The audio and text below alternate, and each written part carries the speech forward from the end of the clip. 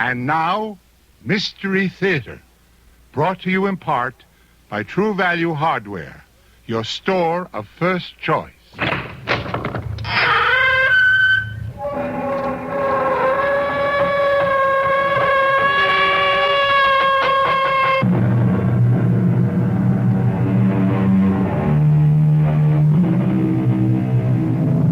Come in. Welcome. I'm E.G. Marshall. Welcome to the world of fantasy that is your imagination. What am I saying? One's imagination a fantasy world? Nonsense. Rubbish. I should have said the world of reality. For what can possibly be more real than that which the imaginative powers of the brain conjure up? You question that? Consider, then, what happened to lovely, imaginative Nicky Carpenter. You can't be serious. You know I am, Nicky. But what you're saying, it's nonsense. You think so?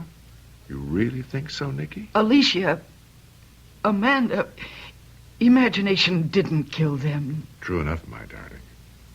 But imagination, yours, will kill you.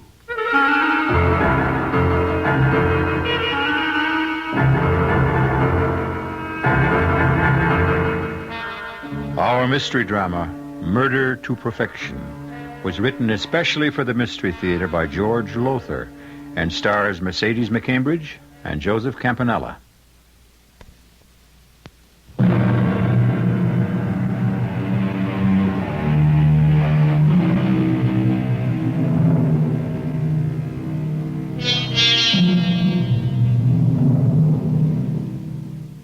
Few will deny that what we call imagination is the greatest creative, yes, and destructive force known to the human race.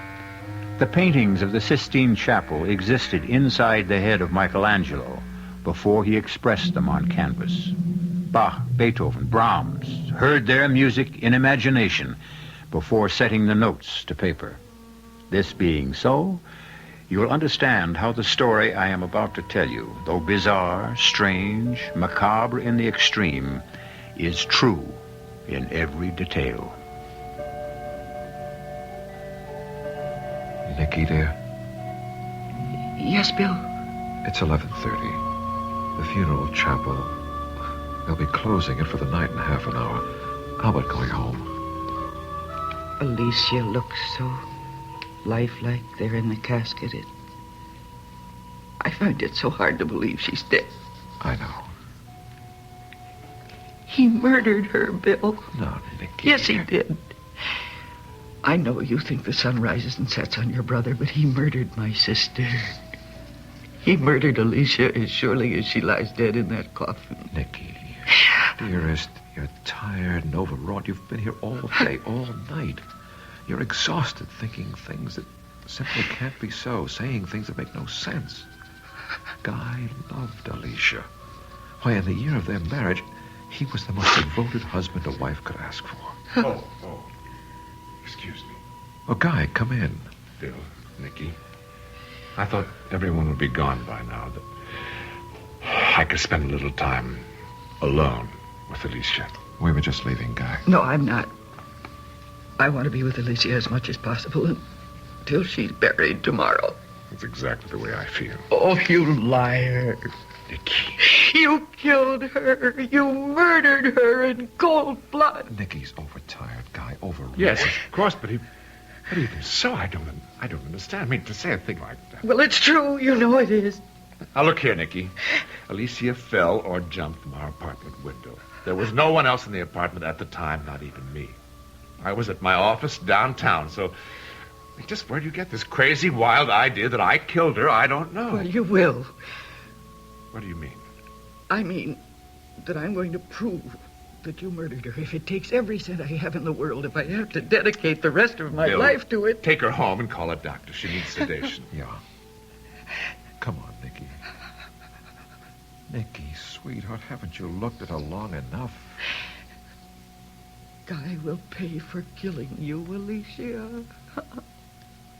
I promise you that. I promise.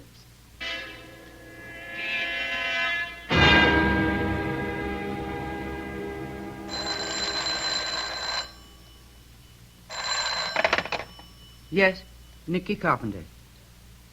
Oh, hello, Jacques. No, I'm not ready to announce my latest designs yet. Denim and suede combo. Where did you hear that? I'm sorry, Jacques. I'm not telling. Not this early. Yes, just as soon as I'm ready to announce, I'll make sure that you're the first one to know. Bye. Yes. Oh, of course.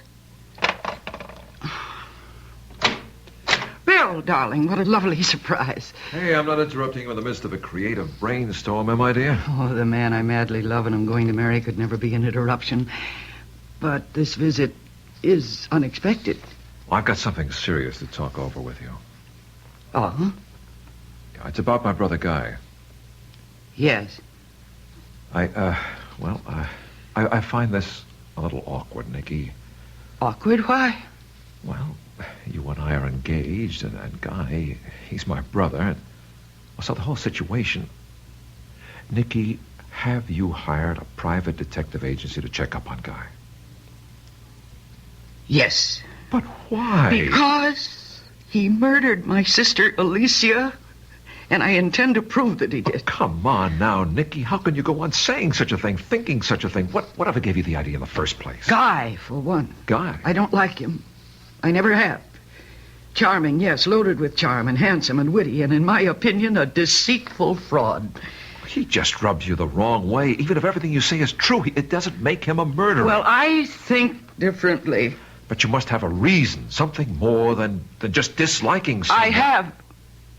Alicia fell or jumped to her death from the window of their 12th-story apartment. Accident. Suicide, perhaps. Not murder. Yes, murder. How in heaven's name can you say... Because Alicia was scared to death of heights in all her life when we were kids together. She wouldn't dare go near an open window more than 2 stories above the ground. So what was she doing at that open window 12 stories above the ground? I don't know.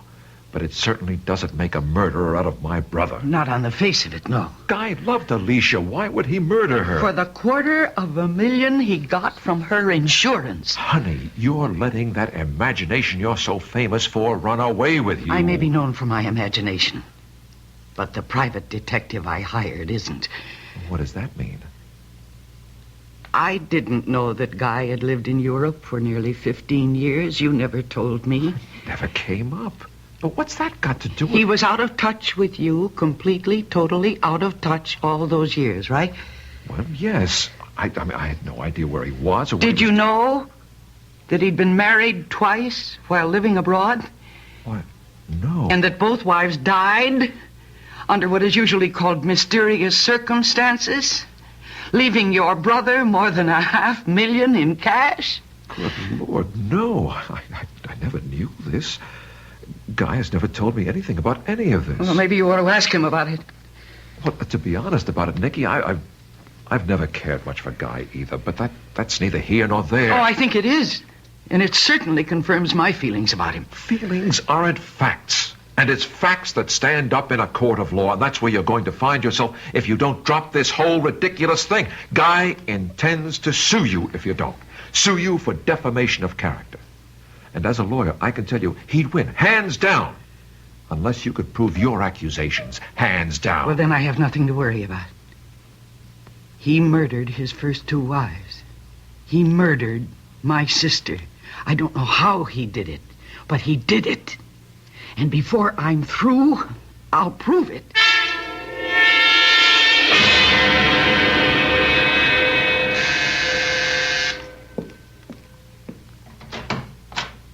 What do you want? I don't think it's a matter of what I want, but what you want. May I come in? There's nothing I want from you, Guy. Oh, you do. Believe me, you just don't know it. Yet. However, if you're not interested... No. Wait. Come in. I knew you'd change your mind. You seem very sure of yourself, Guy. Well, I'm sure of you, anyway.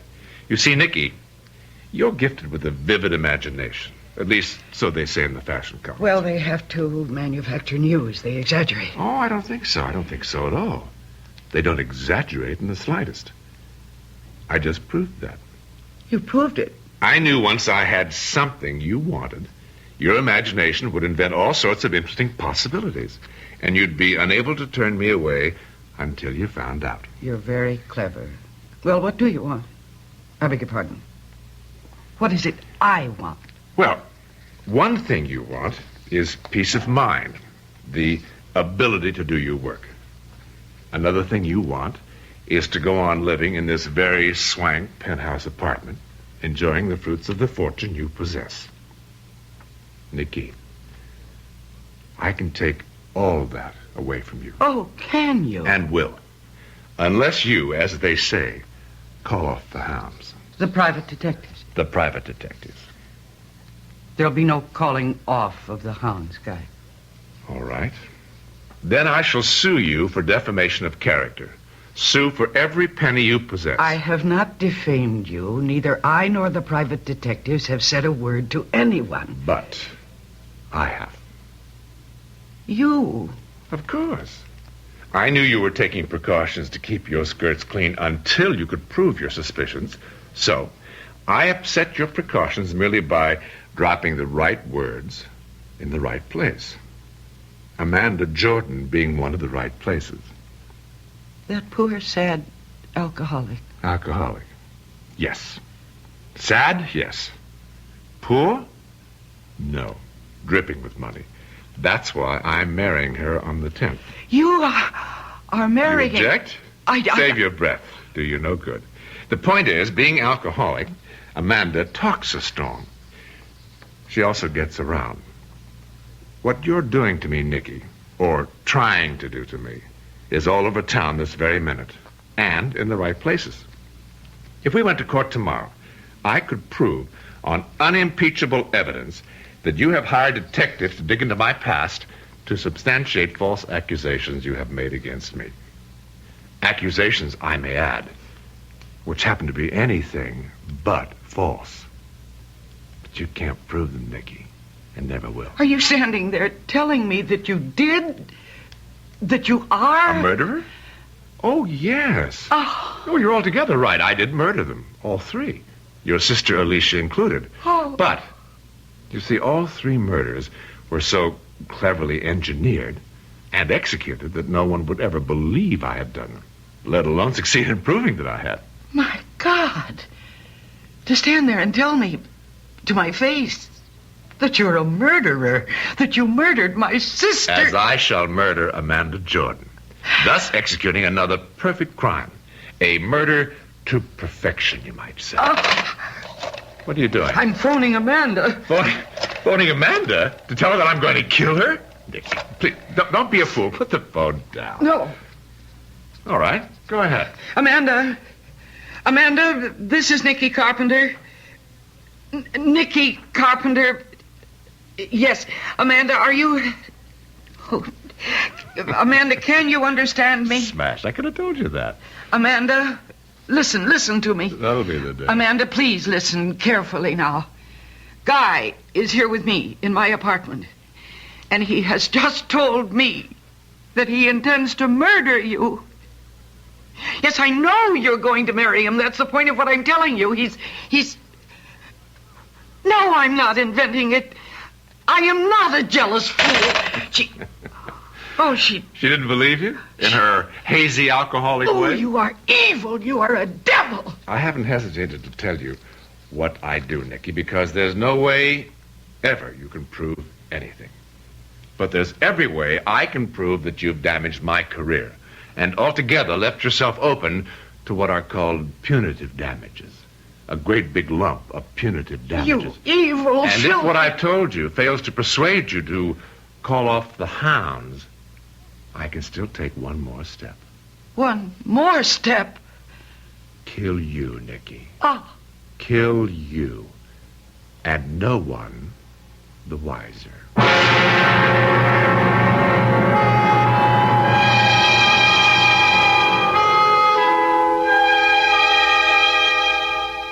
Imagination.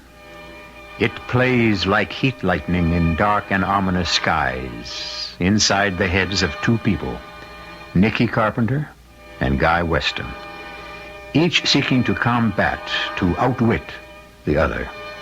The imaginative force within Nicky is good, that within Guy, evil. Certainly at the moment, it would appear that Nicky is helpless, that Guy has her where he wants her, that she must lose the battle. He win. Well, we'll see when I return shortly with Act Two.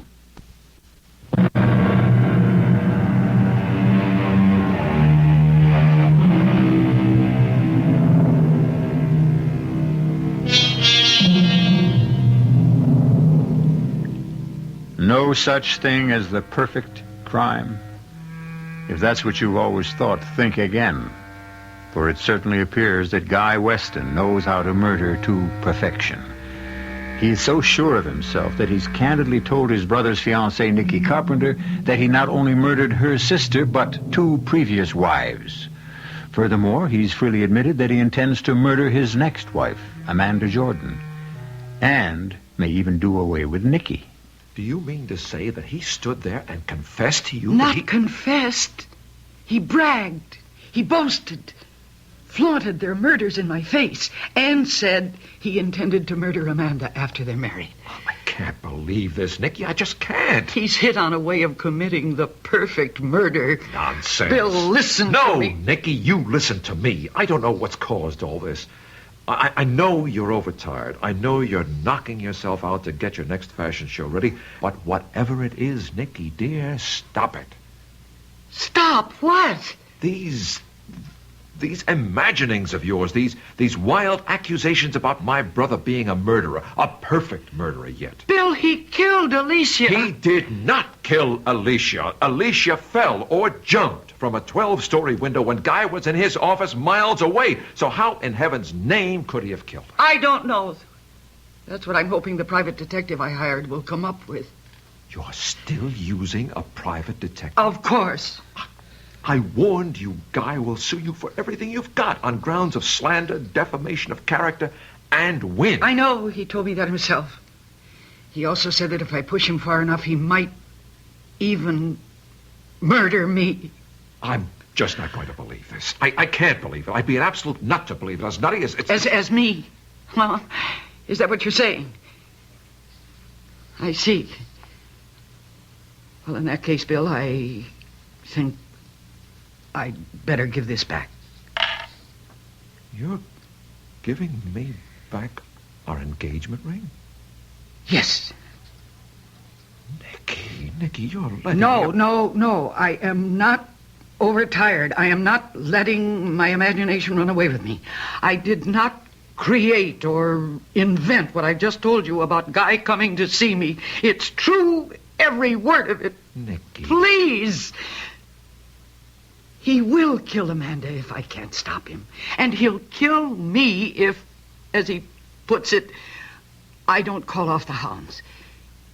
Well, Bill, I may be a nut with an imagination that's running wild, but I'd say Guy wants me to call off the hounds because he's scared to death they'll run him to the ground. And I'm betting that they will. Betting everything I have. My fortune, my career, my life.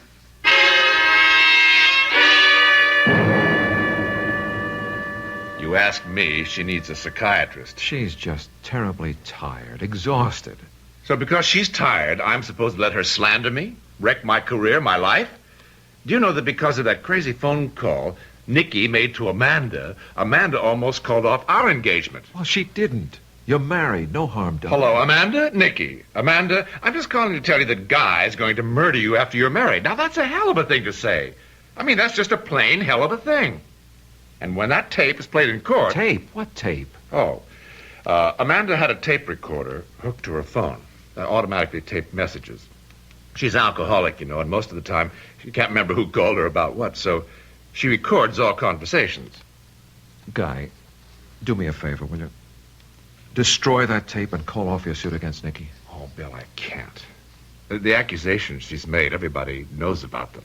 Nobody believes them, of course. At least, I hope nobody believes them. But she's made a laughingstock of me, Bill. I just can't sit back and do nothing to protect myself. I suppose not. Well, thanks for your time, Guy. I'll see you. Wait a minute. Yes? Oh, well, hell, you're my brother. I'll do it for you. You will? Yes, but with one proviso, Bill. Name it. One more word out of her about me. One more crazy accusation, and I'll nail her to the wall. So help me, I will. There'll be no more accusations. I'll see to that. Somehow, I'll convince her. Excuse me. Yes, Miss Mason. Captain? Of the police? We shall, of course, put him through. Now, what can this be about? Yes, Captain, this is Guy Weston. You're calling from my home? But what are you doing? Of course I can come home right now, but what's happened? Captain, stop beating about the bush. What the hell has happened? When? What? You're sure? Yes, I'll be there as fast as I can make it. What? Amanda dead. Dead? Amanda? He said the captain, a combination of alcohol and sleeping pills. Oh. Easy, fella, easy. Oh. Look, I'll go home with you. Yes. Please, get my hat and coat. Here, your coat. Let me help you. Thanks. Oh, Bill, I guess you know this means I can't call off my suit against Nikki. Because Amanda's dead? Nikki's accusations, everybody will believe they're true now. Well, I've got to prove they're not. I'm going through with the suit, Bill. I have no option.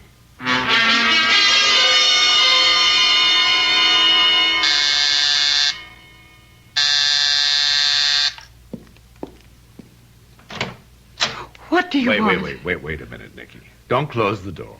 Let me in. I'd as soon let in a snake. If I was afraid of snakes, I'd want to keep an eye on them. Know what they're up to. You better let me in, Nikki. All right, Guy. Make it quick. No, don't sit down. You won't be staying that long. Oh, I think I will. I got a lot to say to you, Nikki. Well, then say it. And get out. First thing I want to say is that, of course, Amanda's death was no accident. I know that. The second thing I want to say is yours won't be either. What? You've gone white. Well, I can't say I blame you. I'd be scared, too, if someone told me I was going to kill myself. Oh, I'm going to kill myself. Commit suicide, just like that. Mm-hmm, just like that. And you're going to see to that. I am. And what reason will I have for taking my own life? Guilt. Shame. Guilt? Shame over what? Of making false accusations against a certain Guy Weston. Me. The accusations I made against you were true, not false. So why should I feel any guilt or any shame? Yeah, Nikki, you are going to murder yourself, so to speak, just as my European wives did. As Alicia did. As Amanda did. Since you're going to be my next victim, I should think you'd like to know how it's all going to be accomplished. I am not in the least interested. I'm going to tell you anyway. I've said this before, and I apologize if I bore you. But I am quite possibly the only person in the world who has discovered how to commit the perfect murder. Would you believe that I found myself taking karate lessons in Japan when I was there? Now, so help me, I did. And suddenly, one day, the thought crossed my mind, if you can use an opponent's physical strength or weakness against him, why can't his mental strength or weakness be used against him as well? The answer, quite simply, is, of course, it can. Well, I don't see how. You will. You will, my darling, you will. Now, consider Alicia. I had only to find her weakness to ensure her death. And I did. Her weakness was agoraphobia. That's the intense fear of heights. The reason such people fear heights is because they have a powerful, often overwhelming compulsion to throw themselves off into space. Well, such was Alicia's weakness. The weakness that I turned against her. How? Simply by laughing at her, showing contempt for her fears, taunting her for her inability even to go near a high window. I needled her, goaded her, irritated her until, to strike back at me, to prove me wrong, she would go to that 12th story window of our apartment again and again, and open the window and stand looking down at the traffic far, far below and say to me, "See, I can do it." Oh. And she did. Until the day I knew would come sooner or later, the day her nerve broke, compulsion overcame her, and she threw herself to her death. Oh, you... Now, wait, no, my wrist. Listen, Please. Don't you try your claws on. Don't you try your claws on me again. Now, as for Amanda, her weakness was alcohol and sleeping pills. My first step in murdering her was merely to replace her pills with placebos, which of course had no effect. Now, when she complained, I told her she probably needed stronger sleeping pills, and saw to it that she got them, along with plenty to drink, you understand. Her death was a foregone conclusion. Once again, using my victim's weakness against her, she killed herself. Huh? And I, the real murderer, remain scot-free. And I am your next victim. You are. You'll be dead within 2 weeks. In fact, you don't know it, but you've already written your suicide note. On this. That's one of those shirt pocket tape recorders. That, as you see, I was carrying in my shirt pocket. Everything we've said to each other since I came through that door has been recorded on this tape. Yes, but I did not record a suicide note. Correction. You will have. Once I have edited and altered the tape, then re-recorded it. I'll let you hear it. Well, that's the least I could do.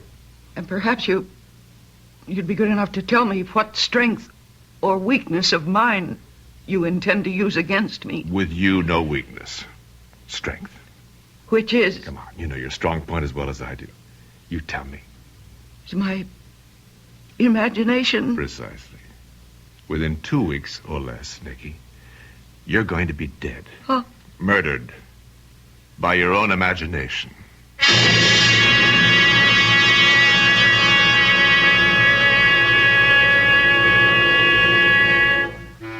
Murdered by her own imagination? How in the world can that be done? Come to think of it, people have been killed by terror, by sudden fear, overwhelming panic. But it can't happen that way with Nikki. She's too strong, too self-controlled. What way, then? What plan has Guy in mind? We'll find out shortly when I return with Act 3.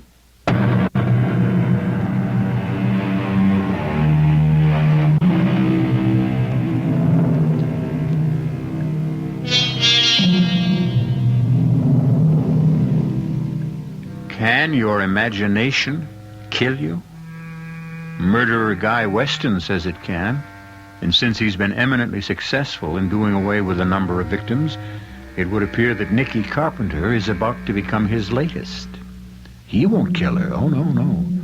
She will kill herself, the instrument of death being her own imagination. Up to now, Guy Weston has murdered to perfection. Up to now.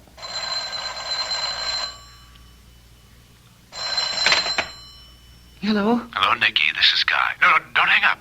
I want to play your suicide note to you. If you think you can scare me... Scare you? That's not my purpose at all, Nikki. I simply want to keep you in touch. Now then, here's the first step to your murdering yourself. Listen. The accusations I made against Guy Weston were false. I feel guilt, shame. I'm going to kill myself, commit suicide. There it is, Nikki.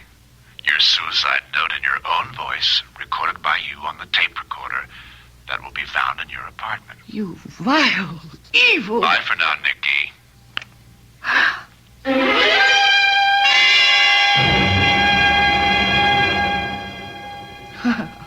Now, Nikki. Bill. Oh, Bill, you've got to help me. You've got to. Of course I will, sweetheart. I'm so sorry I broke our engagement. That was stupid of me. But I was so upset and frustrated. Don't you think I realize that? The nice thing about a broken engagement is that it's easily repaired by putting the ring back on the girl's finger. Now, hold out that pretty hand of yours, young lady. Oh, Bill. And now, a kiss to make sure the repair holds. Mm-hmm. Oh, That's a repair that'll hold forever. It will, my darling, it will. Now then, new fashion season or no new fashion season, you're going to take a week off. A week off? At least a few days. Get away from work, out from all the pressure you've been under. Bill, what are you saying? I'm saying that I'm going to take you up to my place on the lake for a long weekend. See that you rest, relax, and recuperate from the heavy workload you've been... Well, what is it?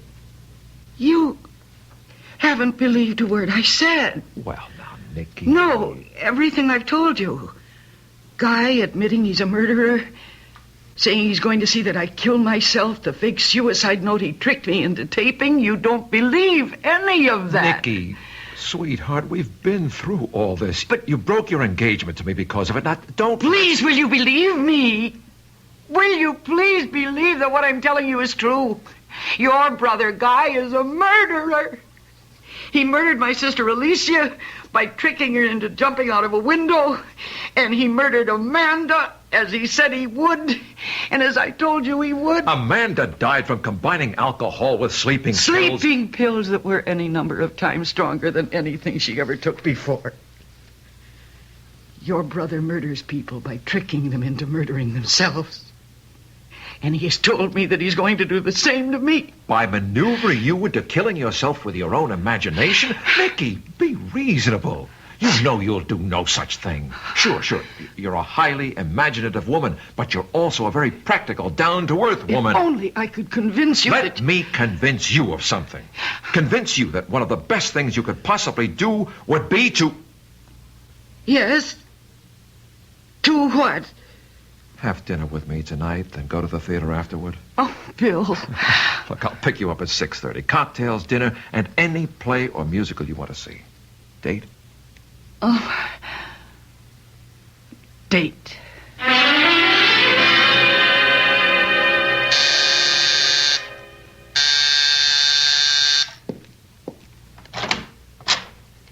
Oh, excuse me.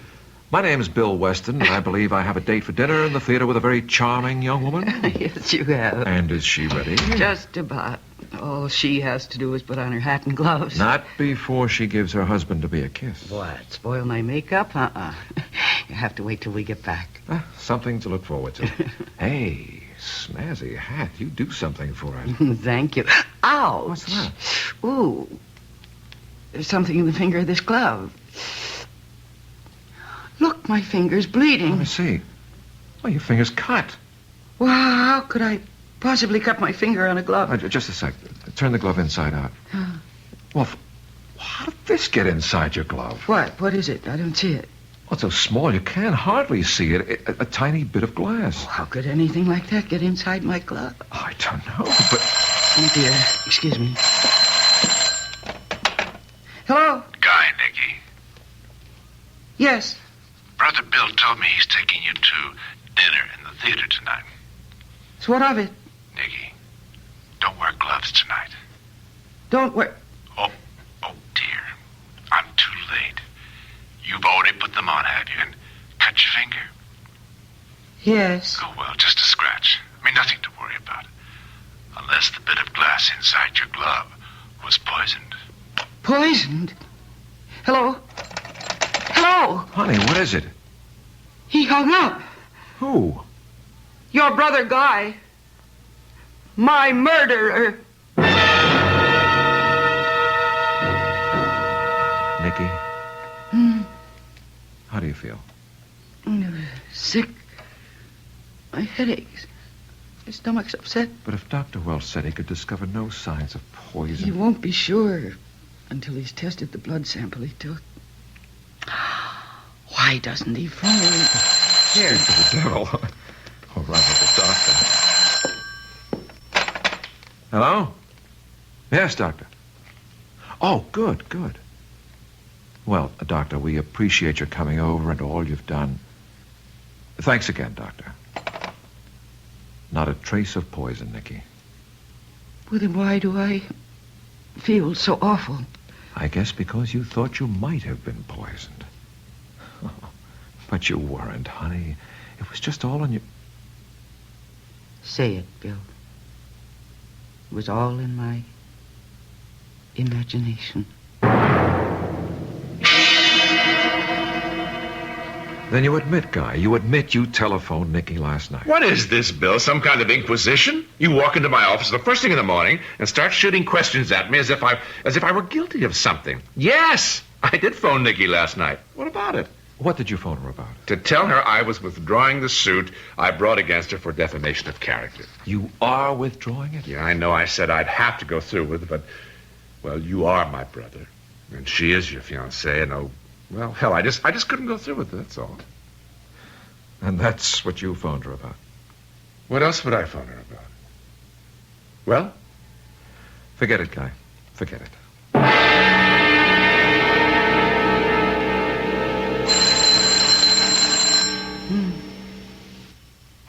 Look at me. It's 3 a.m.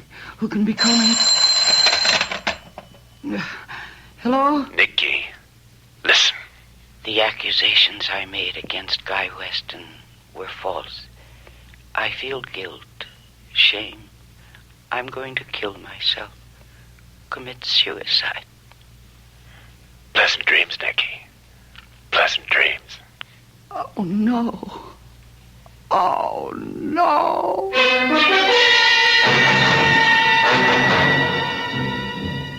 I ask you, all of you, who you think you are.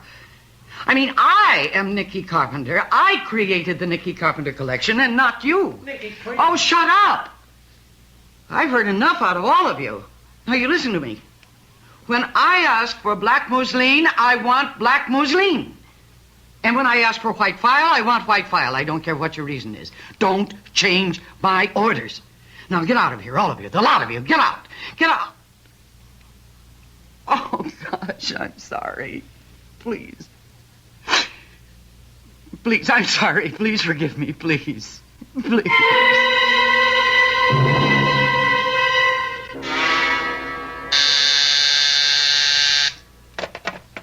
Yes?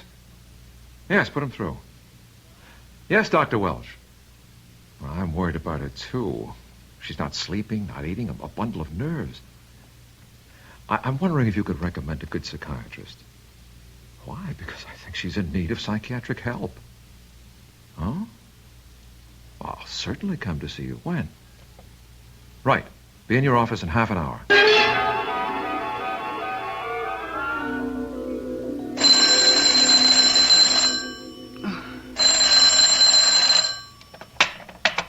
Hello.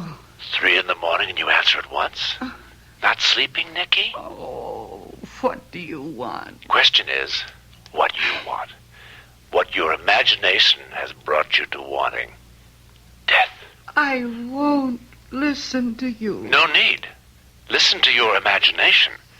That's what you've been doing. Imagining how, just quite how, you'll reach the point where you'll kill yourself. You, myself. The gun is in the drawer of your night table. Oh. Save yourself a lot of agony, Nicky. Use it tonight. Now.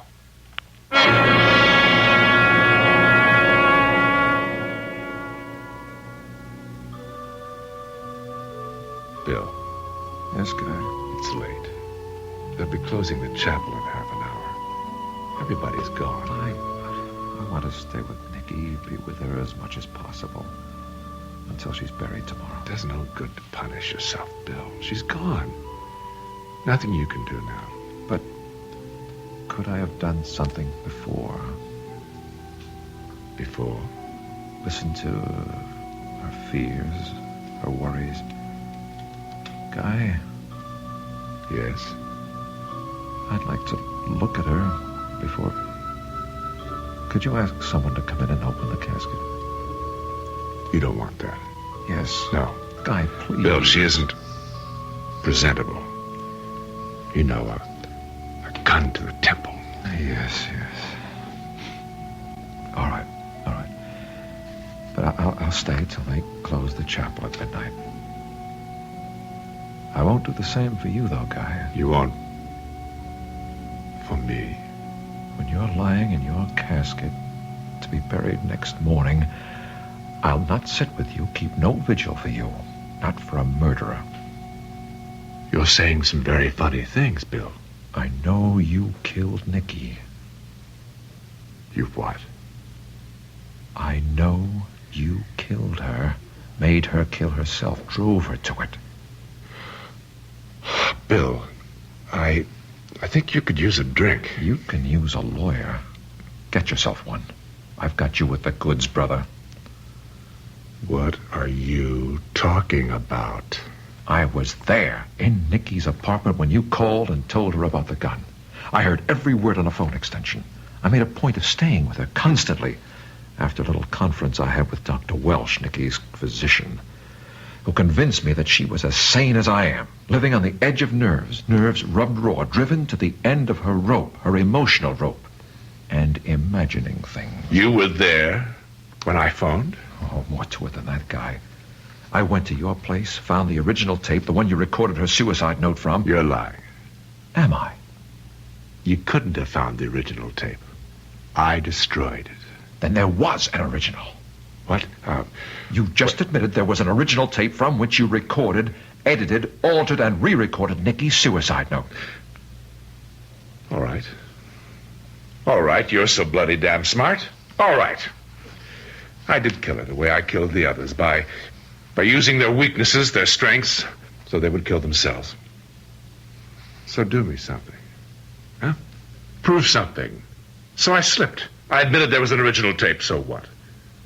Who heard me say it? You? Me? Her? She's dead. No, Guy.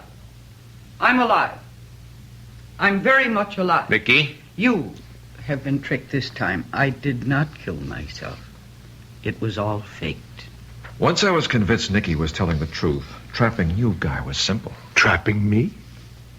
You haven't trapped me. But we have. You've admitted everything. Who heard me? You? Her? And you, Guy. You.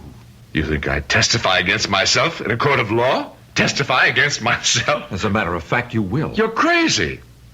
But this isn't. A tape recorder. A shirt pocket tape recorder. You used this same little device to drive Nikki to suicide and failed. I'll use it to send you to jail. And, Guy, I'll succeed.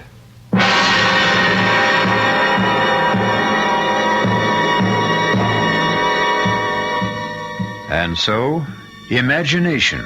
This time not only Bill's imagination, the most powerful force on earth, for good or ill, brings an insidiously clever murderer to ground. I'll be back shortly.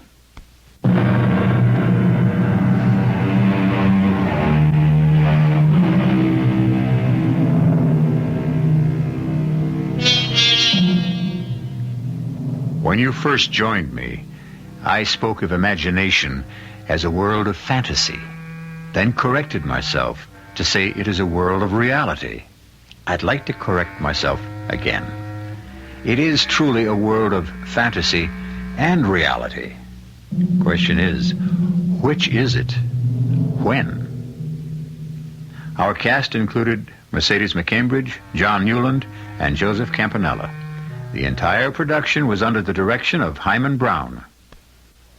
This is E.G. Marshall inviting you to return to our Mystery Theater for another adventure in the macabre.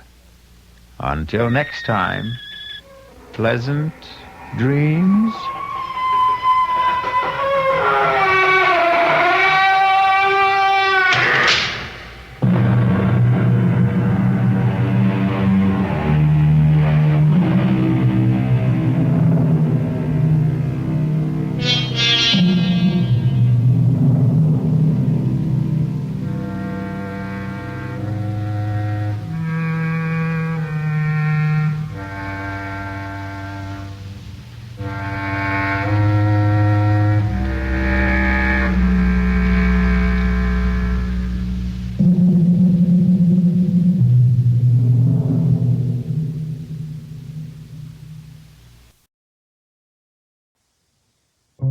Stay tuned now for the CBS Radio Mystery Theater. In 5 seconds, 10 o'clock, 10:07 exactly. The CBS Radio Mystery Theater presents...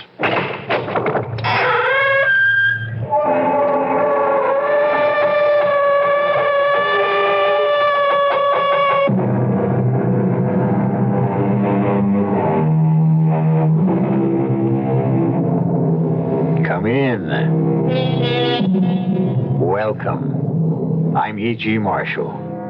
The story I bring you is one of the most curious I've ever encountered. For what happened to pretty little Amy Prentice shouldn't happen to, well, to you. Put yourself in Amy's place. You arrive one day at the home of your fiancé, Jack Morton, and...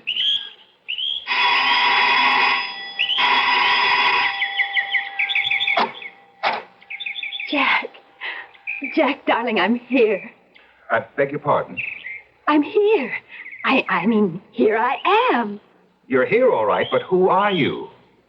Who am I? Look, if you're some kind of saleswoman, Jack, we're really not... Please stop kidding. I'm Amy Prentice, your fiancée. You're crazy. That's what you are. I've never seen you or heard of you in my life.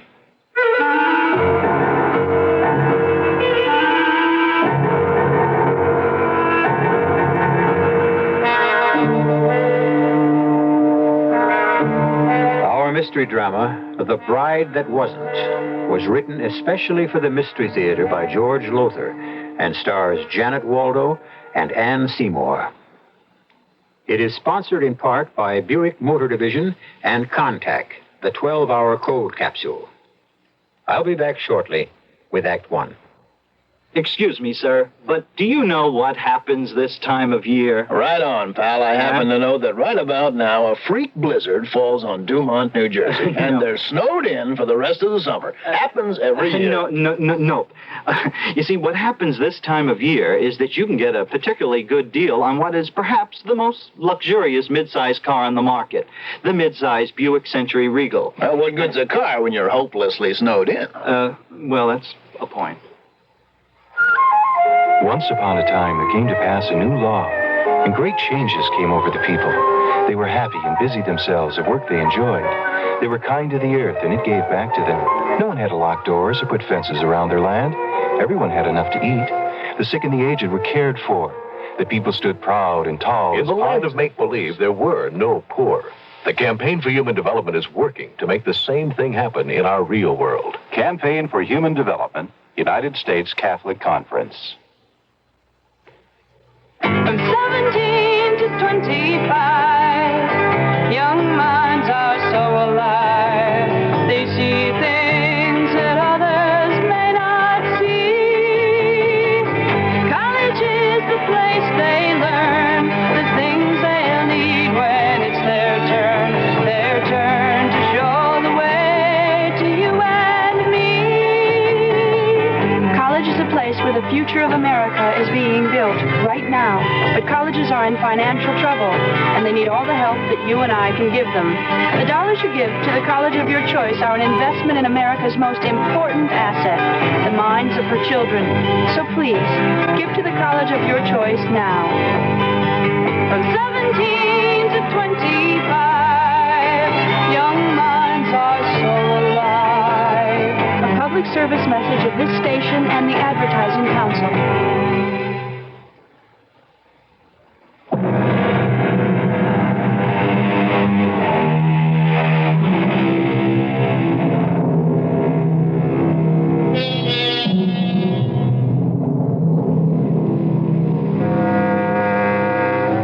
Had odd, unexplainable things happen to us. Sometimes we put them down to tricks of memory, a curious combination of circumstances, or an occurrence that was simply inexplicable, and have then dismissed them from our minds. Perhaps Amy Prentice should have done that, but alas didn't. When she arrived at the home of her fiancé, Jack Morton, all set to get married, only to have Jack tell her, I've never seen you or heard of you in my life. Goodbye. Wait a minute. Now, wait just a minute. You heard me, sister. Beat it. Sister? Beat it? Jack Morton, I don't know what this is all about, What is it, Jack? What's wrong? Yes, what seems to be the trouble? Well, this girl claims she knows me. Claims I know you. We're engaged. Engaged to be married. Married? Oh, my dear young lady, you're suffering from some sort of delusion. That, or you're playing some sort of game. Now, you just get along out of here. Oh, now, Mother. I mean it, Florence. I'll call the police if she doesn't. No, The poor girl, whatever her problem, looks terribly tired. You'd be tired, too, if you'd come all the way from Midvale in a day coach. Come in. Come in and at least have a cup of tea. Oh, I don't think so. Not now. Not after this reception I just got. Well, that's just fine with us. Take off. Jack, how can you act this way? Oh, honey, I don't know what this is all about, but you come on in and have a cup of tea with us. No, you get out of here. Go away or I'll call the police. Now, Mother, you know you'll do no such thing. This young woman is obviously in some sort of trouble, and it's up to us to help her if we can. Jack, you pick up her bag and bring it in. And, honey, you come on along with me. I don't know. Oh, nonsense. Come on, dear. All right, Jack, bring the suitcase. Close the door. And now let's all go into the dining room and have some tea. You too, Jack. And you, Mother. Now, what's your name, honey? Amy. Amy Prentice. Well, you sit right there, Amy, and I'll pour tea, and you tell us what this is all about. Tell you. You act. You all act. As if you'd never heard of me. We haven't. Anyway, I haven't. This is some kind of trick. Confidence game. Mother, please. Here we are, honey. Nice cup of tea. Now, there's milk and sugar right there if you want them, and a plate of cookies. Now, let me introduce ourselves to begin with. This is Mother Morton, that's him, Jack's mother, and I'm Florence Morton, his wife. Wife? Yes, dear. So, you see, you're thinking he's your fiancé. Well, you see, that just can't be so. Is she your wife? Of course she is. Let me tell you once again, I don't know you. I never saw you before in my life. You did. You did.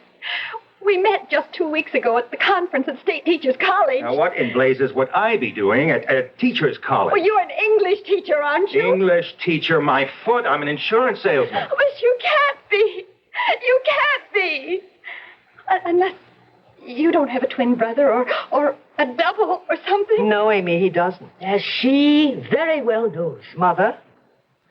Amy, why don't you tell us what you think this is all about? I mean, start at the beginning and, well, tell us the whole story.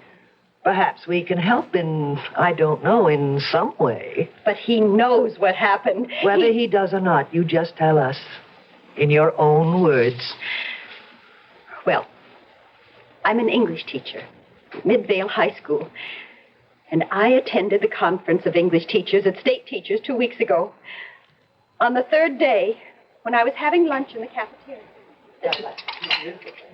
Look, excuse me. There seems to be a shortage of tables. Do you mind if I sit down here? No, of course not. Please. Thanks. I'll just put my tray down here. There we are. Or rather, here I am. My name's Jack Morton. Amy Prentice. Where are you from? Midvale. Newark. High school English. You know, Chaucer, Shakespeare, and all that. Well, we have a lot in common. Mm-hmm. Including food. I see you got a BLT on whole wheat, toasted. You too? Mayonnaise. Mayonnaise. Hey, are you enjoying the conference? Oh, yes and no. Well, what's the no part? Well, quite honestly, I don't go for some of the new teaching methods they're recommending. Yeah. Like letting your students read what they want to read instead of holding them to the curriculum. You too? Me, too. Well, we do have a lot in common. Yeah, I should say we do. Sure glad I asked to sit at your table. So am I. Amy, do you mind if I call you Amy? No. And you call me Jack, okay? All right, Jack. Well, what I was going to say, it's kind of early to ask you for a date, but, well, look, the barbecue tonight. I'm not looking forward to going alone, and I sort of wondered... I wasn't looking forward to it either, for the same reason. You talk about two minds with but a single thought, two hearts that beat as one. Well, how about it? How about what? Going to the barbecue with me. Look, the steak is going to be New York cut, my favorite. Oh, mine too. I'd love to. It's a date then, Amy? It's a date. We saw each other from then on every chance we got, every day. And just before the end of the conference, Jack asked me... Jack, you know you did. You asked me to marry you. Look, will you make sense? I'm married to Florence. I've been married to her for 10 years.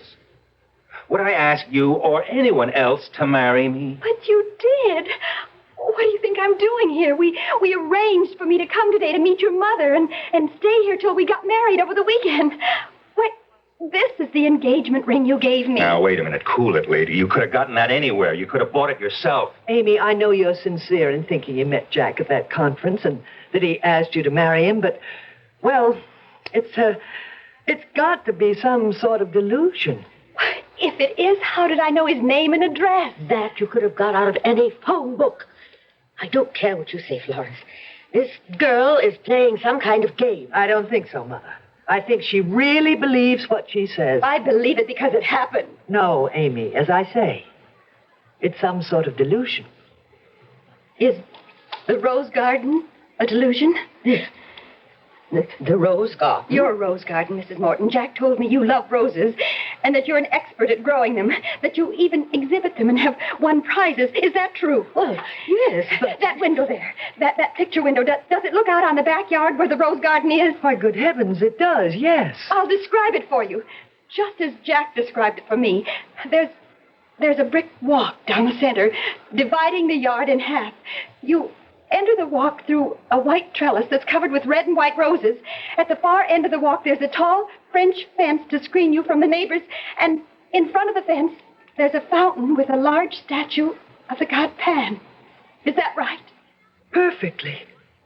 It's unbelievable. I don't see anything unbelievable about it. She could have gone out back and looked at my garden before she rang the front bell. Well, yes, that is true. How would I know that Jack's mother exhibits her roses, wins prizes? Oh, that's true, too, Mother. Well, there are plenty of ways she could have found out. Name one. You just named me one. I could name you half a dozen. You could have asked questions around the neighborhood. And there is a record book of prize winners with stories of their backgrounds, their lives. You could have just made an educated guess. Personally, I don't think this poor child did any of those things. Then you explain how she knows. I can't. No more than she can. I have. Jack told me about that garden and all about his mother, but, well, it doesn't matter now. Well, what do you mean, Amy? I mean, I don't understand it, but obviously Jack doesn't want to marry me. Can't marry me. And regardless of what I think, what I believed happened, and it did, I know it did, well, it doesn't matter. Well, where are you going? Back where I came from, of course, Midvale. Thanks for the tea. I'll be happy to take your bag to the door. Now, just 1 minute. Just 1 minute. Amy, you can't go back to Midvale today. Why not? There's only one train from Newark to Midvale. I happen to know because I have a friend I visit in the asylum there. And that leaves at 9:30 in the morning. Well, I'll stay somewhere. At a hotel. You'll do no such thing. You'll spend the night here. With us. I can't have that. I won't have it, Florence. I'm not letting some tricky little character like her stay the night under my roof. Mother, we can't put her out. That simply wouldn't be decent. Human. No, I insist. She's got to spend the night, have a good, refreshing sleep. And then I'll drive her to the station after breakfast in the morning. Well, I really can't put you out like this. Not another word, Amy. I won't take no for an answer. Now, let me show you to the guest room. Bring her suitcase, Jack. Okay. You come along, too, Mother. You don't need me. Oh, yes, we do. What for? Why, I think it's going to be a chilly night. And you know where the extra blankets are. So do you, Florence. Please. Come on, Mom. I'm really sorry to bother you like this. And, look, you needn't trouble about an extra blanket. The weather's warm, really. Here we are. Oh, wait. Wait, before you open the door. Yes? Jack described the room where I'd be staying, the guest room. I can tell you exactly what it looks like. Oh, you couldn't possibly. There's a big dormer window, like all old houses have, and chintz curtains. Good heavens. A big easy chair with an ottoman. The bed has a canopy, and the rug, it's a woven rug, oval, with a design of roses. But this is incredible. Huh? Jack, you didn't meet Amy at State Teachers, did you? You didn't propose marriage? Oh, come off it, Florence. Well, this is the strangest thing because, well, Amy, you've described the room perfectly. Now, here, see for yourself. Yes, just as Jack described it. Well, there's no understanding this. I just can't fathom it. You must have second sight or something. No, No more talk now. You're tired and upset. And what you need is a good nap. Dinner won't be for several hours. I'll call you when it's ready. Thank you. And you can look forward to dinner. We're having steak. New York cut, no less. Jack adores steak. New York cut.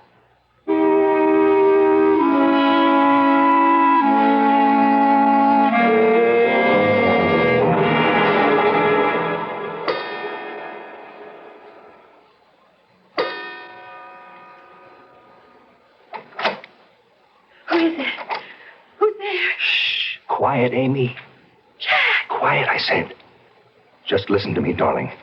Darling? The dearest, most darling girl in the world. But, Look, there's no time to explain. It's 2 o'clock in the morning, and I've got to get you out of here fast. I can't take a chance on my wife waking up and finding me gone. You are married. Florence is your wife. Yes, but we did meet, you and I do love you and want to marry you. Oh, marry me when you're already married? Please, stop talking. Get this robe on. We've got to move fast. Where are we going? Out of this house. In robe and slipper? Look, I'll explain later. Come on now, let's go. Where? Go where, Jack? Florence. Your wife, standing in the door with an axe in her hand. Oh, Jack. Jack, what does this mean?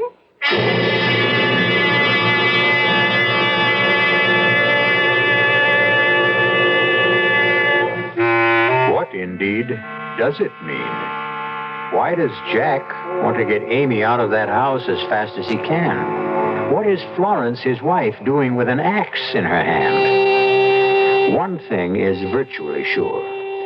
However incredible events for Amy have been up to now, they are as nothing to what lies ahead. I'll be back shortly with Act 2.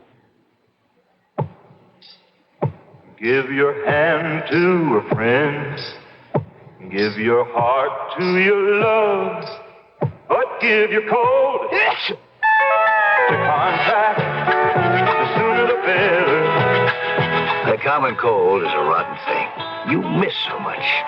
Sneezing, drips, and congestion can drag you down. Then ask yourself the contact question. 6 or 3 or 1?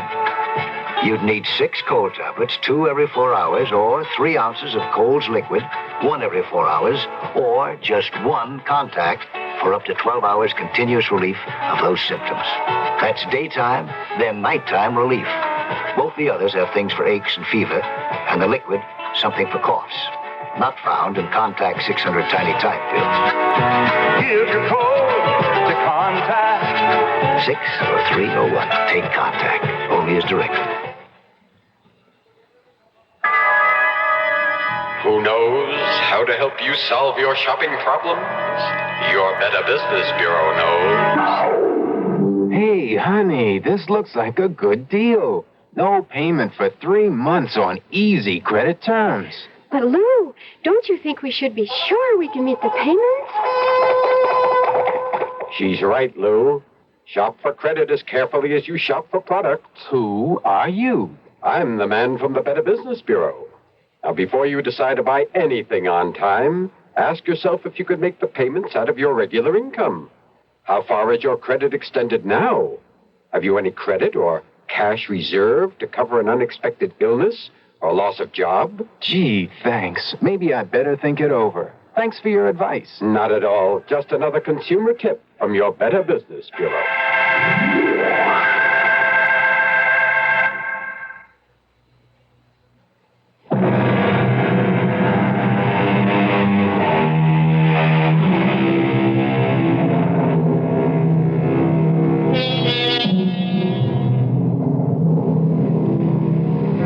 G.K. Chesterton was fond of saying that an adventure was merely an inconvenience viewed in the right light. Perhaps, then, one may say that the incredible is merely the credible viewed in the wrong light. However that may be, to come to the home of a man you expect to marry and to discover him already married, and on top of that, to find yourself facing his wife at 2 a.m. with an axe in her hand. Really, Amy, Mother was right about you after all. You are playing tricks. Oh, no, I assure you. Then what is my husband doing in your room at 2 o'clock in the morning, and you in your nightgown? I can explain. Do that, Jack. Please do. First, give me the axe, Florence. Tempted to ask where you'd like it. Just explain your presence in Amy's room, Jack. Well, I thought I heard her cry out. I thought she might be in trouble. I came to see if she was all right. Just a nightmare, Florence. I had a nightmare. That's hardly surprising with all you've been through. Well, I guess so. Could I have the axe now, Florence? Oh, of course. Here. You see, I heard you cry out too, Amy. You did? Yes. And I thought there might be an intruder in the house. Burglar, something like that. You keep an axe in your bedroom? Well, it's an old house. Very old. Our bedroom, Jack's and mine, has a fireplace in it. We keep a small supply of wood there. And sometimes it has to be split. You didn't think I was going to chop you, did you? No. Well, Jack and I will go back to our bedroom now. Come, Jack. Oh, and Amy. Yes?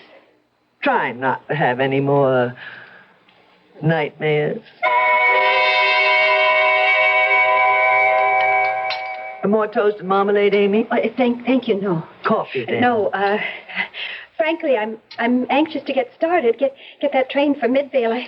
I don't want to miss it. You won't miss it. Plenty of time. Well, there really isn't, Florence. There's just under half an hour, and it takes 15 minutes to reach the station. I know. So, I think we'd better get started, Amy. Your bag's packed and in the hall, so let's go. You? Well, I'll drive her to the station. I was planning to do that. No, I'll do it. No, Jack, no. Waste of gas. I mean, waste. You take her or I take her. What's the waste? I have to go into town, shopping to do for the weekend. And you don't. I see. I can do my shopping at the same time. Yes, I see. So that'll mean only one round trip instead of 2. I said I see, Florence. Saves gas. Yes. Well, if we're going to get started... Oh, but first you must see the rose garden. No, yes. I mean, how can you even think of leaving without seeing it? In some unaccountable way, you do know what it looks like, but, well, if I were you, I'd want to see it for myself. Well, there isn't time. Of course there is. Take a moment. Let's all go to the rose garden.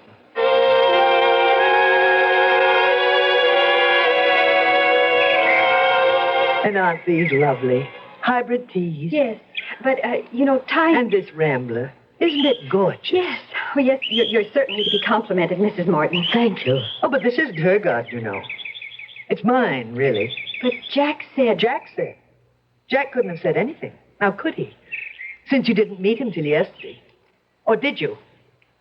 Did you meet her at State Teachers, Jack? I've told you I never saw her before in my life. Yes. But I've been thinking. You know how I am? Always thinking. Sometimes my head aches terribly. Oh, please, we're going to miss my train. I think about so many things. Now, you take this rose garden. She gets the credit for it. Always has got the credit for it. But I'm the one who designed it, created it, planted it. Even your father had to admit it was beautiful, Jack. Remember? Yes. Oh, how that man hated me, reviled me, scorned me. But even he admitted that my rose garden was a thing of beauty. Florence, we've got to go. Now, if Amy's going to get her train. Yes. Oh, yes. But first, I wanted to see these floribunda. Aren't they gorgeous? They are, yes. Note the deep, dark red of the blossoms. Very dark, very deep red. Lovely. Do you know why? Cultivation, I suppose. Blood. Blood? Mr. Morton's blood. Jack's father's blood. This is where we found him. Hacked to bits. Oh, Jack. Easy, I Mom. can't Easy, bear it. Mom. Blood had Florence, poured Florence. onto the soil, into it, saturating it. Would you believe that before that day, these roses had been rather weak, skimpy, subject to all sorts of diseases? But afterwards, they'd literally burgeoned with health and beauty. Would you believe that? Now, look, whether I believe it or not, we can't stay here another second. Why not? My train, that's why not. The only daily train to Midvale. Are you deliberately trying to make me miss it? But of course not. What a thing to say. I only wanted you to see the rose garden. Well, now that I've seen it, let's go. Please. Whatever you say, whatever you say. I'll go along too, Florence. You, Mother? Whatever for? Some shopping myself. Well, why not? We'll all go together. You too, Jack. Well, no. I'll stay here. Not a chance, Jack. Not a Oh, chance. excuse me, but while we're doing all this talking, time is slipping by. I don't want to miss that train. Of course you don't. But before we go, I do want you to know, Amy, what a pleasure it's been having you stay with us. Thank you. Of course, you haven't enjoyed it.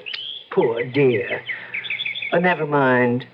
You're sure to find a husband so attractive, so pretty. Could we go now? Come on, Jack, Mother, Amy, get in the car. We just have time to make the Midvale train. Luckily, as you see, Amy, the garage fronts on the street.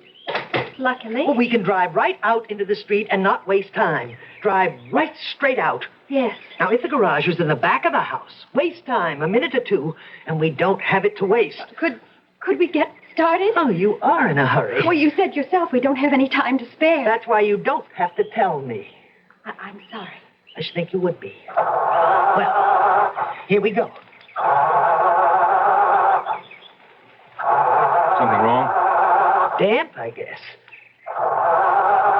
Suppose you let me drive, Florence. How can you drive, Mother, if the car won't start? No time to spare and it won't start. Look, I'll get a taxi. By the time a taxi gets here, your call and everything, you'd miss the train. But we're certainly not going to get anywhere this way. The battery's wearing down. Correction. It's worn down. Oh, no. Well, that means I'll never make the train to Midvale. Well, now, I resent that, Amy. You sound as if spending another night with us here would be most unpleasant to you. Oh, no. No, I didn't mean... We did try to make everything as pleasant as possible for you. Back in the house, all. Look, if I went down to the corner and got a cab... Amy, Yes? do as Florence says. Of course, Jack. Of course. Out of the car. Back in the house, all. Oh, look. A taxi. A taxi pulling up right in front. Oh, good heavens, I forgot. Joe. Joe? Who's Joe? My brother. All the excitement and all, I forgot. He was coming to give me away. Okay, driver, thanks. Oh, no, Joe, wait. Keep that cab. Driver, don't drive off. Wait. It's all right, driver. Go on. No, wait. Please, wait. Joe, hold that cab. Amy. Driver, wait. Go on, driver. Go on. We don't need you. For criminy sake, go stay. Go stay. He's gone. He's gone. Amy, baby, sis, what is this? Oh, she's all upset. All upset. I'm Florence Morton. How do you do? Oh, Joe Prentice, Amy's brother. Amy, what's... You understand, Joe. I may call you Joe. Oh, yeah. Amy's all upset. You know how it is, getting married for the first time. Nerves. Oh, sure. Joe. You Jack Morton? Yes, I am. Glad to meet you, Jack. Great pleasure. And you're, Jack's sister, huh? Let's all go into the house. Come on now, come on. Have you had breakfast, Joe? I have something on the train. Well, you want more than that. Eggs, bacon, toast, and marmalade, hot coffee. In the house, everybody. No. Amy, in the house. Hey, what's going on here? You're all acting like... Well, I don't know. You're... Wedding plans, Joe, wedding plans. Everybody uptight. You understand. Yeah, sure. Florence, is it? Florence. Everybody in. Everybody in. Well, now, here we are. All together once again. Joe. Yeah, Amy? Joe, there's something crazy going on in this house. Something real crazy. Now, Amy, honey. Joe, listen to me. There's something wrong. I don't know what it's all about. I don't know what's happening, but Jack says he never saw me before in his life. What? And never proposed marriage to me, and then he did. And his wife, she came to my bedroom with an axe in her hand. For chimney's sake, hold it. Amy, you're not making sense. Oh, I know I'm not, because what's happening here, what's happened to me, it doesn't make sense either. Will somebody explain this? I'll explain it. Mr. Prentice, Joe, a mistake of some kind has been made. Mistake? Your sister, well, I haven't wanted to spell this out in so many words, but since you're here now and can take care of her, Joe, I'm afraid your sister is crazy. You're afraid my sister is crazy? Well, she came here yesterday afternoon, arrived just out of the blue, out of nowhere, saying she'd come to marry my husband. You don't mean him? Yes, him. Jack. My husband. He's your... My husband, Jack, yes. Somehow your sister has got it into her head that they met at teachers' conference, and he proposed marriage, but, well, it's ridiculous. You, Jack. You say you never met Amy? No. Jack, last night in my room. Now, hold it, Amy. Just hold it. Let me try to get this thing straight. You didn't meet her at a teachers' conference? State Teachers College? Not me. I'm an insurance salesman. This is plain screwy. Amy, if you say you met him and he asked you to marry him, I say you met him and he asked you to marry him. But he says... I never saw her, talked to her, knew anything about her until she arrived here yesterday. I see. Well, either you're a liar, Mr. Morton, or you're crazy. If anybody around here has lost his marbles, you have, not her. Now, Amy, what do you want to do about this? I just want to get out of here. And that's what we'll do. Where's the phone? Over there, but I'm afraid Let me just call a cab and we'll blow. You can't. You going to stop me? The phone's out of order. Now, we'll see about that. That's dead, all right. No wonder. The wire's been pulled out of the box on the wall. Now, what is going on here? Who pulled those wires out of the box and why? Come on, damn it, answer me. Who and why? You're like Jack's father, all male. He was a Taurus, a bull. Strong, masculine like you.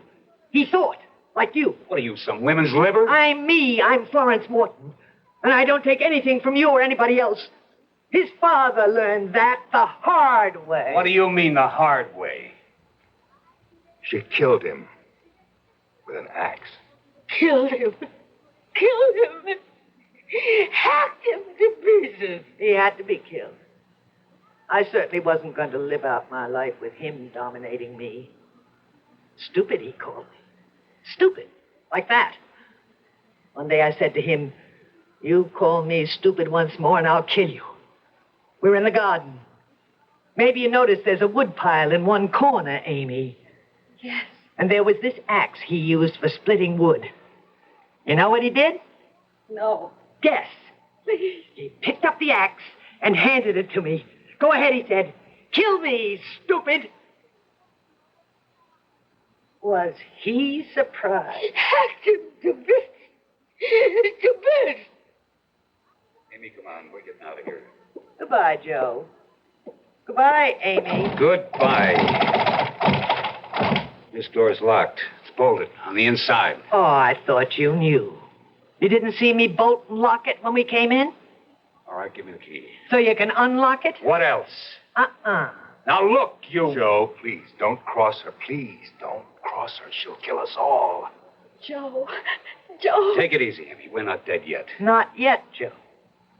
Not quite yet.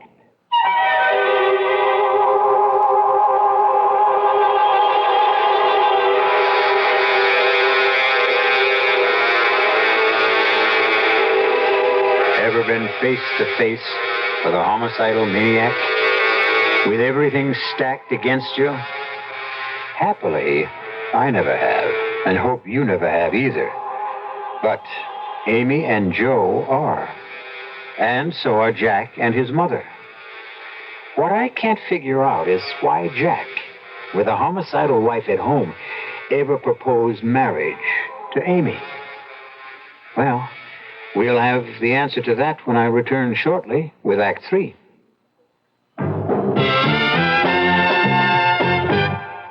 There's nothing wrong with drinking Budweiser sip by sip, is there? Well, the brewers of Budweiser think there's a better way. Sipping's fine if you're drinking wine. But Bud is the king of beers, a hearty drink.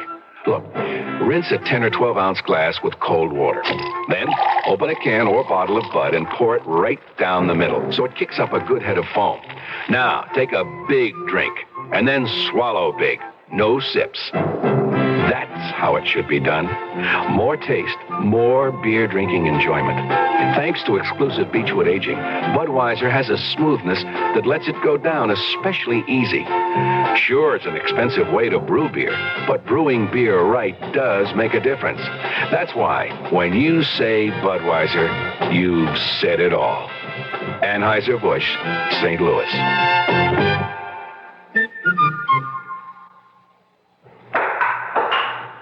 Some people think we play ping pong all day. They're wrong. The USO isn't all fun and games. Today, the USO has millions of problems like this one in Germany. My family's going crazy living in a tiny apartment. Where can we live? Today's USO has millions of problems like this one in Asia. I'm hooked on drugs. Where can I get help? Or this problem in Athens. Our marriage is breaking up. Can you help us? Today's USO has little time for ping pong. We've got serious work to do. We've got lots of new problems here and overseas. The problems are big. How big? Well, if someone asks you, who needs the USO? Tell them, we do! We do! Over 5 million American military personnel and their families need today's USO. And because we get no government funds, we need all your support. Please give to USO through the United Way or local USO campaign.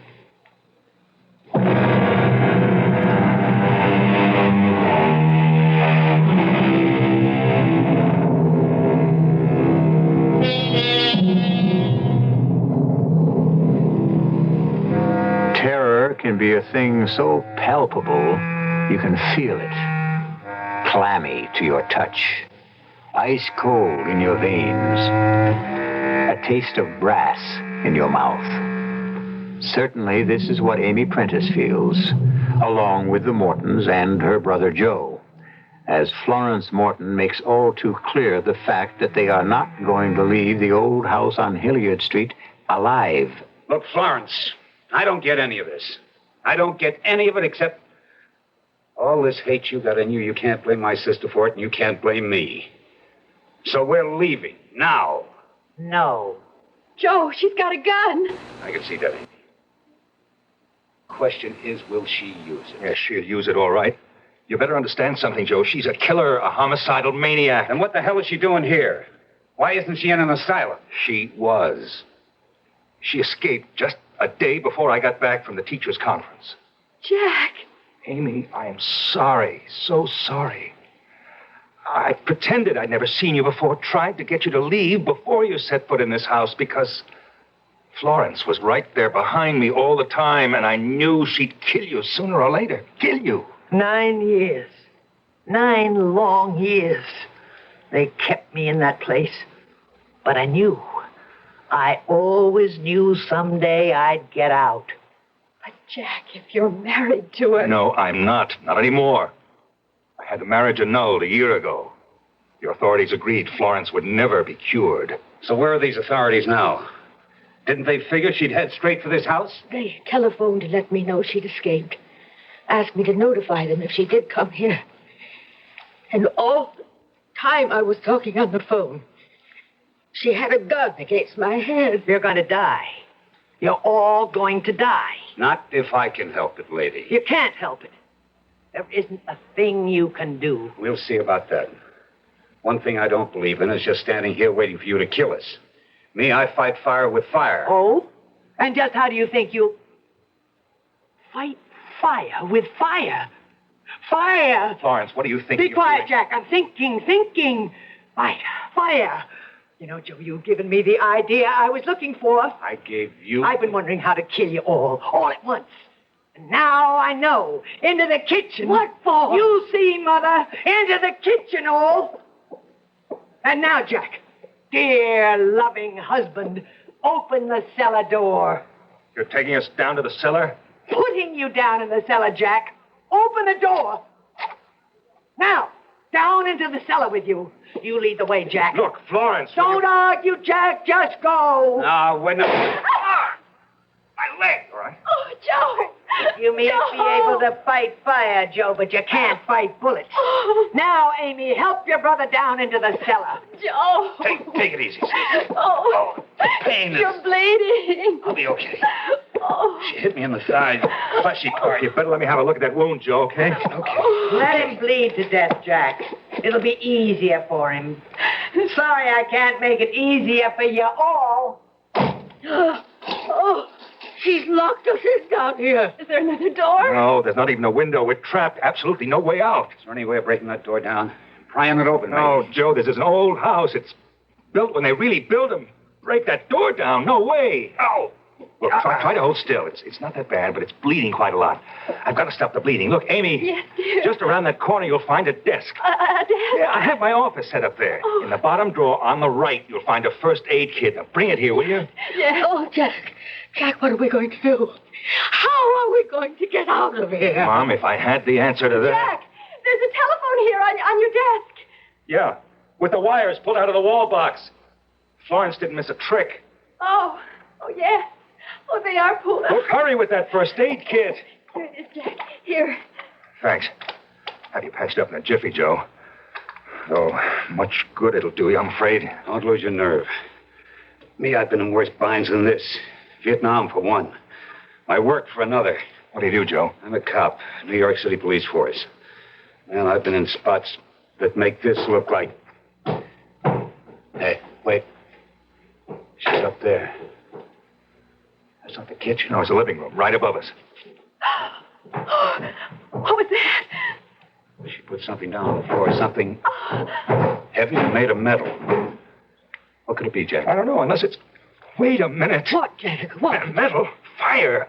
I keep a can of gasoline in the garage for the lawnmower. How big a can? 2 gallons. Was it full? I'm afraid so, and I'm afraid I'm right. I smell gasoline. Oh, it's dripping down through the floorboards above us. She's going to set the house on fire. She's going to burn it down around our heads. Kill herself, the poor crazy woman. Florence! Florence, listen to me! Florence, you'll kill yourself! Strike a match and the gasoline fumes! The fumes, Florence, they'll explode! You're right. She lights that stuff. She'll never get out alive. Florence, will you listen? Will you please listen? Oh, God, she's done it! The house this old. It'll go up like a haystack, a dry haystack. We're all going to die. Burned alive. Oh, no. We gotta try that door. We gotta see can we break it down. Jack, give me a hand. We'll both get our shoulders against it. When I give the word... What? Forget it. The door's hot already. Flames on the other side. Even if we got it open, we'd never get out. There's got to be something we can do. There's got to be. What is the neighbors? Neighbors? Well, they'll see the house burning. Call the fire Oh, department. what good'll that do us? They'll rescue us. Get us out of No, here. Amy, honey, they don't know we're down here. Oh. Wait a minute. Just one chance. Just one chance. What, Joe? Telephone. No, I told you. Florence pulled the wires out of the wall box. We gotta see can we connect them again. You think you can? Or do you? Jack. What? Thank God you set up your office down here with a phone. If we can reconnect those wires, let's get this wall box open. You got any tools down here? Yeah, top drawer of my desk. One of those little kits. Here, what do you want? Screwdriver. Yeah, here you go. Now, get this lid open. Right. Easy. Yeah. It's coming. Oh, Right. hurry, Joe. Hurry. There. Off with the lid. Good. Oh, no. What? 3 wires. Red, blue, and green. 3 poles to attach them to. So attach them. Yeah, but which wire to which pole? Hey! Oh, it's falling. Oh, Joe! Falling. Joe! Buy something. What do you think I'm doing? Let's see. Red to this pole. Blue to this one. Green here. All right, see, can you get a dial tone? No, nothing. Try again. Joe, move it. Let's see. Put the red here. Blue there. And green on this pole. Okay. Anything, Jack? That's it. That's it. I got a dial tone. We'll use it. Get the operator. This is your operator. May I help you? Operator, I'm calling from a burning house. 37 Hilliard Street. The fire department's just arriving, but they don't know we're in the cellar. We're in the cellar.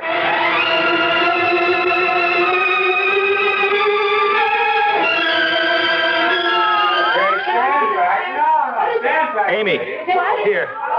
Fire chief just gave me another thermos of coffee. Have some more. Oh, thanks, Jack. Joe?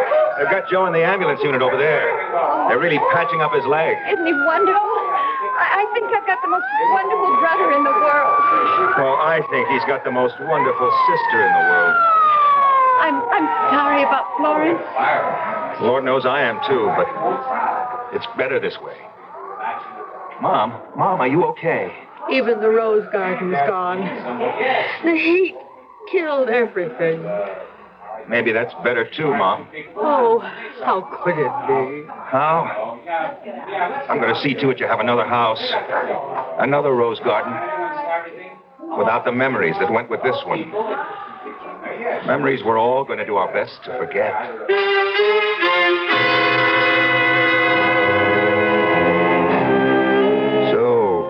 What began as mystery, created by Florence Morton, ended as tragedy for Florence Morton.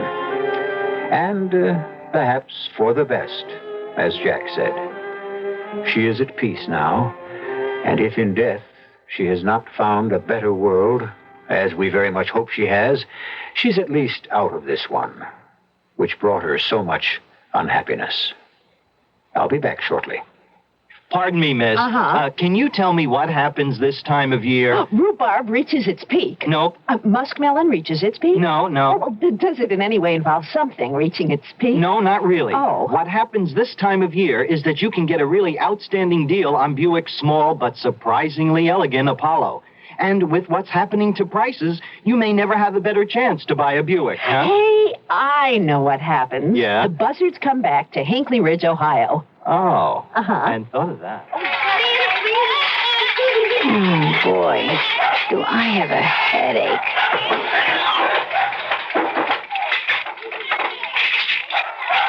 Why do they have to make these caps so hard to open? For a very good reason. Children open things that they shouldn't. That's why we have safety packaging.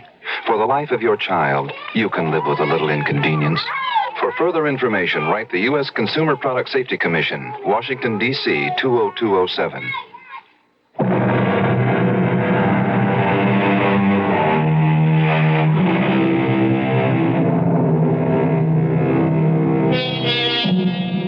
Jack and Amy Morton are happily married now. Amy no longer teaches, at least not in school, because she has two youngsters to keep her more than busy. The boy is named Joe. The girl, Florence. As for Mother Morton, she has another garden, but not roses, vegetables. Well, everything costs so much these days.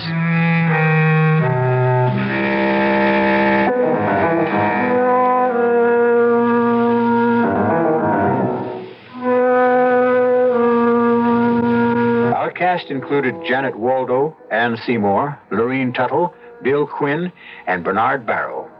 The entire production was under the direction of Hyman Brown.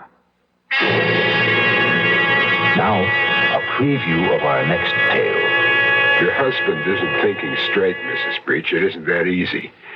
You think that Harney will be satisfied if I let him live? If I walk off this job, somebody else walks in. This isn't the only gun in the world. He's right, Eddie. Maybe the only way is to give him the money back. There's nothing to give back. You think money stands still in this business? Look, maybe if we left town, went to Mexico or someplace. Arnie won't give up that easy. It means too much to him. Well, I'm not staying here. I'm getting out. I'm getting as far away as I can. Eddie. Both of us, Connie. I meant both of us. You expect me to run? In a wheelchair? Maybe Mr. Derry can tell us what to do. I can think of only one thing. Joe Harney wants a dead body. That's what we'll have to give him. Radio Mystery Theater was sponsored in part by Anheuser-Busch Incorporated, brewers of Budweiser. This is E.G. Marshall inviting you to return to our Mystery Theater for another adventure in the macabre.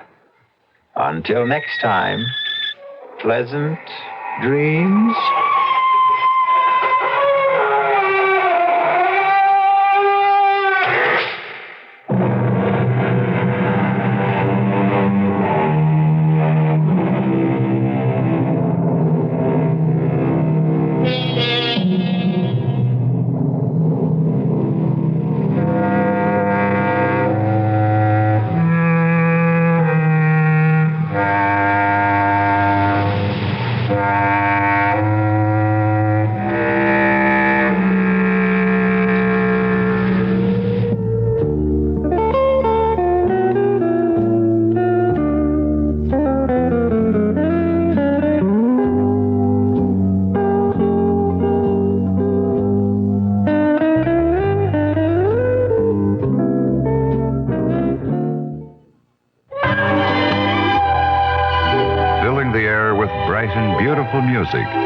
This is KIXI, dial 91 AM, Seattle. At the tone, the time, 11 o'clock exactly, and news from CBS. CBS News. The kidnapped wife of a Georgia bank official has been found dead. I'm Ann Crosman, reporting on the CBS radio network. The FBI in Augusta, Georgia, says that they have found the body of Mrs. E.B. Revelle in the trunk of her car on a dirt road west of the city. An autopsy will be performed to find out what caused her death. Mr. Revelle says that 3 men who were wearing ski masks kidnapped his wife on Monday and then told him they wanted an undetermined amount of ransom money. Mr. Revelle says that he delivered the money and then was locked in the trunk of his car. He was found unharmed Tuesday. More CBS News in a minute. I want that sinus medicine. Headache tablets? No, sinus medicine. Helps the headache and the pressure. Oh, you mean sign-off. Exactly. Exactly right. When sinus flares up with congestion and pain, insist on Sign-Off tablets. Sign-Off delivers a full dose of pure aspirin plus a sinus drainer. Sign-Off helps sinus pain while you drain. Use only as directed. Signoff. Sign-Off. Exactly. Sign-Off, the sinus medicines in the bright red box. A variety of assistance is available to the blind. Rehabilitation and library services can be had in every part of the nation. Cash payments for the needy and training in skills and techniques.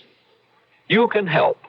For information, contact your local affiliate of the National Federation of the Blind or write me, Kenneth Jernigan, President, National Federation of the Blind, 218 Randolph Hotel Building, Des Moines, Iowa, 50309. 65 prospective jurors in the Watergate cover-up case go back to federal court on Wednesday to face more questions from Judge John Sirica. Sirica already has excused 90 prospective jurors who told him on Tuesday that they would be inconvenienced by serving on a jury for possibly 3 to 5 months. Jed Duval has a report on the process of jury selection for this trial. The jurors fill 6 rows, nearly the width of the giant ceremonial courtroom in the federal court building. 170, they form a pool from which to select the jury. If more are needed, another pool just as large, a third and a fourth, can be called on.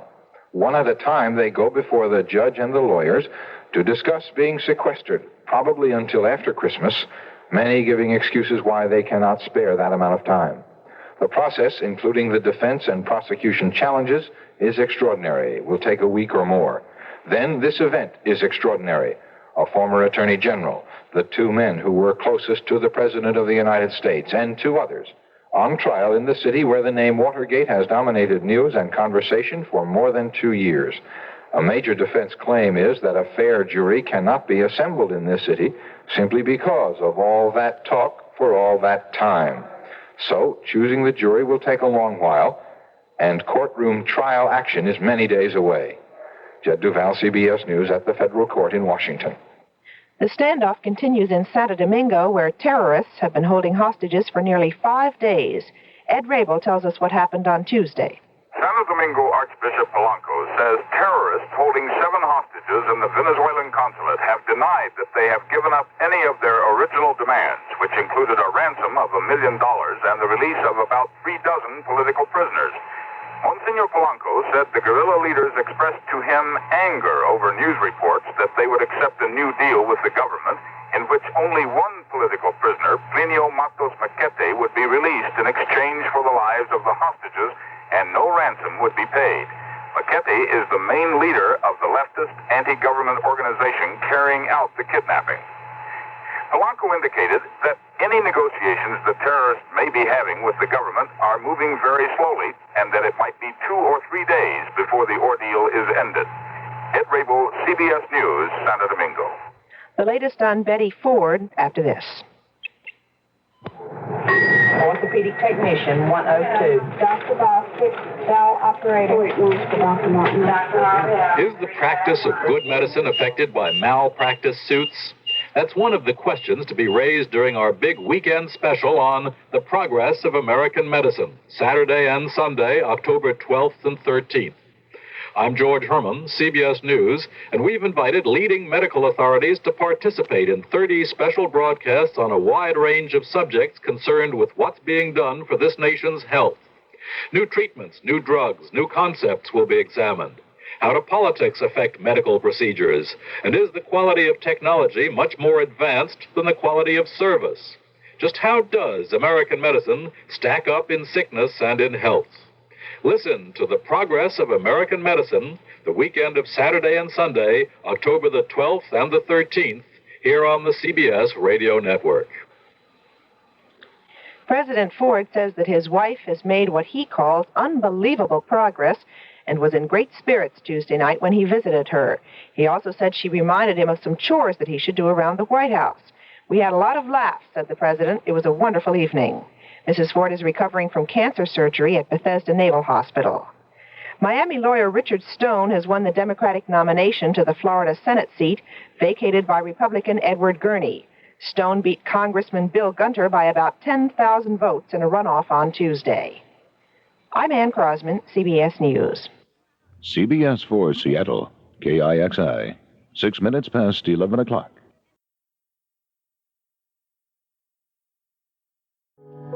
Seven minutes past 10. The CBS Radio Mystery Theater presents...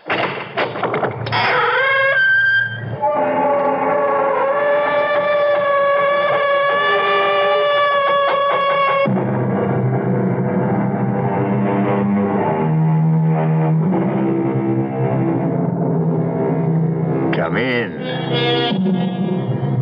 Welcome. I'm E.G. Marshall, setting up shop as usual, and my stock in trade, as usual, is the unusual. I can offer you the unknown, the unexpected, and even the unearthly. It happens. Indeed, it happens to everyone. You find yourself in a strange city, and yet something inside you whispers, I have been here before. You see a strange face, but why is it so oddly familiar? They say history repeats itself. Therefore, we must repeat ourselves. If we are here now, then it follows we have been here before. And we shall be here again. Come in, sir. Have a seat. Thank you. You are Senor Barlow? Yes, sir. Call me Pete. Now, I'd like to show you... I must make sure that you are Peter Barlow. You can ask my secretary. I'm Pete Barlow, sales manager for the development. And let me tell you, sir, this is a blue chip investment. You'll double your money in 5 years. I have not come here to buy land, Senor Bartolo. You haven't? Then why are you here? I have come to collect a debt. A debt? That is correct, senor. What do you claim I owe you? You owe me your heart.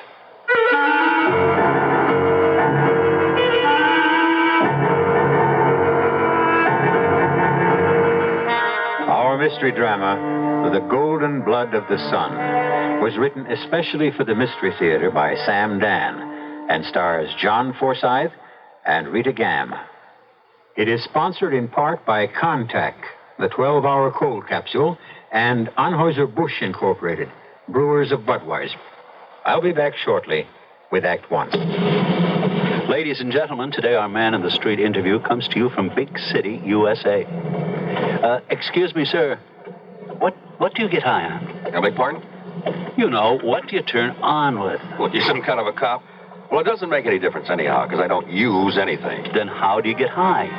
Oh, I get high on a lot of things, like seeing my kids start to walk or the first dandelions in the park, you know. Anything else? Yeah, getting tired gives me a high. If it's a tired, from something I like bowling with the guys or taking a long bike ride. But, hey, would you believe polishing my car gives me a high? And it's even legal. In other words, then, you get a natural high. Yeah, natural, that's it. Which, incidentally, doesn't mean that you're high all the time. It'd be unreasonable to expect to be high all the time, you know? It's like getting high on life. Sure, but you gotta remember, getting high on life could be habit-forming. This mini-interview was brought to you nationwide by the New York State Drug Abuse Control Commission.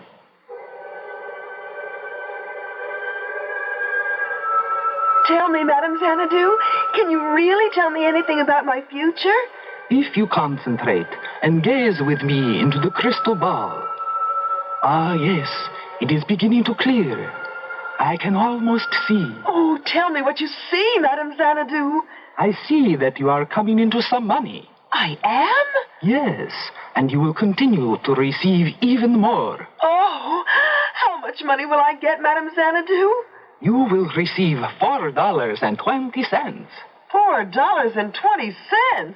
Yes, every payday, because you will lower the amount of federal income tax you now have withheld from your pay. Oh, for heaven's sake. What else do you see in that ball? I see you filling out a new W-4 form so that you can begin receiving your windfall.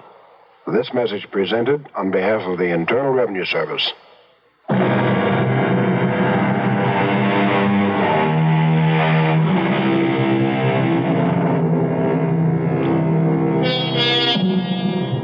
They look down upon us from the walls of the museums, from the ruins of temples, those men and women who came before us in time.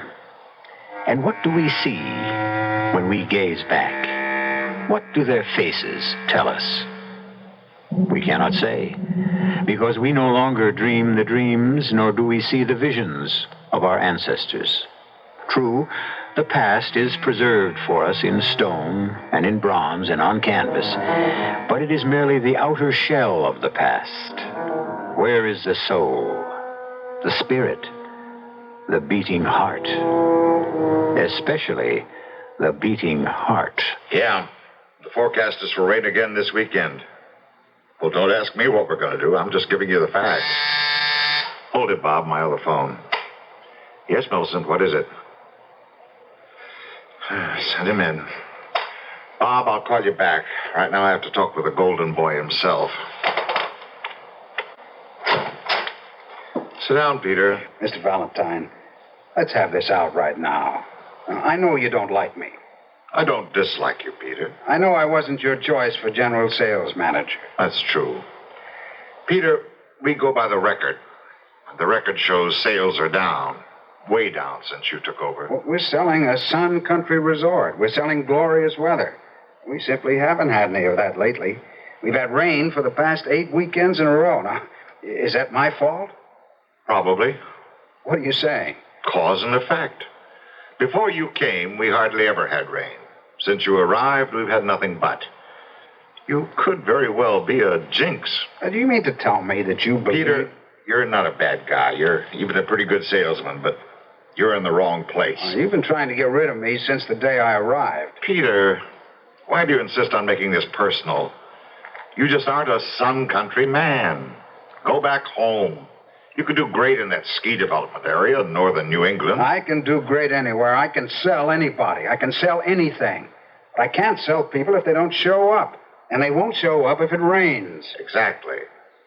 Now, why suddenly does it rain here every weekend? The answer is you. Mr. Valentine, you've stopped being funny. I'm being scientific. You have scientifically determined that I am the cause of the weekend rains. Almost. But in all scientific investigation, a control is needed. A control? Exactly. We must establish what happens when you're not here. So take the weekend off. What? Go to Mexico City. Have a ball. The company will pick up the tab. But the weekend is when I should be here selling. Selling? To whom? Who comes in the rain? Now, this is Thursday, right? Yes. Suppose you go to Mexico City tomorrow morning, and we wind up having a beautiful sunny weekend here. Would that prove something? My contract calls for me to be here every weekend. Not if I send you to Mexico City on business. What kind of business? There's a Senor Mendoza who owns some property. We may buy it for a resort hotel. Go there, look it over. Give me your opinion. Well, I've never been to Mexico City. Great. You'll have the time of your life. It's just over the mountains. Take the company plane. I suppose I get there, and it rains here anyhow. That's what we want to find out, isn't it?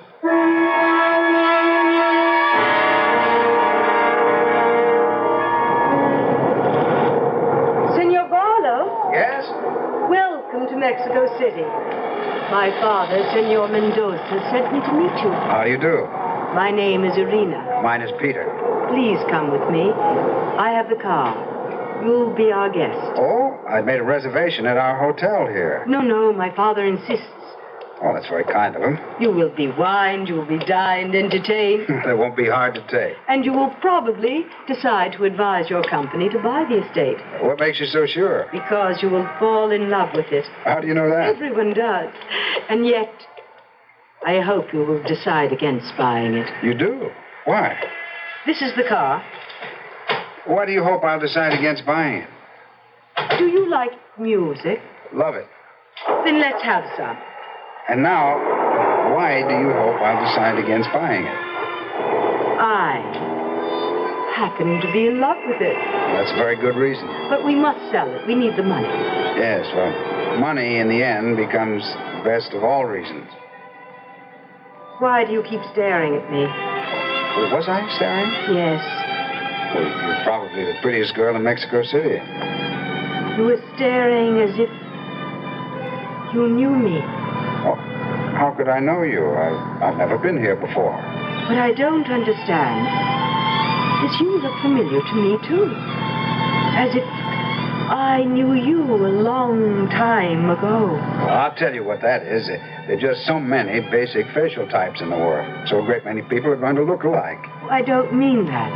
I have the feeling that I knew you once. Gold Eagle. Hold my hand, dearest one. Don't be frightened. Will they kill us, Gold Eagle? No, they would have killed us during the raid. See, they're being kind to us. Why? And where are they taking us? They're taking us to their city, to Tenochtitlan.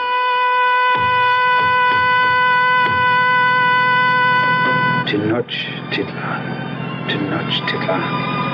What are you saying? Who, me? Nothing. But you are. You keep on muttering. Tenochtitlan. What? Yes, Tenochtitlan. I can't even say it. You mean you've never heard that name before? Is it a name? Yes, Tenochtitlan. It was the ancient Aztec name for Mexico City. What is that again? Tenochtitlan. But why should you keep repeating it over and over? I've no idea. I guess it's just another one of those crazy things that seems to be happening to me ever since I came to this country.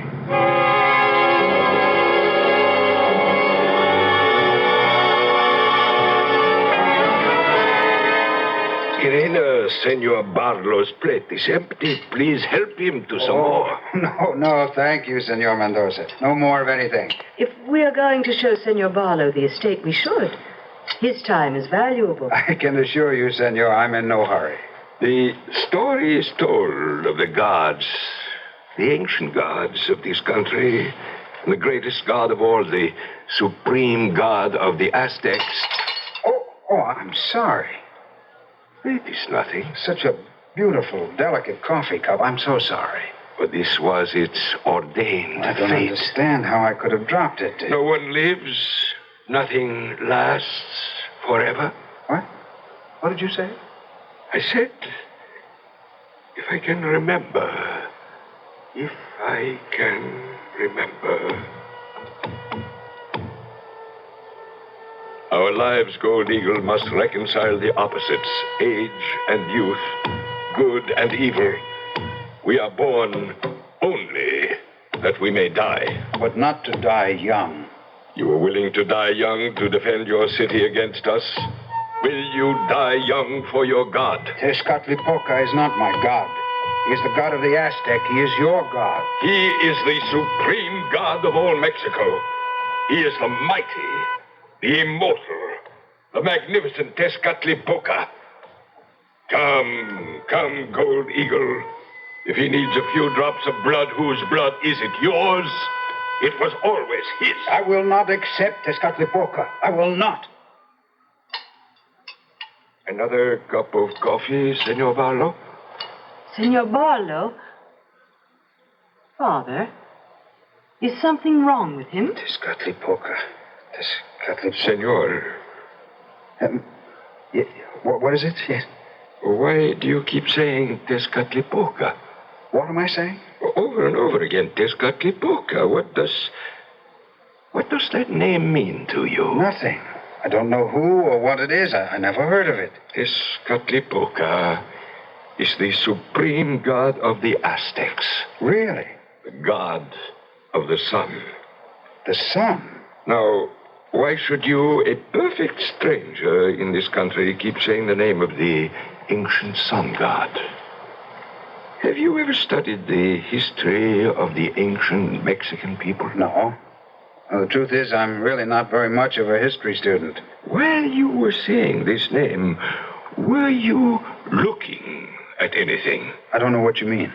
Well, it could have been a dream. Therefore, you might have been somewhere talking to someone. No, wait. I seem to be aware of a golden glow. Uh-huh. And that's all. Have you... I don't even know how to say this, but have you had any unusual thoughts about the sun lately? The sun? It's odd that you should bring that up, but I've been accused... Yes, you've been accused. You know the resort that my company is developing in the valley? Yes. How often does it rain in that part of the world normally? Well, a few sprinkles, perhaps, over the course of a year. There have been steady downpours for the past 8 weekends. Oh, no. No, I find that impossible to believe. My project manager holds me responsible. For the rain? Yes, the man says that I'm a jinx. He sent me here to prove that with me gone, there'll be sunshine back at the project. Excuse me. Hello? Mr. Peter Barlow, please. One moment. Senor Barlow. Thank you. Oh, hello? Peter. Yeah? Oh, yes, Mr. Valentine. I thought you'd want to know. There's been a sudden shift in the weather. Not a cloud in sight. We've got a brilliant gold sun and a deep blue sky. How about that?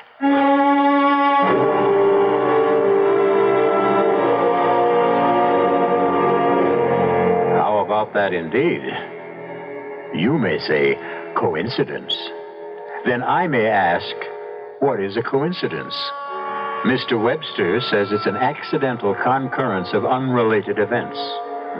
Very good. But is there truly such a thing as an accident?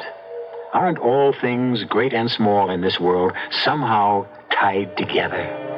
Not by accident, but by design. I shall return shortly with Act Two. When you feel like having a cold Budweiser, do you automatically reach for a glass? Well, sure, Bud's a great beer any way you drink it. But without a glass, you're really missing something. Now, take that wonderful Budweiser head of foam, for instance. Those bubbles, tiny though they are, still amount to something pretty special at the top of your glass. Taste appeal and eye appeal. Two results of exclusive beechwood aging and natural carbonation.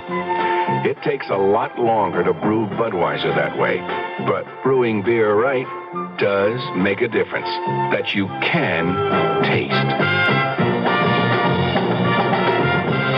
That's why when you say Budweiser, you've really said it all. Anheuser-Busch, St. Louis. Young I may be, but still I'm a man. Just turned 18 and I'll do what I can to find me a place where I can be me. Get ready for life and be free as the sea. Where do I go from here? Oh, where do I go from here?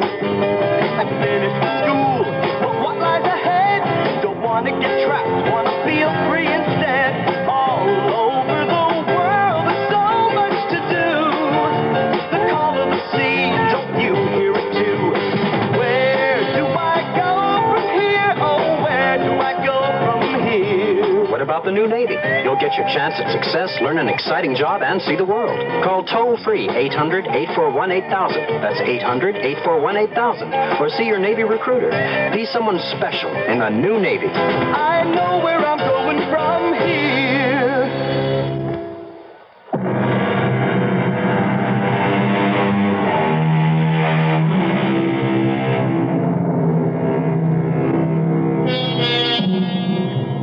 How would you like to be Peter Barlow, a bright young man selling land in a Mexican resort, and discover that somehow you had upset the sun?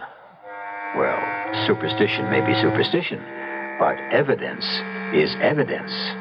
When Peter is in the area, it rains. When he's absent, there's sunshine.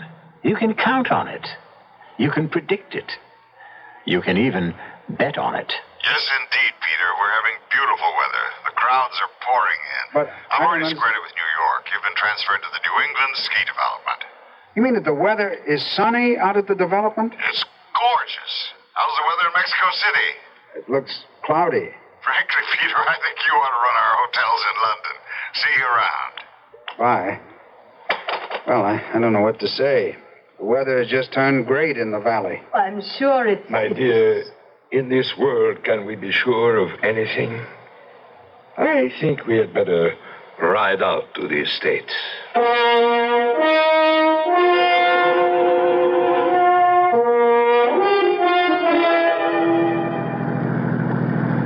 It's lovely country. Yes. At one time, my family owned a great deal of it. Now we just have the estate near Cuernavaca. Have you ever been there? No, I'm afraid I've never even heard of it. You never heard of the famous Cuernavaca? No. Well, perhaps you knew it by its ancient name of Guanajuac. Well, what makes you think I would know that? Well, you seem to have a knowledge of ancient Mexican names. Well, I'm not aware of it. I don't know how. Think. The name. Guanajuac. But I never... Just think. What are you trying to I'm trying to help you. Help me? To do what? I don't know. What is it that you feel you must do? I don't feel I have to do anything. That is not true. Why do you say that? Father? Yes, my dear? We'll be passing near the temple. Shall we stop? Yes. It might be interesting for Senor Barlow. Well, I'm not much for sightseeing, but if it's interesting... It does not look like very much right now, but the most dramatic of all the ceremonies took place right there. Oh, what kind were they? Human sacrifice. Sounds barbaric. In this temple, the high priest of Tezcatlipoca stood ready with the knife made of glass black glass, and he would cut out the heart of the victim. That's not barbaric? Oh, there was no pain. Death was immediate. But the whole idea is... Your idea, perhaps. But it was a ritual of a people whose civilization is not to be despised. There's the temple, Father. Yes, by the side of the lake. In the old days, they would arrive by boat. A very joyous procession. That's the temple, that crumbling heap of stones? It was never a splendid place. It was used just once during the year and for one purpose only. It was never taken care of. Hardly ever repaired. All that was needed was the stairway leading to a chamber at the top where an altar of stone and a priest with a knife of glass waited. Gold Eagle. Yes. We have arrived. Are you ready? I'm ready. Say goodbye now to Soft Cloud. No, he must not go. Children, this was agreed to. Why must he die? He will not die. He becomes part of the body and the spirit, the flesh and the blood of Tezcatlipoca. No! Are you a royal princess or a slave girl? You know your duty. Don't go, Gold Eagle. Refuse. Refuse? They can't compel him. Oh, yes. Yes, you may refuse, Gold Eagle, and spend the rest of your life as a slave. But it will be life. And you will spend every lifetime till eternity as a fugitive from the wrath of Tezcatlipoca. You have no right to say anything. It is for him to decide. He has already agreed. Gold Eagle. His heart will be of no use to Tezcatlipoca if he is not freely given. The sun is about to reach its highest point. You must decide, Gold Eagle. At this moment, we must know your decision. Save yourself. Save yourself. Speak. I don't know. I don't know what to do. You interested in seeing the temple, Senor Barlow? Senor Barlow? I don't know what to do. I don't know what to do. Father, what is wrong with Senor him? Barlow, are you all right? I don't know what to do. It isn't the first time, Father. Sometimes he seems to be off somewhere else and says things you just can't understand. I don't know what to do. Senor Barlow.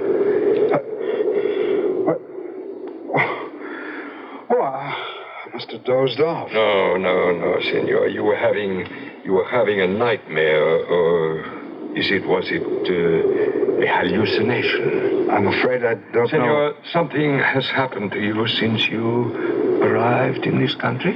Yes, I'm sure something has. Irina, we shall not visit the estate today. Turn back to the city. Senor Barlow must see a doctor. A doctor? No. Why not? Because I'm all right. Is that true, Senor? Are you really all right?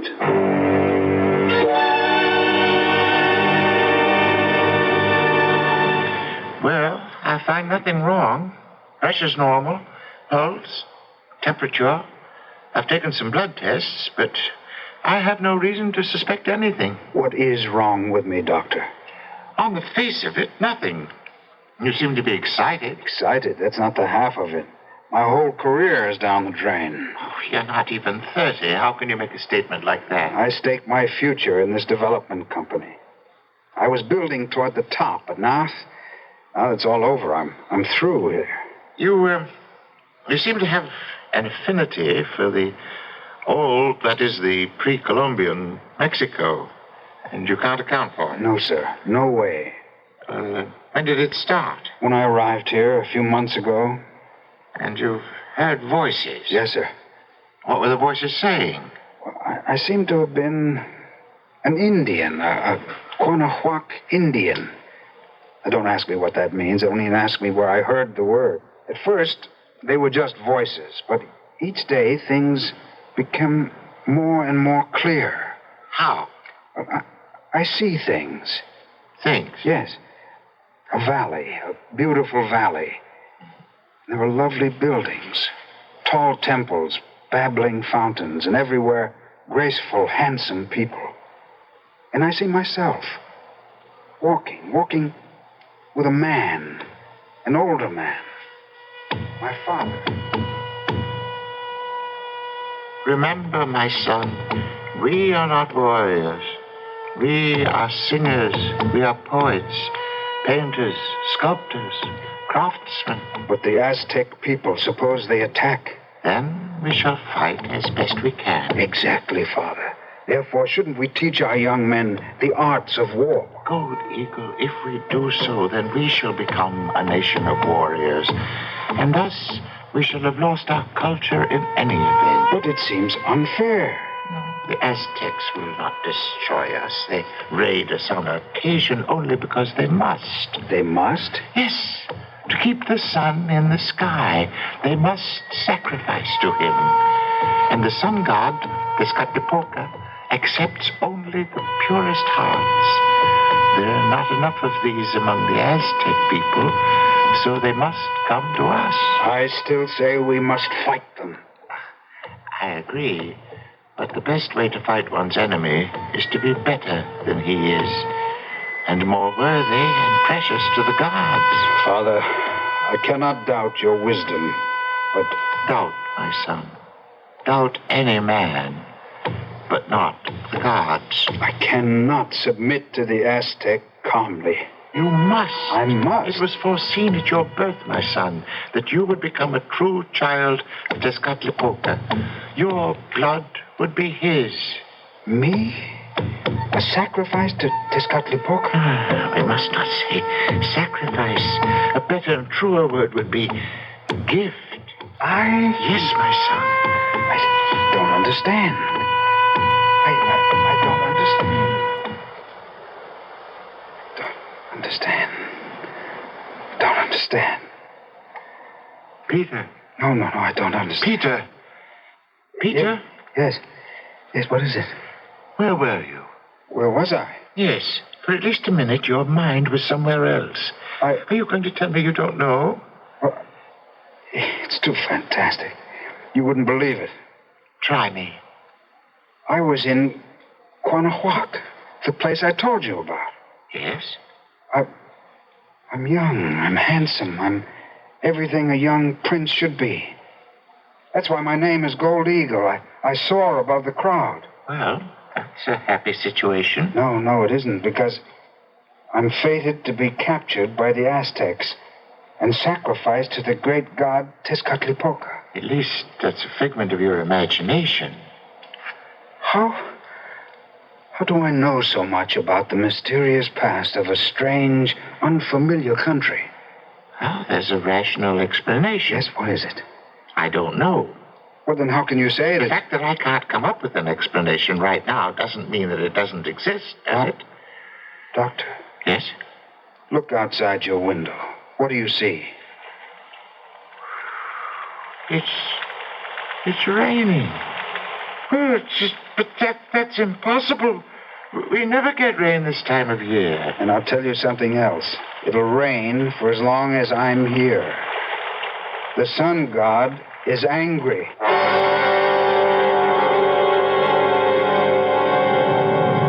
Well, he gets in deeper and deeper, doesn't he?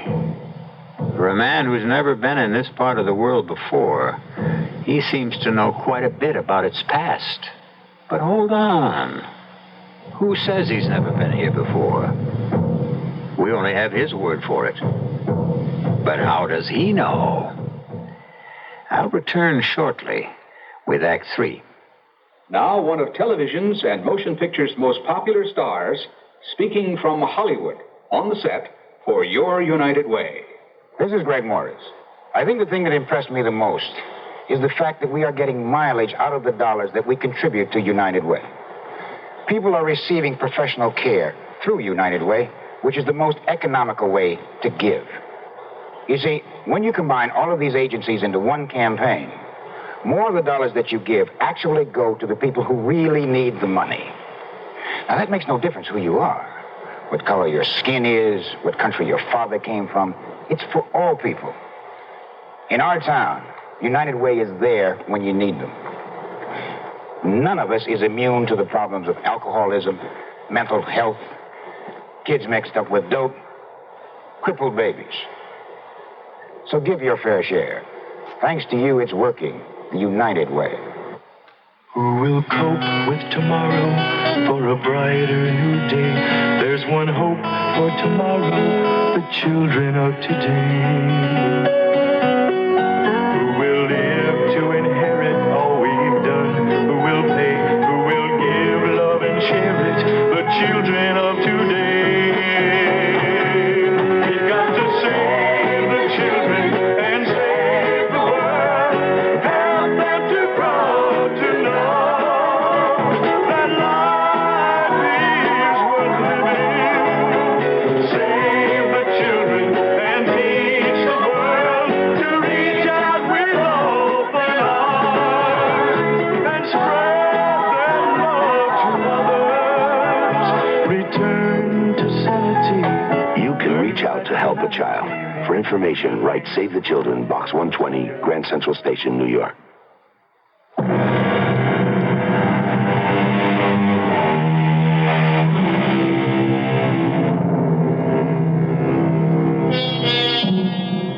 Suddenly, there are visions of a past, a splendid but barbaric past. Why should a young American, with no real interest in anything else except a career and the normal things young men are concerned with, why should he suddenly see himself as a tragic Indian prince, a designated victim of an Aztec sacrifice? Why? Well, it's always easier to ask a question than to answer it, no? I know myself, Doctor. I know that I'm not the kind of a person who gets delusions. Actually, Mr. Barlow, you are. Doctor, it's raining. I'm a very down-to-earth guy who knows... People like you are the ones who crack up first. What do you mean, crack up? Crack up, break down, it all comes to the same thing. But I'm perfectly... Yes? Perfectly what? Now, come now, Mr. Barlow. What's this nonsense about being in disfavor with the sun god and thereby causing rain? The fact is, I am in disfavor with the sun god. All right, let's hear those facts. Now I know why. You see, the Aztecs did attack Guanajuato. One night, when we were sleeping peacefully, they descended upon the city. I was taken prisoner. What are you telling me? I remember now. Prisoner. But I wasn't beaten. I wasn't tortured. I was treated like a prince. And I was taken to the high priest of the Aztecs. Welcome, Gold Eagle. You know my name. Your name is known throughout Mexico. Will you give me your blessing? What? May I have your blessing? My blessing? I'm your prisoner. No, not a prisoner, Gold Eagle, but a guest. An honored guest. A divine guest. Me? Surely, Gold Eagle, you must know the prophecy. You are the earthly body of Tezcatlipoca. No. Oh, no. And this year you shall dwell among us to guide us, advise us, even rule us. I don't understand. Why not? You have his heart. But I... And at the end of the stated year, as it is commanded, you shall return his heart to him. Holy One, you must listen. I am not worthy of such... You are modest, which is good. But suppose I refuse? How can you refuse? Why should you refuse? We only live because the mighty sun god gives us his blood. Is it unreasonable to give him a few drops of ours in return? But suppose I still refuse? Then live your life, whatever shall be left of it, as a slave in the mines, shunned and despised. Yes? Go on, Mr. Barlow. And in the end, I agreed. I agreed to live as a hero. I was adored by an entire nation. Well, what's the point? You don't believe a word of it.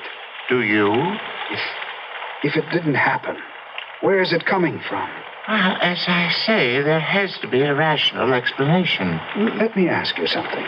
This old religion, does it still exist? I don't have any hard evidence one way or another. But what?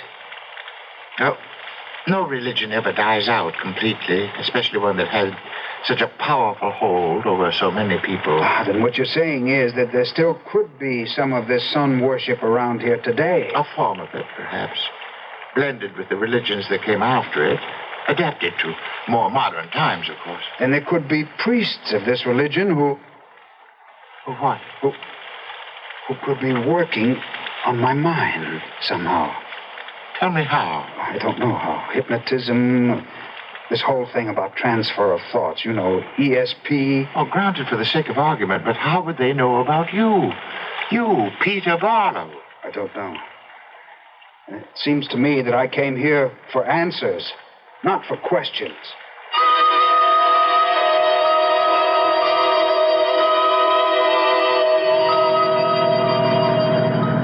Thank you for picking me up, Irina. My father wants you to come back to the house. He believes you should do nothing. Just rest. I hate to impose. Oh, it's nothing. It makes him very happy. But I will say something else. Yes? I will say you must not come back. No? No. Please, let me drive you to the airport. The airport? But why? You must get board a plane at once. What is it, Irina? Leave this country. Why? Why do you say that? Because I love you. You... what? I love you. But we only met yesterday. No, I have always loved you. Always? What do you mean by always? My name is Soft Cloud. Soft Cloud? How would you know the name? I was given to you as a gift. The gift? That year of splendor. You could choose among all the princesses of Mexico for your consort. You chose me. You remember? I'm going crazy. None of this is a dream. Gold Eagle. Gold Eagle? You even know that? I have lived through it also. When the year ended, I couldn't bear to give you up. Give you up to the knife of black glass and the sacrifice, so I persuaded you to refuse. I remember. I went into the mines. And I went with you. And it wasn't long before I was no longer handsome, and you were no longer beautiful. I remember. And I died very soon after. I was very young, I remember. Yes. What am I saying I remember for? I don't remember any of it. This is just some funny fantasy running through my brain. That's it. It's a fantasy, a hallucination. No. My name is Gold Peter. Eagle. No. Once again, I ask you to refuse the knife. What knife? The sharp, black knife of glass that will enable your heart to be offered to the sun god. Who's going to do that? The high priest of the Aztec. But that stuff died out hundreds of years ago. Let us go to the airport. Peter, please. This time there are no mines, no slaves. We can live happily, perhaps this time. I tell you what we should do. We should turn around and take you back to the doctor. If you stay here, you'll die.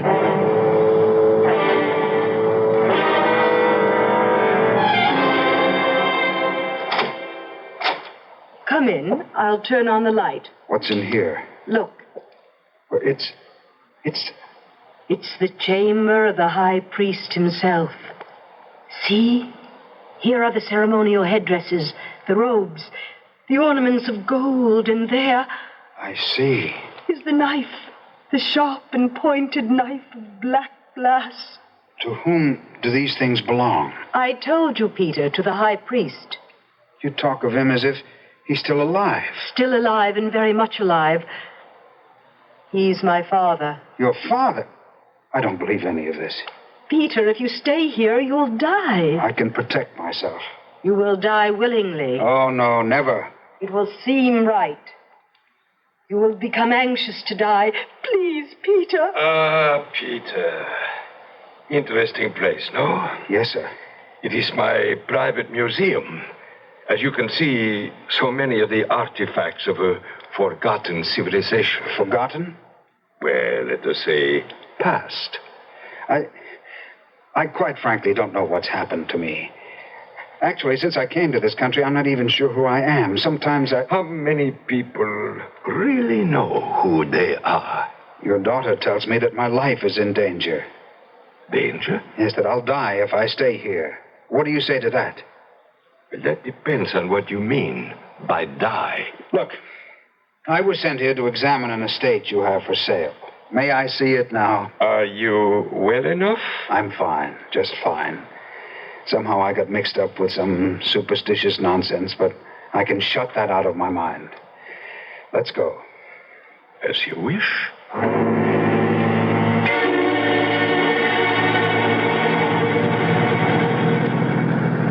Now, as I understand it, the estate is well over 1,000 acres. Yes.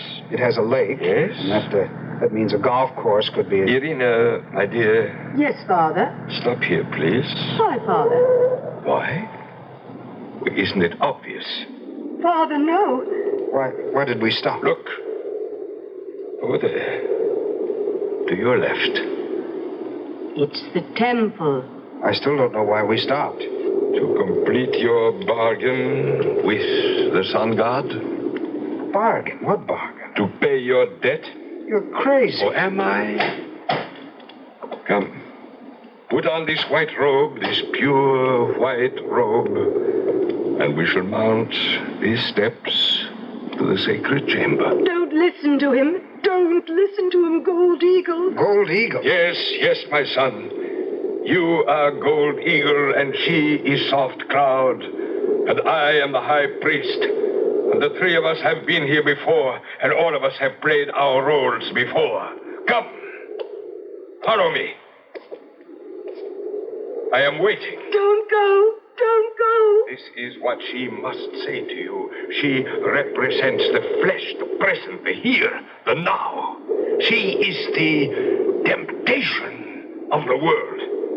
She is being true to her mission. She has convinced you in the past, so many times in the past. What do you mean, so many times? The first time, when I was the Aztec high priest, and you were the golden captive of the Quanahuac. There have been other times since then. Do you remember? No. Tezcatlipoca waits. He has given you his blood, his heart. He waits for you to return them. He waits through all your lifetime. No! Soft Cloud, Irina, I love you, but I'm tired of escaping. I want to go back. No. Back where I belong, back to Tezcatlipoca. Come with me. Come with me, my son.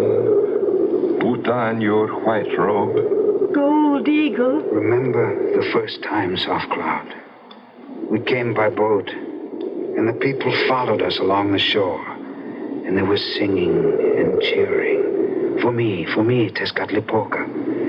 For me, the sun god.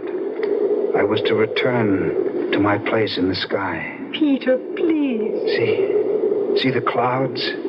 I must return. My son, let us walk up the steps together to the sacred chamber. Do you have the knife of black glass? It is in my robe. I give it my blessing. The sun is starting to break through the clouds. Very soon now. I shall be back in the sky. Priest, let us go forward.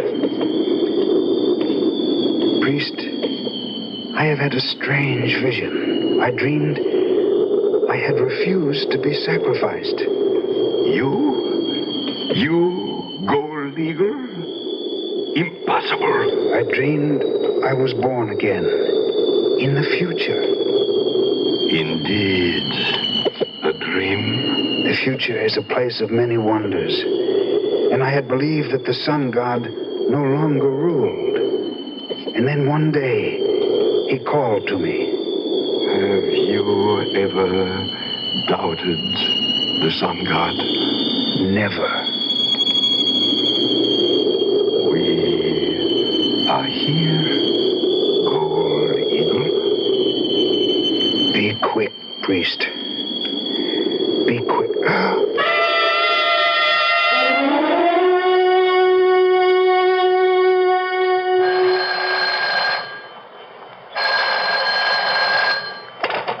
Hello? Hello, is Peter Barlow there? Who? Peter Barlow. Oh, I'm sorry, there's no such person here. Is this the home of Senor Mendoza? Yes, I'm his daughter, Irina. Well, a couple of weeks ago, I sent him to see your father's estate. I know nothing about that. I called him there the day after he arrived. I spoke with him. That's impossible, Senor. My father and I have been in Europe. We only returned home last evening. But I made arrangements with Senor Mendoza for Mr. Barlow to see the estate. I'm sorry, Senor. You must be mistaken.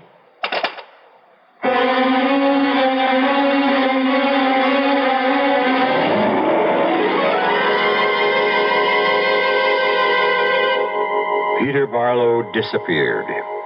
He was never seen or even heard of again. And we really don't know what happened. Maybe the old religion survives. Or maybe Peter may have looked at Trina in a way that old man Mendoza didn't like. What's positive is the fact that this is a world of endless possibilities. The only sure thing is that I shall be back shortly. Give your hand to a friend.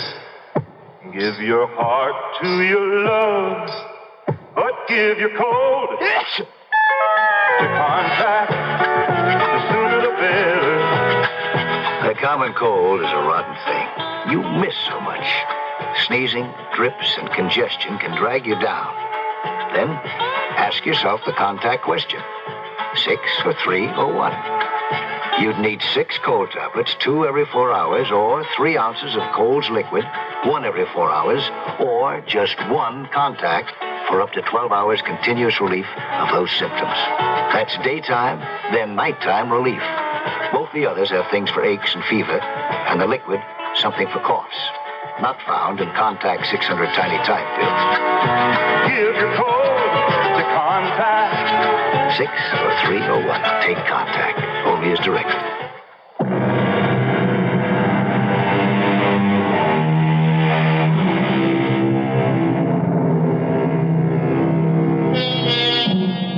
They were another people, those who lived in the past.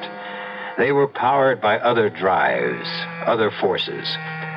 They were people of faith, people of vision. Everything they built was for the glory of their gods.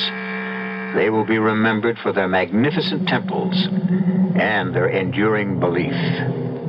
And what shall we be remembered for? Our cast included John Forsythe, Rita Gam, Arnold Moss, and Barry Kroger.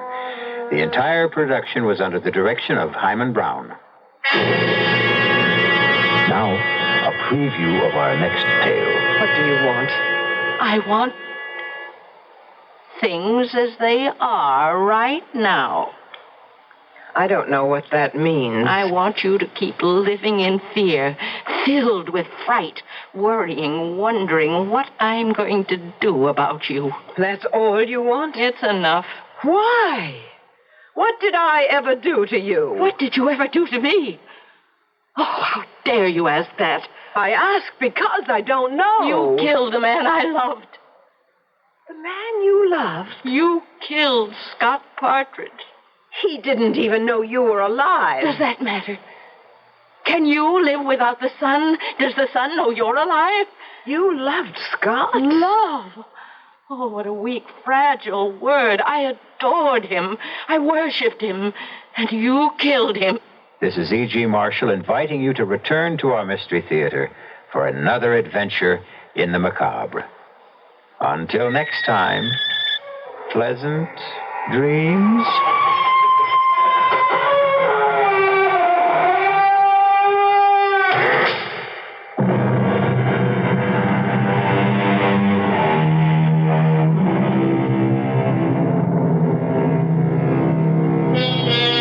Listen to Mystery Theater again tomorrow night.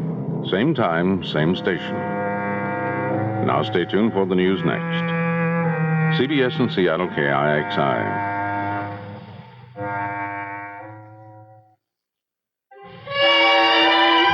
Bright and beautiful music. This is KIXI, AM and FM, Seattle. 11 o'clock. CBS News. An earthquake which hit central Peru on Thursday has taken a heavy toll. This is Doug Poling reporting on the CBS radio network. The quake struck in Peru Thursday morning, and by evening, the casualty toll was going up. Frank Manitzis reports from Lima. The Civil Defense Office confirmed significant damage was caused by the 2-minute, 15-second earthquake centered about 100 miles south of the capital city of Lima and some 40 miles out in the Pacific Ocean. No monetary value was placed on the damage, but public buildings were included as well as private homes. Heaviest damage was said to be south of the capital city.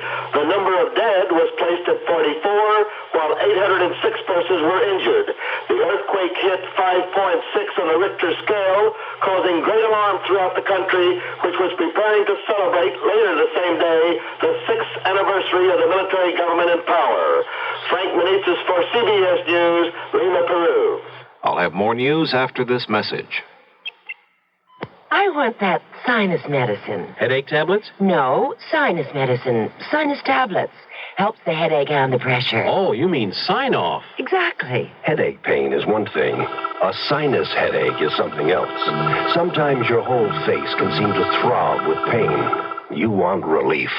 Take Sign-Off tablets. SINEOFF, the sinus medicine that gives you a full dose of pure aspirin plus a sinus drainer.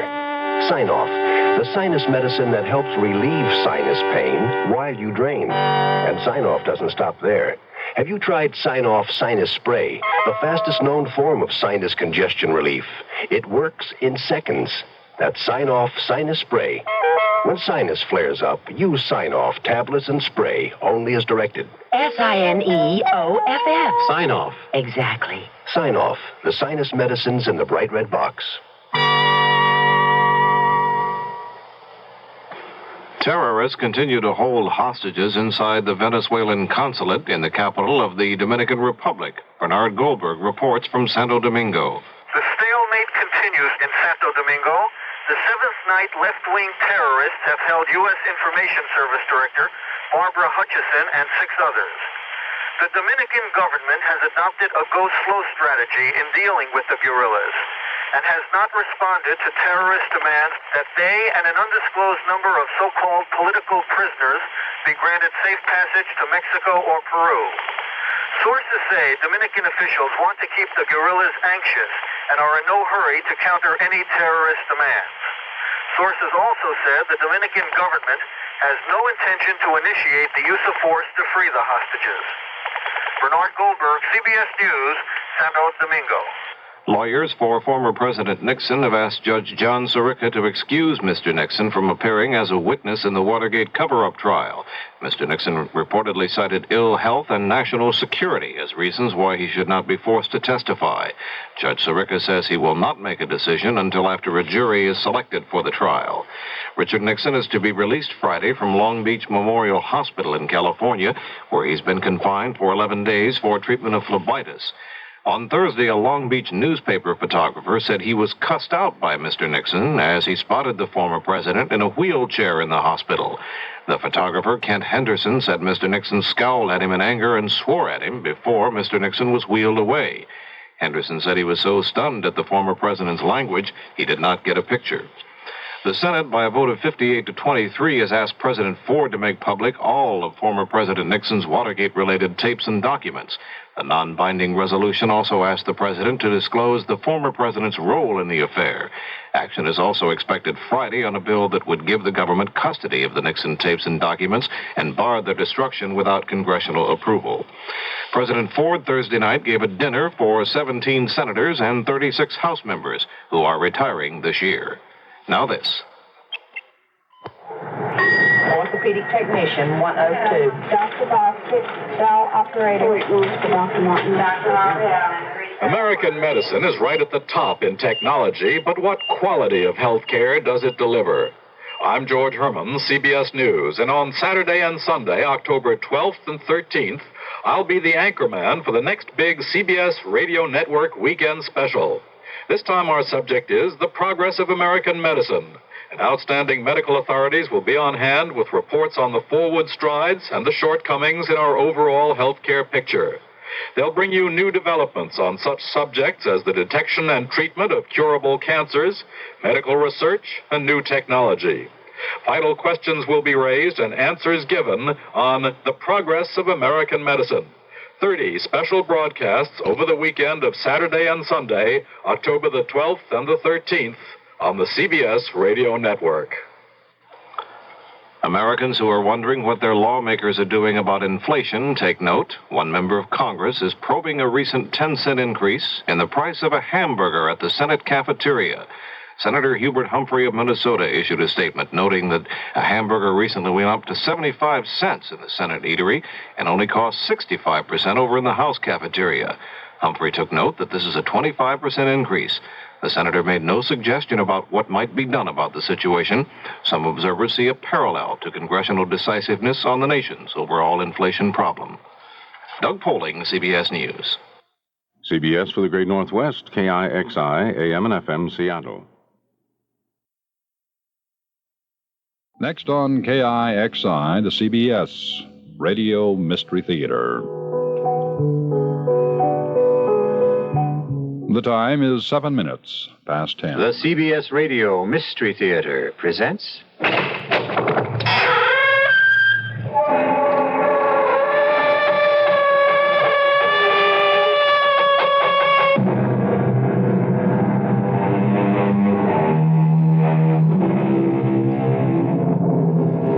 Come in.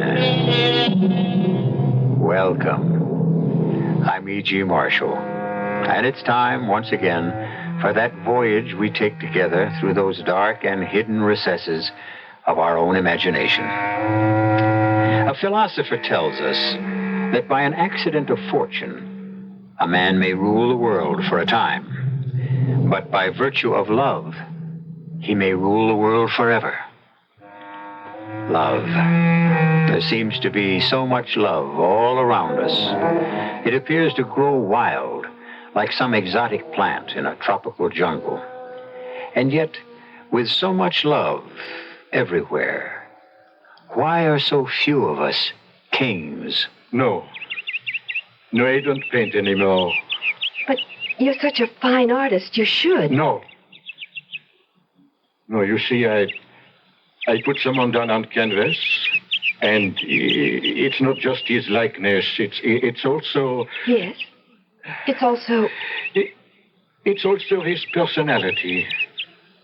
And so, he will convey to the viewer some of his innermost secrets.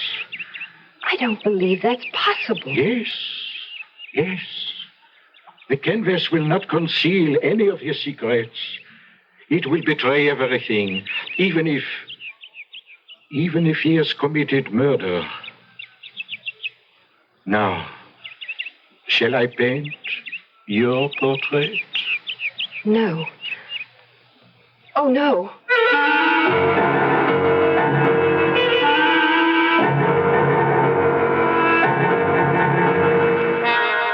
Our mystery drama, Sister of Death, was written especially for the Mystery Theater by Sam Dan and stars K.T. Stevens. It is sponsored in part by Buick Motor Division and Contact, the 12-hour cold capsule. I'll be back shortly with Act One. Ever see a beer drinker pour his beer real easy down the side of the glass? Maybe you do it yourself. If so, the Budweiser brewmaster thinks you're missing something, especially if you're a Budweiser drinker. You see, Bud is brewed so it will kick up a healthy head of foam. Exclusive beechwood aging and natural carbonation make it a lively brew. Well, anyway, pouring Bud plunk down the middle of the glass helps bring out the best in that clean white Budweiser foam and real beer aroma. It also helps you get the full benefit of a taste, smoothness, and drinkability you'll find in no other beer at any price. Remember, brewing beer right does make a difference. Next time, pour that Budweiser right down the middle and see for yourself. Anheuser-Busch, St. Louis. Who will cope with tomorrow for a brighter new day?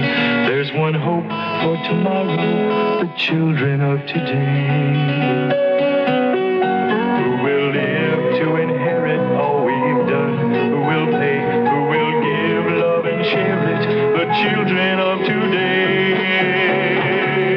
We've got to save the children and save the world. Help them to grow to know that life is worth living. Save the children and teach the world to reach out with open arms and spread their love to others. Return to sanity. You can reach out to help a child. For information, write Save the Children, Box 120, Grand Central Station, New York.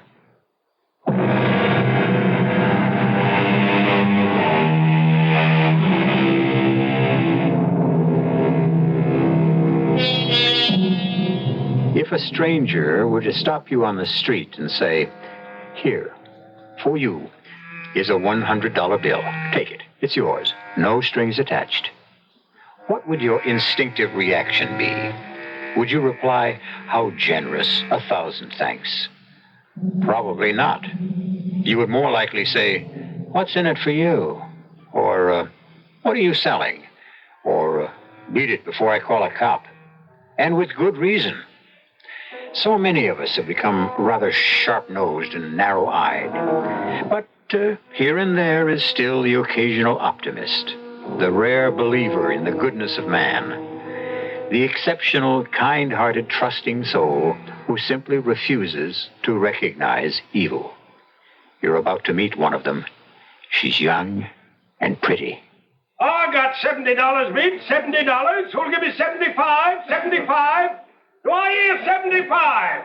Oh, ladies and gentlemen, this magnificent portrait in oils. It cannot be sold for $75. It can only be stolen. $72.50. $72.50. A young lady with the courage of an ancient Amazon warrior. Do you accept my bid? Do I accept your bid? $72.50, ladies and gentlemen. Shall you stand by and see the crime of the century perpetrated? Will no one say 75? 75. Oh, dear lady, you must not bid against yourself. Oh. Very well, my friends. Let it be on your own consciences. 72.50 once. 72.50 twice. Sold! Sold for $72.50. You mean it's mine? Yes, dear lady, it's yours. It's all yours.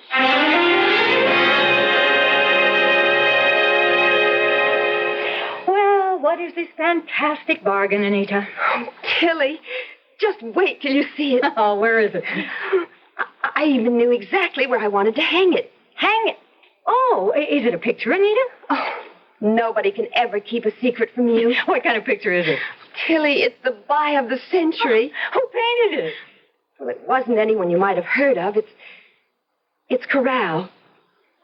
Corral? Mm-hmm. He signs his name in big letters. Is his first name Sebastian?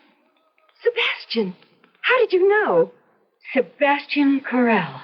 Oh, you heard of him. You actually heard of him. Anita, where's the painting? You'll never guess. Anita, let me look at the painting. Come upstairs.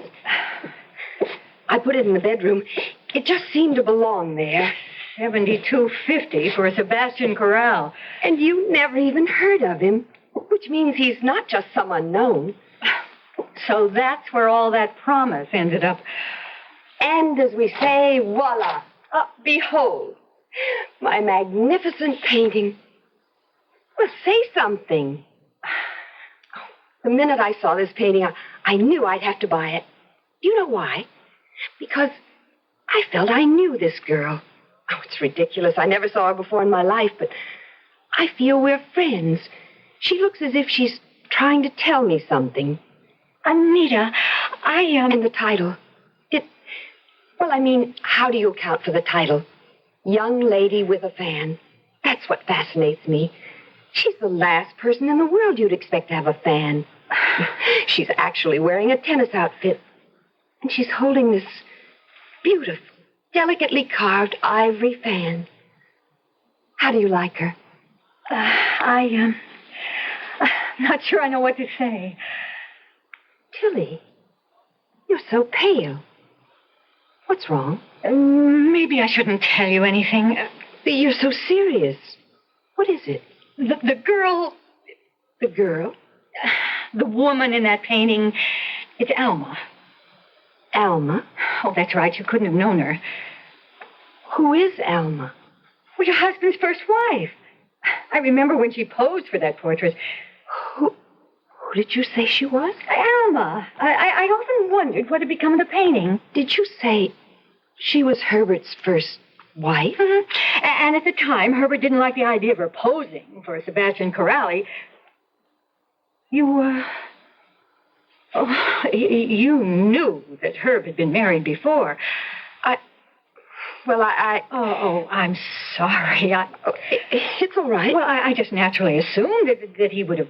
As a matter of fact, now that you mention it, he did tell me. Anita. It just slipped my mind for a moment, I guess. Darling, you don't have to protect everybody all the time against everything. I can understand why he wouldn't tell me. Can you? Herbert is an incurable romantic. We both feel as if our lives really began the day we met, and that nothing in the past is material or relevant or of any importance. But, dear, your lives didn't begin the day you met, and there was a past, and it did shape your existence. Tilly. Yes? Maybe I shouldn't ask, but... Mm-hmm. You want to know about Alma? Yes. Not nearly as pretty or as charming as you. Oh, I don't mean that. Where is she now? Oh. She's, dead. Dead? Yes. She was killed. Oh, how awful. She was murdered. She was murdered? In this room. No. She was all alone. Herb was out of town. It was a robbery. Evidently, she'd come home and surprised the thief, or he had surprised her. Did they ever catch? No. It remains unsolved. And you say the place was robbed? Oh, yes. Everything of value. Jewels, silver. Did the police ever find any of it? No. And it happened right here in this room? Right here. It's a little scary because the painting was hanging on the wall just where you have it hanging now exactly. It's quite a coincidence. I suppose you could say the painting saw it all. In a manner of speaking, you could say that. The painting is a witness. She actually saw herself being killed. Anita, really? Well, it's true, isn't it? You look into those eyes, and they look back into yours, and they seem to want to say something. If they ever do, let me know what. But right now, the important thing about that painting is... What am I going to do about it? Yes. What are you going to do about it? I shouldn't let Herb know. Why not? It would be too embarrassing, too painful. I still say Herbert should have told you he'd been married before. I only know that Herbert and I are very happy. All this nonsense about Herb being a romantic. I should think that Herb neglected to tell you something that was very vital. But it doesn't matter to me. Oh, sure. The fact is you're afraid to raise an issue. If you don't want to open up a giant-sized can of worms, you'll just have to get rid of the portrait. I know, but... Yes, but... I think that would be... Don't laugh. I won't. I think that would be cruel. Cruel? Because she's not just some figment of an artist's imagination. No, she's not. She isn't even a strange woman. She was someone who lived here, who died here. This is her home. How can I throw her out? It's a rather unique view. But it's my view. However, you must do something. I know. I'll have to think. You better start thinking right away. It's getting on toward 5 o'clock. Then, will you please get out of here and give me a chance to collect my thoughts?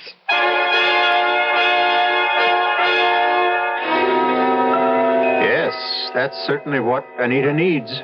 A chance to think and collect her thoughts. Why don't we all give her that opportunity?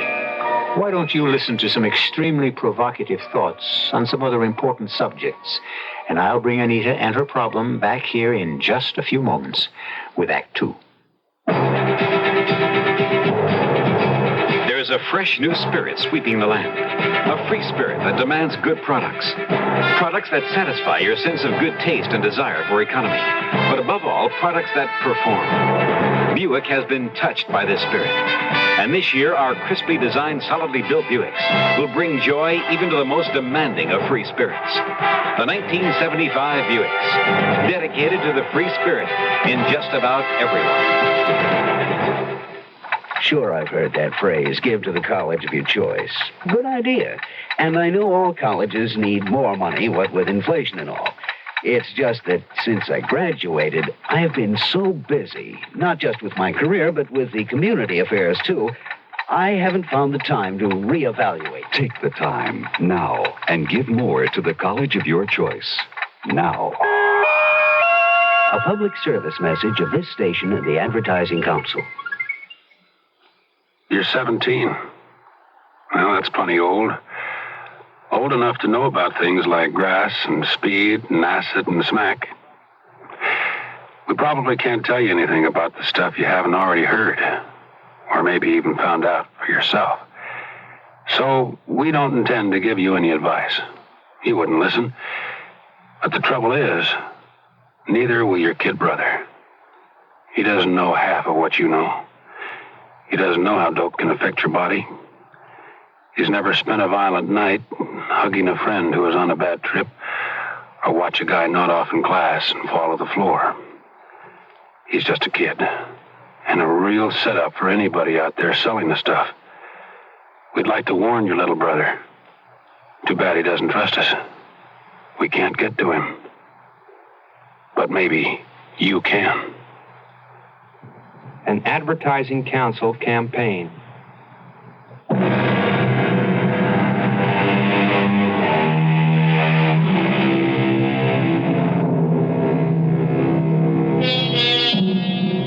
One day, a young lady named Anita Sutliff was very much taken with a painting at an art auction.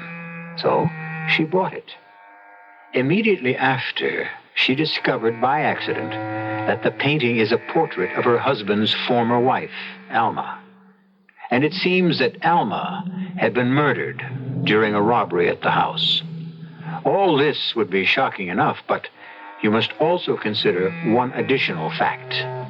Anita didn't know that her husband, Herbert, had been married before. Penny, for your thoughts, darling. Oh, my thoughts aren't very deep. I must have been daydreaming. Oh, about what? Nothing. Nothing, really. The fish is excellent, darling. Thank you. Did you have a hard day? Oh, they're all hard. Poor Herb. Why do people lie all the time? A man says he wants a safe, conservative investment. It's a lie. What he really wants is a stock that will double itself in 6 months and pay a 20% dividend, tax-free. Oh, darling, I'm sure people must be more reasonable than that. When it comes to money, no one's reasonable. Some of the people who walk into my office... No, I must never bring these things home with me. But, Herb, there's no reason why you shouldn't share. Darling, this place to me is a citadel. It's where two unusually blessed people live in complete faith and love and harmony. Darling, you do love me, don't you? No matter how many times you ask, the answer will always be yes. I look at you and I say, no two people have ever been so close, So completely as one, so open, so free. No secrets between us. No secrets. No secrets. Yes, dear? Would you care for some coffee? Oh, no, I've had enough. Oh, who do you suppose that is? Probably Tilly. Tilly? Oh, I'm in no mood for her tonight. Darling, she's your cousin. Hi. The door was open. How are things? I think I have a headache. Oh, darling, there's some aspirin. I'll just go upstairs and lie down. Will you excuse me? I just couldn't stay away. I'm sure of it. Has he been upstairs since he came home? No. Oh, when he walks into the bedroom, wow. No. Nothing will happen. But when he sees the painting... He won't see it. It isn't there. Anita, you copped out. No. I decided what was more important. Okay. But where is the painting? In the attic. The attic? Herb never goes up there, and I can decide what to do about it later.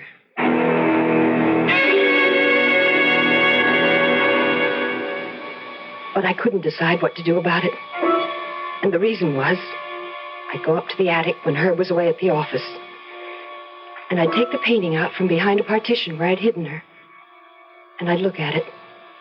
At this woman who had once been to Herb what I am to him now. His wife. And she would look at me, and at first I thought it was my imagination, but the expression in her eyes would change. I know it's impossible. What's once set down in paint is frozen forever, but her look would change. Sometimes it would be a look of terror. Sometimes it would be a look of concern, and then it would be questioning, as if she wanted to ask me something, or tell me something. Tell me something. Anita,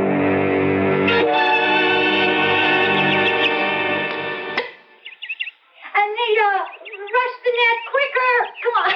Oh, that's not the way to hit it. You have to hold the ball. I really would like to learn to play this stupid game. Why? So I could surprise her. It would please him. It would be something else we could do together. You'd better rest for a few minutes. You can't learn the game in one day. All right. Tilly, whatever happened to that artist? Sebastian Corral? I heard he went mad. Is he still alive? I wouldn't know. How could I find out? Why? There's something I want to ask him about the portrait. What? How he could manage to make the facial expressions change. That has nothing to do with him. You're the one who's doing that. But I tell you, every time I look at that painting... I know.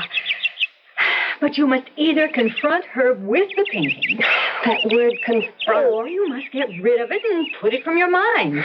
You make everything sound so grim. Why do you keep asking about the artist? I'm just curious. You said Herb didn't like the idea of Alma's posing. Why? He was jealous. Look, did we come here to play tennis? How did the painting eventually wind up at the auction? Was it stolen that night?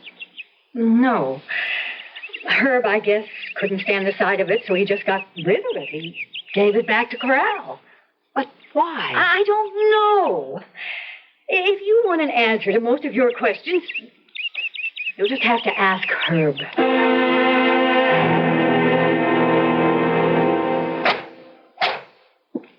Hello. Remember me? Who could ever forget you? The young lady who lived so dangerously. Can you imagine $72.50 for a Sebastian Corral? Would you know him? Corral? No. Well, one of America's foremost painters. He is not, or was not, whatever the case may be. Then you wouldn't know where I could find him. Ah, but you're wrong. I know exactly where you can find him. You do? Ah, poor lad. He's in the state asylum, and he's bankrupt. Whatever he's got is being sold at auction. I come into it because all he's got is a couple of paintings.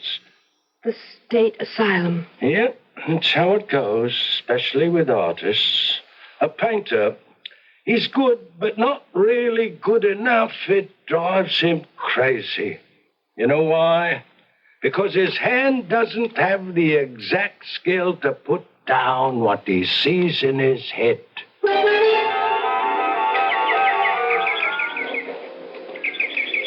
Thank you, nurse. I see him.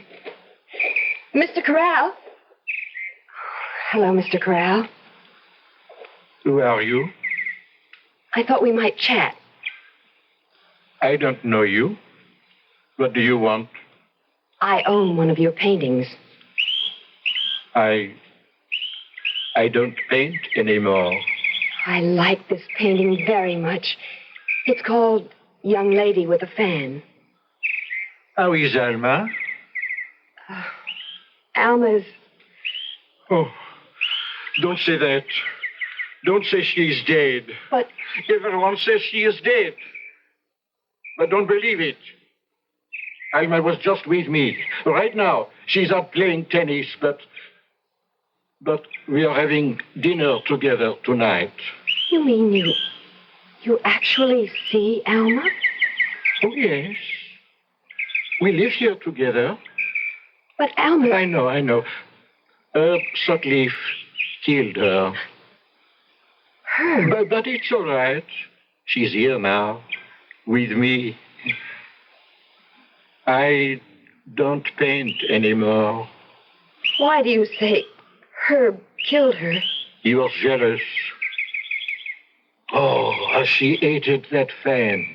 And he said, if you won't pose with that fan, I won't commission the picture. Why? Why would he say that? I don't know. He's crazy. Is he dead now, too? It does not matter. So she said, Alma said, I load that damn fan, not paint me in a tennis outfit so it'll look ridiculous. But what was there about the fan? I don't know. If you ask me, I think he killed her for the money. What money? Who are you? I just wanted to meet you, Mr. Corral, and... Is that my name? Sometimes I forget. Why would you want to meet me? Are you dead, too?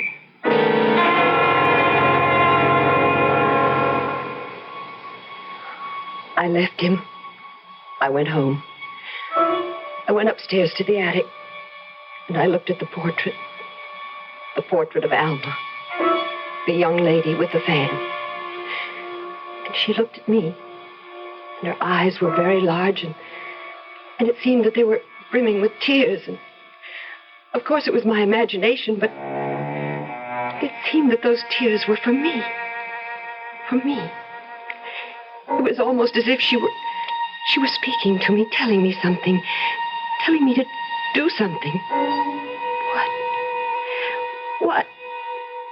What is it that I'm supposed to do? And then the voice, it was either on her lips or in my brain. And it said, The police!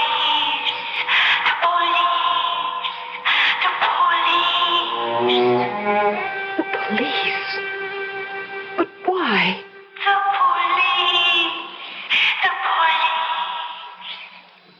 The police? But what am I supposed to say?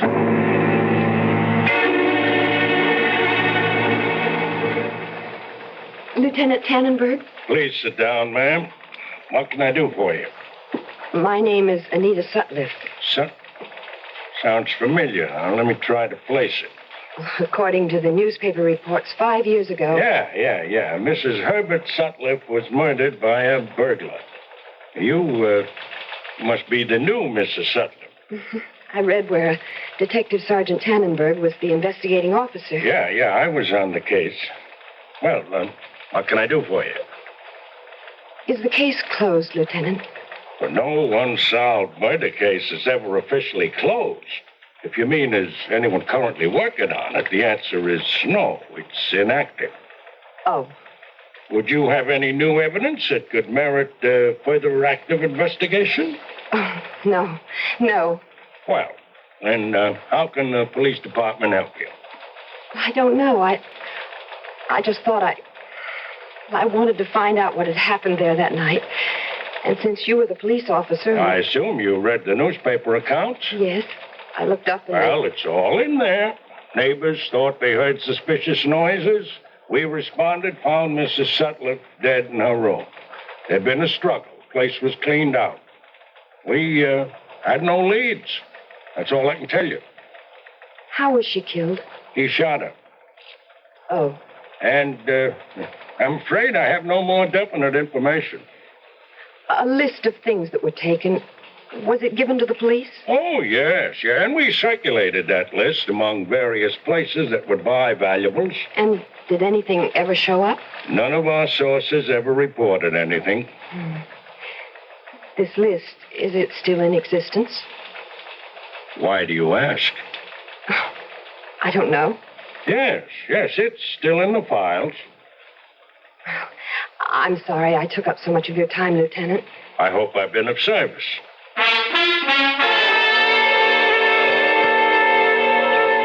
Take my advice. Keep away from the police. Tilly, all I did was ask about the murder. Why?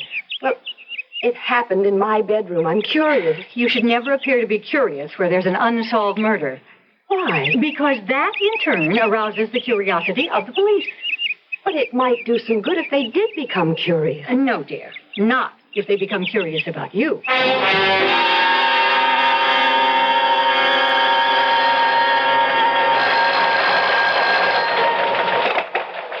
Lieutenant Tannenberg. Oh, yeah, Chappie. Yeah, I did call. You remember the Alma Sutcliffe thing? You and I went out on it 5 years ago. Well, the new wife was just here. And guess what she wanted to know? Is there still a list of the stolen stuff? In other words, is it still hot? Very big, innocent eyes.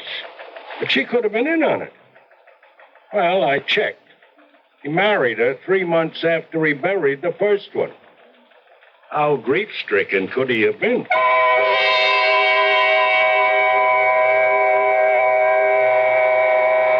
Yes, you go about what you think are your own private and personal affairs, matters which concern nobody but you, and then, without ever being aware of it, you can reach the crucial point where you no longer control the situation. And you have no way of knowing that something you thought was strictly your own business has suddenly and ominously become official business. Official police business. I shall return shortly with Act 3. Give your hand to a friend. Give your heart to your love. But give your cold to contact. The sooner the better. The common cold is a rotten thing. You miss so much. Sneezing, drips, and congestion can drag you down. Then ask yourself the contact question. 6 or 3 or 1. You'd need 6 cold tablets, 2 every 4 hours, or 3 ounces of Cold's liquid, 1 every 4 hours, or just 1 contact for up to 12 hours continuous relief of those symptoms. That's daytime, then nighttime relief. Both the others have things for aches and fever, and the liquid, something for coughs. Not found in Contact 600 tiny type pills. Give your cold to contact. 6 or 3 or 1. Take Contact. Only as directed. How many things can your family do together? Go to a movie? Go to a circus? Go on a picnic? Go on a vacation? Face it, in today's America, family fun is hard to come by. And with busy schedules, just getting the family together is not an easy thing to do. How would you like to have a little family fun every week? How would you like to learn together? How would you like to grow together? And how would you like to help your son get an edge on growing up? Cub Scouting is helping families like yours be a family. It sure helped ours. Today's Cub Scout program is just as much for families as it is for boys. So when your son wants to join a Cub Scout pack, remember to take along the whole family. That's what Cub Scouting is all about. For the Cub Scout pack nearest you, call the Boy Scouts of America. They're in the white pages of your phone book.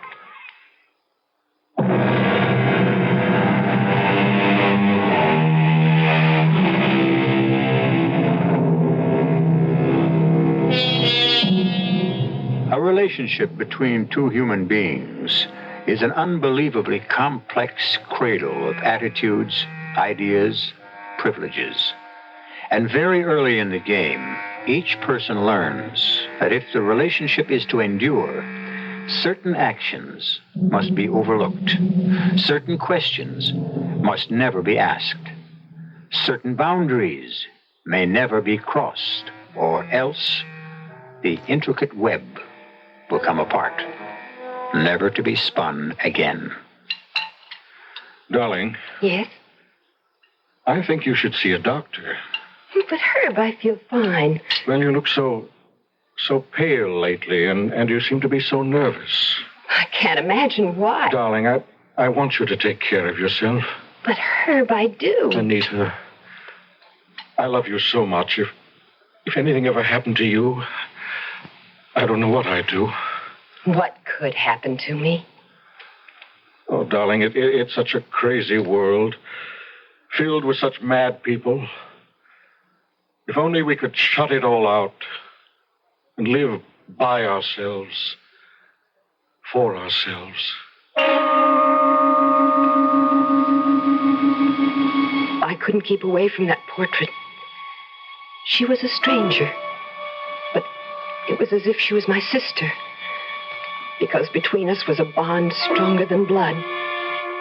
Our bond was a man, the same man. And so my days were spent more and more in the attic. Herbert would leave. I would go upstairs. I would look at Alma, and she would look at me.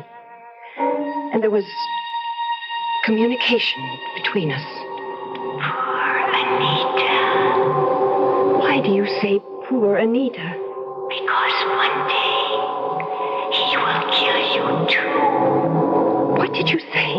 He will kill you. I'm dreaming this. My money was in the safe. He made it look like a robbery. No, I won't believe it. Don't let him give you the fan. The fan? It means he's ready. Ready for what? To kill you. But he loves me. He also loved me. But you had money. I have no money. You will. No. I spoke to Corral. Sebastian Corral. Poor Corral. You were having an affair with him.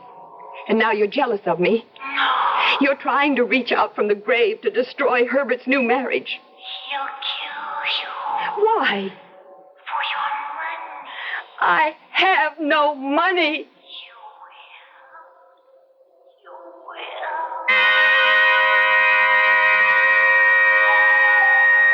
I was so upset, so terrified, so absolutely distraught. I did something for the first time. I actually went to Herb's office in the middle of a business day. Feeling better, darling? Oh, so much better. Your secretary makes excellent coffee. I'm sorry I barged in on you. Well, I understand that's what husbands are for. Whatever gave you such a fright? Nothing. Nothing, just nerves. You must see a doctor. You're the best doctor. All I need is you. And all I need is you. Oh, Herb, I'm so happy when I'm with you. I'm so happy.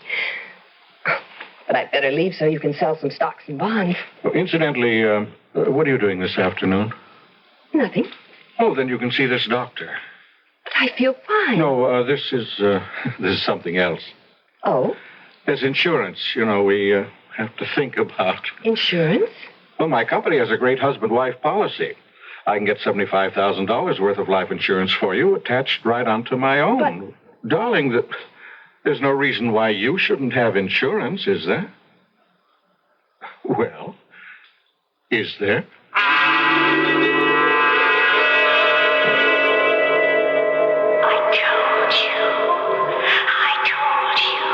But there is no reason why I shouldn't have insurance. He'll kill you. He'll kill you the way he killed me. Stop that. Leave him. No. Leave him before he kills you. No. No. Happy birthday, darling. Oh, it is my birthday. Anyone else saying that would sound phony, but I believe you. I actually believe you didn't know it was your birthday. Darling, the urge to forget becomes stronger as we grow older. Yes, that's true, but I'm afraid there's something else. Something else? These past weeks, you've been so preoccupied. Have I? Well, you won't go to a doctor. But I did. I had my insurance exam. The doctor said I was fine. Well, this must be a night for pure enjoyment. Yes, darling. I have a gift. Oh, Herb, you shouldn't. Now, dear, you know you'd have been broken-hearted if I didn't. That's true. Here. Go on, open your gift. Oh, my. Oh. It's the most precious thing I own. It belonged to my mother. Oh. Yes, it is breathtaking. It's pure ivory and pearl. The workmanship is fantastic. A fan like this, it's a museum piece. Well, dear, one of our ancestors was in the China trade back in the clipper ship days. He brought it home. It was supposed to belong to an empress. I don't know what to say. Don't say anything. Just give me a kiss.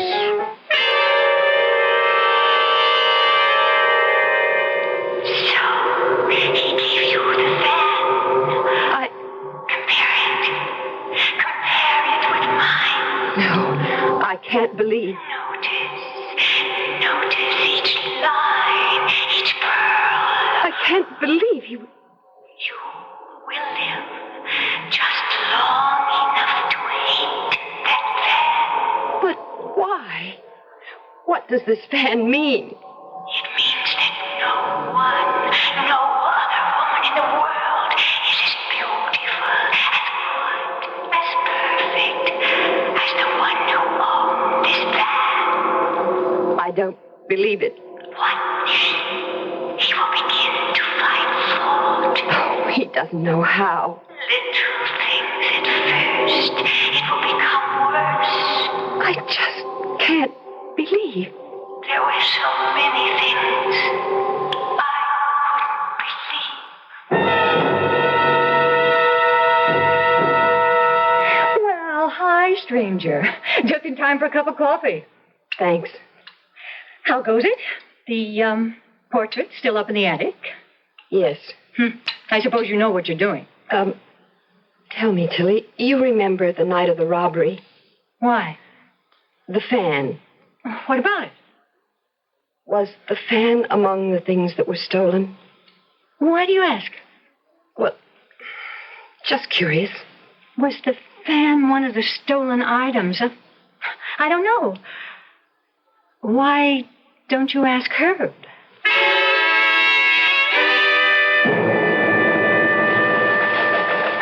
It's quite all right, Mrs. Sutcliffe. I was in the neighborhood, Lieutenant Tannenberg, and I wondered if I could just take a minute. We're here to serve you, ma'am. Well, there's an heirloom. It has sentimental value for my husband, and he isn't sure if it was one of those things that were stolen during the robbery. Well, he has the list. He can check it. Well, you see, it was a long time ago, and the list has been lost or misplaced. Oh. Well, in that case, let's look at the one we have. As a matter of fact, I have the file right here on my desk. You do? Mm-hmm. You mean the police are opening up? No, we just have a periodic review of all the records. Here we are, Sutcliffe, Alma. List of stolen items. Here it is. Fan. Antique quality Chinese pearl and ivory. Yeah, this must be it. Then it was stolen. Well, according to what Mr. Sutcliffe attested to at the time, yes, it was part of the loot. Thank you, Lieutenant. Thank you very much.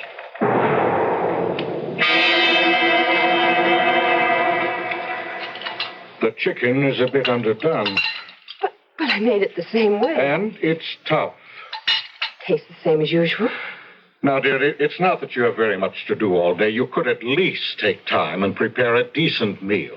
Herbert, what are you saying? I'm telling you that dinner has been just thrown together as if... You never found any fault with my cooking before. You never gave me reason to. Herb, this is no way to talk to me. You have a lot to learn. Herbert, what's gotten into you? This meal is unfit to eat. I'll have my dinner at a restaurant. Herbert! And I shall have my dinner out every night until you learn how to cook properly.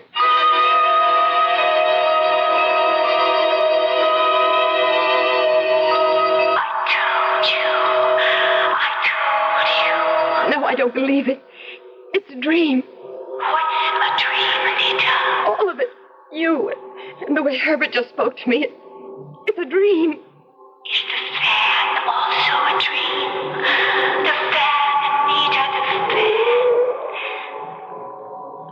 Anita, he's come home.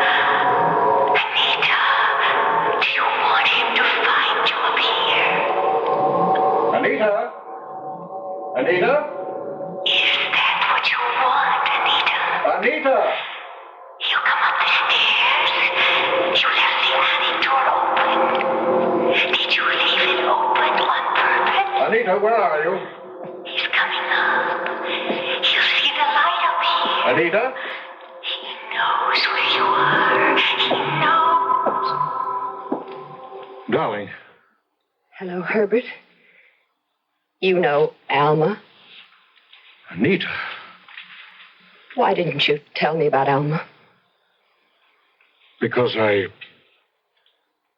didn't want to remember. Because if you try to put something out of your mind completely, then, well, after a while, it doesn't exist. Why did you kill her? I had to.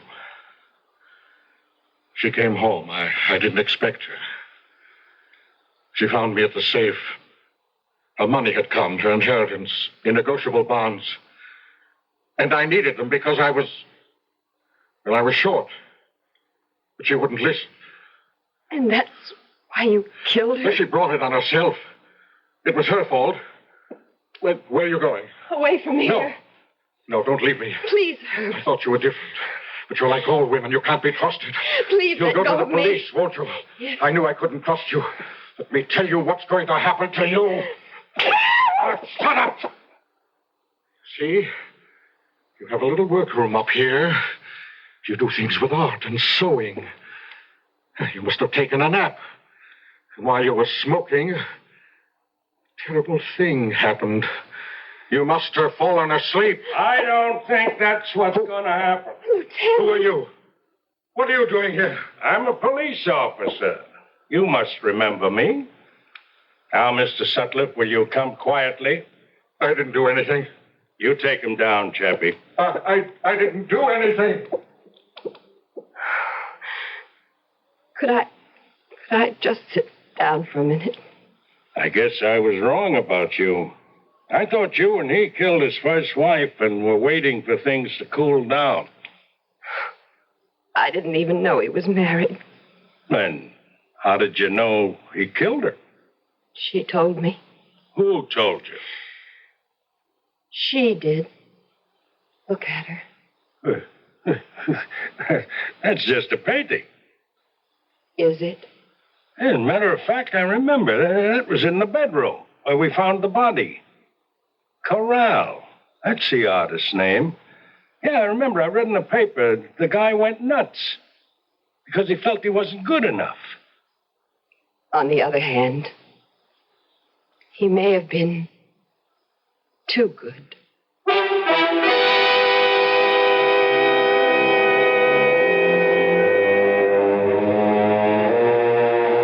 a painter put in a portrait?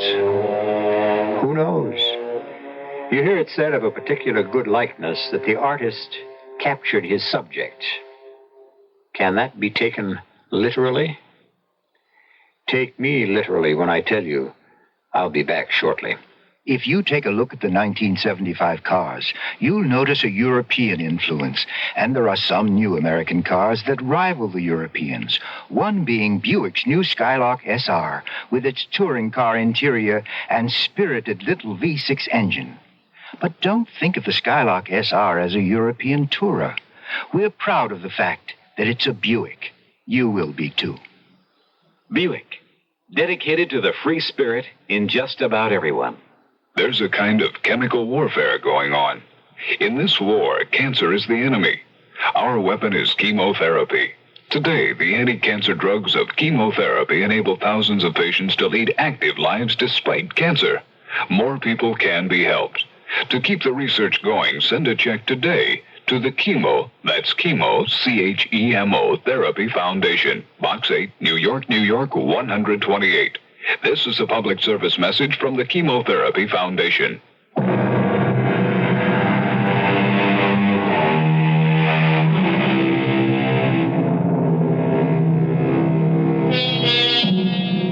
So many people are like Anita Sutcliffe. So many men and women who say, don't rock the boat. Don't make waves. Don't open a can of worms. And yet, so typical. Aren't most of us desperately anxious to preserve what we have at any cost? And isn't it the saddest truth that many of us would rather live in a fool's paradise than a wise man's hell? Our cast included K.T. Stevens, Amzie Strickland, Alan Reed, and Brett Morrison. The entire production was under the direction of Hyman Brown. Now, a preview of our next tale. Oh, Mom, can I take him to school? Sorry, partner. But I wanted to show Clancy Williams. Unlatch that belt, paleface, or I'll use it to make your other end red. Better get on your horse. Bye, Mom. I love you. I love you too, Billy boy. Guns. What place do they have in our life? Or anyone's? Why does the back doorbell always ring when you're at the front? Coming! All right. What's so important? Yes? Hello, wife. Long time no see. Who are you? What do you... Oh, no. It could be... Radio Mystery Theater was sponsored in part by Anheuser-Busch Incorporated, brewers of Budweiser. This is E.G. Marshall inviting you to return to our Mystery Theater for another adventure in the macabre. Until next time, pleasant dreams.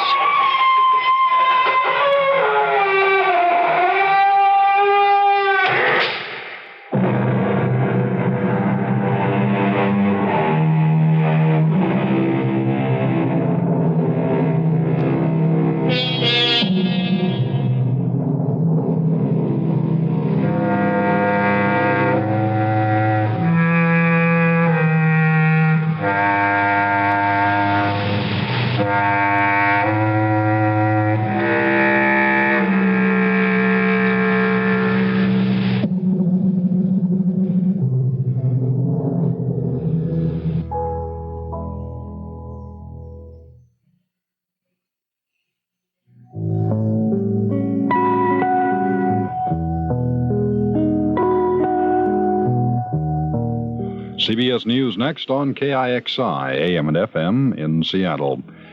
The weather outlook fair through Wednesday with patchy late night and morning fog, a little warmer. The highs in the lower 70s, lows in the mid-40s, no chance of rain. In downtown Seattle currently it's 57 degrees, the barometer steady at 30.15. Time at KIXI is 11 p.m. CBS CBS News. Boston Mayor Kevin White plans to go before a federal judge on Tuesday about the possibility of federal help in dealing with racial violence in South Boston. I'm Ann Crosman, reporting on the CBS Radio Network. Following an attack on a black man Monday by anti-busing white demonstrators in South Boston, Mayor Kevin White is asking Judge Arthur Garrity, who issued that busing order, for a meeting. White's communications director, Frank Tivnan, says that the mayor will ask Judge Garrity that even though Boston police have been able to control the anti-busing violence the last few days, local police may need outside help in the future. It is becoming increasingly difficult only in one neighborhood of the city to both maintain order and peace while at the same time simultaneously implementing the busing order. And in explaining this tomorrow morning, the mayor will be asking the judge to consider whether or not the city should be given federal help of some kind, and what nature that would take would be up to the judge. That is Frank Tivnan, who is the communications director for Boston Mayor Kevin White. The NAACP plans to go to court, and it will ask Judge Garrity to allow federal marshals to come in and protect students in the racially troubled schools. Mayor White has agreed to support that motion. Classes have been suspended indefinitely at Destrehan High School near New Orleans following a day of racial trouble there. Police say that a white teenager was shot and killed, and 2 other white students were stabbed. Police say the 13-year-old was shot from a bus which was filled with black students. According to police, the bus was being stoned by white students at the time of the shooting. Police say that Monday's troubles at the school began after leaders of 2 black gangs and a white gang were suspended after they had threatened violence. More CBS News coming up. Are you an unpublished author? Do you have a book-length manuscript ready or almost ready for publication? Or do you know of anyone else who is an unpublished author? If so, Vantage Press invites you to write to a leading New York publisher for a free illustrated brochure titled To the Author in Search of a Publisher. It explains how you may have your manuscript printed and published in a matter of months. Just write to GPO Box 1414, New York, New York. Whether your subject is fiction, nonfiction, poetry, or even scientific, specialized, or controversial, this 52-page brochure shows you how to arrange for prompt publication. To get your copy, write to GPO Box 1414, New York, New York. That's GPO Box 1414, New York, New York. If this is your first book, you'll find this free brochure especially valuable and informative. Write to GPO Box 1414, New York, New York. GPO Box 1414, New York, New York. The Court of Appeals in Washington has set aside a record 73% increase in the price of natural gas at the wellhead that the Federal Power Commission recently approved. The judge says there is serious weakness in the Commission's justification for the increase and is asking the FPC to reevaluate the reasonableness of the increase. The court was acting on an appeal by the Consumers Union. American motorists and a possible change in their driving habits was the subject of discussion on Monday at hearings in San Francisco, and David Dow was there. Project Independence, the administration's proposal for making the U.S. independent of foreign energy sources, apparently will aim heavily at cars and the people who drive them. In the final round of Project Independence hearings, Energy Chief John Sawhill repeatedly emphasized that motorists may have to make sacrifices, perhaps giving over freeway lanes to buses, driving less powerful cars. But how to go about changing driving habits and creating more smaller cars was another question. A string of industry representatives said the answer is not government intervention. Sawhill promises a Project Independence blueprint next month, but it may be well into next year before that is molded into U.S. policy. David Dow, CBS News, San Francisco. More in a minute. The sun is shining, things are growing, things are going well with you and me.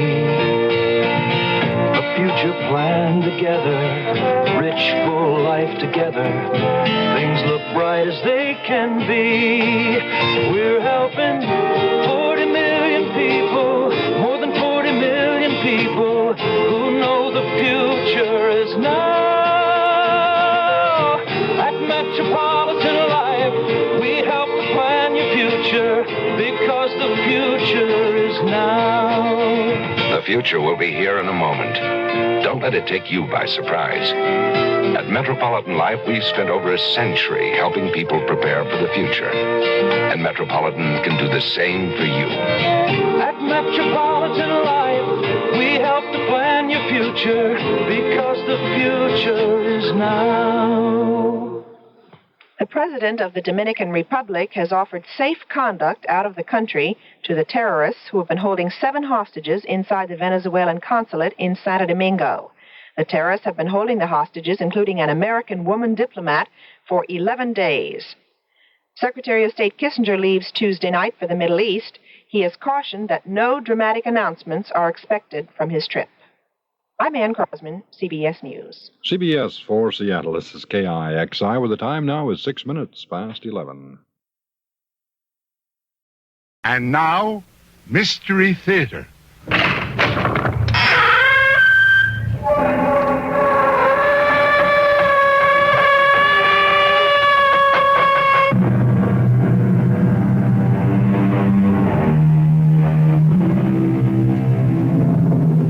Come in. Welcome. I'm E.G. Marshall. Trust. To trust someone.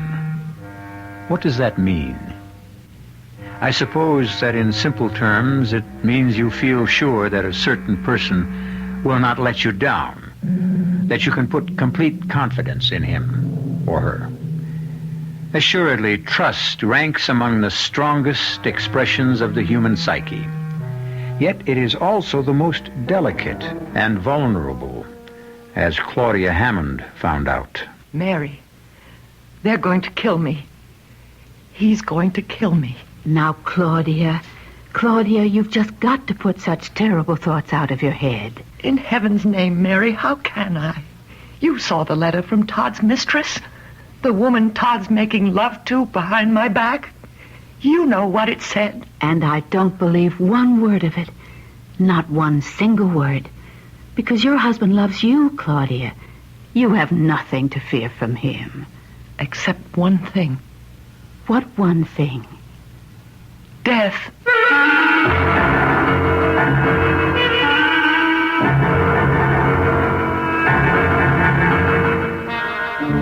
Our mystery drama, Trapped, was written especially for the Mystery Theater by George Lothar and stars Nina Foch.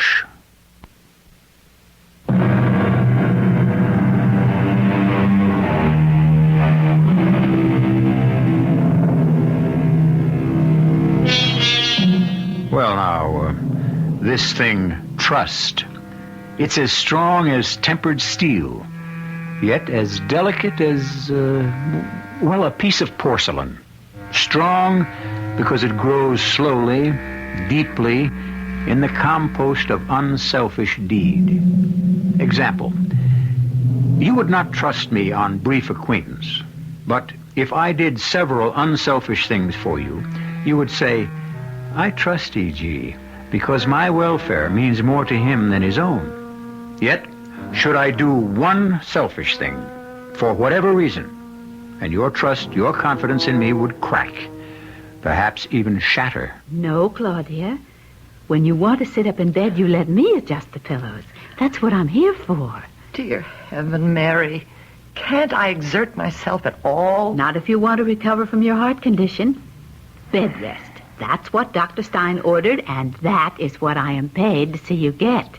Money can never repay you for all your care. Oh, now I'm rewarded in other ways, in watching you get better. Huh, better? You are getting better. Oh, it's slow, but you mustn't despair. Mailman. Todd, darling. In person. How's the most beautiful wife in the world doing today? She's very well, Mr. Hammond. Oh, looks it, too. Rosy cheeks, bright blue eyes, shining gold hair. Give your actor husband a kiss. Mm-hmm. Speaking of my actor husband, shouldn't you be at the theater? Oh, I'll make it. Jerry kept me on the phone talking over the new film contract, and I wanted to sort the mail before taking off.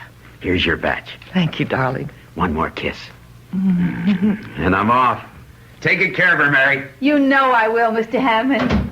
Well, now, Let's see what your handsome mailman has brought today. Now, let me open some, Mary. All right, you can open these while I... Well, what's this? What? It's a letter addressed to Mr. Hammond. He must have overlooked it when he sorted the mail. Shell pink envelope. Perfumed. Woman's handwriting. This is not a MASH note. Todd gets them by the gross. Open it, Mary. Let's see what it says. Oh, should we? Of course. Todd shows me all his fan mail. Oh. Well, you know, proposals of marriage and offers of love and, I don't know what all. What's the matter? A matter? The way you look when you open that letter. Mary, what is it? Now, let me see that letter. No, Claudia. I'll just give it to Mr. Hammond when he... Mary, please, let me have that letter. All right. What?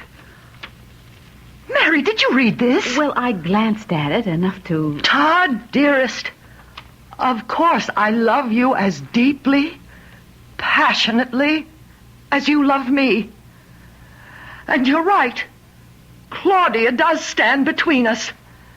So, dearest heart, I've changed my mind. I will go along with your plan to put her out of the way.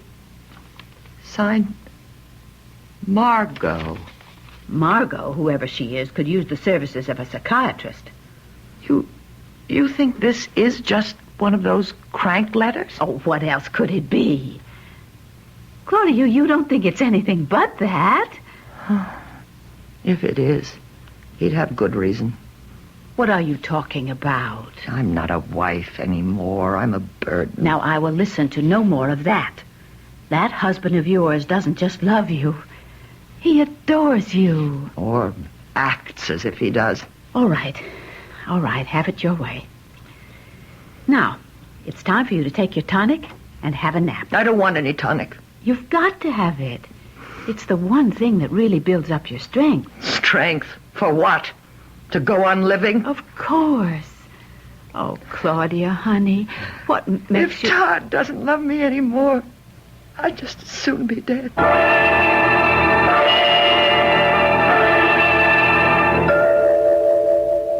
Todd? That you? Sorry, sweetheart. I didn't mean to wake you. Just to look in on you. Turn on a light. No. Go back to sleep. What time is it? It's 2:30. 2:30? Where have you been till this hour? With Jerry, talking film production this time. I'll be glad when he gets that picture deal straightened out. But come on now, back to sleep. Aren't you going to kiss me goodnight? Of course. Oh, hey, down, girl, down. Oh, Todd, I love you so much. Oh, no more than I love you, sweetheart. But you know what Dr. Stein said about I don't care what he said. Oh, Todd, I want you. I want to be a wife to you. The wife I used to be. You are a wife to me. The dearest, most adorable wife any man could have. I'm an invalid. A millstone round your neck. If that's the case, you're the prettiest millstone I've ever had around my neck. Good night now. Sleep well. Todd? Yes? Who is Margot? Margot? Margot who? Just Margot. Who is she? I don't know. I mean, why do you ask? Nothing. You must have a reason. No. It's nothing. Good night. Good night, dear. A friend. No name. It's just signed a friend. Oh, now this is getting to be... May I see that letter, Claudia? Thank you. Dear Claudia Hammond, you don't know me, we've never met, but I happen to know that your husband and a woman named Margot he has been seeing for months now plan to kill you. Oh, really? Now, read the rest of it. Guard yourself. Be careful what you eat.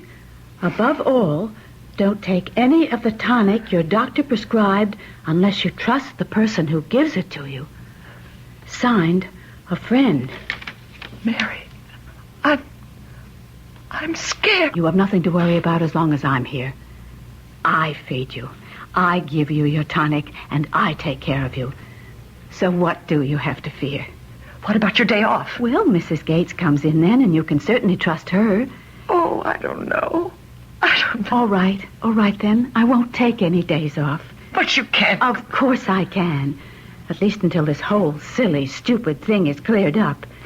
And believe me, Claudia, that is what it is. It's silly and stupid. I wish I could believe you.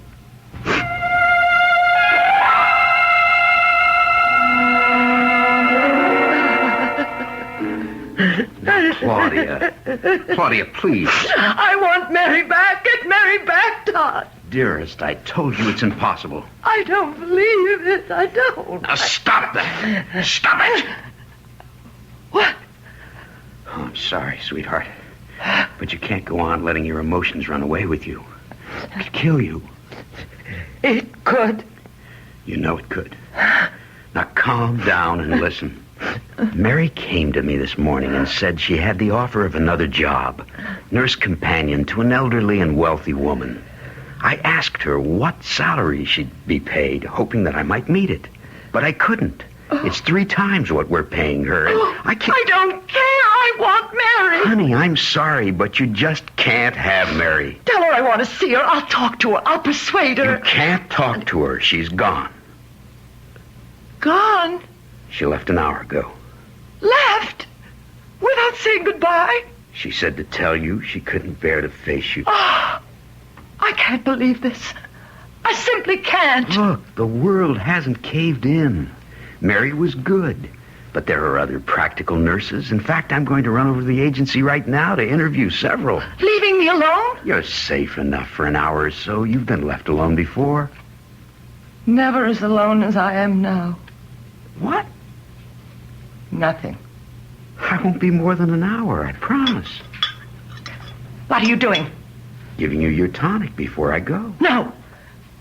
Sweetheart, you've got to take... No, I said no. Okay. Won't hurt you to skip it for once. It isn't exactly a matter of life and death. Isn't it?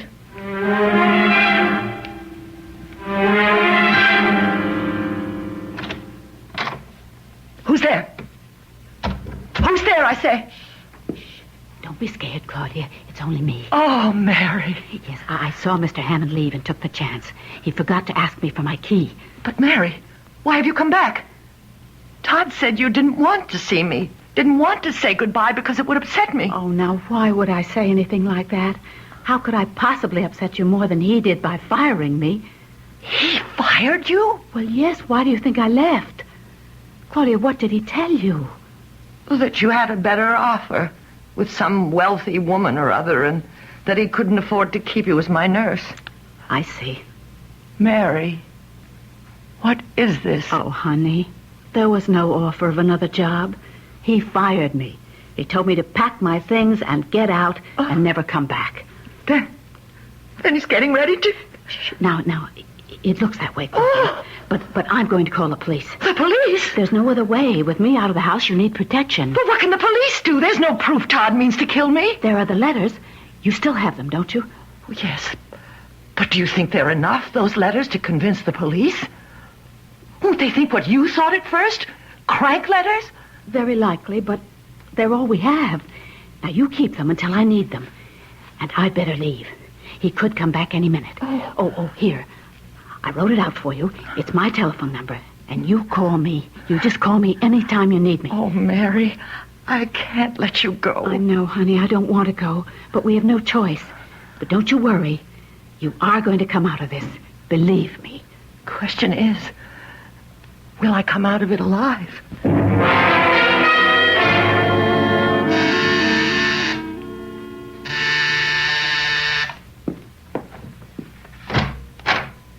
Hi, darling. Here I am, bag and baggage. Come in, sweetie. I'll show you your room. Mary's former room. You got rid of her, I take it. Fired her this morning. Good. But I told Claudia she'd left for another job, one that paid better. So careful you don't give the show away. You don't have to worry about me, darling. No, but just be careful what you do or say. The last thing we want is Claudia getting suspicious. Leave it to me. Well, this'll be your room. Nice. And now, I'll introduce you to Claudia. Oh, did you decide on a name? How does Catherine Brent suit you? Not bad. Okay, let's put this show on the road. Catherine?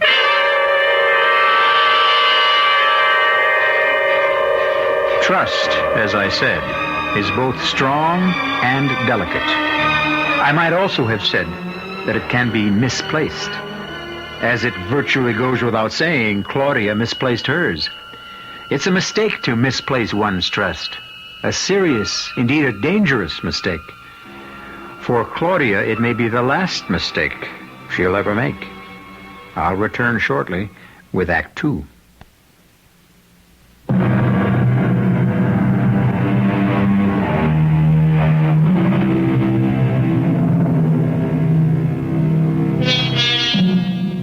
Our theme is trust. Abiding faith of one person in the honesty of another. Yet who of us has not at one time or another been duped by a person in whom we reposed complete confidence?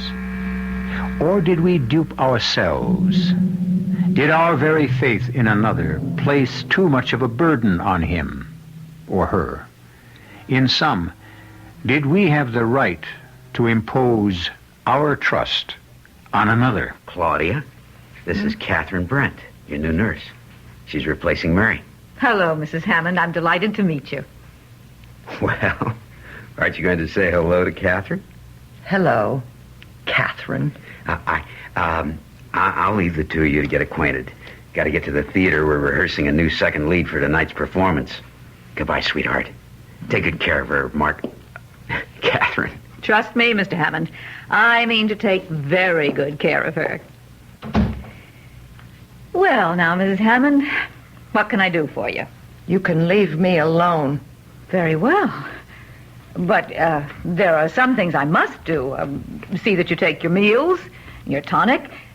Oh, by the way, where is it? Your tonic. Oh, never mind, I see. This bottle here. And it's just about time for you to have it. I don't want it. Oh, tastes bad? Well, does it? No. Well, then why don't you want it? Don't you know? I'm not a mind reader, Mrs. Hammond. Neither am I. But I can read yours. In that case, you must know that I intend to give you your tonic whether you want it or not. You can't force me to take it. True. Well, then? I said I intended to give it to you whether you wanted it or not. I didn't say that I'd succeed. Clever, aren't you? Matter of fact, I am. Yes. I'm impressed. Does it help you, your cleverness, to steal other women's husbands? I beg your pardon? You heard me, Catherine. Well, it must taste bad. That's it, isn't it? Won't answer? Well, find out for myself.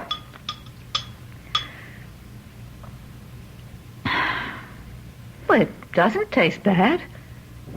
Tastes rather like a nice red wine. You sure you won't change your mind? You drank some. Oh, I hope you don't mind. Just a small glassful. Oh. Here now, won't you? That's it. That's better. What? Well, looks like I succeeded, after all. You are clever. Very clever.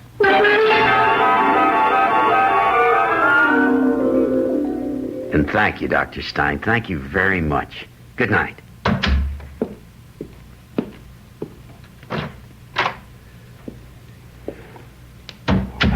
Well, you heard what he said, Claudia. Yes? If you continue to refuse to eat, to drink, to take the tonic, you'll find yourself in such a weakened state that I don't know what'll happen to you. I'll die. That's what you want, isn't it? Well, don't just stare at me. It is what you want. Sweetheart, Dr. Stein said, well, he said if you don't keep your strength up, you'd begin to think all kinds of crazy things, delusions like that. And, well, damn it, sweetheart, I'm beginning to think you are. It's no delusion. You do want me to die, to put me out of the way. Claudia. And I don't blame you. How could I? I mean, look at me. An invalid, so weak I can't even leave this bed. A useless woman. A useless wife. Oh, Claudia. You think I don't know how it must be for you? You're a man.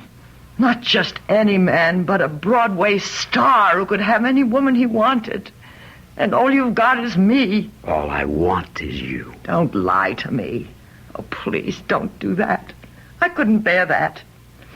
You remember our promise to each other. A promise? You don't remember. And it isn't so long ago. We were so in love then. So in love. We promised we would trust each other.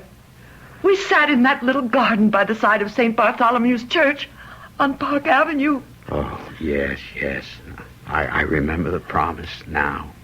Have you kept it? Have you? Claudia, you're weak. You're worn out. Have you? What are you doing to me? To yourself? Have you? Claudia. Claudia! Todd, what is it? What's that? Another heart seizure, I think. Phone Dr. Stein. He's not back in his office yet. Phone anyhow. Get it on record that you phoned. Yes.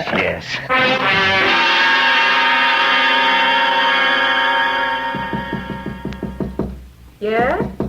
You decent? Can I come in? Decent? You have got to be kidding, darling. Stein just left. And? She'll be all right for a time. But he made it plain if she goes on refusing to eat, to take the tonic, it's curtains for her. So? What do you mean, so? Just what I say. So? I'm sorry, Todd. If she hadn't been ill all these months, if I hadn't had needs, a man's needs. You'd have had no need for me. Is that what you're saying? I guess maybe it is.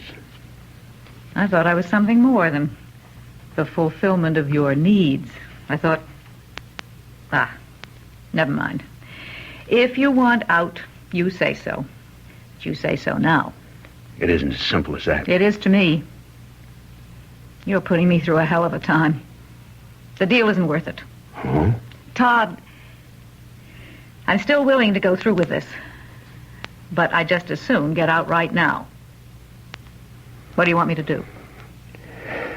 We'll go ahead with things. Claudia, dearest, it's a simple, clear broth. Oh. You're wasting away. Well, if you're so worried, let me go to a hospital. Why in heaven's name a hospital? You know why. Claudia, I don't. Why a hospital? What difference would that make? At least I could eat without fear of... Fear of what? Hello. Oh, yes, Dr. Stein. No, she's still refusing. Oh, I don't know. Doctor, she wants to go back to the hospital. Yeah. Mm-hmm. Well, that's the way I see it, too, but... Yes. All right, Doctor. And thanks very much for calling. What did he say? Can I go back to the hospital? No. No? He doesn't see what good that would do. He said it's simply a matter of your taking food, the tonic, to build up your strength. And if you refuse to do that here... You're lying. Claudia... He said no such thing. You want to keep me here. You and Margot. Margot? Oh, don't act as if you didn't know. But I don't. Hope I'm not interrupting. I just came to see if Claudia had taken her broth. No. Oh, now, look, Claudia, I am knocking myself out trying to take care of you, and that includes cooking. And, sweetie, if you're not going to eat, I'd just as soon not cook. Don't, then. Don't cook. What does it matter how you kill me? By poison or starvation, just so you do it.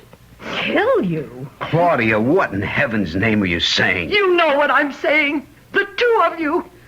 Oh, Claudia. I said this before, but I'm saying it again. You're imagining things. Am I? I'll show you. I've got them here on my pillow. Oh, Claudia, don't exert yourself. Whatever it is, I'll get it for you. Get away from me. Darling. I'll get it. Here. I'm imagining things, am I? Is this letter a dream? And this? Let me see. Oh, no, you don't get your hands on them. They're the only evidence I've got of what you're up to. Evidence? It's all here in this letter you sent Todd, but he never got because it was mixed up in my mail. I'm sure you'll remember it. Todd, dearest, of course I love you as deeply, passionately as you love me. And you're right. Claudia does stand between us. So, dearest heart, I've changed my mind. I will go along with your plan to put her out of the way. Signed, Margot. Well, what do you have to say now, Margot? You think that I am the woman who wrote that letter? That I am Margot? That's incredible. I had no idea, none whatever, that this was why you were refusing to eat or drink. Oh, Claudia, sweetheart, darling, whatever you've been thinking is wrong. You're wrong. You're all wrong. You're certainly wrong about me. My name is not Margot. It isn't Catherine either. Well, is it? Well, of course it is. No. Todd. No. It isn't. Catherine isn't her name, Claudia. It's Margaret. Margaret Sutton. Margaret Sutton? Oh, you must think I was born yesterday. Claudia, believe me. I saw Margaret Sutton on the stage often enough. She was slim and dark, and this woman is... She's... All right, say it, darling. A fat peroxide blonde. I'm afraid I've got a bigger appetite than you. If this woman is Margaret Sutton, why did you say her name was Catherine Brent? I thought it would be best not to remind you of the past. You were so jealous in the early years of our marriage. I never dared even mention Margaret's name. What is she doing here? Why did you replace Mary with her? I needed someone I could trust to take care of you. Well, if you needed someone you could trust, why did you fire Mary? I told you. Mary had the offer of a better job. That's a lie. Mary told me you fired her. You did, didn't you? Well, since it's all coming out, I guess you'll have to know. You fired her? Yes. Why?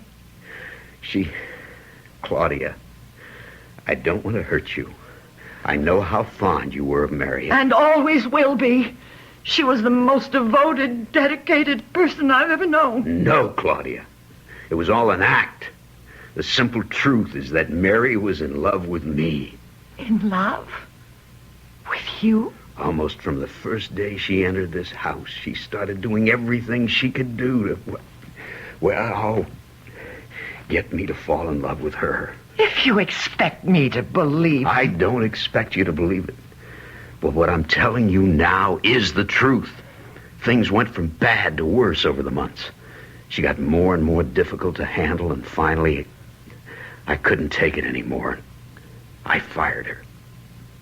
Claudia, that is the truth. Go away and leave me alone. Claudia, look at me. I swear I'm telling you the truth this time. Leave me alone, please. Please leave me alone. Better do what she wants, Todd. Or she could die right now. Come on.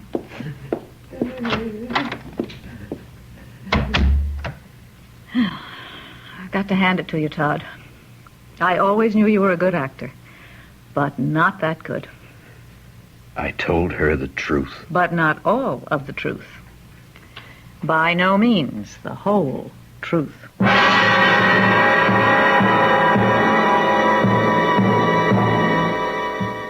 What is the whole truth? What game are these two playing with Claudia as the pawn? Todd has lied to Claudia again and again. What lie or half-truth has he told her this time? I'll return shortly with Act 3.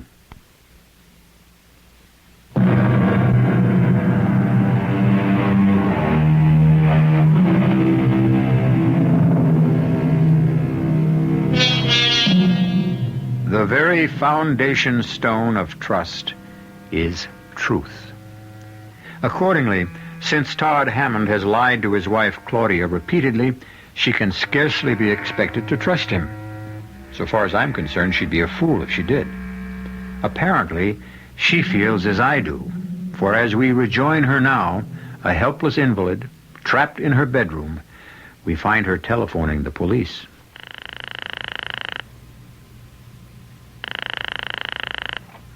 Detective Bureau, Detective Jackson. This is Claudia Hammond. Claudia? Hammond. Hammond. Yes, ma'am. What can I do for you? My husband and a woman he's in love with, are trying to kill me. I need your help. Please, I need help. Certainly, ma'am. We'll give you all the help we can. Who is your husband? Todd Hammond. Todd Hammond, the actor? Yeah, sure. You say he's trying to kill you. Him and this woman. Yes. And what's her name? She's trying to palm herself off as an actress named Margaret Sutton, but I know better. Her real name is Margot. Margot who? I don't know. I'm an invalid, helpless and bedridden, and he wants to get rid of me. How's he trying to do this? What's he doing? He's poisoning my food, everything I drink. Are you on any kind of pills like that? You think I'm high on pills? That I'm imagining things? No, ma'am, I didn't say that. Maybe just a little excited, a little hysterical? I'm not uptight. I'm not hysterical. I'm telling you the truth. They're trying to kill me. Hello? What's your address, ma'am? 1219 Park. Apartment house? Yes. Apartment number? Penthouse B. Okay, we'll check this out. In fact, I'll check it out personally. What do you mean you'll check it out? Oh, there's nothing to check out. They're trying to kill me, Todd and Margot. Only she doesn't call herself Margot. She calls herself Margaret Sutton. And I can prove it. I tell you, I can prove it. I've got the letters to prove it. Letters?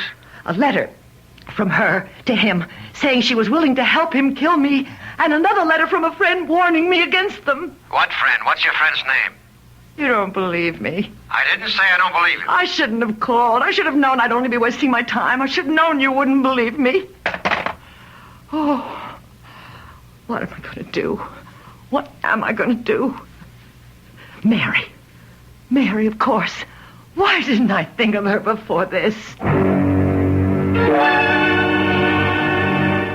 Hello? Mary. This is Claudia. Oh, Claudia, I've been so worried about you, but I didn't dare phone you. Yes. Listen to me. It's happening. What the two of them planned, Todd and Margot. She replaced you, and he pretended she was a nurse from the agency. He lied. Even gave her a different name.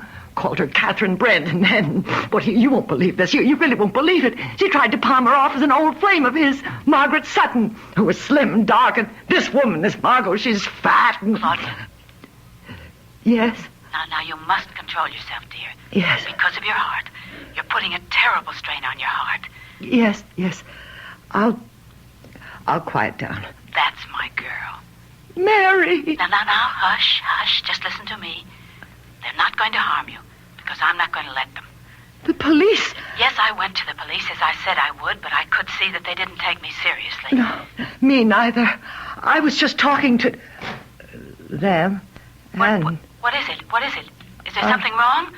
If Claudia. you can't send the books over today, then send them when you can. Goodbye. Bookstore? Yes. You ordered some books. I'll be happy to go and get them for you if they can't send them over today. Do you dare let me out of your sight? Just to go around the corner? 10 minutes at most, which is why I don't understand how they can't deliver today. Who were you talking to, Claudia? That's none of your business. Suit yourself. Oh. That'll be Dr. Stein, I guess. Dr. Stein? He's going to give you your vitamin injections. Oh, and, darling, don't waste your time telling him Todd and I are killing you. He thinks you're off your rocker as it is.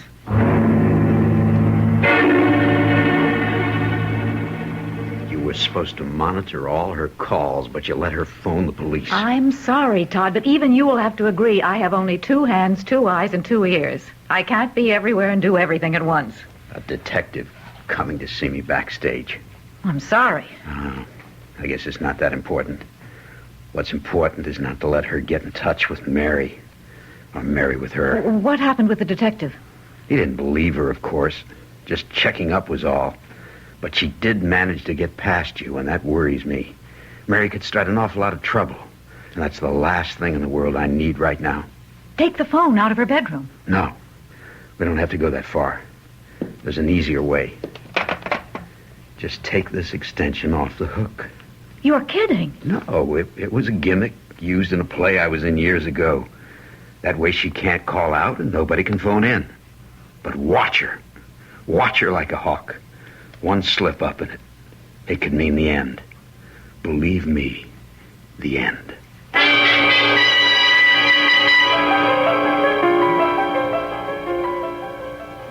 Mary's number now. Where is it? Here. Yes.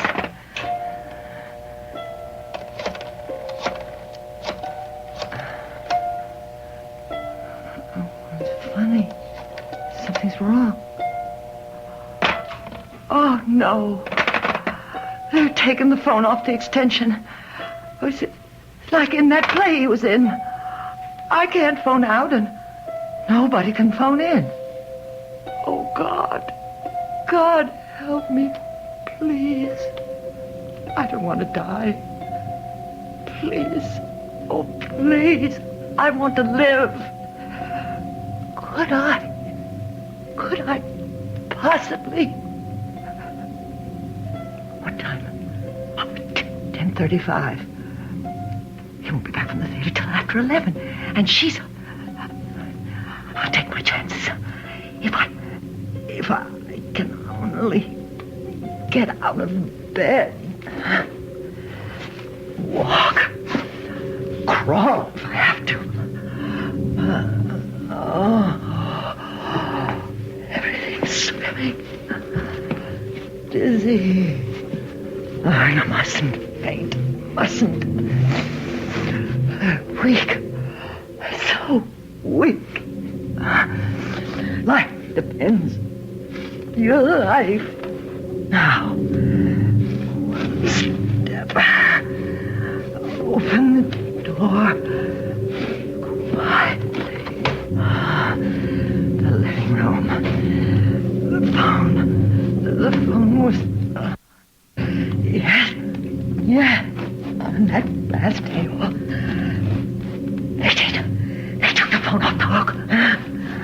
Reach. Replace. One more step. Only one. Oh, dear Lord, no. I did put my phone back. Hang on. Put this one back on the hook and then get back to my... Get back to bedroom. Now, just one step. What in the name of Claudia?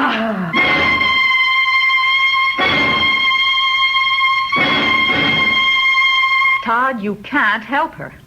Sitting here by her bedside all night, it does no good. You've got a matinee. I'll sit with her.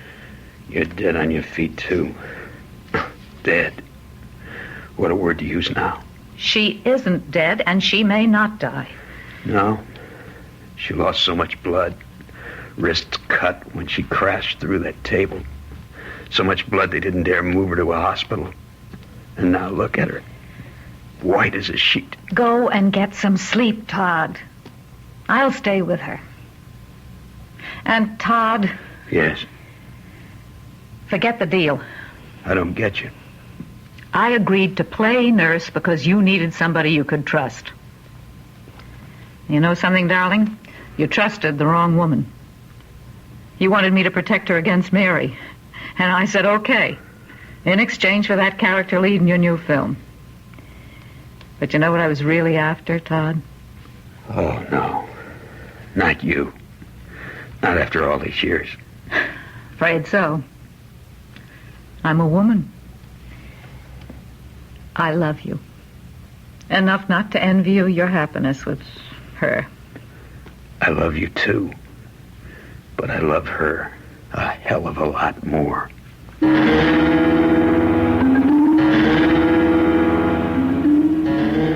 Claudia?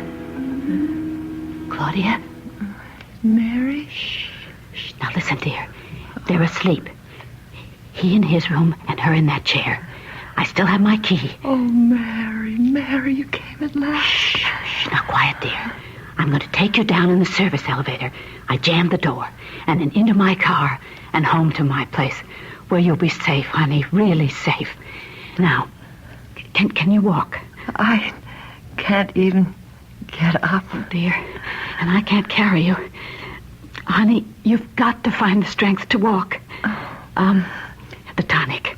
I'll give you a glass of the tonic.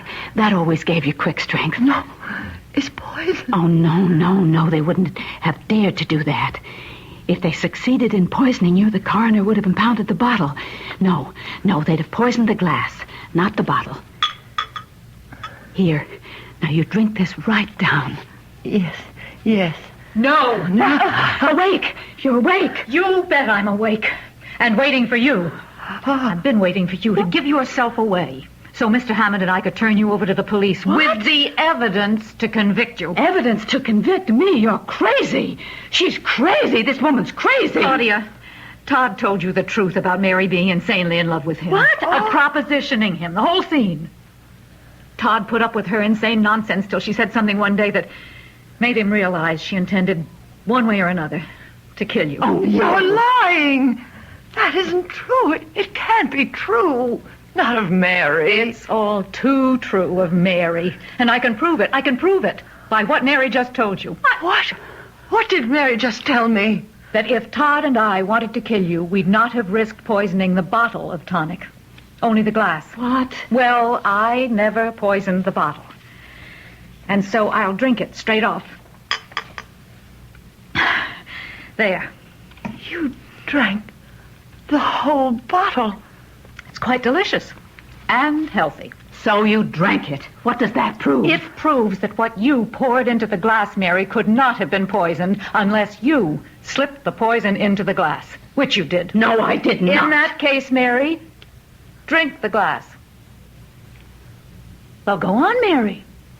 Drink it. Mary. I hate you. I have always hated you, you sniveling little invalid. A man like him needing a woman, needing a wife, the kind of wife that I could have been.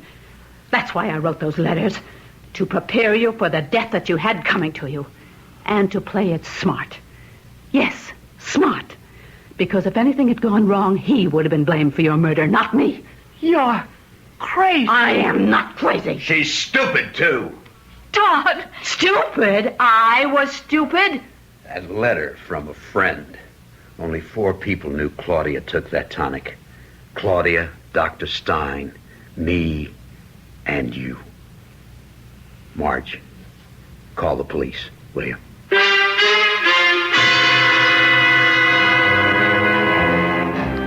Trust. Truth. Trust, it would seem, can be many things, or at least a thing of infinite variety. As for truth, well, the evidence seems clear that one man's truth is another man's lie.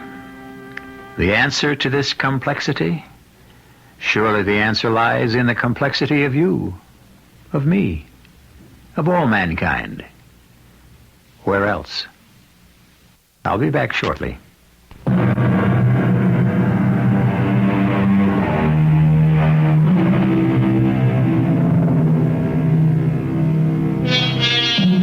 I'm sure you'll want to know that Claudia is now fully recovered from her illness and that she and Todd are very happy together. As for Margaret Sutton, would you believe that the role she played in Todd's film revived her acting career? Well, it did. Our cast included Nina Foch, Charles Aidman, Leslie Woods, Joan Tompkins, and Joe DeSantis. The entire production was under the direction of Hyman Brown. This is E.G. Marshall inviting you to return to our Mystery Theater for another adventure in the macabre. Until next time, pleasant dreams.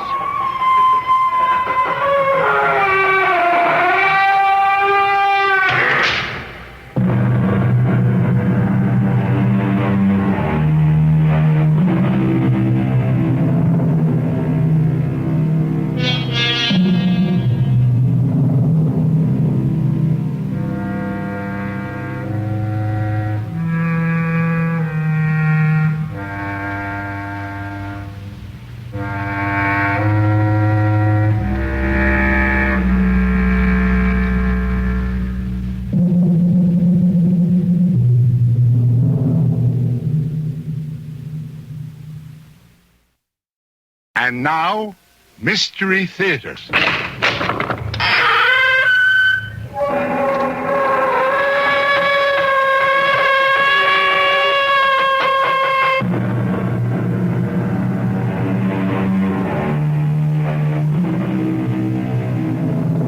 Come in. Welcome. I'm E.G. Marshall. Come in. What's that? Yes, it is rather dark in here. You see, we never turn on the lights. We don't need any. At the Radio Mystery Theater, all we illuminate is your imagination. We fill it full of ghostly radiations, mysterious emanations, the eerie glow of terrifying images.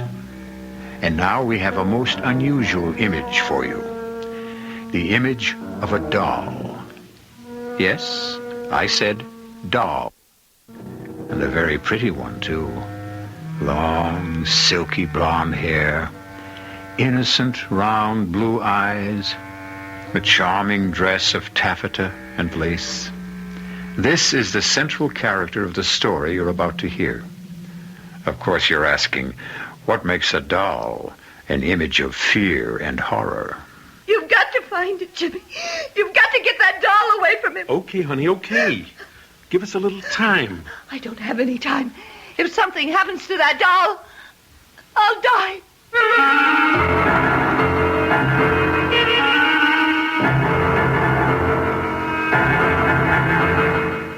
Our mystery drama, The Doll, was written especially for the Mystery Theater by Henry Slessor and stars Joanne Linville and Ross Martin.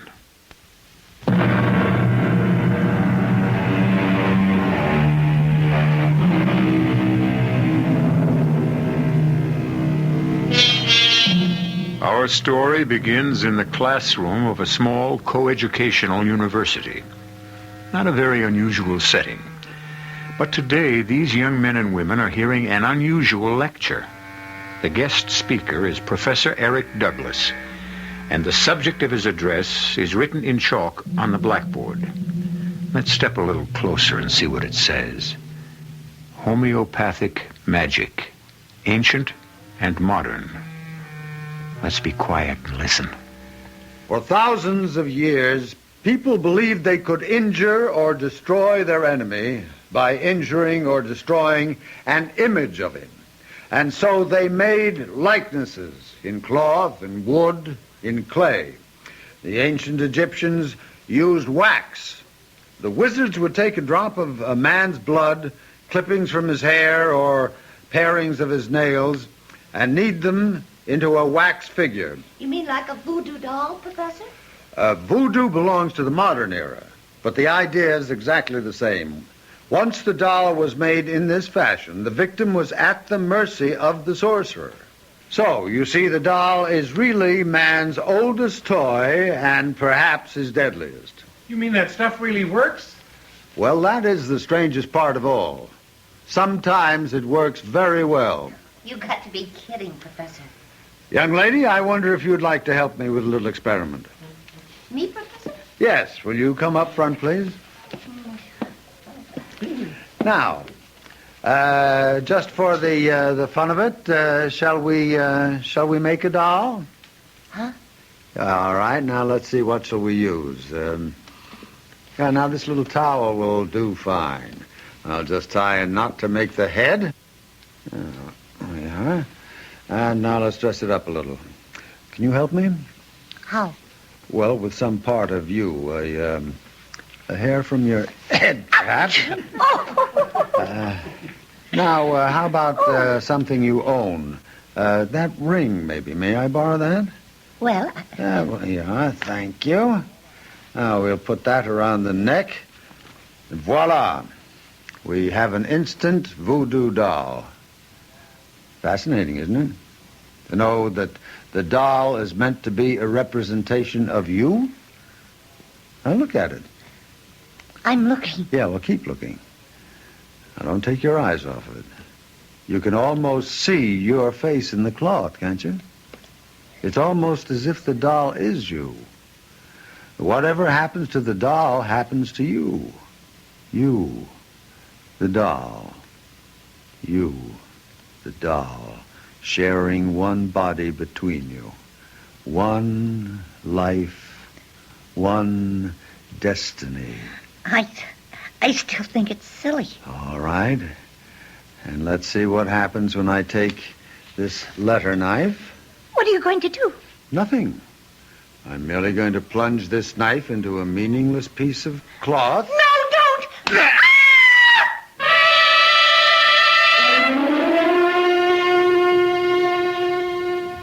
Prudence! Prudence! Prudence! You called me Professor? Yes, I want to know what you think of this record. Fred Cartwright sent it to me. Claims it's an authentic Damballa ritual march. I could not say, Professor. I think it was probably recorded on Hollywood Boulevard. Well, that's enough of that. Well, what's become of Laura? Isn't she home yet? She's just arrived, sir. She's in the living room. Oh. Laura, darling. I didn't hear the door. You're very late.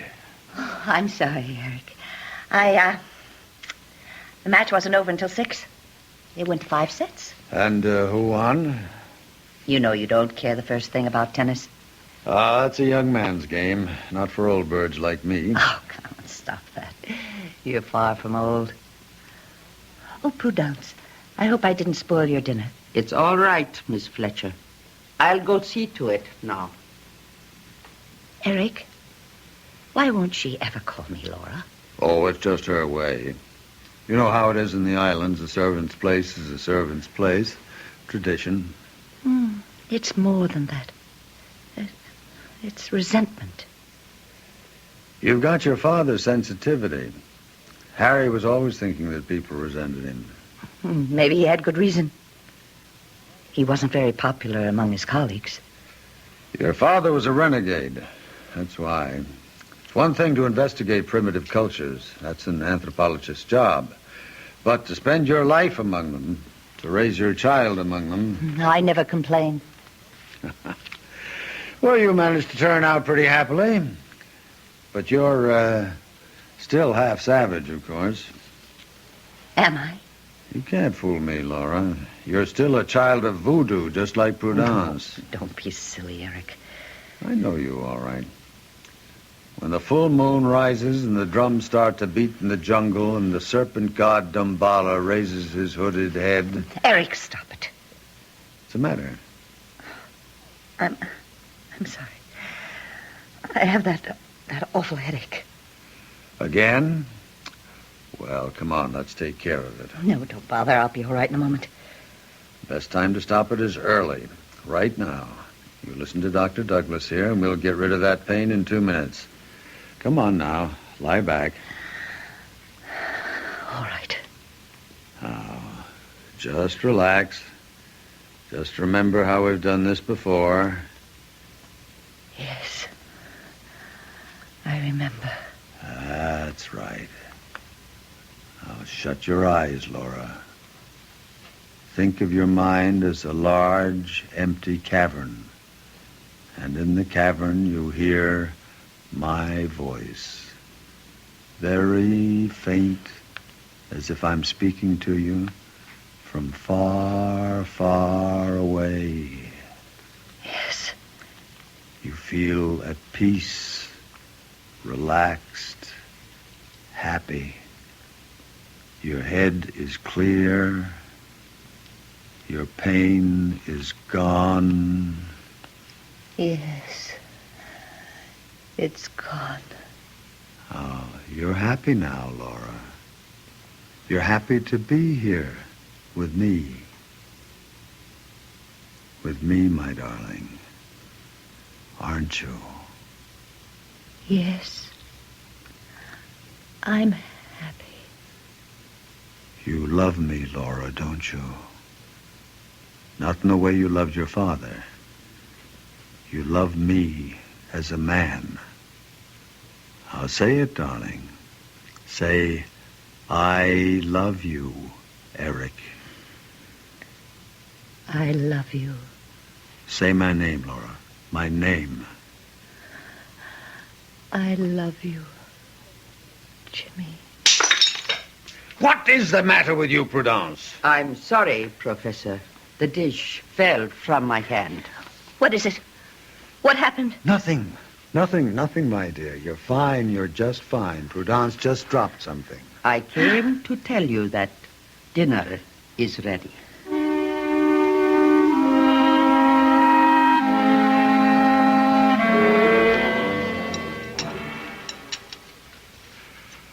Well, so you had a good tennis game, did you?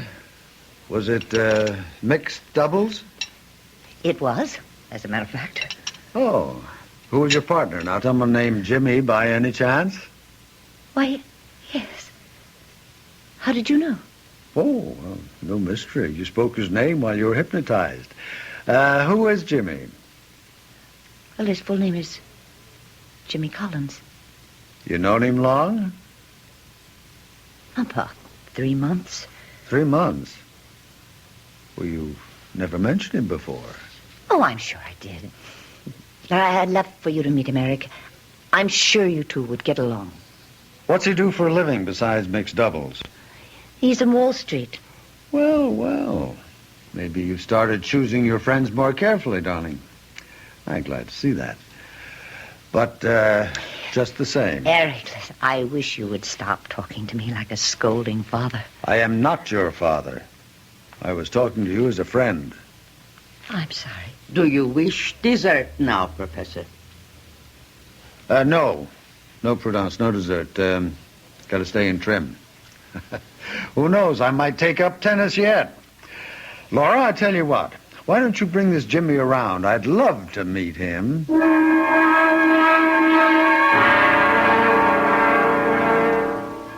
No, I'm afraid I don't know much about Haiti, Professor Burnside. I've never been to the island. Oh, but of course Laura has told you of her life there. Oh, yes, she's told me all about it. In fact, you spent some time there yourself, didn't you? Yes, a few years. That's where I met Laura and her father, as a matter of fact. You can see that Eric brought back half the islands with him. Well, I have my souvenirs, like this thing, for instance. What is that? Looks a little tacky to me. Well, they call it an Ouanga packet. It's a charm the voodoo men use for every purpose. Some good and some bad. We should throw out that awful thing, Eric. Well, it was a gift made for me by an old Mamaloy in Port-au-Prince. It's a protective charm, guaranteed to ward off the devil, and, of course, Laura can tell you more about it. Laura's much more of an expert on voodoo than I am. You mean just because she was raised on the island? Well, it's an interesting primitive study, otherwise sheer nonsense, of course. Oh, you shouldn't have said that. You've offended Laura dreadfully. Laura's a believer, you know. She played with voodoo dolls the way other children play with Chatty Cathy and Betsy Wetsy. Eric, please stop it. Ask her, Jimmy. Go ahead, ask her if that isn't so. Oh, I'd feel very foolish asking that question. Oh, Jimmy, of course it isn't so. Well, that's good to hear, frankly. I mean, it'd be a heck of a thing on our honeymoon, waking up and finding an Awanga bag in my slipper. Did you say honeymoon? Yes. Didn't Laura tell you? Laura and I are engaged. We're going to be married next week.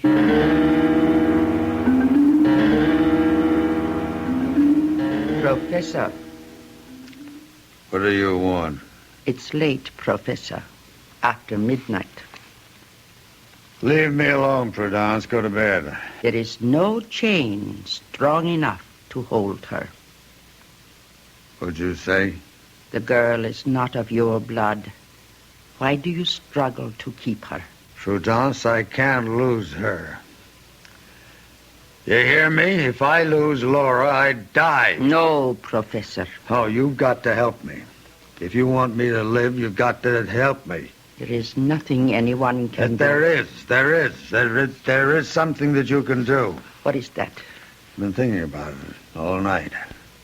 Prudence, you can make a doll.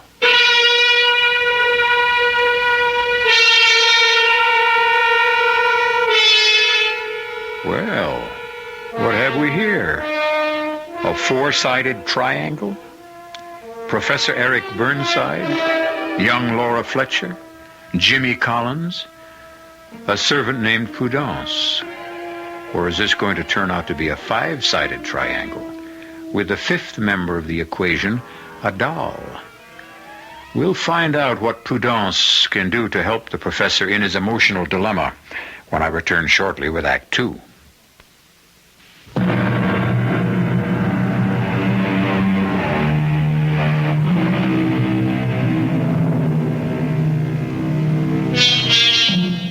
A week has passed since Laura Fletcher made her earth-shaking announcement to Professor Eric Douglas. The announcement which turned the professor's world completely upside down. But for a man who has looked into the future and found it bleak and empty, Eric seems like a happy man at the moment as he listens to the sound of the Damballa ceremony and waits for Laura Fletcher to enter the room. Eric, I'm here. Laura. Well, let me stop this racket. Well, don't you look lovely? And don't you look well? Eric, I can't tell you how good it is to see you smiling. Well, I've got something to smile at, all right? Myself. I don't know what came over me that night, Laura. I just was not myself. I couldn't let you run off and get married without my blessing. And a suitable present, of course. A present? Eric, you shouldn't have. You've always admired this ivory charm, and I want you to have it. You and Jimmy. Oh, Eric, it's beautiful. It must be priceless. Well, it's not as priceless as our friendship. I wouldn't want anything to happen to that. Oh, thank you so much. Jimmy will be as thrilled with it as I am. I think we should talk before you go away, darling. I think we should talk about your father. What about him? I have to ask you this, Laura. Whether or not you've ever told your fiancé the full story. I've told him quite a lot. Including the way it ended for him? Don't talk about it now, Eric. Please. You know, I still blame myself. I knew that Harry wasn't right in the head. I could see the signs, and I shouldn't have let it go as far as I did. Please, Eric. You know that I cannot bear to remember that time. I know. You were only 14, but you witnessed it all. His mad delusions. Don't. Oh, my head. Laura, what is it? It's that... The pain again? Yes. Oh, poor darling. Here, come on, lean back. It happens every time I remember my father. Shh. Now, don't talk. Just lean back, relax, close your eyes. Yes. Thank you, Eric. Thank you. Now breathe deeply, darling. Deeply. Now you remember how we do this together. How we make the pain disappear. How you clear your mind of everything but the sound of my voice. Yes. You can't hear anything but me now, Laura. Just my voice echoing in your mind. You're asleep now. You're so deeply asleep that you won't waken until I tell you.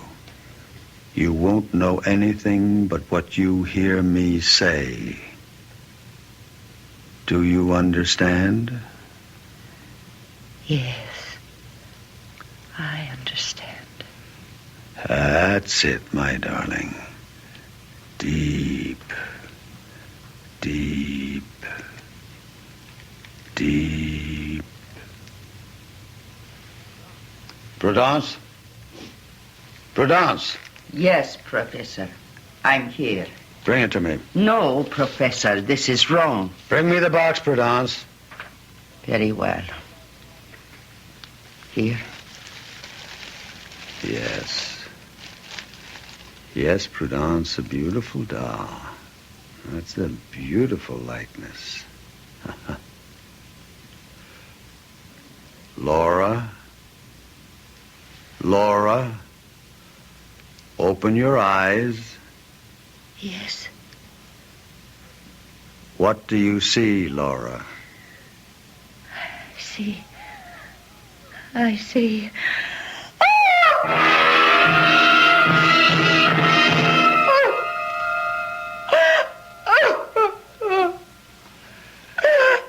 There, darling. There. It's all right. Don't cry anymore. What happened? What happened to me? Nothing at all. You were asleep and you had a bad dream. Asleep? Yes. You had one of your headaches, do you remember? And I put you under hypnosis, and then I decided to let you sleep it off. You seemed so tired. I feel so strange. I know. The truth is, well, I'm not sure that you're well. What do you mean? When do you and Jimmy plan to get married? This weekend? I can't help wondering if that's wise. What do you mean? I wonder if you're well enough. You seem so run down, and the headaches are obviously worse. It took a long time to make you lose the pain. Eric, Jimmy and I are getting married. This Saturday. We're driving to Crompton late, and we're getting married by a justice of the peace. Nothing is going to change that. Nothing.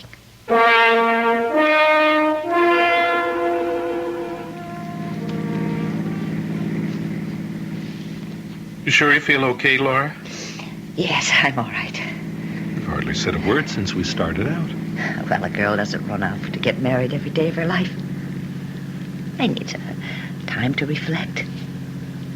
Haven't changed your mind, I hope. No, I haven't changed my mind. Well, then what's that cold sweat all about? It's not another one of your headaches, is it? No, it's just nerves. It's bridal jitters. You know, maybe if you didn't drive so fast. I can't help it. I'm in a hurry.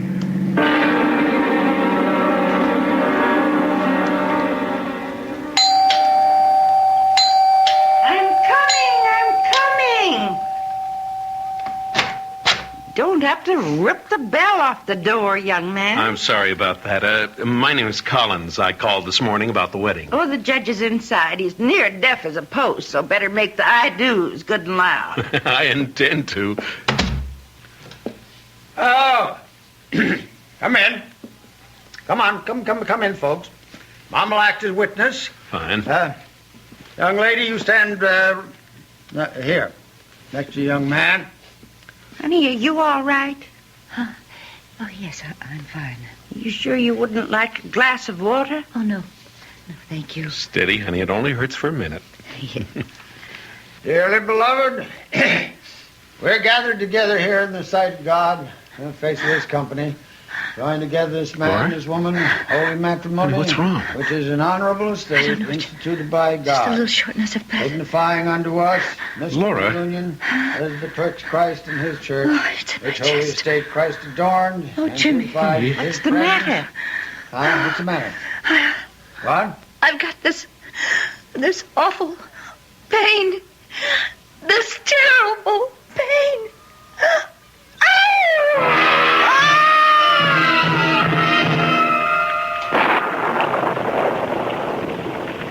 It's raining. Oh, Jimmy.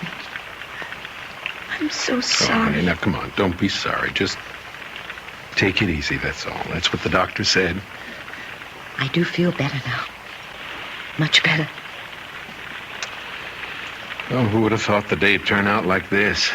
Stuck in a cheap motel across the street from the Justice of the Peace. We're not even married yet. You know, it'd be deliciously sinful if it weren't for this miserable room. Jimmy. What is it? Oh, God. Jimmy. Help me. What's the matter, honey? Is the pain again? No, it's something else. Jimmy, I have to get up. Oh, come on, I have stay to in get bed, up. darling. You heard the I doctor. have to move. Laura! Jimmy! Oh, Jimmy!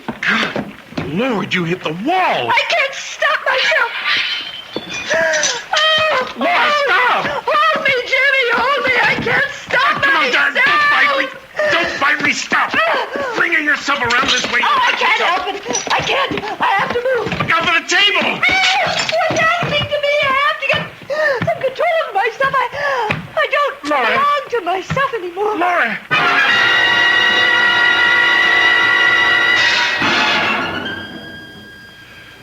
I can't tell you how sorry I am, Jimmy, but I also can't say that I'm surprised.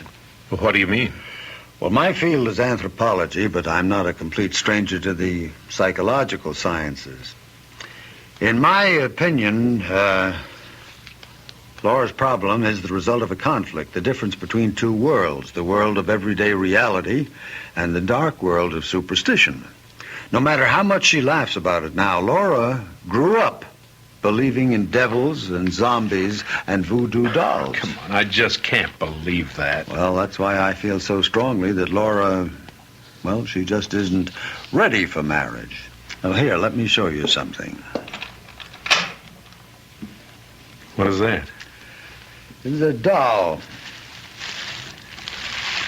Now, as you can see, it's a very good likeness of Laura. Prudence is an artist of sorts. Your servant made this? Yes, it's her hobby. It's a sort of sculpture. But what do you suppose Laura did when she saw this doll? She screamed. She was horrified. She thought it was a voodoo effigy. And whatever happened to the doll would happen to her.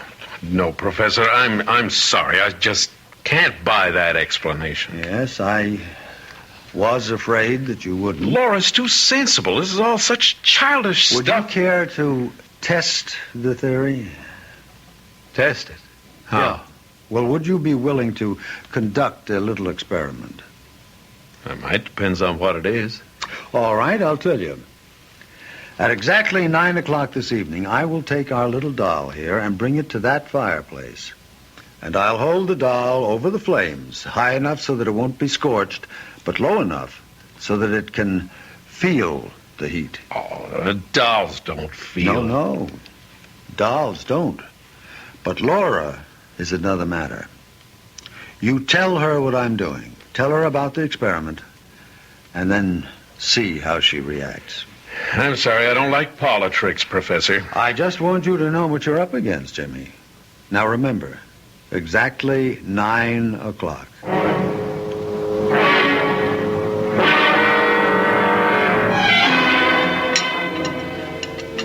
I don't understand you sometimes, Jimmy. I mean, I know you saw Eric. You told me you were going to. All right, I saw him. And? He just told me a lot of nonsense, that's all.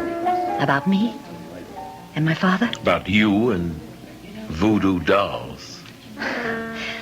What did he say exactly? Laura, why did he have that doll made? What doll? You know. The one that looks like you. What are you talking about? You said you saw it, didn't you? No. I never saw any such thing, Jimmy. He must have been joking. He must have been putting you on. I saw the thing, darling. You what? I saw the doll. It was about this big and obviously hand-carved and... Well, it did look like you, Laura. Same long blonde hair, blue eyes, very much like you. That woman knows how to carve. Woman? You mean Prudence? The servant?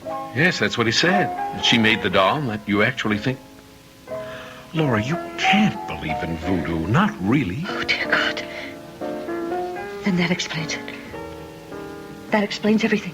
What? The pain in my chest, it was like the thrust of a needle. Oh, now, come on. And the way I lost control as if I did... Like I was being flung about like a doll. It was exactly like a helpless doll. Now, cut that out. You know that isn't so. You're just convincing yourself of this nonsense. It's all in your mind. But what else explains it, Jimmy? What else? As long as he has that doll, he has me. Shh. Honey, please. That's crazy. You've got to find it, Jimmy.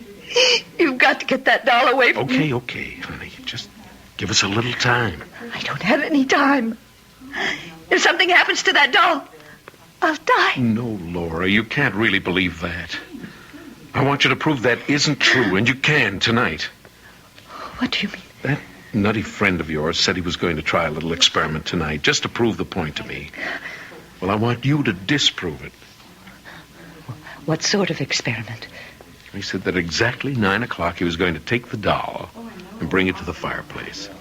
Oh, no. He said he was going to hold it over the flames high enough for the doll to feel the heat, and he said you'd feel it too.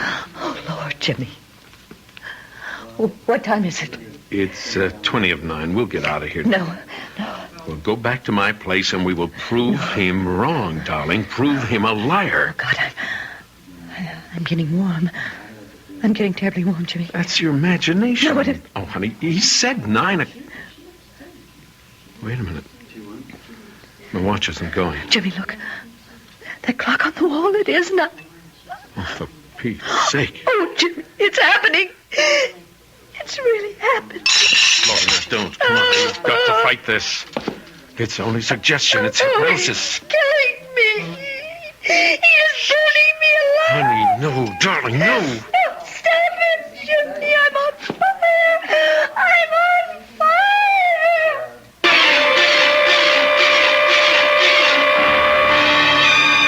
Yes, the mind is a powerful weapon. And when it's turned against ourselves, it's the most dangerous weapon on earth. Can Laura Fletcher find a way to stop her own mind from tormenting her and possibly ending her life? At least she isn't alone in the struggle. We'll find out what Laura and Jimmy can do about the deadly doll that menaces her when I return shortly with Act 3.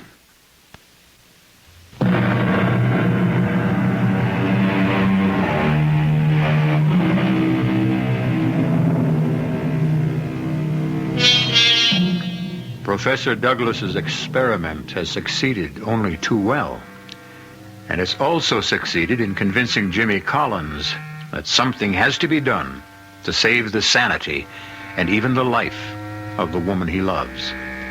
And that the best place to be in would be the home of Eric Douglas, his servant Prudence, and the doll itself. Oh. Hello, Miss Fletcher. Hello, Prudence.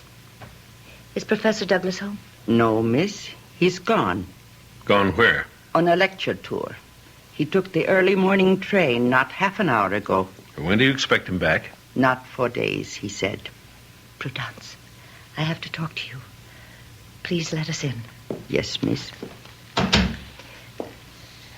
Prudence, when my fiancé was here the other day, the professor showed him a doll. A doll, miss? He said you made it. I made no doll, miss. I saw it, Prudence. It was in a black cardboard box about this big. And he took it out of this break front here. I know nothing of a doll, sir. All right. Suppose we look for ourselves. Please, sir. Jimmy, is it there?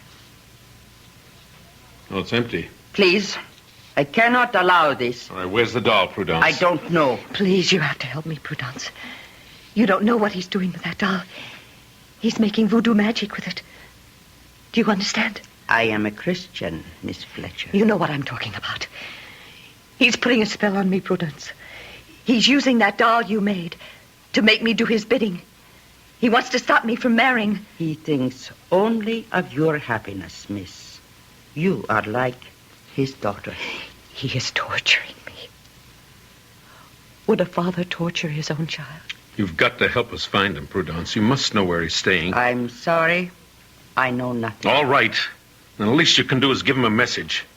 You tell him for me, for both of us, that his game isn't going to work. That Laura and I are leaving too, and we're not coming back. He'll never see her again. Did you get that? No matter what he does, he'll never see her again. Did you get that? No matter what he does, he will never see Laura again.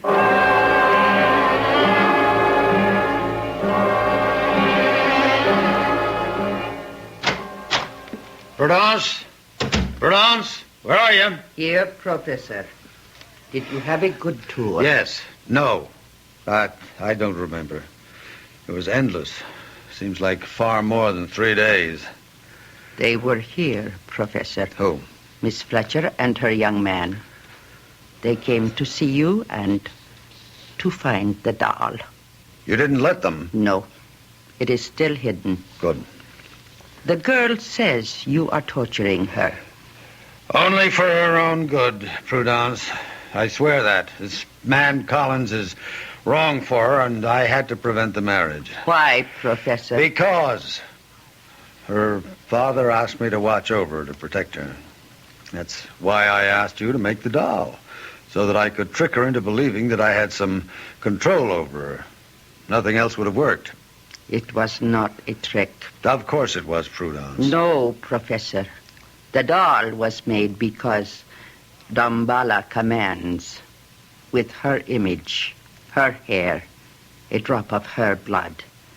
Now the girl and the doll have become sharers of the same soul. Prudence, you're slipping back into the jungle. The doll has no powers. Laura reacted only to suggestion. The doll is her. She is the doll. Only the sorcerer can break the spell. I'm tired, Prudence. I can't cope with mumbo-jumbo tonight. Professor, lift the spell from the doll. Oh, for heaven's sake, there is no such thing, Prudence. Call the girl. Tell her I will ask Damballa Uida to unchain her spirit from the doll. No, I will not do anything of the kind. Why?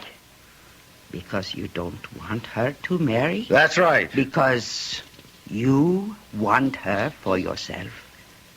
What kind of talk is that? I'm more than twice her age. But you still want her.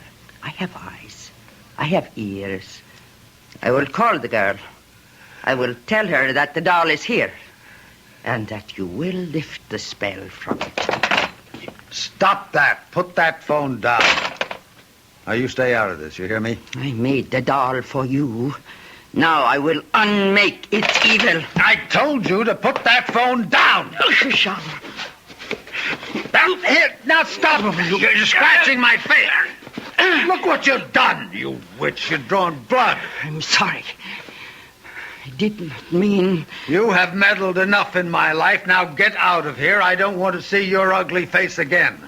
I want you out of here by tomorrow morning. Do you hear me?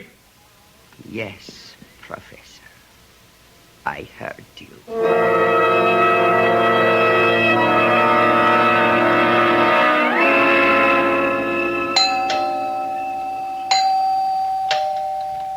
A moment. Laura. Hello, Eric. You know Jimmy Collins, of course. What are you doing here? Sorry to be such early arrivals, Professor. We wanted to make sure you didn't go off to another lecture this morning. I've nothing to say to you, Mr. Collins. Don't plan to stay long, Professor. Only until you give us that doll. The doll? That's right. But for heaven's sake, you're really serious, aren't you? You really believe that doll has some mysterious powers? It doesn't matter, Eric. I'd just feel better if you'd let me have it. I know it's here. How do you know that? Who told you? Prudence called me. Prudence? Yes, very late last night. She told us that the doll is in the hall closet. In a black box. She lied to you. Woman's gone crazy. I had to fire her. Want me to look in the closet, Professor? How dare you? I could have you arrested for what you're doing. Eric, please.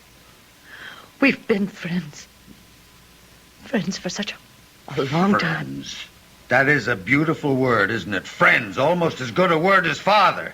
That is all I ever meant to you. Oh, Eric. Let's have the doll, Professor. Oh, yes, the doll, the voodoo doll. Mr. Collins, I think that you are as mad as she is. Maybe I am mad, Eric. But I am afraid of the doll. I can't help myself. So please let me have it. I'll give you 1 minute to lead us to the doll, Professor. Oh, and then what will you do? Pump me full of lead? And I'll find it myself. In the course of it, I might break quite a few things. Quite a few things in the process. Things you may value. All right, I will show you the doll. There. Is that what you're after?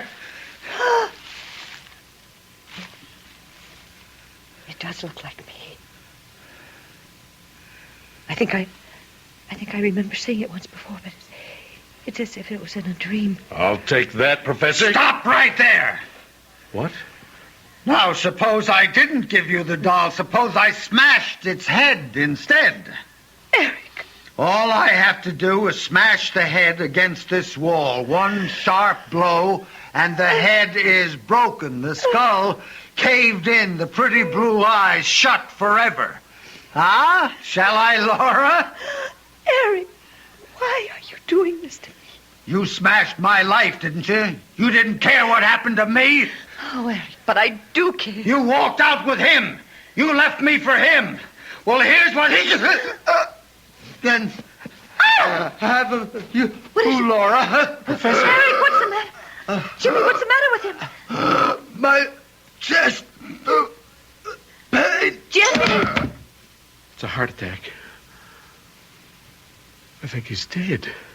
Oh, my God. Are you sure? Look at his face. Oh, no. There's no sign of a pulse. He's gone, Laura. Oh, no. Lord, just like that. Must have been the excitement. No, it was not. Prudence. The spell is lifted, miss. When the sorcerer dies, the spell dies with him. What's that in her hand? Prudence, what are you doing with that knife? It was the only way, miss. Wait a minute. She's got something else. Some kind of doll. Prudence, you didn't. His skin and his blood from my fingernails. His curse from my lips and heart. Oh, Jimmy. How horrible. She killed him. Oh, no, Laura, no. It was a coronary. Only a coronary. I think. Well, personally, I don't think I'll ever trust a doll again. Not Raggedy Ann, or Betsy Wetsy, or even that paper doll they used to sing about. Of course, there's no question in my mind that Professor Douglas died of natural causes as opposed to supernatural. There's a great deal to be said for the power of suggestion, which, of course, is why you're about to hear the following suggestion.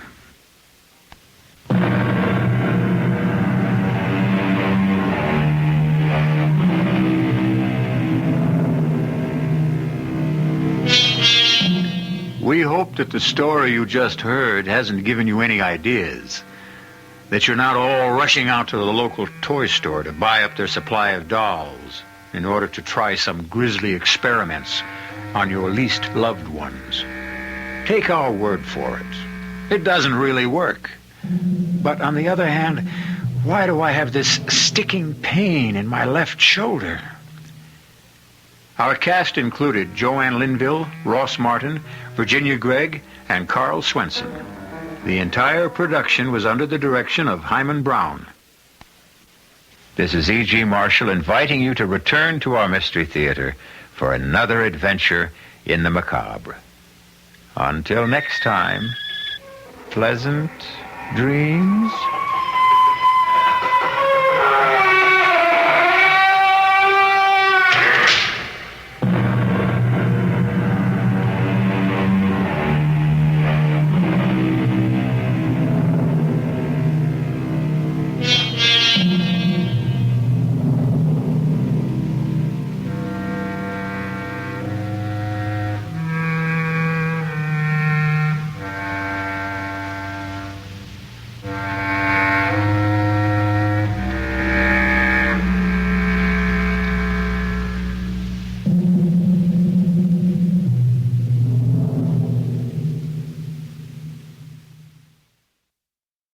And now, Mystery Theater.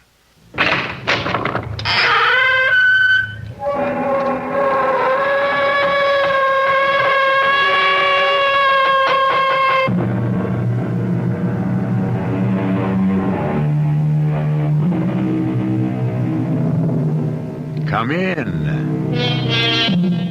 Welcome. I'm E.G. Marshall. Once again, it's open house here on your dial for mystery and suspense and the excitement of the unknown.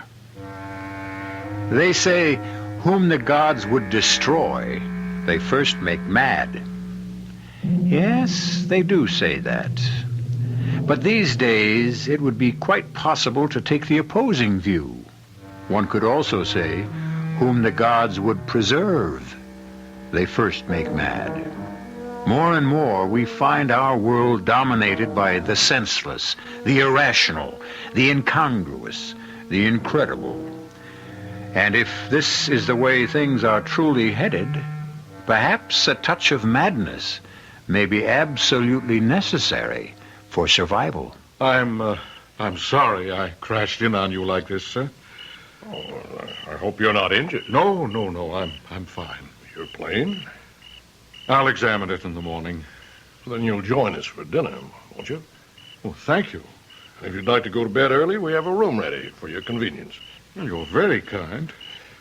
We don't usually have much here in the way of entertainment. We're so far away from everything. But if you care to stay up tonight, you're very fortunate. Oh, really? Yes, you might enjoy it. Enjoy what? Tonight's entertainment. Oh, what is it? It might turn out to be a hanging.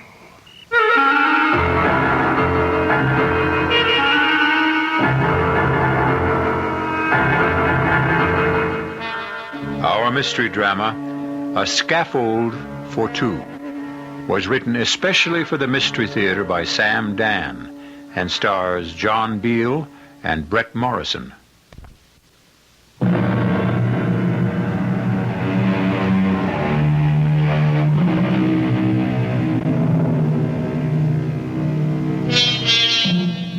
It is written, where men are innocent, laws are unnecessary. Where men are corrupt, laws are useless.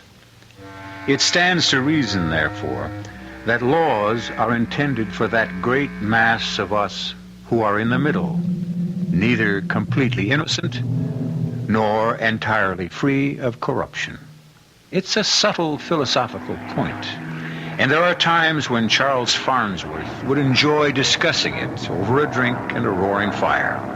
However, this is not one of those times. For the last 2 hours, Charles Farnsworth has been fighting for his life.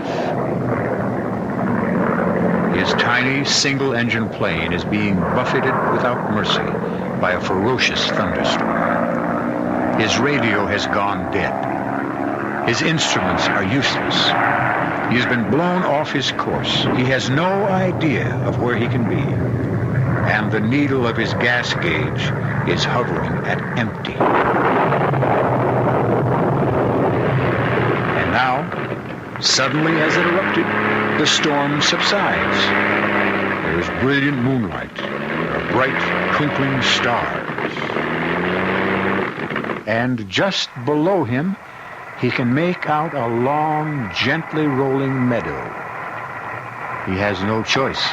He directs the faltering plane downward.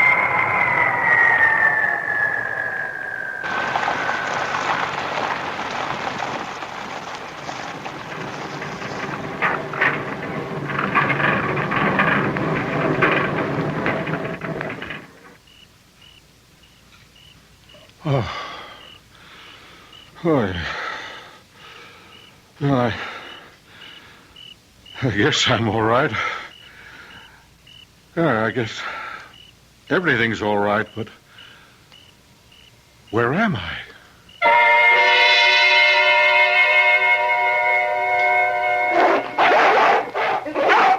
Easy, boy. It's okay now. It's all right.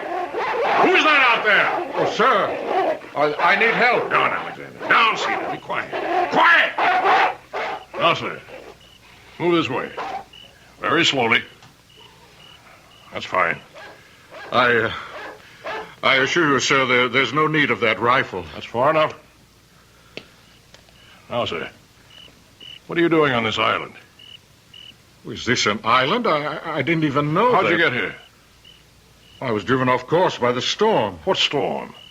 Well, it ended a few miles north of here, or south of here, or even east or west. I couldn't tell you. I was forced down in a meadow, but... You all right, sir? No, yeah, I'm fine. And your plane? It seems to be okay. I need gasoline. Are you alone? Well, yes, sir, all alone. I see. I wonder if I may impose upon your hospitality. It's yours, sir. Thank you. Step this way, won't you? My name is Bennett, Franklin Bennett. Welcome to Bennett's Island. My name is Charles Farnsworth. Oh, you're just in time for dinner, Mr. Farnsworth.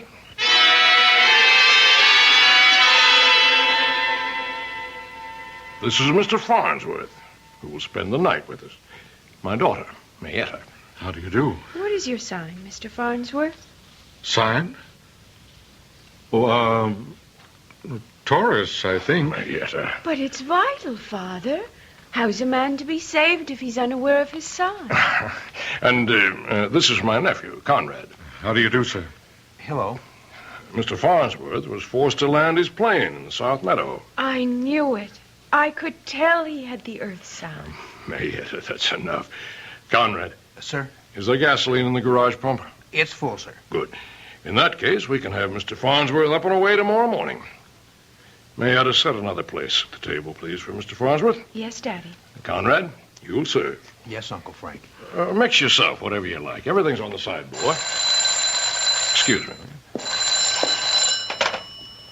Frank Bennett here. Oh, yes, Wayne. Yes, it's this evening, as we agreed. Midnight, officially. But get here before that. Good. I'll see you then. Well, you all right there, Mr. Farnsworth? Oh, yes, just fine. I'm afraid you'll have to excuse me. Oh, for what, Mr. Bennett? Well, I can offer you dinner and a bed, but regrettably, I'll be unable to entertain you. Oh, that's quite all right. No, it's not all right. I realize I shall be remiss in my duties as a host. But I have a previous engagement. A matter of great importance. Well, I hope I won't be in the way. Oh, not at all, sir. You won't be in the way at all.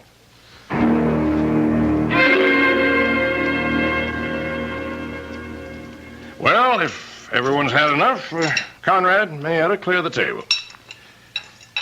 Charles Farnsworth. Where have I heard that name before? Well, I'm an attorney. Oh, yes, you're that Farnsworth. You're the lawyer that gets all those guilty people acquitted. Oh, that's impossible. Impossible? If a person is acquitted, it's proof that he's innocent. Oh, you know what I mean. No, I'm afraid I don't. Why, you usually get these people rabble-rousers, mostly. They go around, they commit murder. How do we know that? Because we know it. We just know it. It's a matter of pure common sense. Guilt or innocence is a matter of law. Most of these people you defend are against the law. Most of them are out to overthrow the government. And anyway, they're dirty. They're unkempt. Oh, I wouldn't say that. Well, I would. Mr. Bennett, I defend a great many people.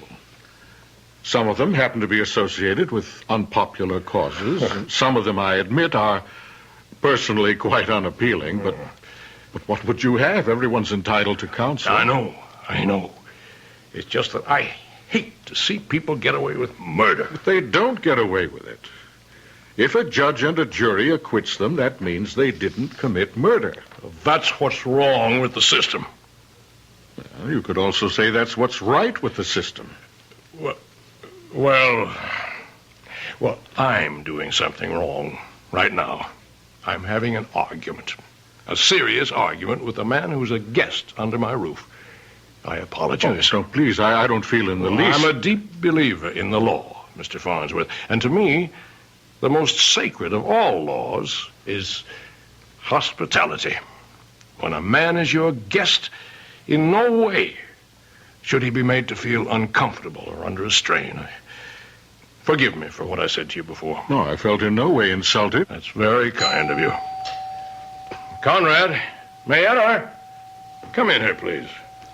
Mr. Farnsworth, I'll have to excuse myself for the night. I hope you understand. Yes, of course. Conrad, my guests are beginning to arrive. Show them into the library, will you? Yes, sir. And Mayor, conduct Mr. Farnsworth to the guest suite. Now, Mr. Farnsworth, you must excuse me. I hope to see you at breakfast in the morning. Good night, sir. Good night. You want some more coffee? Oh, no, thank you. When I asked you your sign, I didn't mean the signs they have in the zodiac, you know? I think so. There are the 4 basic signs, and they're earth, air, fire, water. Oh? Is this some new kind of science? Oh, no. It's an old kind of religion. I see. It's mine. I'm the head priestess. Are you? Yes. I'm maybe the only one. You see, I don't know anyone else who's a member. Oh. No. Most of the folks we have around here are Methodists. We also have some Congregationalists and some Catholics and some Jews. But I can't find anyone who's a member of EWAF. EWAF? Yes. The 4 elements. Earth, water, air, and fire. So far, all we've got is Conrad and me. Well, you can never tell. Maybe there will be more one day. Oh, it's very nice of you to say that. Most people just laugh at me.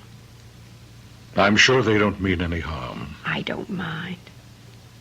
You're a very nice person. You're not at all like most of the people who come to see Daddy. Why do you say that? Because you're a perfect example of the balanced EWAF. I see now. You don't have any sign. You have all 4 of them. Oh, is that good? Oh, that's perfect. You're in heavenly balance. Your fire and water, your earth and air, they don't fight each other. They work together in harmony. Didn't anyone ever tell you that before? No, not that I can recall. Well, as I was saying, most of the folks who come to see Daddy are unbalanced. They're usually too much of one thing. Now, Daddy himself, he's too much fire. Poor cousin Conrad, he's mostly earth. Earth? Yes. You know, it's like he's just there. Well, Daddy said to show you to the guest suite. Yes, I believe so. Now? I suppose now's as good a time as any. Your father, as I understand, has other guests. Yes. If we weren't on the island, you could go to a movie in town. I think I'll just turn in. All right. Come with me. This is quite a place you have here. Daddy built it for Mother. Daddy fought in France during the war, and that's where he met Mother. She was French, you know. And he built her this chateau. That's what they call them in France. I can see. It's lovely. This is your suite. I can only say it's magnificent. You'll find everything you need. You have your private bath through there, pajamas and a robe in the closet. Thank you very much, Mayetta. That's all right. I so rarely meet a person who's in full balance. Good night. Look, if you're not sleepy, you could come with me later and watch. That is, if you'll promise to be very quiet. Oh? What is there to watch? Well, I'm not supposed to see it either. I'm not even supposed to know about it. Know about what? Why, the hanging. The what? The hanging. You know, when they hang a person. We're going to have one here tonight.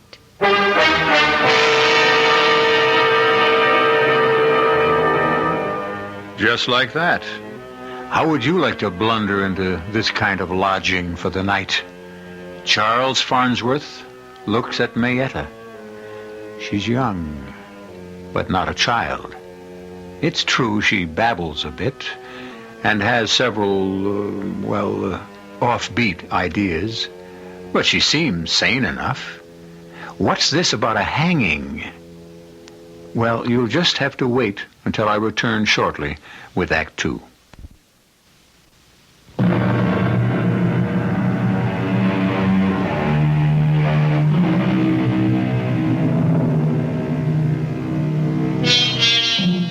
What we consider solid reality is usually, on close examination, a very thin crust. Civilization, rules, laws. We think these are the powerful defenses that protect our lives from anarchy.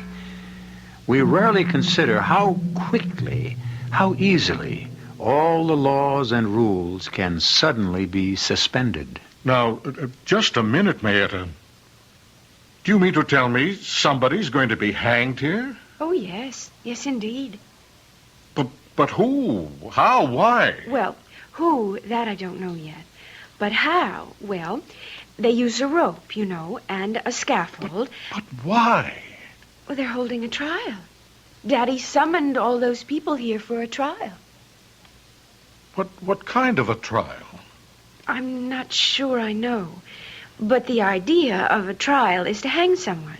No. The idea of a trial is to find out. But they've already got the scaffold built. How do you know? Because I've seen it. You've seen it? Yes. But how can they hold a trial? This isn't a court of law. That's Daddy's business. I would never question him about anything like that. Mayetta, do you realize what you're telling me? What did I tell you? About the hanging. I wasn't supposed to say anything about that. But And since I wasn't supposed to say it, I didn't say it. Mayetta, please, now listen. And since I didn't say it, then you don't know anything about it. But I do. And since you don't know anything about it, then it's not going to happen. But you did tell me. That's what EWAF is truly about. What you don't know about does not exist. But you specifically said someone is going to be hanged here tonight. I said it before I realized I shouldn't have said it. So no. I will unsay it, and it won't happen. Mayetta, this is... I don't know what to think. That's why I like you, Mr. Farnsworth. You don't know what to think. Other people, unbalanced people, they know what to think. And they think I'm crazy, but I'm not. All squared away, I see. Is everything satisfactory? Yes. I've been having a most intriguing conversation with your daughter. Oh? She takes after her mother.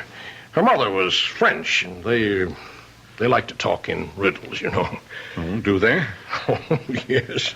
Mr. Bennett, I feel I must discuss this matter with you. Hmm? What matter? Mr. Bennett, do you intend to hang somebody tonight? I realize as I said it just how that must sound, but Why do you ask? Well, why is unimportant. May I have your answer? Oh, whatever could have given you such an idea? Well, your daughter mentioned it. Oh. Also, Mayetta said we're going to hang someone tonight. Yes, sir. Well, she thinks so. May I ask why? I love my daughter, Mr. Farnsworth, but I'm not blind to what is obvious to everyone else. And what is obvious? Oh, you've seen it yourself. She's not like everyone else.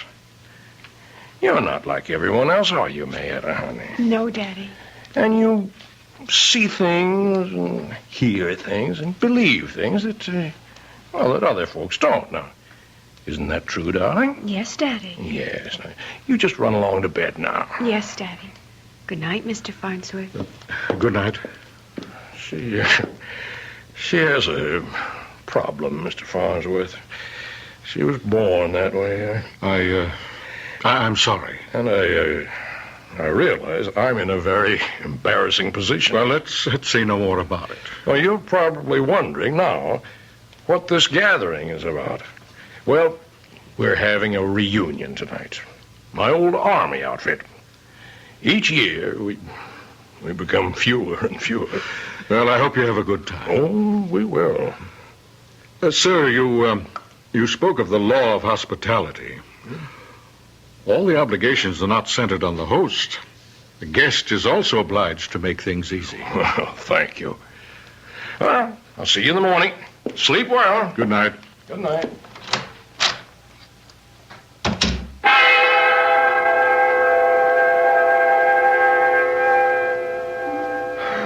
I was exhausted.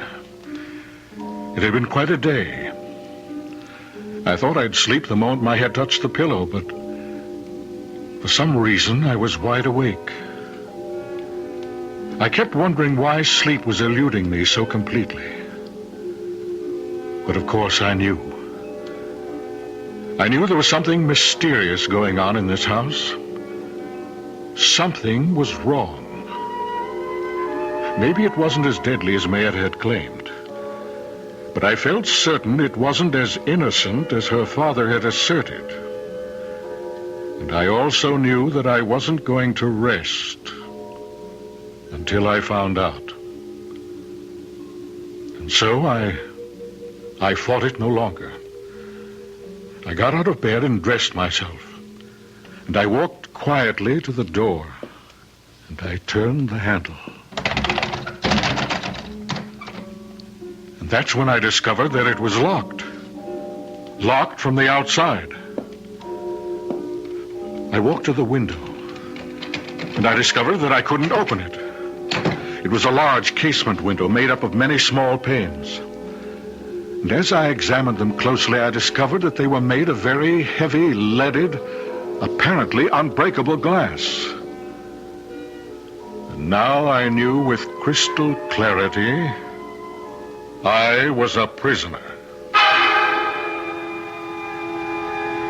In the distance, I could hear the sound of approaching cars and men's voices. Something was about to happen. But if it were only an army reunion, why was I locked in this room? And then I heard it. A key was being inserted in the lock. And I could hear it turn. And the door opened slowly. Was someone coming after me? Who? And for what reason? Mr. Farnsworth, Mayetta? you just have to help. What is it? Why have I been locked in here? They're going to have a hanging. But I thought you said... That's before I knew who it was going to be. Well, who is it going to be? Cousin Conrad. Conrad, but why? Because they're holding a trial for him. I have to keep asking why. Because they held one over at Maple City 6 months ago. Conrad was tried? What for? Murder. Murder? Whom did he kill? Cousin Bertram. And you see, the jury said he was innocent. Well, then what's this trial about? Daddy didn't like the verdict, so he's holding a trial to get a different one. We have to do something, but what? Well, I was thinking you could take Cousin Conrad away from here. How? In your airplane. Take off at night from that field? They'll hang him. Gas. I need gas. We've got plenty of gasoline in the garage. Where's Conrad? He's waiting for the trial to start. Then we'd better hurry.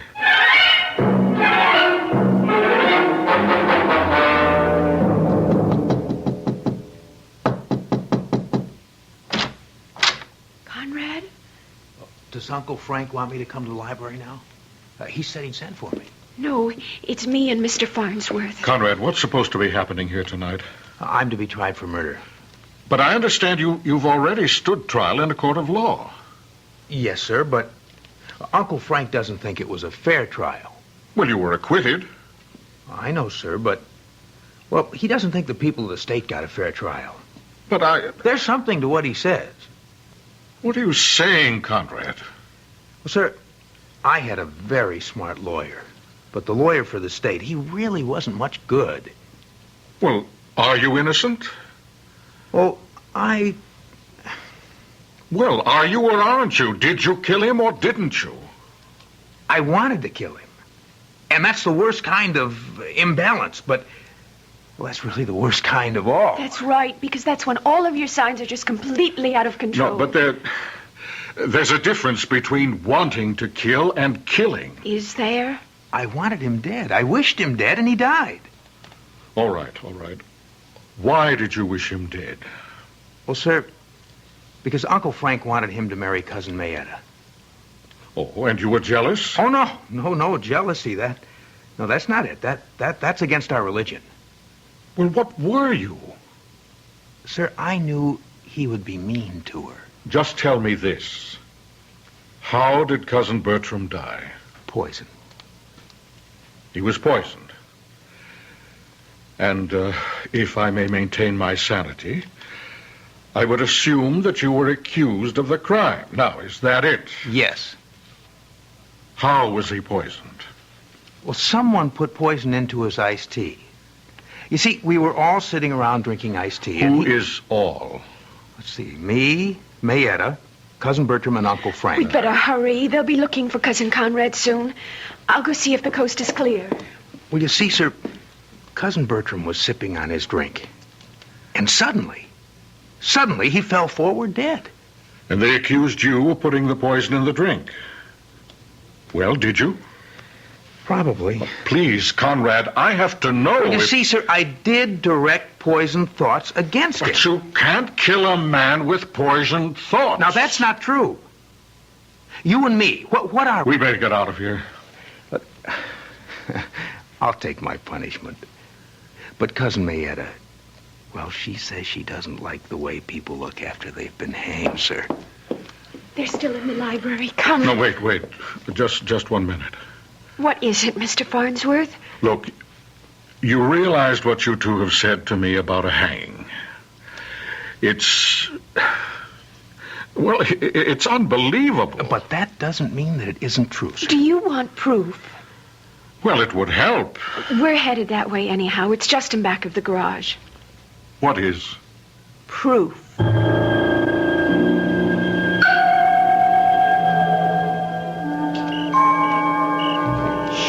we mustn't make noise. Now, right here. See? Some of Daddy's friends were here this afternoon. They put it together. I can't believe it's a scaffold. Yes, sir. See, there's the platform. And you walk up those steps. And they've already got the rope hanging from that crossbar. I heard Daddy say that was made out of mahogany. And you stand on a trapdoor. No, that's enough. Now, hurry, let's get the gasoline. I'm going to fly you out of here, Conrad. One moment, please, Mr. Farnsworth. Daddy! My associate's here, and as you can see, we're armed. Mr. Bennett, I intend to take Conrad to my plane. If you want to stop me, you'll have to shoot. That's exactly what I'm prepared to do, Mr. Farnsworth.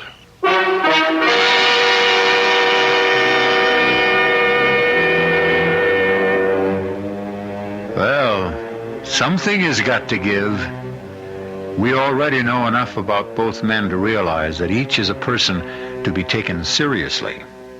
What we have here is the old story about the irresistible force and the immovable object.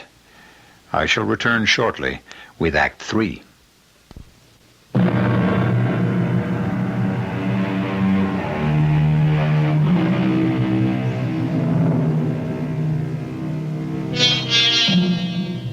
Right now, on remote Bennett's Island, we are having what can be considered a confrontation.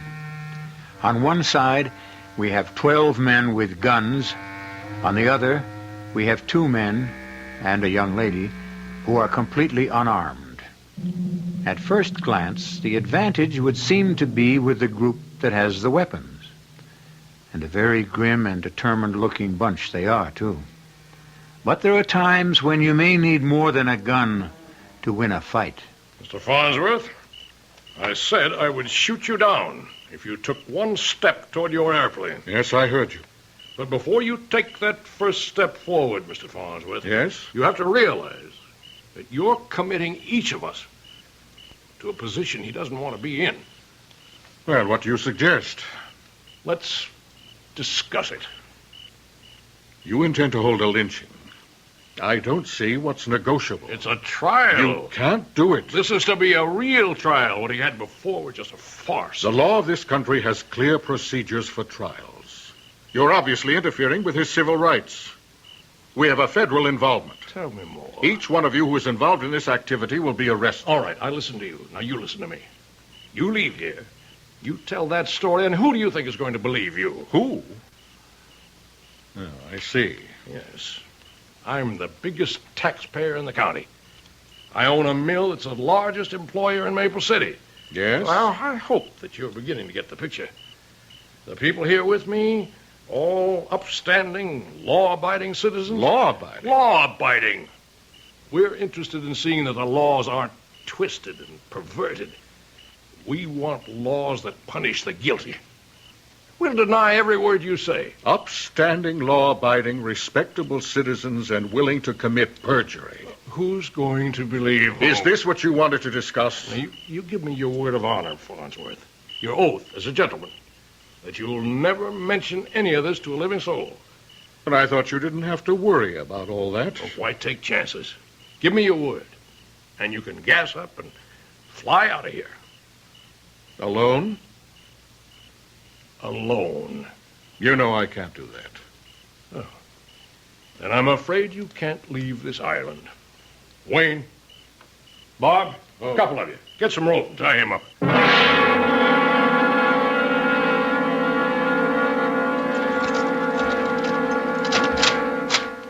Mr. Farnsworth. Well? I want you to understand my position. Yes, I understand it. I just don't agree with it. Well, it's a little complicated. This whole business has become more complicated than I guess most of us bargained for. What business? The redressers of injustice. The redressers of injustice? That's the name of our organization. We felt, a group of us felt, that there were people who were getting away with murder, and so we decided... You decided to take the law into your own hands? Yes. Where it would be safe. Where it would be honored. Mr. Bennett, we really have nothing to discuss. No, just a minute. Tell me why you want to lynch your nephew, Conrad. I said you didn't understand, and obviously you don't. I love that boy. And you have a remarkable way of showing it. Listen, we formed this organization, as I said. And this is the second time we've met. Oh. So that scaffold has been used before. Yes, it has.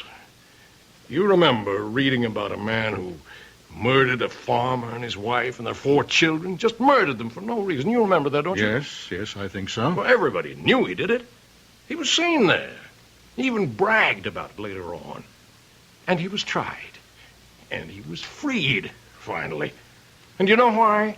No. Because of some legal mumbo-jumbo. Come, Mr. Bennett, I'm sure you can do better than that. It all had to do with the fact that he wasn't arrested properly, that his confession hadn't been obtained properly. Nonsense like that. Well, it's hardly nonsense. He killed 6 people in cold blood, and a court of law said, go free. And therefore you took the law into your own hands. Yes, we did. And before you say another word, let me ask you if you remember that man's name. No. It was Wayne, George Wayne. And his cousin, Gordon Wayne, is a member of this committee. That should prove something. Well, it proves that some of the greatest crimes can be committed in the name of sincerity. Mr. Farnsworth, I need your help. My help? Yes. Let me tell you the situation here. You see, we started something that looked very good in the beginning, you know. Yes, I know. But now, some of the gentlemen, well, I guess it's like everything else. People lose interest or change their minds, and then there's you. Me? Yes, well, what to do about you? Unless we kill you.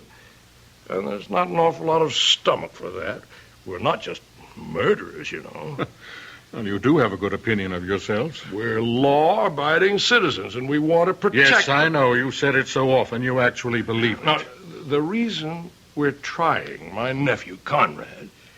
Yes? Well, I admit that there was no love lost between Conrad and Bertram. And Conrad could have done it. Actually, he had the motive.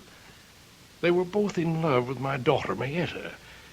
And Conrad was going to lose out. You're sure of this? She seems quite fond of him. Well, I had decided in Bertram's favor. And that was the end of that. Oh, why had you favored Bertram? You mean it's not obvious? How could Conrad take care of her? He's I may just as well say it. He's as crazy as she is. But Bertram was sane, practical. True, he did have a heart condition, but with care you can live with those things forever. Well, Conrad may have had a motive, but that doesn't mean he was guilty. Well, what happened was he was acquitted at the trial. And a lot of people kicked up a fuss. They Yes? Well, they said it was my wealth, my influence that got him off. Pardon me if I enjoy this irony.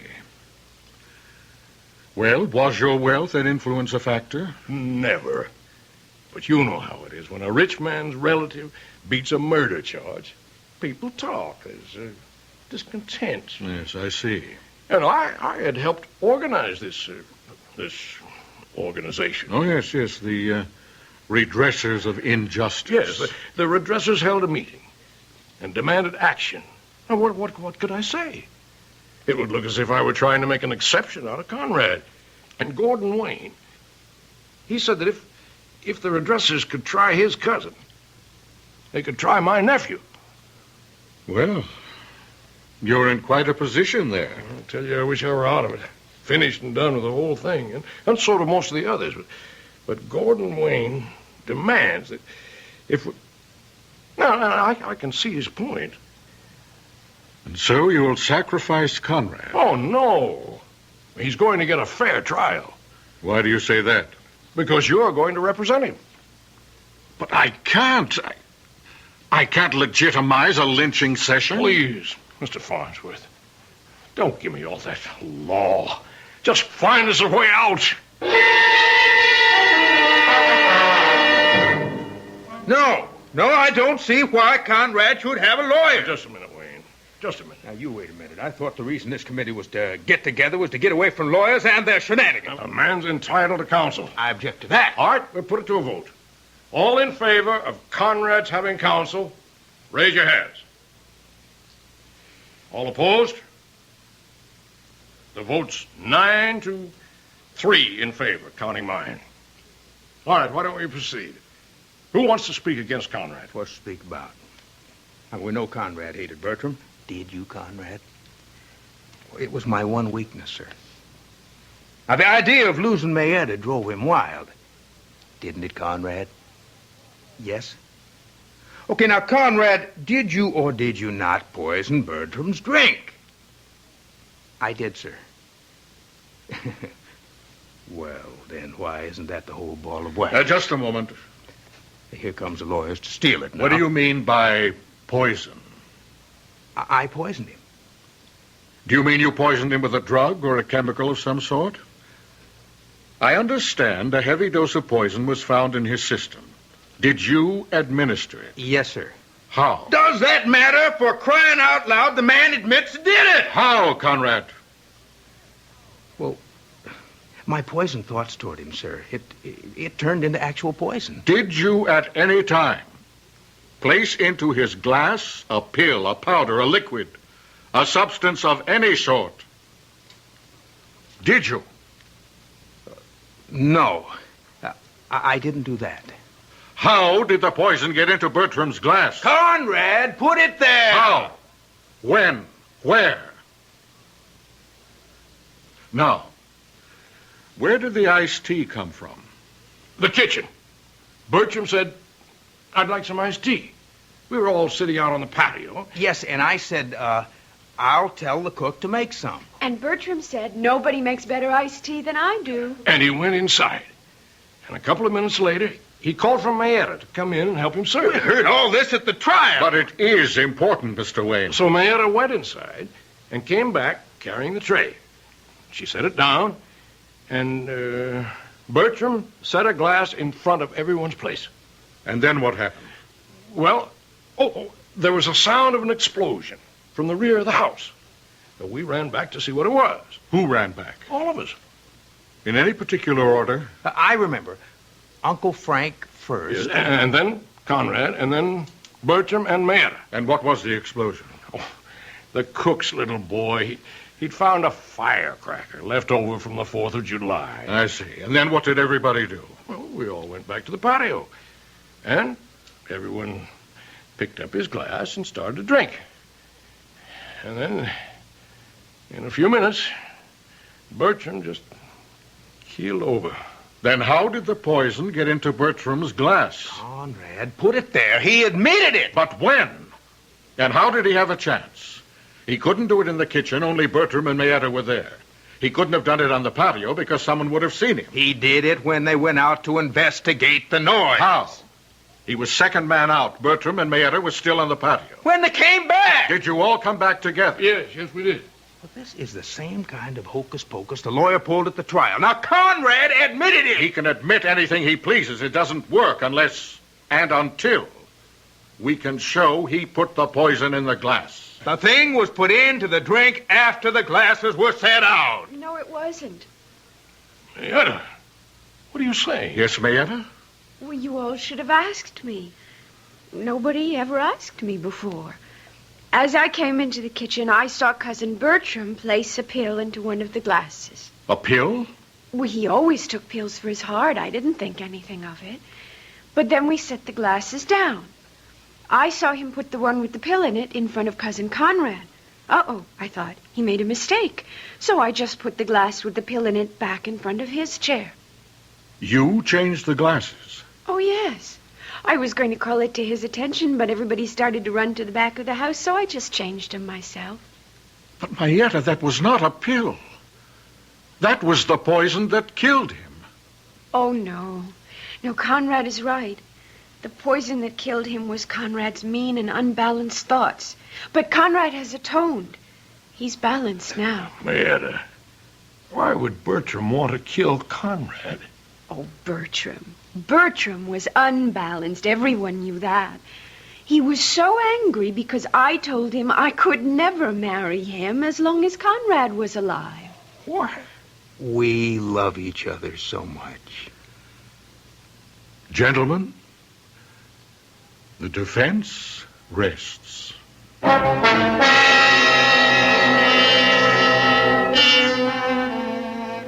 It's tempting to consider people like Mayetta and Conrad as being somewhat out of focus. But how clear, how sharp are your motivations and mine? I may tell you that the redressers of injustice have been disbanded. That is, I think they have been. The weirdest of urges and desires and motivations can still make any number of people go bump in the night. Be sure of nothing, except that I shall be back in a few moments.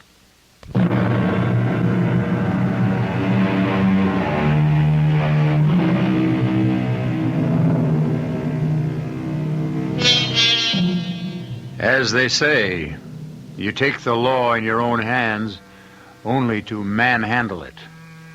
We hope Mr. Bennett has learned his lesson, as have Mr. Wayne and the rest of the redressers of injustice. Mr. Farnsworth won what he considers his most important case, but it's a secret between him and us, since he doesn't talk about it in public. You'll learn a great many more fascinating secrets when you visit with us again. Our cast included John Beale, Brett Morrison, Denise Alexander, and Casey Kasem. The entire production was under the direction of Hyman Brown. This is E.G. Marshall inviting you to return to our Mystery Theater for another adventure in the macabre. Until next time, pleasant dreams.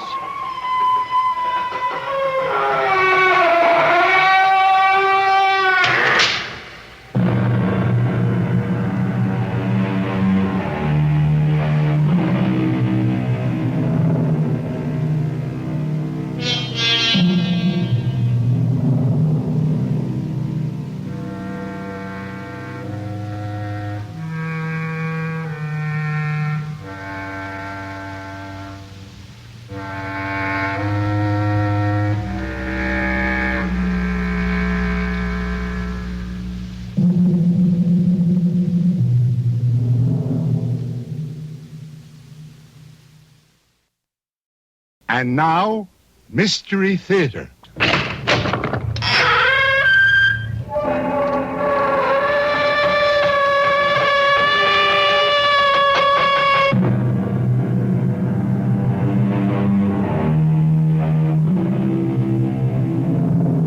Come in. Welcome. I'm E.G. Marshall. Welcome to the world of your over-self. What is the man talking about? Over-self? What's that? Well, you might say it's that part of you where your imagination resides. The truth is that, according to any number of religionists, you don't exist at all. Only your imagination. When you refer to myself, you're actually talking about an illusion created by your over-self. Confusing? Certainly is to me. And it was more than confusing to Amanda Phillips. You are not a ghost, Morley? Of course not, Amanda. Oh, I dare say you would call me a ghost, but ghosts don't really exist. They're people. They simply live on a different plane of existence. I don't know what to say. But then don't say anything. That's the trouble with people on your plane. They say too much.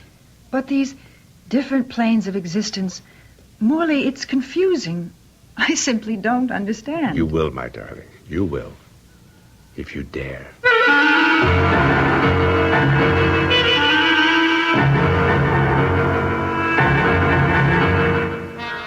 Our mystery drama, Picture on a Wall, was written especially for the Mystery Theater by George Lothar and stars Diane Baker.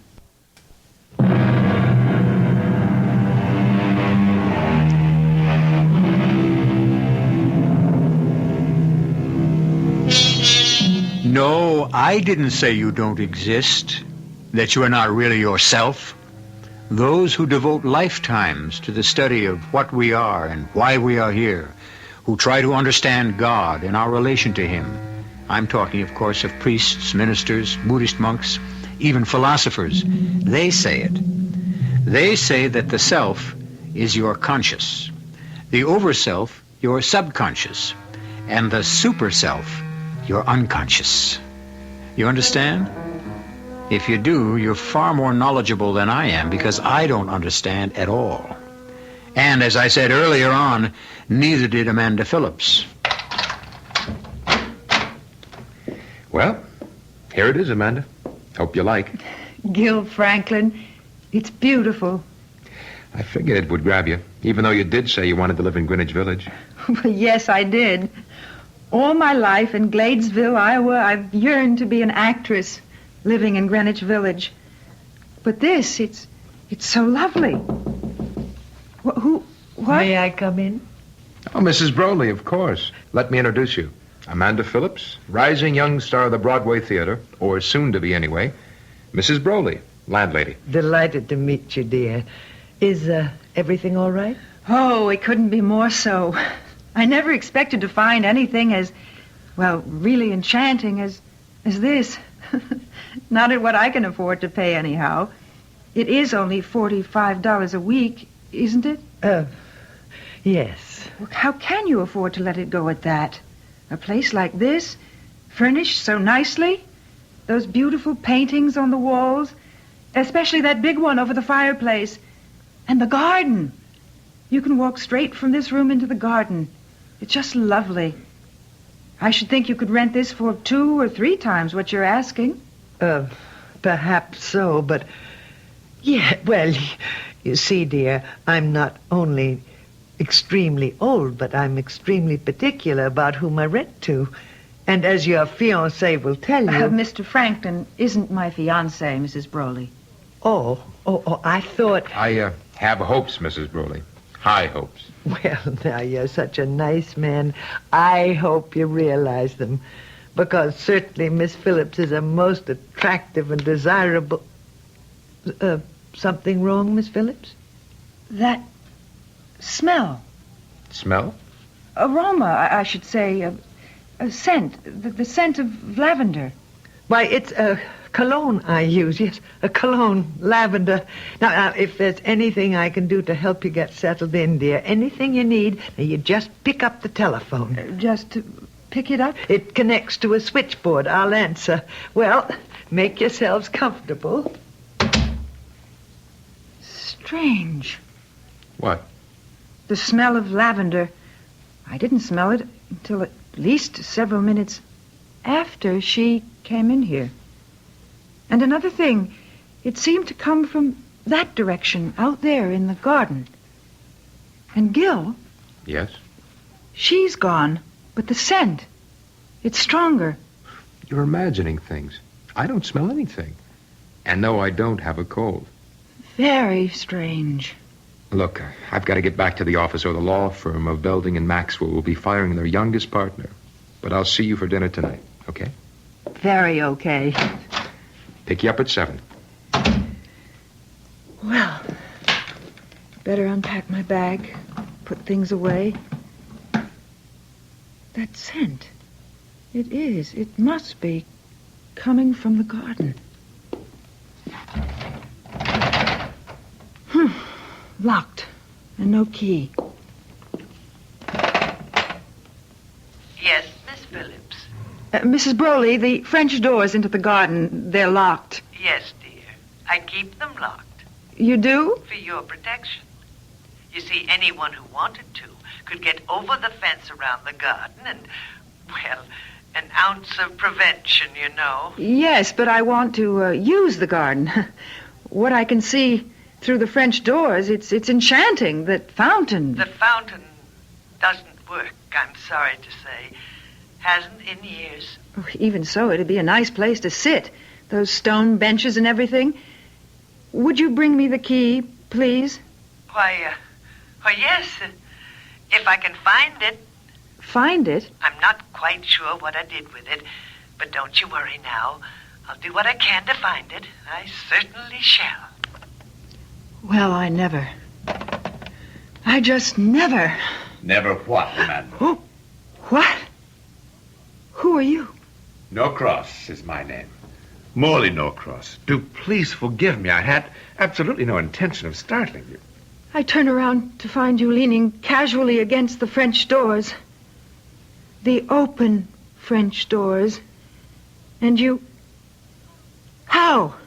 How did you get here? Over the fence, you might say. And how did you open those locked doors? I didn't find them locked. Well, I did. Well, perhaps it's one of those knobs. You can open them from one side, but not the other. Let's have a look, shall we? I'd rather not, if you don't mind. I'm sorry. You're angry with me. I've offended you, Amanda. You know my name. Tit for tat. You know mine. But you told me yours. Then it's altogether possible that rather huge label on your luggage told me yours. Of course. See? For a moment, well, you won't believe it, but I thought you might be some kind of ghost or something. I believed. Might I have the pleasure of showing you your garden? If you will step through your French doors into your garden, then, Miss Phillips, you can all but smell fall in the air. And lavender. Yet I don't see any in the garden. My cologne, I dare say. You use lavender cologne? Yeah. Old-fashioned, isn't it? For a man, I mean. Why, perhaps, but I like it, Mr. Norcross. Oh, I say, call me Morley. If we're going to be friends, that is. And I hope we are. Do you? Why not? Why not, indeed? Beautiful fountain, isn't it? Yes. Yes, it's beautiful. It's simple, a peasant girl holding a tilted pitcher on her shoulder. A pitcher from which the water used to pour into that large stone basin at her feet. Used to? 60 years ago, or so, yes. 60? Well, how do you know that? Oh, how do I? Well, yes. You can't be more than, 40, say. Thank you, my dear. So how would you know that this fountain hasn't, fountained in more than, 60 years? 16 years, I said. 16. And, well, I know because I once lived where you're about to live. In that service flat, living room and kitchenette? Mm-hmm. Well, what did you do? What kind of work? I was a dramatic coach. You don't mean it. A dramatic coach? An excellent one, I might say. Would you, well, I hardly dare ask this, but, would you coach me? Of course. I fully intended to. You? Yes. Oh, now, Mr. Norcross. Morley? Morley. Well, you might have got my name off the luggage label, but you couldn't possibly know that I want to be an actress. No? No. What is it? Ever read Sherlock Holmes stories? No. That's too bad. They're fascinating. Holmes could look at someone he'd never seen in all his life before and tell him everything about himself. I was an avid reader of Holmes, and somehow I picked up the technique. For example, your makeup. Oh, what about it? Unless I'm mistaken, on your cheeks, that's panistic rosy glow, isn't it? Why, yes. And a touch of daylight orange in the corner of each eye. You're amazing. Of course, on stage, you'd use vermilion, but for daytime wear, you're most astute. And then, of course, your clothes are a dead giveaway. To say nothing, my dear, nothing of your walk. Unbelievable, Morley. Elementary, Watson. Elementary. Would you like some tea? Do you have any? I mean, you just moved in. In my suitcase. Then I'd love it. Come along inside. No, I'll sit here. I'll sit here. It's such a pleasant afternoon. I'll be as quick as I can.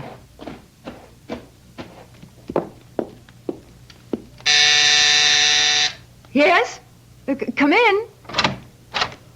Oh, Mrs. Brawley. Found the key to the French doors, my dear. Well, thank you. Though I am not sure I'll need them now. Oh, I'm glad you've decided to leave them locked. Much safer. But I haven't decided to leave them locked. As you can see, the doors are... As I can see what? Closed. I didn't close them. And if Morley had, I'd have heard him. Morley? Did you say Morley? Mr. Morley Norcross. He's sitting in the garden by the fountain. There's no one sitting in the garden, Miss Phillips. No one? Why, he's gone. And the door's locked. Of course. Why are you looking at me like that, Mrs. Broley? Miss Phillips, finding this key put a very old woman to considerable trouble. Now, I don't mind that. I'm accustomed to it and delighted to make my tenants as comfortable as possible. But I don't like having games played on me, Miss Phillips. I don't enjoy being made a fool of. There are the keys you asked for. Please take care to lock those doors before retiring at night. But, Mrs. Broley...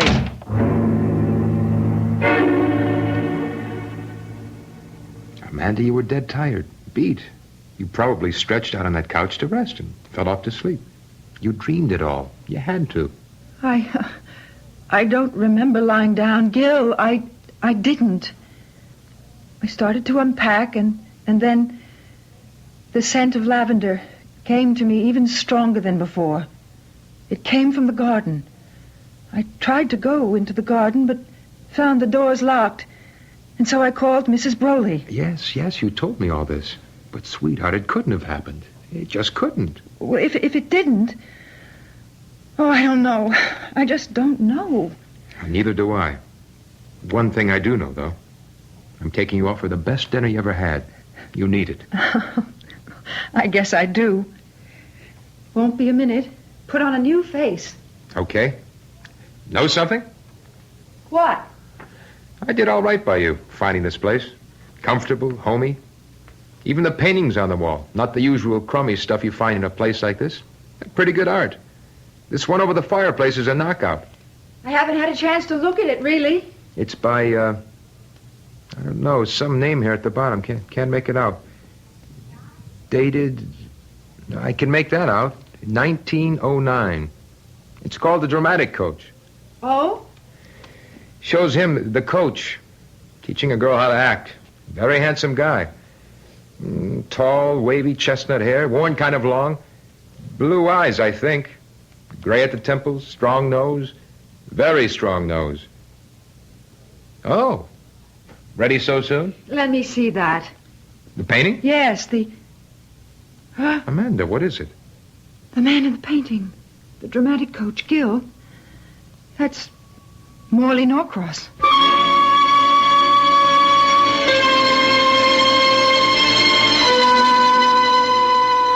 Well, we may be talking about the self, the over-self, and the super-self, but so far as I'm concerned, Morley Norcross is a ghost. Now, maybe he isn't. Only my opinion. But the things going on in that 9th Street flat, the things that happened to Amanda in that garden, you ask me, they're more than strange. They're uncanny. I wouldn't be concerned, except I remember Amanda saying she felt scared. I don't like that. It worries me. I'll be back shortly for Act 2.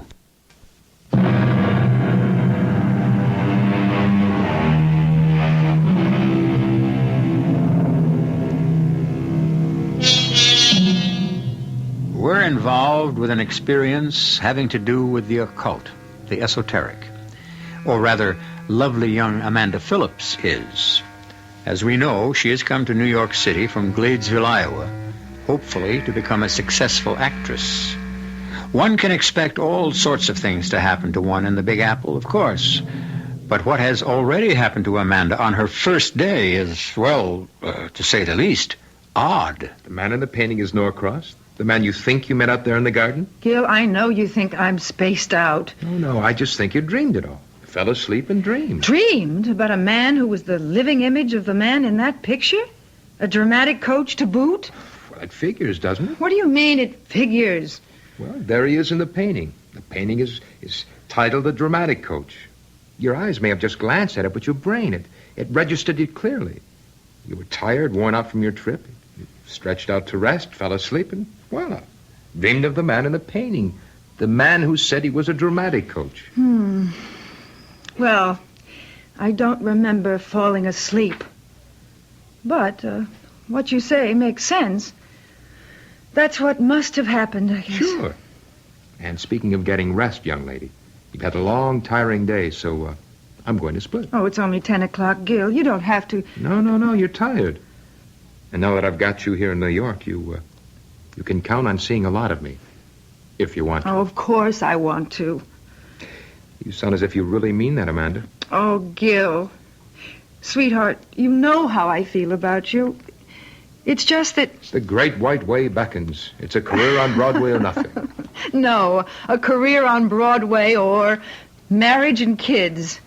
Oh, Gil, darling, look, I've got to try it first. I've got to satisfy myself that I've got talent or I haven't. That I can make it or I can't. That... Look, I've just got to have my chance. Be patient, please.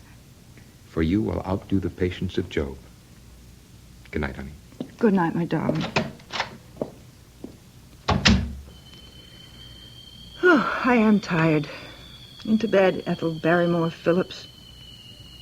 What? Lavender. The scent of lavender again. From the garden. He's there, sitting by the fountain, and I'm not sleeping, not dreaming. Oh, locked. Keys.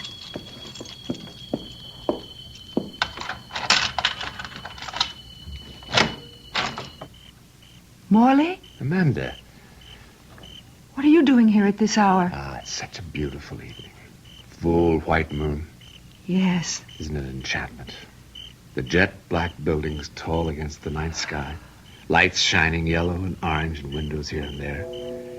And here, right here in the midst of it all, a small oasis of peace and quiet. Loveliness. You keep talking like that, Morley, and you will cast a spell over me. I will, won't I? Amanda, do you mind my coming here of an evening, now and then? I won't, if you say no. Well, no, I suppose it's all right. You come when you want to. Thank you, my dear. Thank you. Morley, Yes. there's a painting over the fireplace. It's called the Dramatic Coach. And the man in the painting, the coach, looks exactly like you. Yes. Yes, he does. It was painted by Scott Costain in 1909. The man in the painting is my grandfather, whose name was also Morley Norcross. Oh. You didn't... You didn't think... Yeah, I'm afraid I did. No, you couldn't have. But look, if you haven't lived here in 16 years, you said? Yes, 16. Well, what's the painting doing there now? You have no doubt heard of actors being forced to leave their luggage behind because of non-payment of rent. And you? Oh, Morley. But it's quite all right, Amanda. It's quite all right, especially since I can look at it almost as much as I want to. I can take a peek now and then through the French doors. You poor man. You love that painting, don't you? You're very perceptive. Yes, I do love it. As much as I loved this fountain. The fountain? Yes. Did Mrs. Broley tell you? No. I don't suppose she did. There's a legend goes along with this fountain. A legend? It's rather tragic. All the better. The more romantic. Perhaps. A man, someone who lived in that flat where you live now, as I lived, a man committed suicide at this very spot. Oh, no. Why? I think the phrase of the time was unrequited love. Oh, Morley, that is romantic. It didn't seem so then. What? I mean to say, the man must have felt the very depths of misery, experienced the most frightful emotional horrors to kill himself. He committed the greatest sin known to man, or God. Suicide? No. Despair. And in despairing, renounced his faith in God. No one who believes in God, truly believes, can ever give way to despair. Amanda, you remember that. Yes, Morley, I shall. As for the legend, the fountain ran red with blood, his blood. And then it stopped flowing, just stopped. They've tried to get it flowing again and again, but they have failed every time. According to the legend, it never will flow again until... Until? Until someone, somewhere, sometime, does something so supremely unselfish, so totally and completely selfless, that the sin of suicide committed here is paid for. Beautiful. So beautiful. And when that happens, if ever it does, the fountain will gush forth once more. I was wondering... Yes? Would you have any objection if I came in, only for a moment, to have a closer look at that painting? Why, of course not. Come along. Thank you, Amanda. Your grandfather, was he a dramatic coach, too? Or did he just pose for No. He coached actors and actresses just as I do. Well, there it is. Yes, there it is. Amazing, the resemblance. Isn't it? Isn't it? Was your grandfather, was he the man who killed himself in the garden? Yes. And she, the girl in the painting. Oh, he loved her. He loved her. And she loved him. Or so she let him believe. She was one of his pupils. Beautiful. Talented. I can't tell you how beautiful. How talented. Oh, I shouldn't think you could, since you weren't born yet. Yes, that's quite true. It's only hearsay. Well, what happened? Well, she began to get rather good parts and began to be known. And, well, she met a wealthy man and fell in love with him. Or some said his money. Oh, dear, it must have been tragic. It was more than I could bear. You? Oh, my grandfather, of course. But you said more than you could bear. My imagination. I have a flair. I have a talent for placing myself in a situation of becoming the people involved. I imagine myself. Well, you've played the game called imagination, of course. No, I've never even heard of it. Well, it's a wonderful game. And, incidentally, extremely helpful to an actor or actress. Would you care to play it? Well... Let's do. Now, let's imagine ourselves to be, well, those two people in the painting. All right. How do we go about it? First, look closely at the painting. Mm-hmm. Try to see every detail. Every detail. For instance, the furniture. Old-fashioned, high-backed couch with brocaded upholstery and antimacassars. That's right. And the table lamps, beaded lamps they call them, I think. That's right. And the gas jets on the walls. Notice? How could I help but notice? I feel as if those lamps are actually lit. As if the gas jets are really glowing, as if I'm... Yes. I'm in the room with him. His arms around me, his lips close to mine. Go on. It's all so real. I am that woman in the painting. You are. You have become her. You have become Iris Jordan. Iris Jordan? That was her name. Is her name, because you bring it to life again. Iris. Oh, Iris. Iris. No. What are you doing? Darling, Let me go. I love you. Morley. Mr. Norcross. Please, Iris. Unhand me, sir. Iris. You hear me, sir? Unhand me. Please. I've told you I no longer love you. I love another, Thomas Broley, and I'm going to marry him. Don't do this to me, Iris, I beg you. Miss Phillips. I beg you, open don't. The door. I can't bear it. I can't bear it. Phillips. I'll kill myself. Do you hear me? I'll kill myself. Miss Phillips. Miss Phillips. What is... Why were you crying out like that? I guess I got carried away, but we were only playing a game. A game? We? Morley Norcross and... Why, he's not here. Mrs. Broley? Broley? Is your first name Iris? Oh, what if it is? Were you the girl in that painting? I think you're out of your mind. You were the girl in that painting, weren't you? You were an actress. And you were in love with Morley Norcross, but you jilted him for a man named Broley.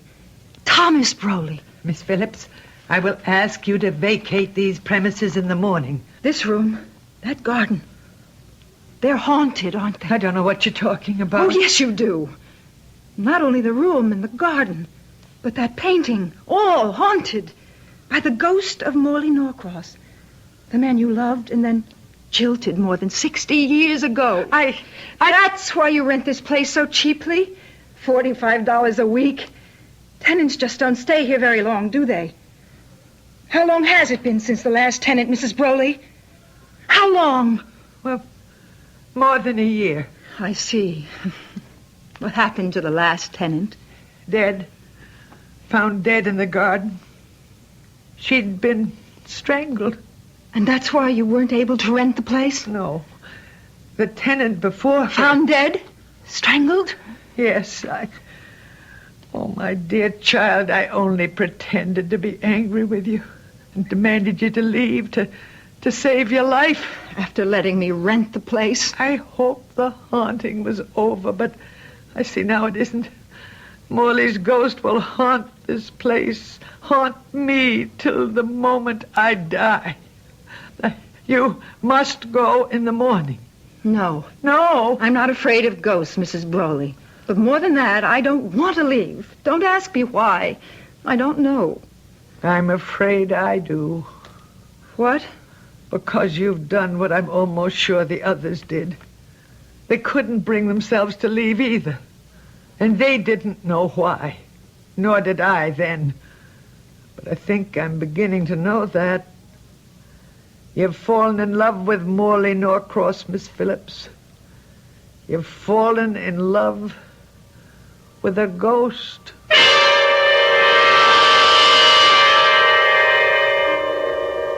Well, there's a twist for you. Has Amanda fallen in love with the ghost of Morley Norcross? Or is some other power, some other force at work? Let's not forget that we've been talking about not ghosts, but the baffling, the mysterious complexities of the human mind. I'll return shortly with Act 3.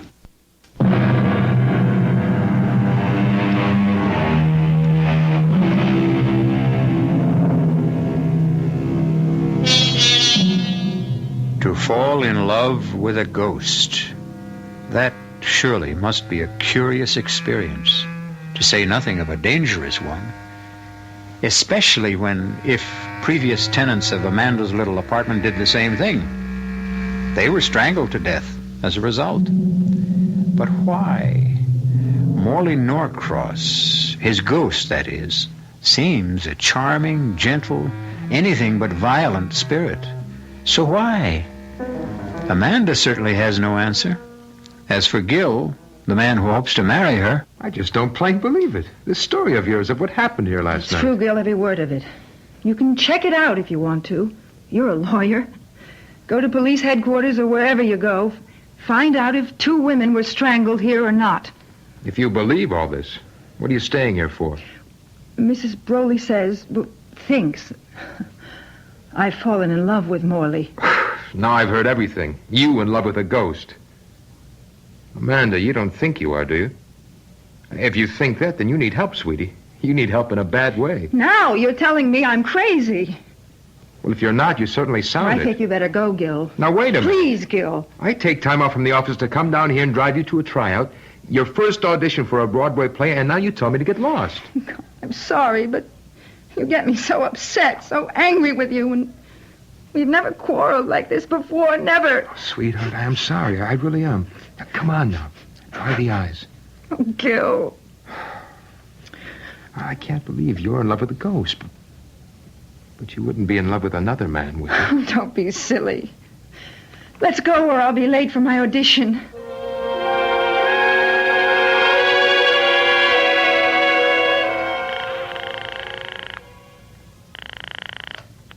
Belding and Maxwell. Gilbert Franklin, please. One moment. Hello? Gil? Amanda. Oh, Gil, I'm so excited. You got the part. Not the little part, the walk-on. Gil, they listened to me for the ingenue lead. And I got it. I got it. Ingenue lead. Hey, that's fantastic. I can't believe it. I can't either. Now, this calls for a celebration. I'll take you out to dinner tonight. A champagne dinner. No. Let's celebrate here. At your place? I haven't cooked in a week. I'll go out and do some shopping. Okay, and I'll bring the champagne. Enough for the three of us. The three of us? You, me, and your ghost boyfriend. I don't think that's very funny, Gil. Uh-oh, I put my foot in it again. Forgive me. Now, come on, tell me you forgive me. I forgive you. And, honey, Yeah? ask Morley Norcross to forgive me, too. Well, I just never. I just never. You know, Amanda, that's virtually becoming a cue line for me. Morley. My dear, why have you gone so white? Why are you trembling so? I know now that you're a ghost. Oh. It makes me feel scary. Oh, please, no. The last thing in the world I want is to frighten you. That you ought to know that, particularly since I did all I could today to help you get the ingenue lead in Hope Springs Eternal. You? Didn't you know? Yes, I did. I felt something. Something that lifted me above myself, above my talent. That made me act as I've never acted before. But I didn't know it was you. It was. I was there all the time, coaching you. Now, still frightened of me? No, not really. Only, Yes. did you strangle them, Morley? The two women who lived here before you? Yes. I confess it, I did. Why? The painting there above the fireplace. I didn't tell you the whole story behind it. Why not? I was ashamed. Ashamed? Of what I did to Iris, or tried to do. You see, my dear, she didn't leave me for Thomas Broley just because she'd fallen out of love with me. I was the reason she fell out of love. My ungovernable temper. Temper? Rage is a closer word. Violent rage. Another word for it would be ego. My ego that demanded its way, or I would fly into an insane fury. Iris, yes, the withered little woman who was your landlady, feared me, loved me, but feared me. And that is why she left me. That is why, let me also confess, I killed myself out there by the fountain. Not from despair, as I told you. Not from misery. But from sheer, limitless, violent rage. And I have been paying for it ever since. Oh, Morley. You helped me today.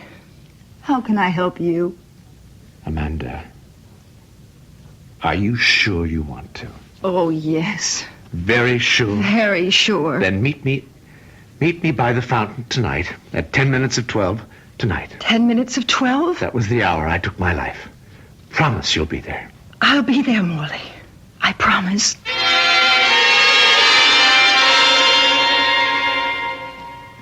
All right, Amanda. All right, I'll leave. Gil, don't be angry. What'd you expect me to be? I invite you to dinner to celebrate. You say, oh, no, come to my place. I'll make dinner.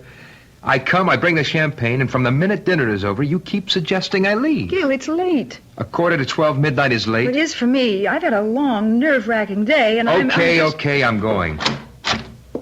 You want to know something? I may not be back. Oh, Gil. Gil. The scent of lavender coming from the garden. Yes, Morley. I'm coming.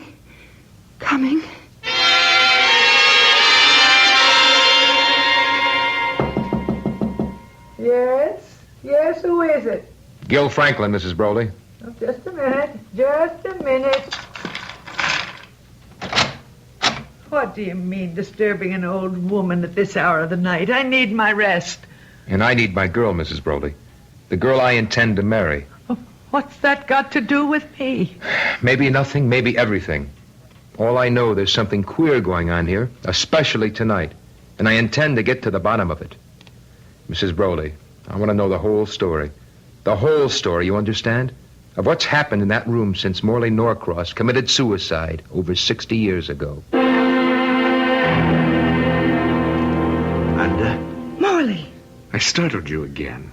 Not really. It's just 10 of 12. And a beautiful moonlit night. Very beautiful. You're ready.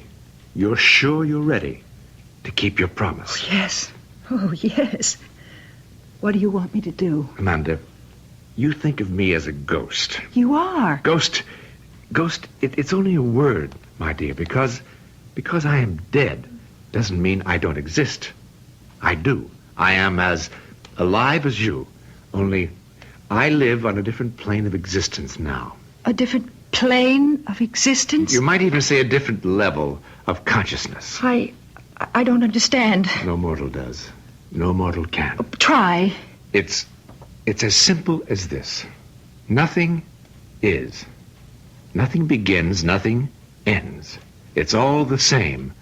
A continuum, only on different levels, varying planes of life, of living. To sum it up, my darling, there is no such thing as life. No such thing as death.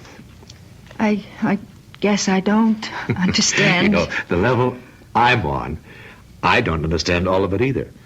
This only do I know. The world that was once mine and is now yours is nothing but illusion. Illusion, my dearest. That is all it is. So it will be only an illusion you leave now. Leave? My world? To enter mine. Oh, You promised. Remember, you promised. yes, but... Oh, Morley, how can I leave it? My world? Illusion. Illusion, reality, call it what you like. I don't know. But Morley, I'm going to be the ingenue lead in a Broadway play. It's what I've wanted, dreamed of, yearned for since I was a child. I can't leave that. You must. I can't. I tell you, you must. Can't you understand? What you're leaving is nothing. Nothing to what you'll find on my plane. I'm not taking anything from you. I'm giving you everything. But what I want... You promised! You promised! Rotten hell if you didn't promise. You're strangling me. You promised. Morley, promised me! Dad, I'll keep my promise.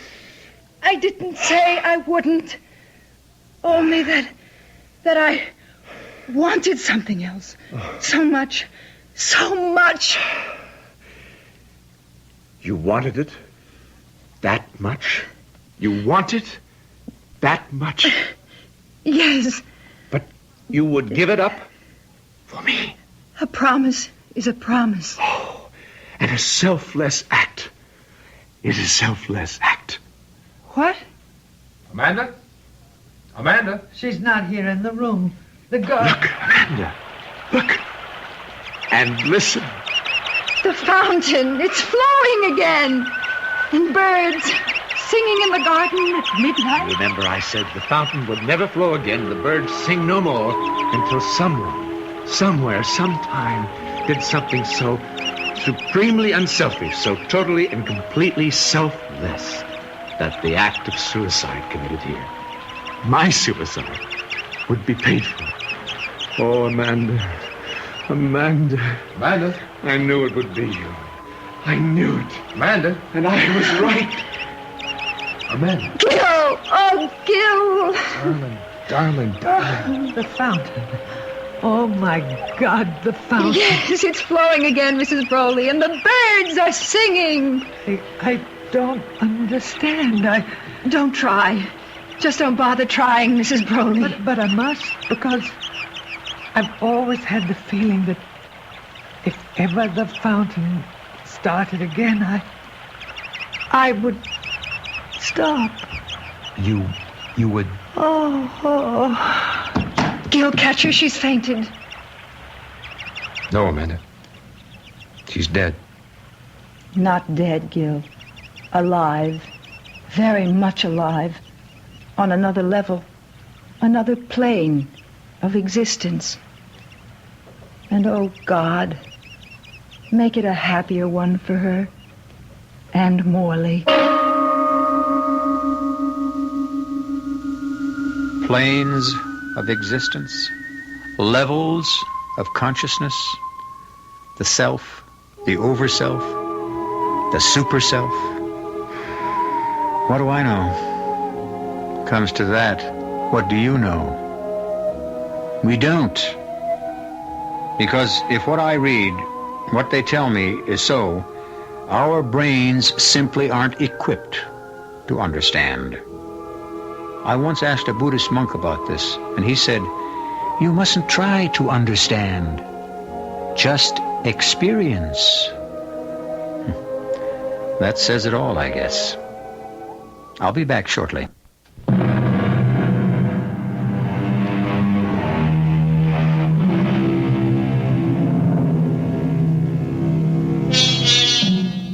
Amanda Phillips didn't become a Broadway star. She became Mrs. Gilbert Franklin. Oh, she played the ingenue lead in Hope Springs Eternal, all right. But the play folded in New Haven. Well, if Morley Norcross was right, it doesn't much matter. After all, the world we live in, you and I, nothing but illusion. Some illusion. Our cast included Diane Baker, John Newland, Ann Seymour, and Dennis Cole. The entire production was under the direction of Hyman Brown. This is E.G. Marshall inviting you to return to our Mystery Theater for another adventure in the macabre. Until next time, pleasant dreams.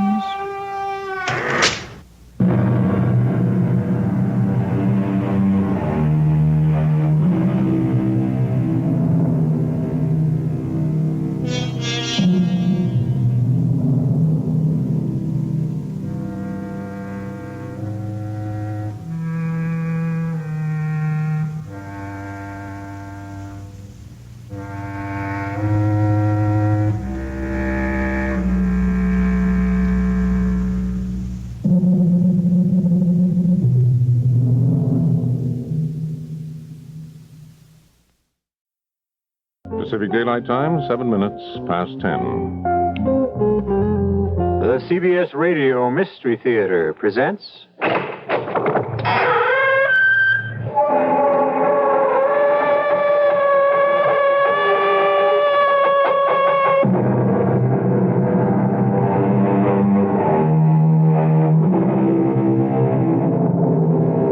Come in.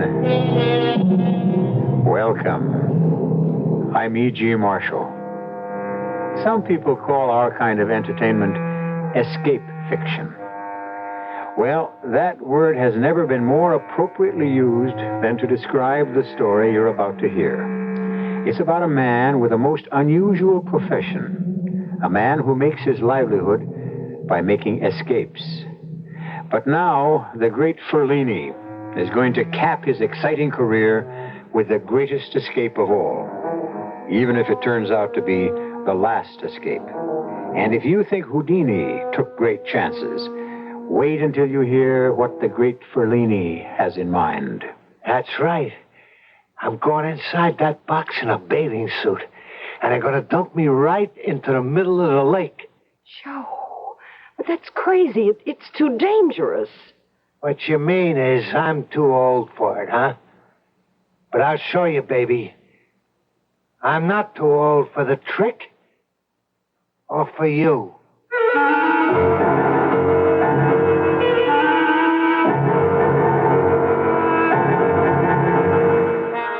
Our mystery drama, The Last Escape, was written especially for the Mystery Theater by Henry Slessor and stars Joan Lovejoy and Robert Dryden.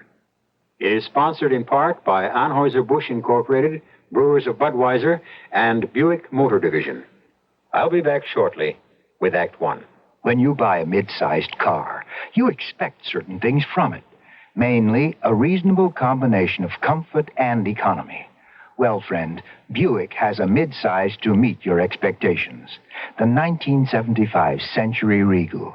It's a joy to look at, a joy to ride in, and Buick's new V6 engine makes it a joy to drive, especially past gas stations. Buick Century Regal, dedicated to the free spirit in just about everyone. Sure, I've heard that phrase, give to the college of your choice. Good idea.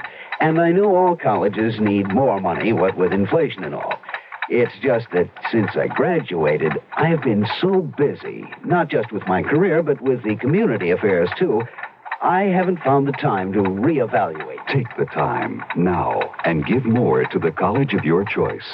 Now. A public service message of this station and the Advertising Council.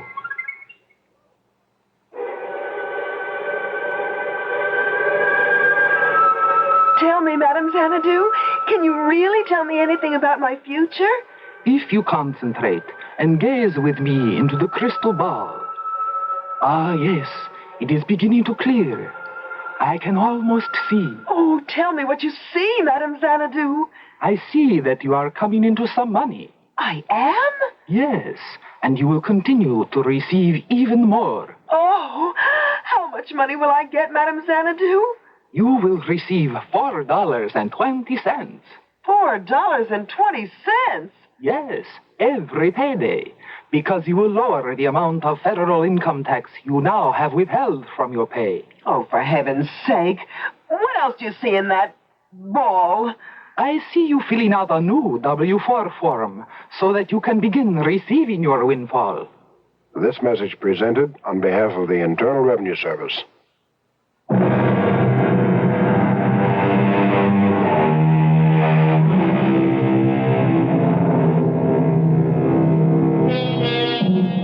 We're in the glamorous Tropicana Supper Club.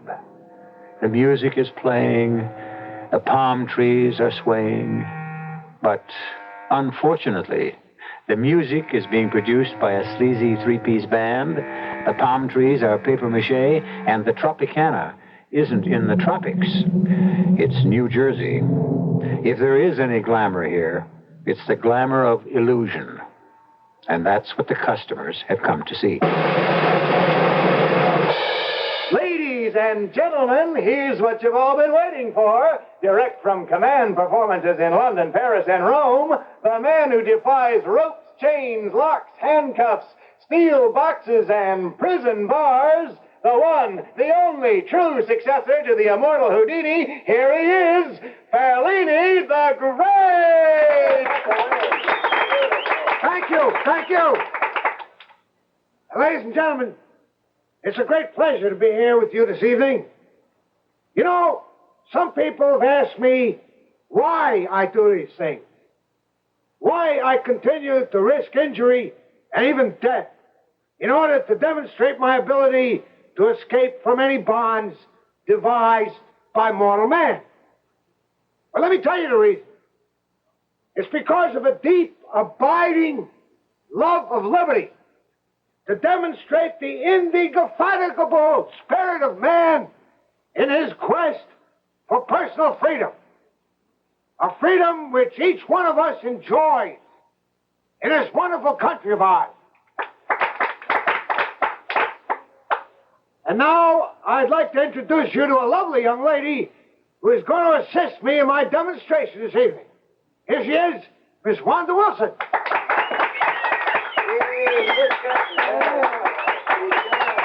As you can see, Miss Wilson is holding something in her hand. It's a straitjacket designed to restrain the most violent madman. Madness, as you know, often increases the strength of its victim enormously. But this jacket has been created so skillfully that experts will swear that there is no way out of one. The great Houdini, however, once proved that it can be done. And tonight, before your eyes, I am going to attempt to duplicate his astonishing escape. Wanda? Yes, Fellini. Please ask two men from the audience to assist us. Yes, Fellini. Well, how about, what about you two gentlemen? Will you help out? Oh, thank you very much. Now, if you two gentlemen will just put the jacket on me. Yeah, that's right. I fold my arms around my torso, and then you secure every strap. Yeah, that's it. Just as tight as you can now. Hey, yeah, that's right. Every single one of them. A little tighter. Tighter. Make sure there's absolutely no way I could get out of it. Thank you, gentlemen. And now, ladies and gentlemen, To spare you the sight of my agonies, Wanda will place a screen in front of me. Here it is, Ferlini.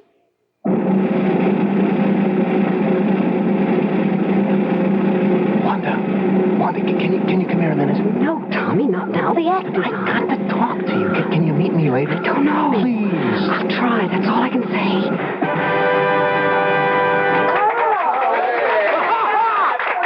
All right, here it is, ladies and gentlemen.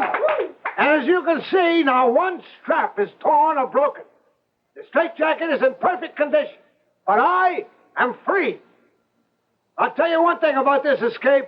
You don't have to be crazy to try it, but it helps.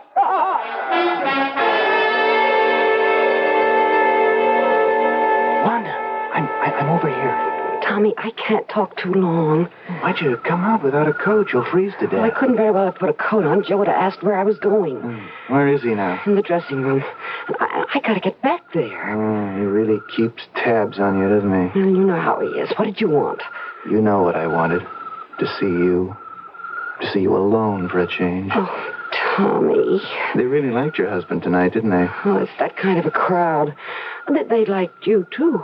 Thanks.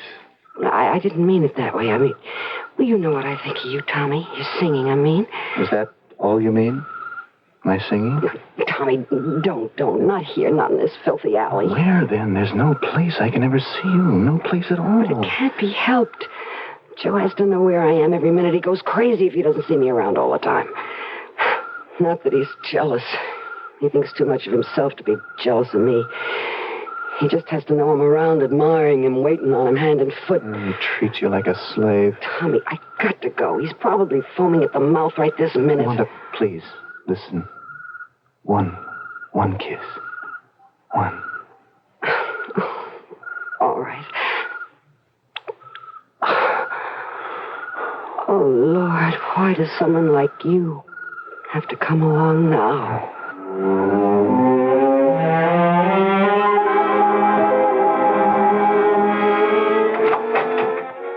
Hey, where were you? I told you I went to get some cigarettes from the machine. You shouldn't smoke. I never smoked in my life. You think I could have lungs like mine if I smoked? I got the lungs of a 20-year-old, you know that? Yeah, I know. Boy, I really felt good out there tonight. I could have done a steel box bust out tonight. That's how good I felt. Hey, you see that little guy who put me in a straitjacket? Little guy thought he was going to fix me. See how tight he worked the straps? I was there, Joe. The little guys, they're the worst. It's a pleasure to fool them. Joe, what do you say? You just going to keep staring into that mirror all night? I like what I see. Don't you like what I see? I never knew anyone who liked to look at himself the way you do. 49 years old. Nobody would ever take me for 49. What do you say? You're a Greek god, Joe. And speaking of Greeks, we're invited out to dinner tonight. Roscoe is buying. Roscoe, he spoils my appetite.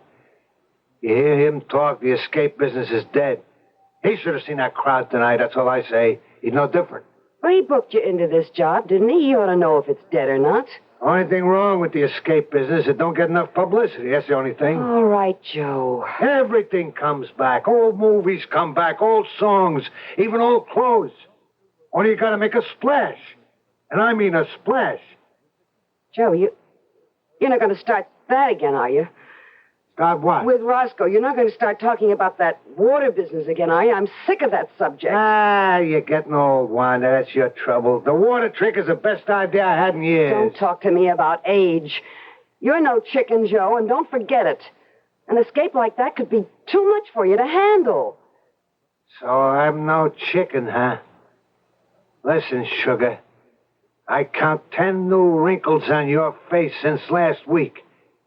Take a good look in the mirror. Oh, stop it, Joe. Go on, take a look. You're hurting me. Go on, I said. Look at yourself. Stop it. You calling old, huh? I'm younger than you, baby. On account I keep in shape. All right. Just let me go. That's right. Turn on the tears. Not everybody thinks I'm old, Joe. Not everybody.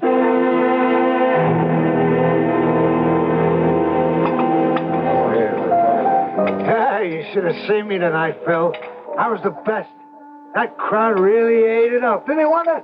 Yeah, it was a good crowd for that crummy joint. Don't knock crummy joints, not if they pay off every Friday. Listen, after tonight, I wouldn't be surprised if they booked me for another month. I'd be surprised. You close next week. What?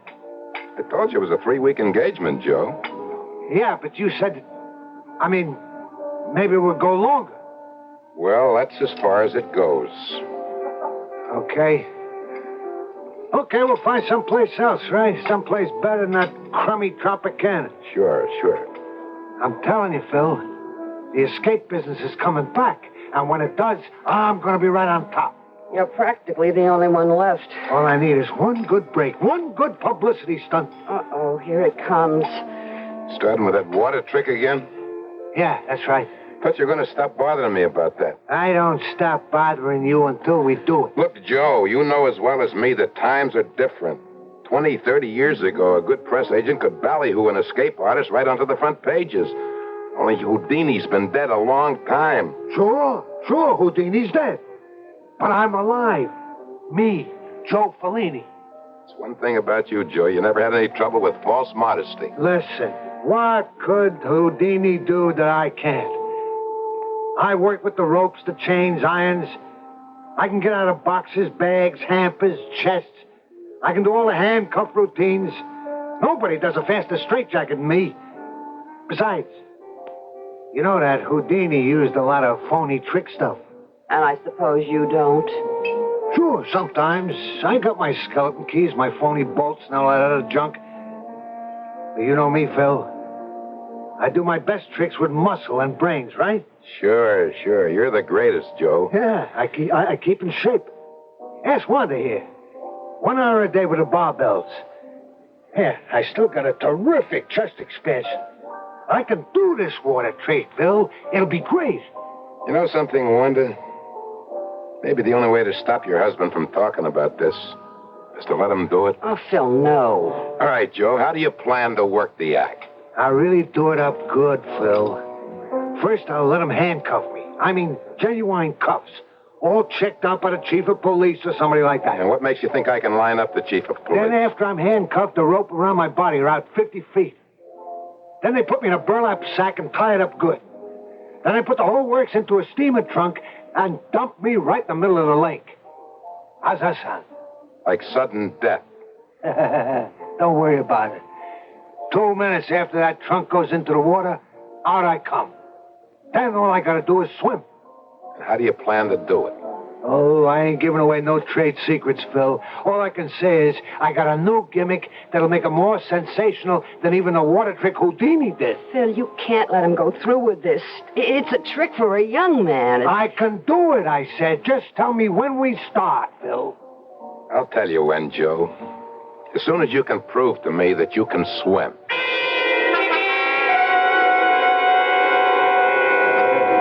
It's really a miracle. I never thought you'd be able to get away from that guy, Wanda. Oh, Joe finally went someplace he couldn't take me. Where's that? To a men's gym. He went to swim in their pool. What for?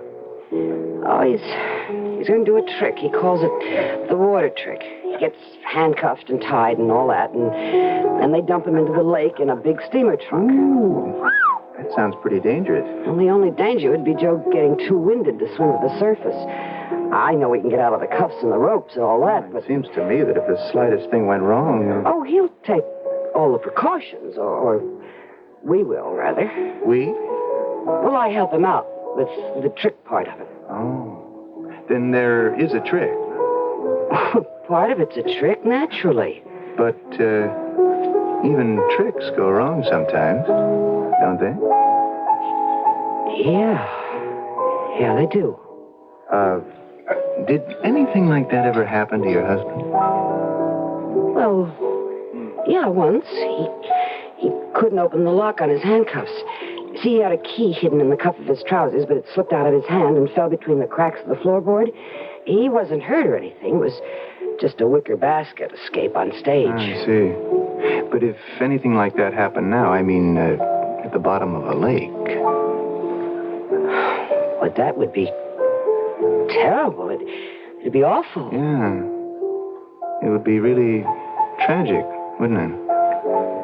I don't want to think about any such thing. I just don't want to think about it. No, of course not, Wanda. At least, we won't think about it tonight.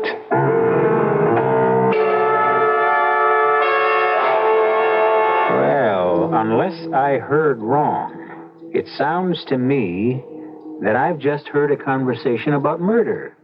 No, the word wasn't spoken. The plans weren't made, but it wasn't difficult to hear between the lines. Will Mrs. Joe Ferlini really spoil the grandiose plans of Ferlini the Great? We'll find out when we return shortly with Act Two. Ladies and gentlemen, this is Ed McMahon. Welcome once again to $1 Million Question. Madam. Yes. What is your name, please? My name is Jones, Geraldine Jones. Geraldine Jones. That is We're correct. about to ask you the $1 million question. $1 million? If you're correct, yes, if you're correct, you'll win $1 million. Honey, hush. Are you ready? Okay. All right, here's the question. What is the largest selling beer in the entire world? Budweiser. You're right. You just won $1 million. Would you give it to me in Budweiser? Of course. Be sure and watch Flip Wilson. And the name of the special is Flip Wilson, of course. My guests are going to be Peter Sellers, Lily Tomlin, Richard Pryor. And, of course, Flip Wilson. That's Flip Wilson, of course. This Friday night on TV. Sponsored by Budweiser, of course. But what more can I say? When you say Budweiser. Of course. You've said it all. Anheuser-Busch, St. Louis. You're 17. Well, that's plenty old. Old enough to know about things like grass and speed and acid and smack. We probably can't tell you anything about the stuff you haven't already heard, or maybe even found out for yourself. So we don't intend to give you any advice. You wouldn't listen. But the trouble is, neither will your kid brother. He doesn't know half of what you know. He doesn't know how dope can affect your body. He's never spent a violent night hugging a friend who was on a bad trip, or watch a guy nod off in class and fall to the floor. He's just a kid, and a real setup for anybody out there selling the stuff. We'd like to warn your little brother. Too bad he doesn't trust us. We can't get to him. But maybe you can. An Advertising Council campaign.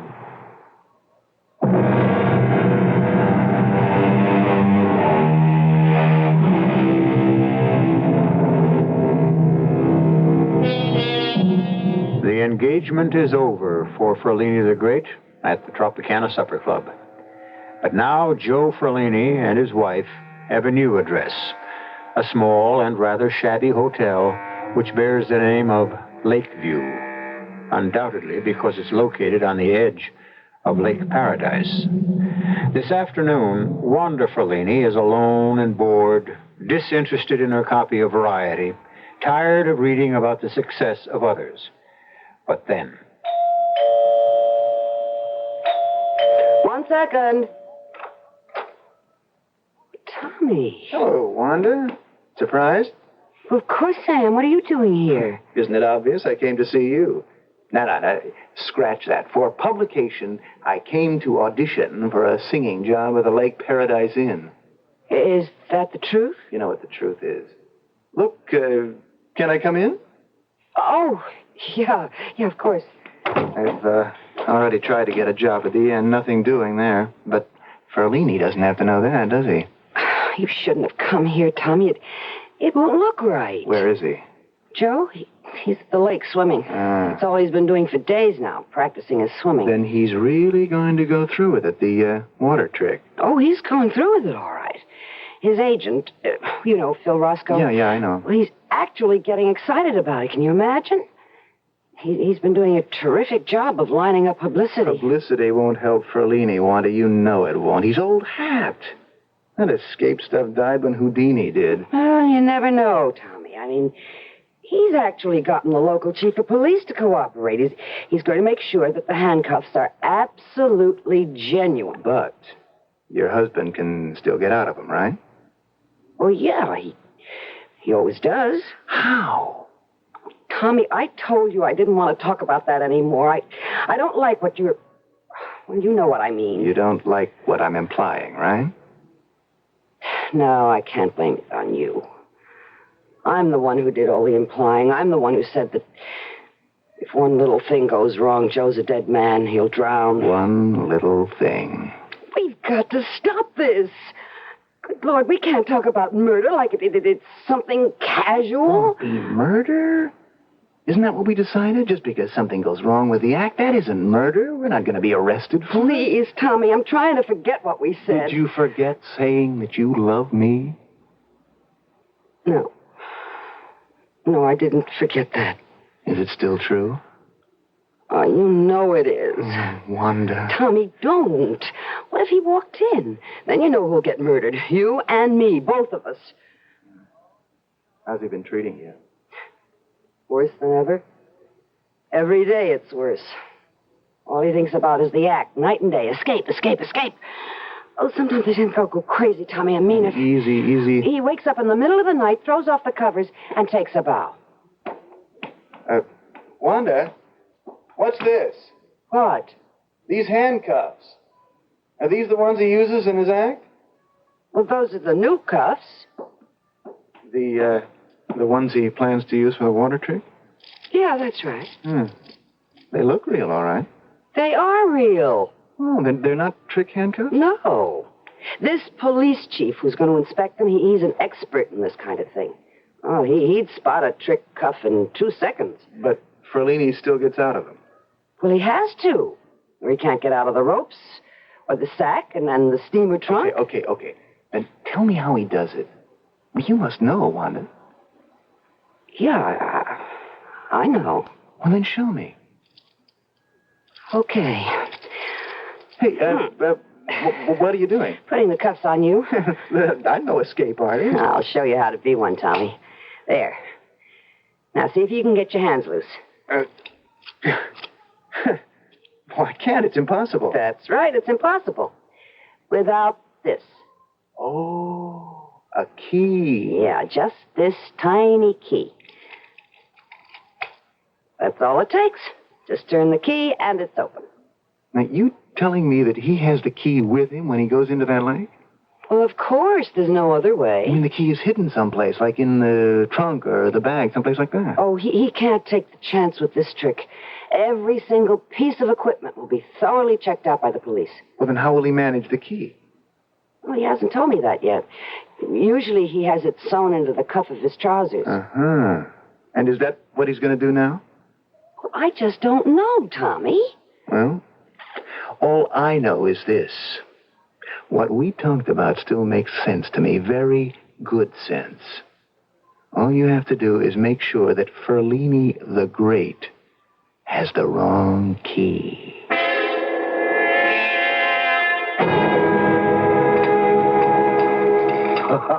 Look at that story, Bill. Just look at it. 4 big columns all about me. And don't get carried away, huh? It's a big story, but a very little paper. Circulation 10,000, maybe. Oh, that don't matter. It's the beginning, just the beginning. When I pull that stunt on Saturday morning, I'll be on all the wire services. You wait and see. I just hope you don't end up in the obituary column. Stop worrying about me. Well, I'd worry a lot less if you'd tell us how you're going to do this trick, Joe. That's what I keep asking him. I've been working for this guy for 18 years, and I know every stunt he pulls. Only this time... This time, I'm doing something different. Something really terrific. Look, will you tell us what it is, Joe? I'm knocking myself out, rounding up the press, getting the police to cooperate. I even got us a motorboat free of charge to take you out in the middle of the lake. Yeah, you're doing a real good job, Phil. I know you wouldn't let me down. I haven't even told you the best part. I got a big news magazine guy coming out. What? That's right. It's a guy I used to know a long time ago. He works on the show business section. I talked him into coming out. If he likes what he sees, well, who knows? You might get some pretty good national publicity. Hey, that's great, Phil. That's just terrific. Only I'll tell you this, pal. If I don't learn some details, I'm going to be tempted to call the guy and put him off. I don't want him to come all the way out here just to see a guy get himself drowned. That's not the kind of news I want to see printed. Come on, Joe. Tell us what you're going to do. Okay. You want the scoop? Here's how it goes. The steamer trunk is no problem. It'll have a phony bottom. The canvas bag is no sweat either. That'll be the usual type I use. Pull the thread on top, the whole seam comes open. Yeah, I know about those gimmicks. As for the ropes, that will be pure muscle. I'll just make with the chest and muscle expansion. By the time they load the trunk on a motorboat, I'll be out of the ropes. By the time they're ready to dump me in the lake, I'll be out of the canvas bag. But first you have to get the handcuffs off. Sure.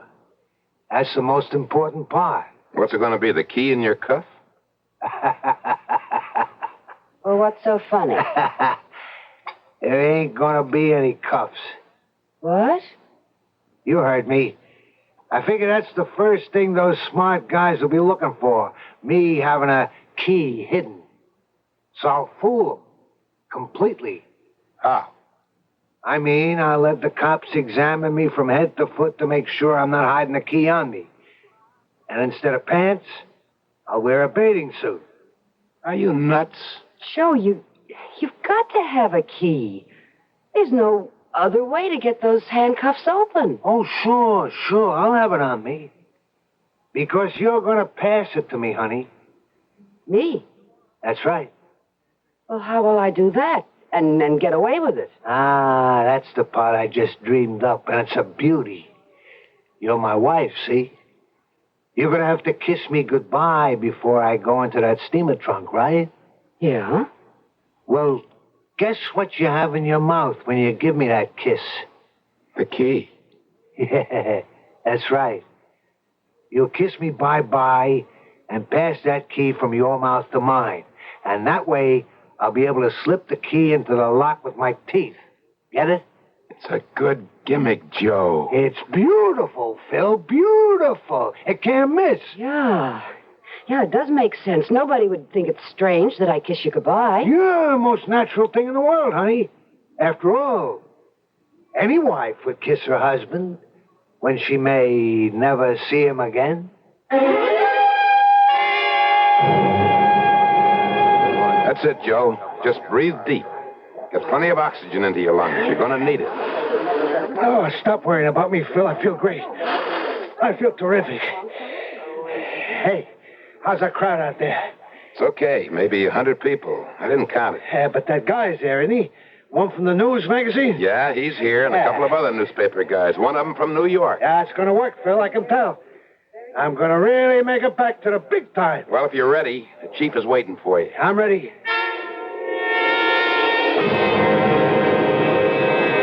Chief Wallace, I'd like you to say hello to the great Ferlini. How do, Mr. Ferlini? I sure hope you know what you're doing. Ferlini, this is Mr. Ralph Crimmins, president of the local Chamber of Commerce, Frank Petty of the Lake Paradise Tribune, and you've already met Dave Brooks, our motorboat pilot. Well, let's get started, huh? It's a warm day, and I want to go in for a little dip. Chief Wallace. Yeah. Would you begin by placing the handcuffs on Mr. Ferlini? I certainly will. Now, you've examined these cuffs, Chief, and you're sure they're genuine? Oh, they're genuine, all right. Would you clap them on, please? All right. There you are, Mr. Ferlini. Now, if you other gentlemen will please tie this rope around the great Ferlini's body.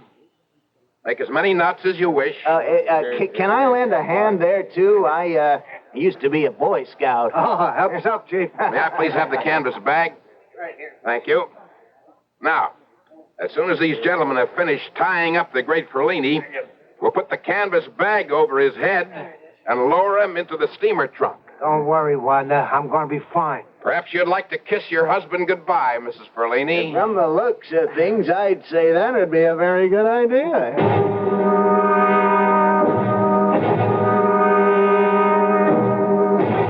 Ladies and gentlemen, the motorboat has stopped in the middle of the lake. Now, please watch carefully. Now, the trunk has been brought to the end of the boat. Chief Wallace and Dave Brooks, our pilot, are carefully lowering it over the side. And there it goes, into the water. The steamer trunk has gone straight to the bottom of the lake like a stone. The great Ferlini is inside, in the greatest life and death struggle of his career. Can he work his way free of those steel manacles? Can he escape from 50 yards of rope bound tightly around his body? Can he get out of the canvas sack that covers him from head to foot? Can he break through the solid locks of that trunk and manage to reach the surface on time? Wanda. Tommy, you shouldn't have come here. I just thought it would have been better. It's 15 seconds now. 15 long seconds for the great Ferlini. Wanda, what? Is everything all right? Please, don't talk to me now, Tommy. Not now. I'm sorry. I've missed you so much these past 3 days. I couldn't see you. You know we shouldn't be seen together. Well, I don't see why not. Everybody knows we're friends. We met at the Tropicana. 30 seconds. The great Ferlini has been underwater, sealed in that trunk for a full 30 seconds, and there's no sign of him. Is he all right? Wanda, I talked to the manager of the inn again. He thinks he may have a spot for me at the show at the end of next week. God's sake, Tommy, how can you talk about show business now? Well, isn't that what this is all about? Show business? Wanda, for God's sake, what's happening out there? I don't know. How should I know? Why doesn't he come up? He said he'd be up in 20 seconds, no more than that. I just don't know, Phil. 45 seconds and he's not up. He's got to be all right. He's got to be. Everything went just the way we planned. Hey, there isn't a sign of him, not a ripple on the water. He's gone. Phil, it didn't work. It didn't work. Not coming up. He's drowned. No. Joe's drowned.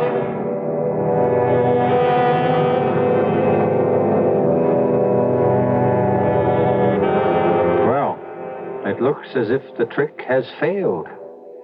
Or perhaps you could say that the trick has been too successful.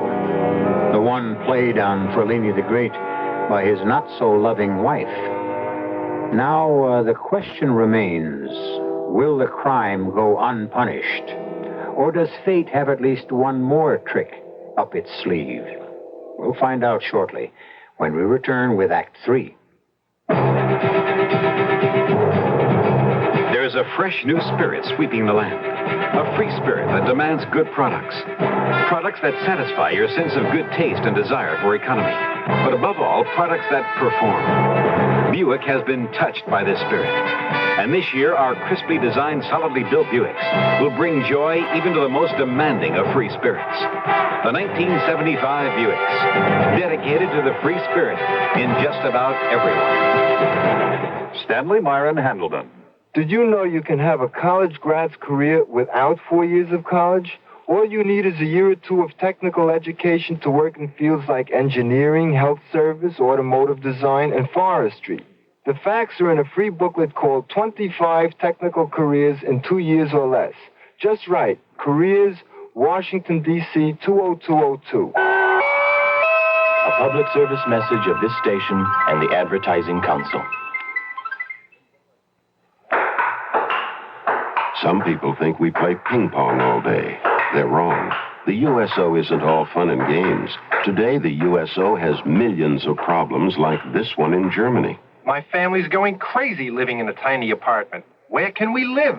Today's USO has millions of problems like this one in Asia. I'm hooked on drugs. Where can I get help? Or this problem in Athens. Our marriage is breaking up. Can you help us? Today's USO has little time for ping pong. We've got serious work to do.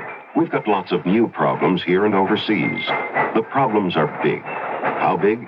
Well, if someone asks you, who needs the USO? Tell them, We do! We do! over 5 million American military personnel and their families need today's USO. And because we get no government funds, we need all your support. Please give to USO through the United Way or local USO campaign.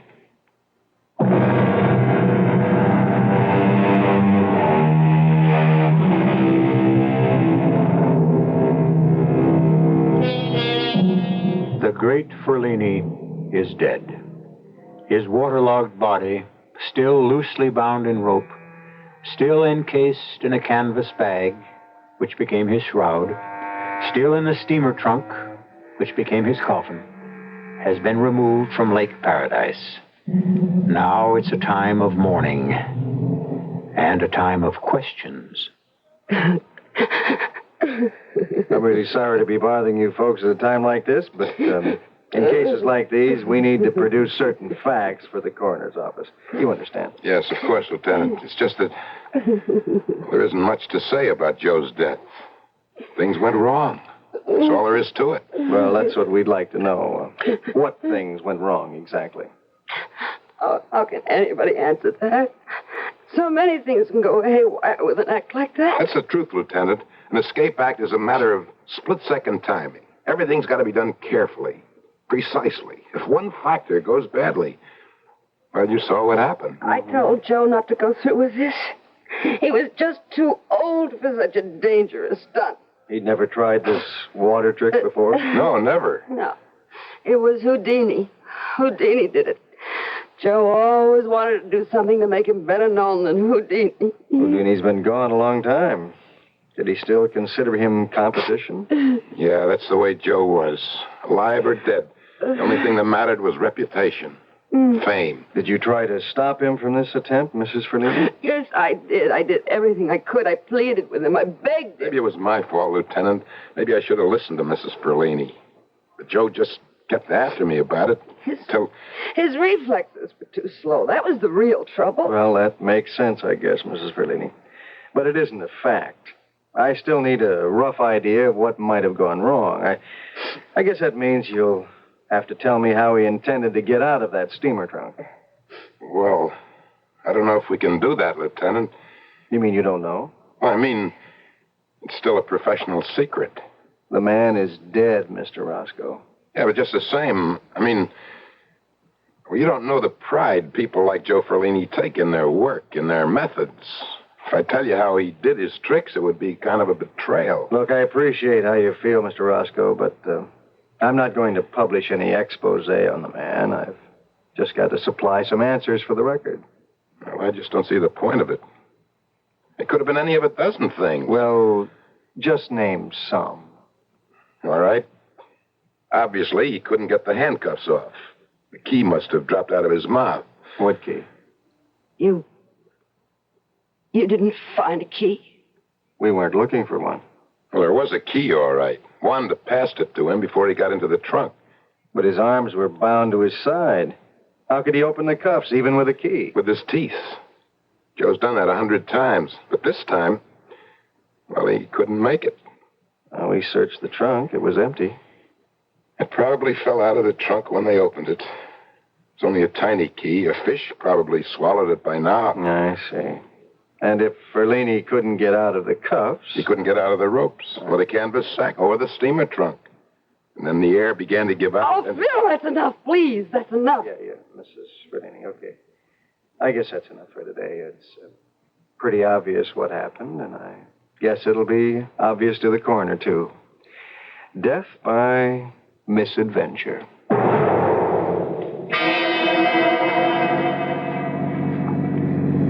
Death by misadventure. Now, that's what I'd call a perfect description. Oh, how can you sound so happy about it? Why should I be unhappy? Tommy, the man is dead. He died a horrible death. Died doing what he wanted to do. What more can a man ask? No, you know the real truth. He died because of me. Because I gave him the kiss of death. No, don't say things like that. But it's true. It's absolutely true. I gave him his final kiss, and I passed the wrong key from my lips to now, his. You don't have to worry about that. You said the police never found the key to the handcuffs. No, they never found the key. They can't trace his death to me. Well, then you're safe. Safe?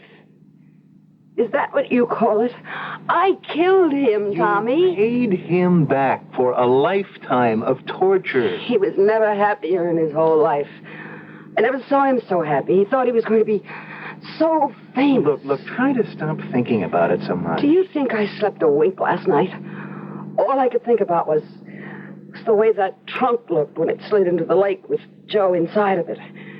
Then the way we waited, and Wanda, and then the trunk coming up all wet and slimy, and Joe still inside. Oh, my God, Tommy, I never had a nightmare that bad in my life, and it was all true. Well, there's something else that's true. Joe Ferlini is being buried this morning, and that means you'll never have to worry about his mistreating you again. Yeah.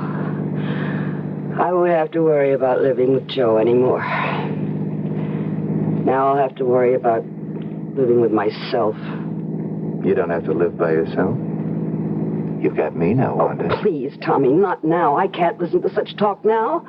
Not on the way to the funeral.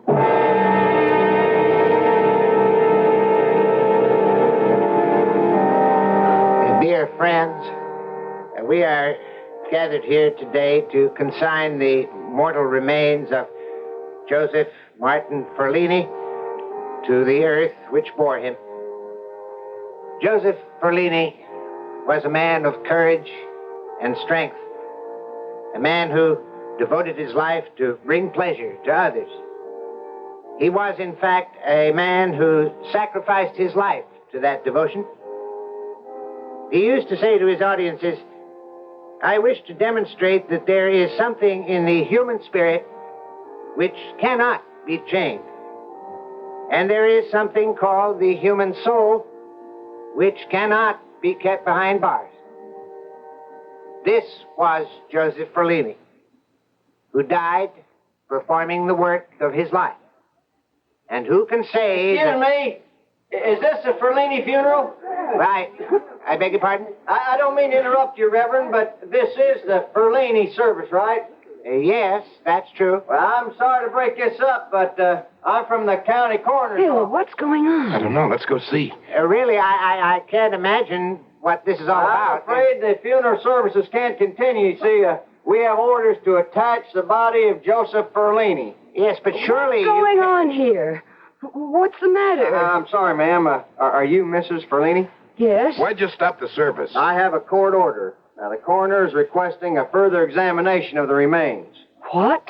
I'm afraid I'll have to open the coffin, Mrs. Ferlini. Open the coffin? You can't mean that. He's going to be buried. You can't open his coffin Come here. on, you can't get away with that. I don't have any choice. Now, there's a caretaker's cottage on the grounds, and we can use that for the examination. Would you gentlemen please pick up the coffin and follow me? Phil, don't let them do it. Hush, Wanda. It's all right. I'm sure it's just a formality. Please. The sooner we get this over with, the better.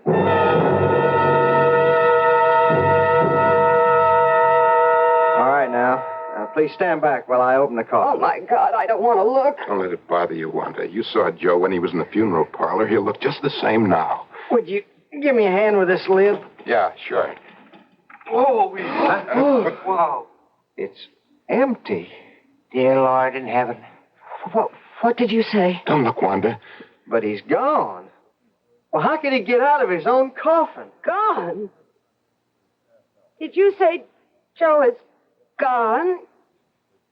He's escaped!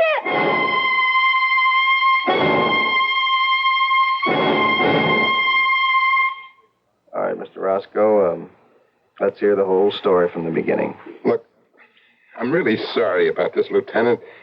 It was just something I couldn't help. I mean, a promise is a promise. Yes, and breaking the law is breaking the law. I'm not under arrest, am I? Well, we'll determine that after you tell me the truth. Well, you got to understand the way things are in my profession. Everything is showmanship. Everything. That's what my life has been for the past 30 years. Is that how long Ferlini was your client? Practically. In the early days, everything was different. Ballyhoo, crazy stunts, way out schemes for getting publicity. You know how it is. What about the missing body? Well, it was like a pact that I made with Joe. A pact? Yeah. That's the kind of guy he was. A showman to the end. And I really mean the end. Well, what was the deal? He made me promise him that if anything happened to him, if he died, that I would arrange for one last escape. Something that would make him remembered even longer than Houdini. Are you telling me this was all a cheap publicity stunt? No, it was a trick, Lieutenant. That's the word for it. I slipped the undertaker $100, and he arranged to have Ferlini buried someplace secretly. Then he put an empty coffin in the hearse with some slates in the bottom to give it weight. Oh, for the love of Pete. Man from the coroner's office. He was a phony, too. It was an actor I hired so we could open the coffin right on the spot. See what I mean? Showmanship. Yes, I see what you mean, all right. But I suppose you know what the effect of your showmanship has been. What do you mean? I'm talking about Mrs. Ferlini. Yeah, I feel rotten about that. But I couldn't tell her in advance, Lieutenant. Joe made me swear not to tell anyone. He wanted the mystery to last forever and ever. The last escape of Ferlini the Great. But considering what happened to Mrs. Ferlini, you had to tell the truth. Yeah, I had to. Tell me, how is she, Lieutenant? Where have you got her now? As a matter of fact, she's right next door. How's she doing? Look for yourself. Oh, my God. Wanda. Wanda. She's completely out of her head, Mr. Roscoe. And she isn't the escape artist her husband was. She can't get out of that straitjacket.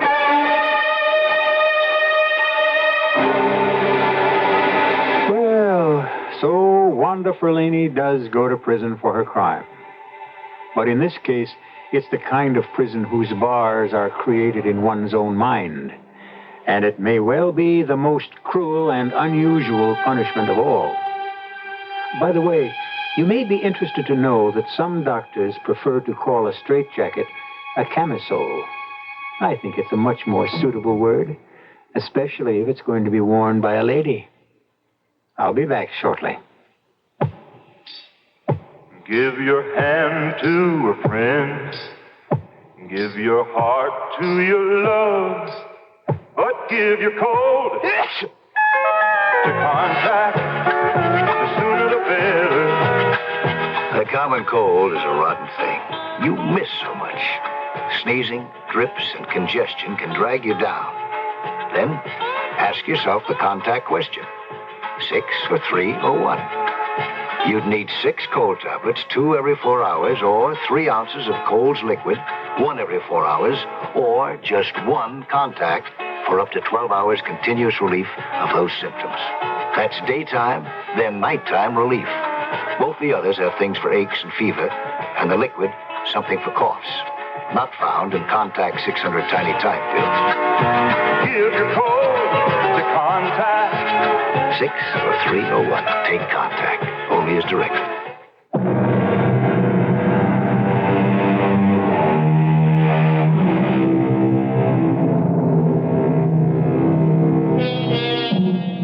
It's really a pity that the days of Houdini and his like seem to be gone. However, we think Joe Ferlini was right. Everything does come back. And we can probably look forward to seeing a whole new generation of escape artists, magicians, and illusionists. In fact, you're enjoying one of the greatest illusionists of all time right this minute. It's called radio. Our cast included Robert Dryden, Joan Lovejoy, Joseph Julian, Russell Horton, and Bob Caliban. The entire production was under the direction of Hyman Brown. Now, a preview of our next tale. You mean she felt that guilty about what had happened? Guilty enough to seek punishment for herself. And she did.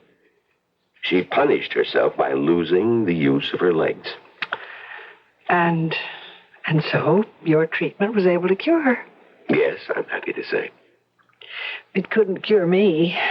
See, I didn't lose the use of my hands for any kind of reason like that. I mean, it's just some sort of nerve damage. Well, if that's the diagnosis of your physician, that it's purely physical and incurable. But I didn't say that. See, I mean, my doctor has never used the word incurable. I have been hoping for years that it would just heal itself. I can't go on living like this. I want my hands back. Oh, dear God, I want my hands. Radio Mystery Theater was sponsored in part by Contact, the 12-hour cold capsule. This is E.G. Marshall inviting you to return to our Mystery Theater for another adventure in the macabre. Until next time, pleasant dreams.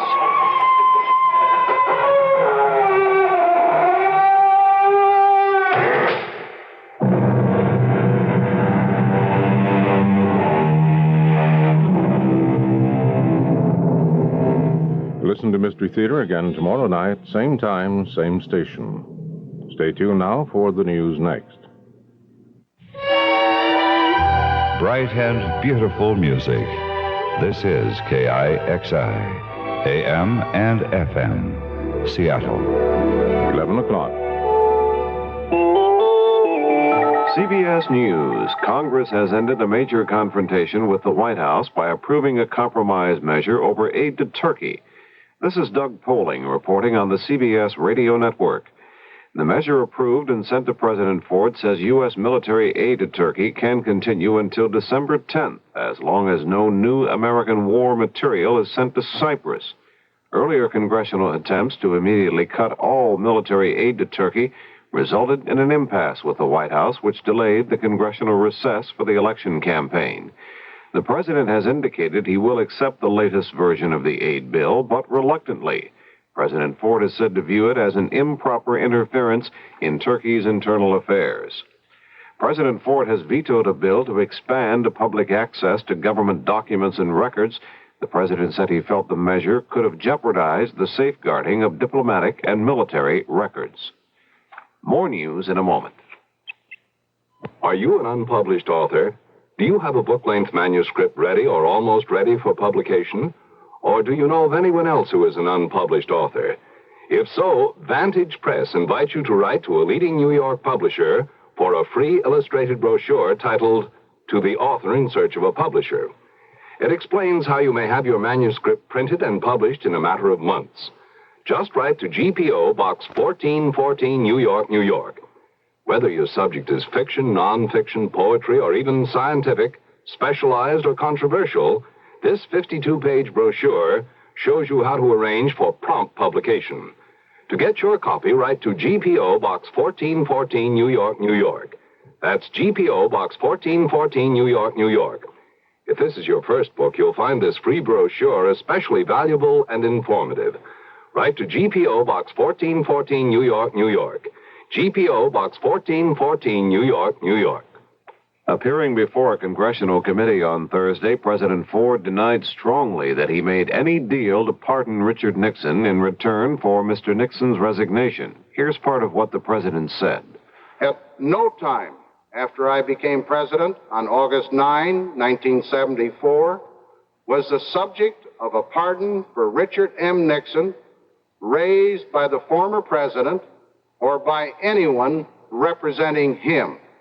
Also, no one on my staff brought up the subject until the day before my first press conference on August 28, 1974. Ford was giving testimony to a House Judiciary Subcommittee. After the president finished, the subcommittee chairman, Democrat William Hungate of Missouri, was asked if he is satisfied. There are always missing answers, at least in my books, but I'm generally pleased with the manner in which the president approached this problem, and I thought he stated rather strongly that there was no deal. That's what we really want to hear. Hungate said he also expects to call Special Watergate prosecutor Leon Jaworski when Congress returns to work next month. The wife of Vice President-designate Nelson Rockefeller is reported in excellent condition after undergoing surgery for removal of a cancerous breast. The operation, performed Thursday in New York, was similar to one performed 3 weeks ago on First Lady Betty Ford. Mrs. Rockefeller, who is 48 years old, is expected to remain in the hospital for a week to 10 days. The Oakland A's Thursday night won the World Series, beating the Los Angeles Dodgers 3-2 in Oakland. The A's got the title by winning 4 games in the series, while the Dodgers got only 1 win. It's the 3rd consecutive World Series victory for Oakland. Only one other baseball team, the New York Yankees, has won 3 or more consecutive titles. The Yankees won 5 straight titles starting in 1949. They also got 4 straight titles starting in 1936. Rioting was reported Thursday night in Catholic sections of Belfast, Northern Ireland. Snipers fired on British Army troops. Cars and buses were set on fire. The outbreaks occurred as another 600 British troops arrived in Northern Ireland. Now this. I want that sinus medicine. Headache tablets? No, sinus medicine. Sinus tablets. Helps the headache and the pressure. Oh, you mean sign-off. Exactly. Headache pain is one thing. A sinus headache is something else. Sometimes your whole face can seem to throb with pain. You want relief. Take Sign-Off tablets. SINEOFF, the sinus medicine that gives you a full dose of pure aspirin, plus a sinus drainer. Sign-Off. the sinus medicine that helps relieve sinus pain while you drain. And Sign-Off doesn't stop there. Have you tried Sign-Off Sinus Spray, the fastest known form of sinus congestion relief? It works in seconds. That's Sign-Off Sinus Spray. When sinus flares up, use Sign-Off tablets and spray only as directed. Signoff. Sign-Off. Exactly. Sign-Off, the sinus medicines in the bright red box.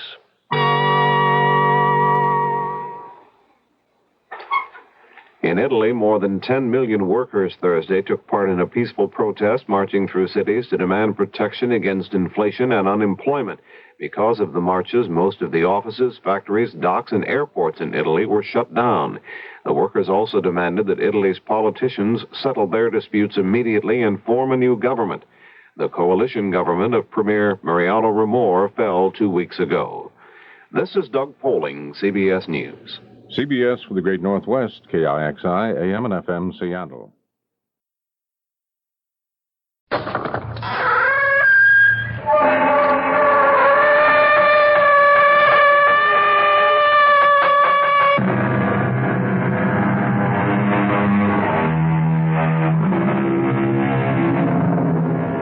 Come in.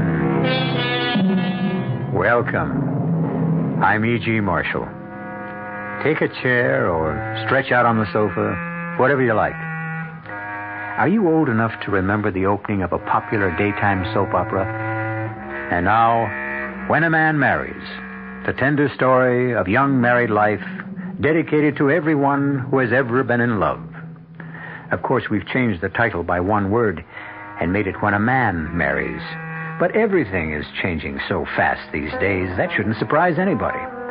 The conventional wisdom is turning to nonsense before our astonished eyes.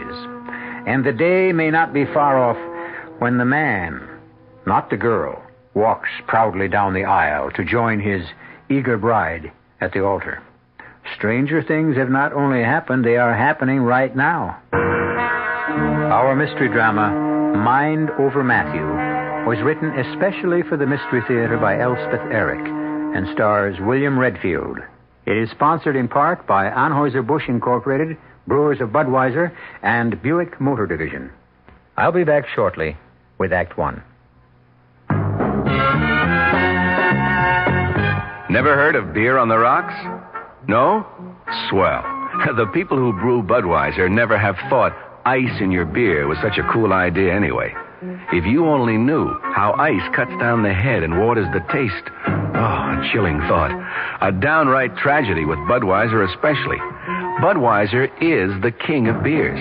The only beer in America that's beechwood aged, naturally carbonated, which means Bud brews its own bubbles, tiny ones, over a dense lattice of beechwood strips. The beer ages the best way, the right way, naturally. But add an ice cube and bloop, there goes all that extra effort. So if you forget to cool enough Bud, skip the cubes and put your Budweiser on ice for a while, on the coldest shelf in your refrigerator. Even if the wait does frost you a little, it'll be worth it. Anheuser-Busch, St. Louis.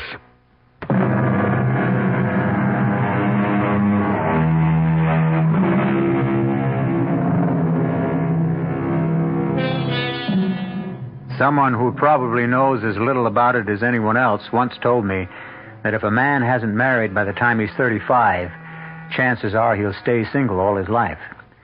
Well, our hero, Matthew Parker, being 40, is about to become the exception to that rule. If it ever was a rule, which I doubt. Listen with me now to the tender human story of when a man of 40 marries. Morning, Hester. Why, Mr. Parker, good morning. How are you, Hester? Oh, I'm fine. Well, I must say you're looking very well. Very well indeed. Oh, I feel very well. Well, so what brings you here? Is Dr. Caparata in? You didn't have an appointment, did you? No. I just took a chance. Oh, well, his 11 o'clock is late. He's in his office. Oh, good. Okay to go right in? I think so, just not first. Sure.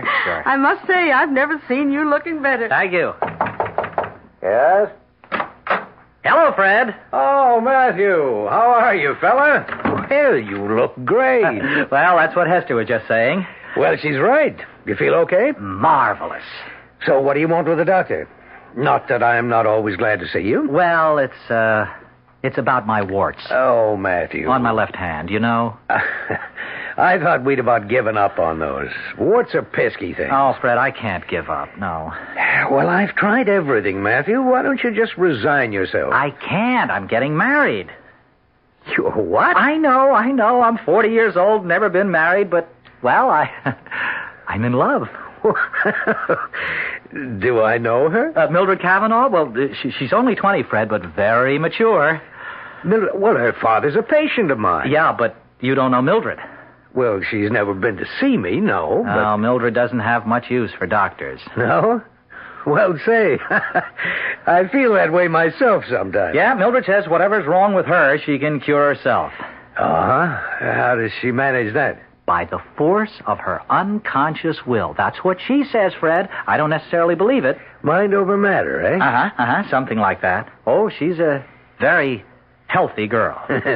Most people are at age 20. You know, she never even has the sniffles. Or if she does, she dispels them. Yeah, well, all sniffles go away eventually. Yeah, but Mildred's go away in, 2 minutes, 3 at the most. She changes her thinking and they go away. Fred, I'm telling you, I've seen it happen.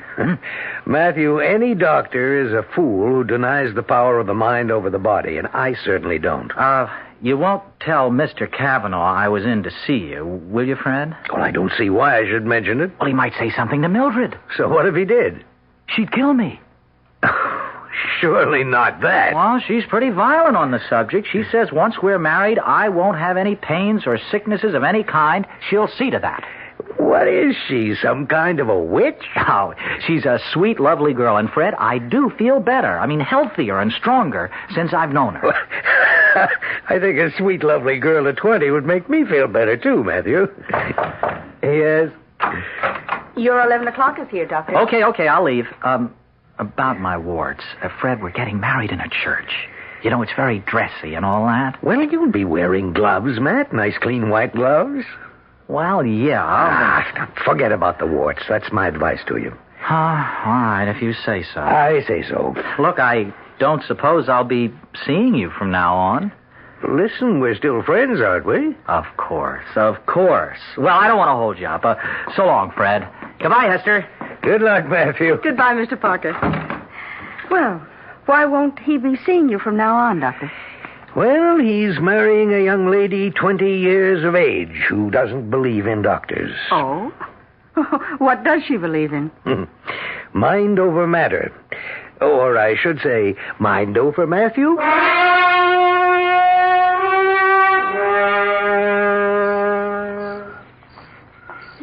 Come to bed, darling. In a minute. Now. Okay, Maddie. If you insist. Oh, Mildred. You're so lovely. Oh, wait a second. What for? Well, let me get rid of this headache. You've got a headache? You? I never said I was perfect. Well, I'll get you an aspirin. No, I never take pills of any kind. I've told you that. Oh, honey, everybody I takes them. don't. I never have, and I never will. Just let me lie here and concentrate. Oh. What are you concentrating on? Horizons. There isn't any horizon, honey. This is our bedroom. Is it okay for me to kiss your shoulder while you're concentrating? I guess. Are you hypnotizing yourself? I don't think so. Are you in a trance? Let me look. No, you're not in a trance. You look kind of far away, but you're not in a trance. I'm not in a trance. Well, then what are you? Is this some kind of auto-suggestion? I've heard of that. That must be it. Is it? I'm extending my powers, that's all. Oh, extending your... That's all, huh? Mm-hmm. Oh. Is it gone yet, the headache? It's going. Oh, good. Gone? Just about. Tell me when. Now. That's marvelous, the way you do that. It's nothing, really. I mean, I couldn't do it to save me. Oh, yes, you could. Anybody could. You say something before about kissing my shoulder? Oh, you know what? I'm going to start with your fingertips. I'm going to kiss them, and then I'm going to kiss your hand and your arm and your elbow and right on up to your shoulder and then your neck. Why don't you start? Start? Oh, mm-hmm. Daddy. First little finger. Second little finger. Third little finger. Fourth little finger. Maddie. Don't stop, sweetheart. Oh, little wrist. Don't stop. Little arm. Maddie, don't stop. I said, don't stop. Oh, never. Why did you stop? Huh? I didn't. It felt so good. And then you stopped. I didn't. You did. Look, we'll start over, okay? One little finger. Two little fingers. 3 little fingers.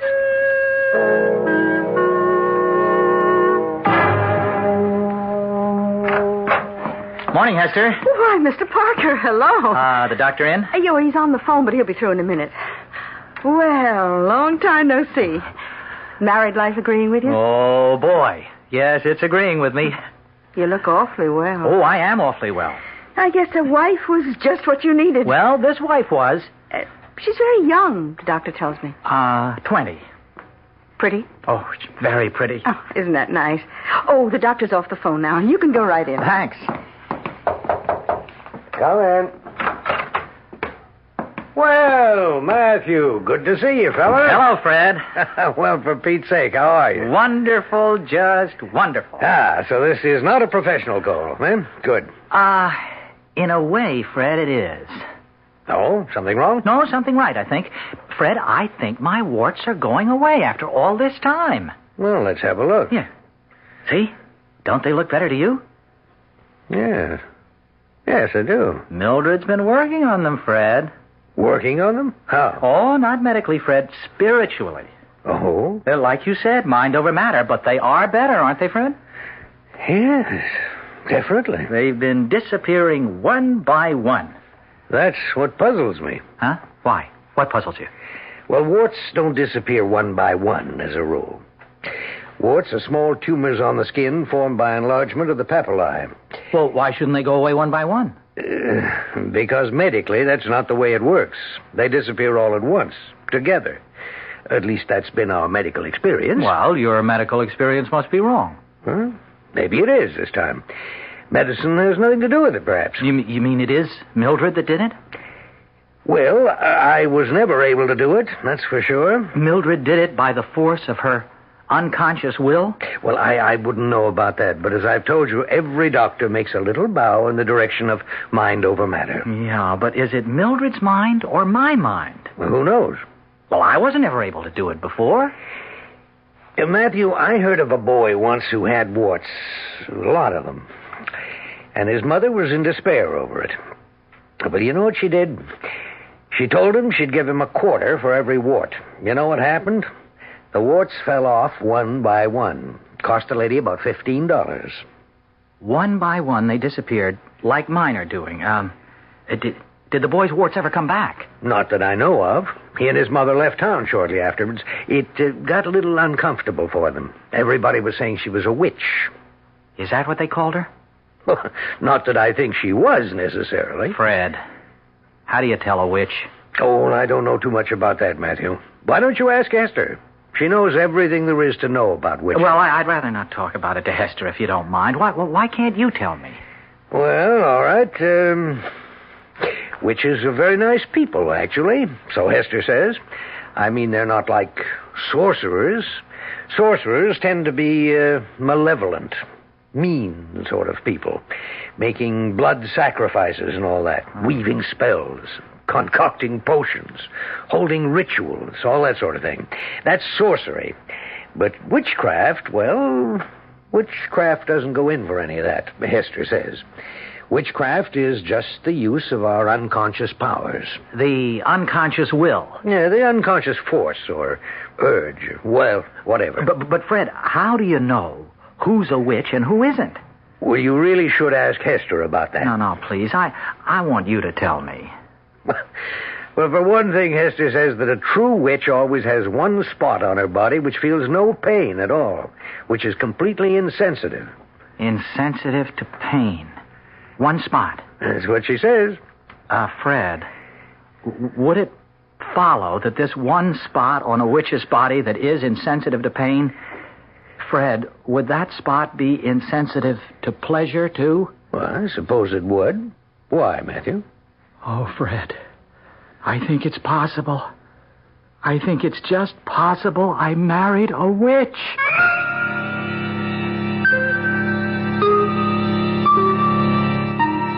When a man marries, he takes a chance. That's all I can say.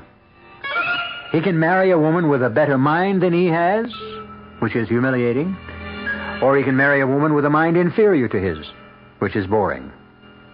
But what if he marries a woman with a subconscious mind that is active and brilliant and on call at a moment's notice, while his own remains stubbornly sluggish and very, very sub? What then? Why, it could drive a man clean out of both his minds. I'll be back shortly with Act Two. There's a fresh new spirit sweeping the land. A free spirit that demands good products. Products that satisfy your sense of good taste and desire for economy. But above all, products that perform. Buick has been touched by this spirit. And this year, our crisply designed, solidly built Buicks will bring joy even to the most demanding of free spirits. The 1975 Buicks, dedicated to the free spirit in just about everyone. Now, this message from Show Corporation of America. The best value in town for the George Foreman Muhammad Ali Championship Fight of Your Lifetime is the big screen color closed circuit showing at the Waldorf Astoria Grand Ballroom, 49th and Park, on Tuesday, October 29th at 9 p.m. You can watch it at the Waldorf with your friends in spacious comfort at reserved tables or grand tier boxes with drinks served from an open bar, all for just $45 with drinks, tax, and gratuities included. $40 per person in groups of 10 or more. Doors open at 9 p.m., and the Waldorf pre-fight program starts on the big color screen at 9:30 with the main event at 10. Get your tickets now by calling 421-9022. That's 421-9022. Or go to the Golden Lebang ticket desk in the Waldorf or other major midtown hotels. Act now. Get choice seats with drinks included for just $45. The championship fight of your lifetime. Watch it at the Waldorf. Special dinner package also available. Call 421-9022.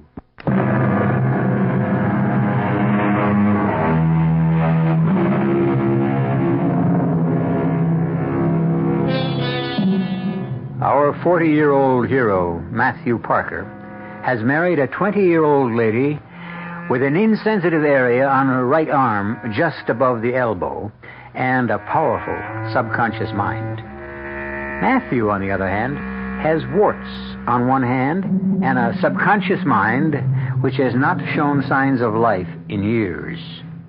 Mildred's subconscious is dispelling his warts, but the numb area just above her elbow is a mystery and a torment to Matthew's very conscious mind. I haven't come clean with you before, Fred. I was afraid to. Matthew, you can tell me anything. You know that. I'm your doctor. Well, you won't tell Mildred, will you? I don't even know your wife. Yeah, but you know her father. Don't tell him. Don't tell him what? You won't tell him? Well, I won't tell him. Now, what is it? Well, Mildred and I, Oh, boy, is this embarrassing. You see, when Mildred and I go to bed, come on, Matt. You're a grown man. Well, I know, but this is so personal. I wouldn't be telling you at all if it wasn't for that witch business we were talking about. Well, you told me you thought Mildred might be a witch because of your warts disappearing. That's not the only reason. There's something else. Well, why don't you tell me and stop stalling? Well, Fred, you see, when Mildred and I are in bed, we start off, well, you know, with a with a little game, sort of. I mean, I kiss her. Well, that's a good way to start, huh? Yeah, I mean, I kiss each little finger, and then her wrist, and then her arm. Yeah, okay, I get the picture. Now, this is her right arm I'm talking about. Does it have to be? Well, it doesn't happen with her left arm. What doesn't happen? For Pete's sake, Matthew. Well, no, her left arm is okay, but you see, there's a little patch of skin on her right arm that, well, when I kiss it, she doesn't feel it. Well, how do you know she doesn't feel it? Because while I'm kissing her, Oh, Fred, I feel terrible telling you these things. You have hardly told me anything. How do you know there's a place on her right arm where she doesn't feel anything? Because when I'm kissing her arm, she makes all these cute little noises. You know, she likes it. She keeps saying, "Don't stop, Matty." Well, go on. Well, the first time I did it, you know, starting with the fingers, etc., etc., I got almost to her elbow, and all of a sudden she says, "Why did you stop?" She was very annoyed, you see. She said, "Why did you stop?" Well, why did you? I didn't. That's what I'm telling you. She's got this place below her elbow where she can't feel me kissing her.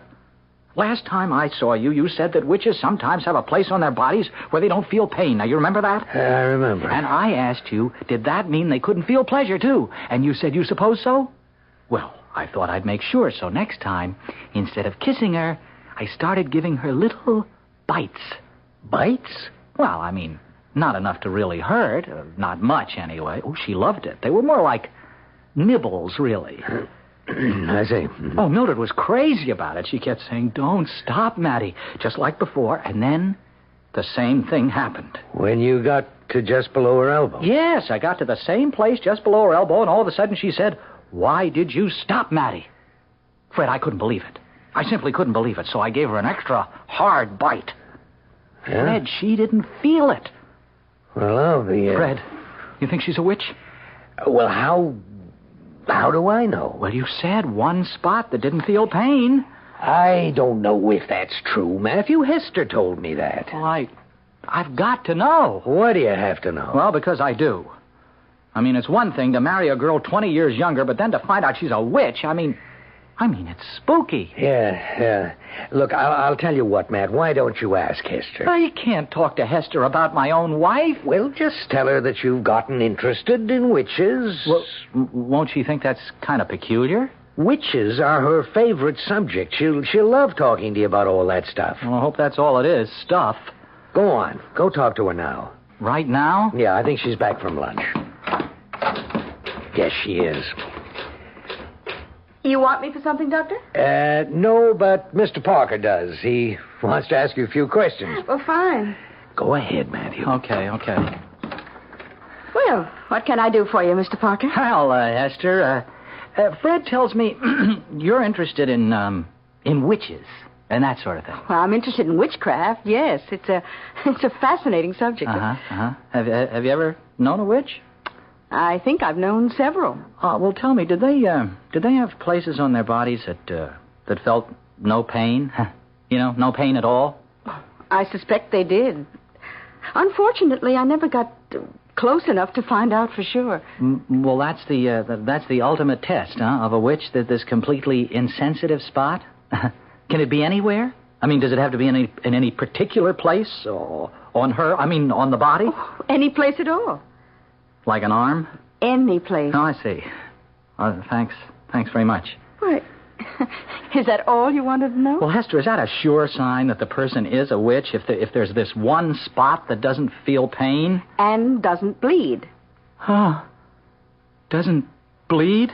That's right. No blood? No blood whatsoever. In that one spot, of course. Oh, thank you, Hester. Thank you very much. Are you leaving? There's lots more I could tell you. No, that's enough for today, Hester. Thank you very much.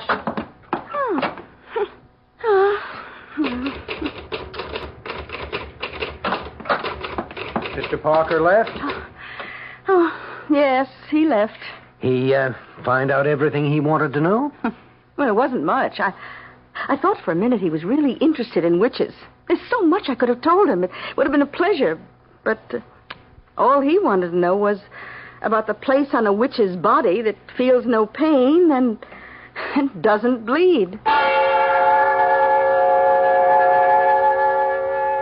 You coming to bed, Mildred? In a minute, Matty.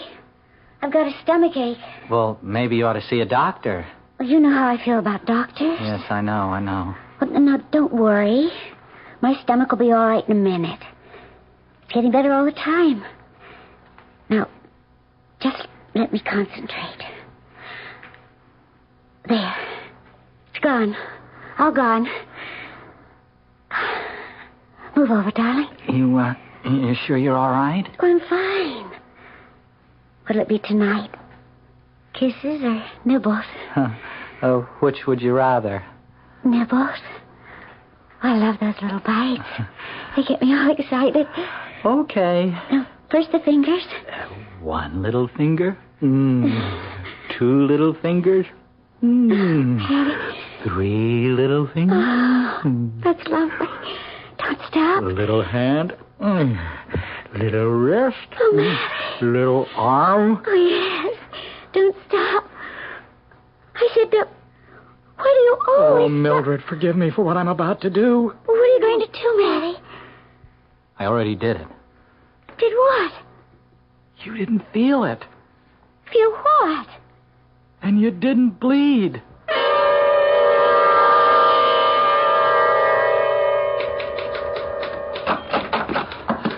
Is he here? Oh, Mr. Parker, well, what's the matter? I gotta talk to him. Is he here? Oh, the doctor's at the hospital. Office hours don't start till 9, Mr. Parker. What's the matter? Oh, here, come sit down. What? Well, you look awful. I feel awful. I feel terrible. You want me to get you a glass of water? No, Hester, don't leave me. Stay with me. Oh, Mr. Parker, what is it? Hester, can I trust you? Well, of course you can trust me, but what is it? I was going to talk to Dr. Caparotto, but if he won't be here till 9, I can't wait that long. I could hardly wait till morning. I snuck out of bed at 6 o'clock. Oh, Hester, can I talk to you? Well, of course you can talk to me. It's about my wife. I feel so disloyal talking about her, but I've got to. You can talk to me. Believe me, you can. Hester, I think my wife is a witch. Oh? I'm practically positive. Well, what makes you think so? Now, first, it was the way she made my warts go away.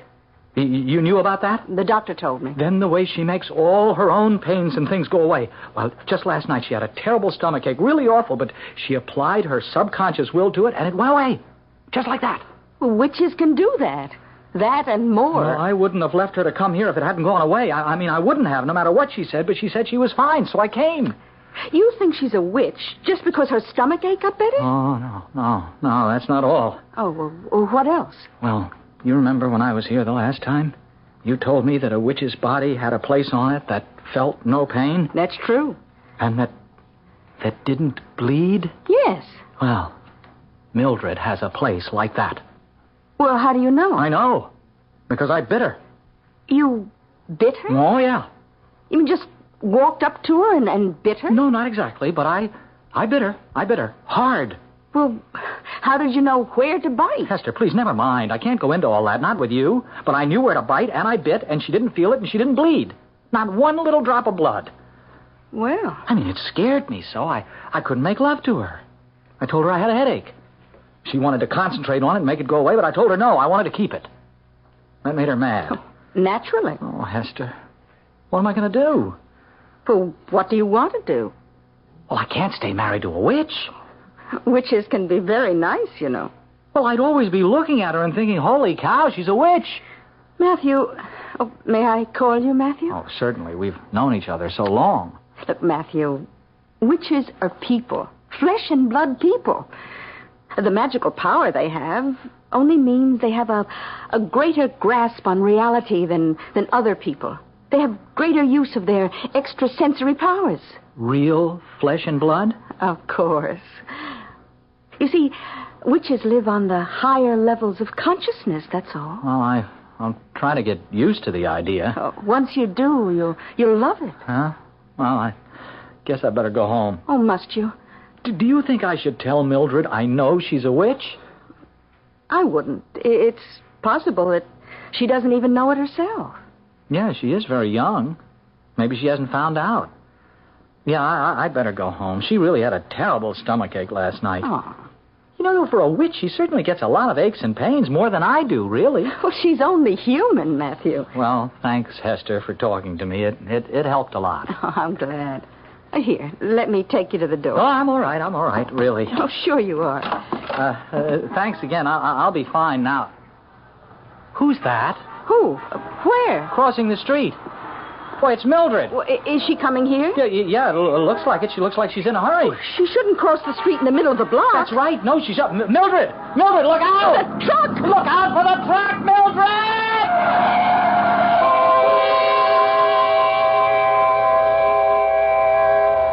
Anybody want to take the witch test? I know my face bleeds because I cut it while shaving this morning, and it both hurt and bled. But there's all that other flesh that covers the rest of my poor old body. Would you have me go over it every inch with even the tiniest of pins?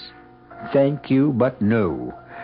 I have other things to do, and frankly, I'm not keen on finding out. Not unless there's a guarantee that I won't wind up under the wheels of a fast-moving truck.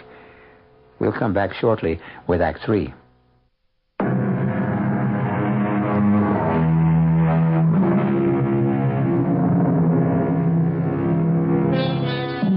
Poor Matthew. Poor 40-year-old Matthew, who married Mildred, a 20-year-old witch.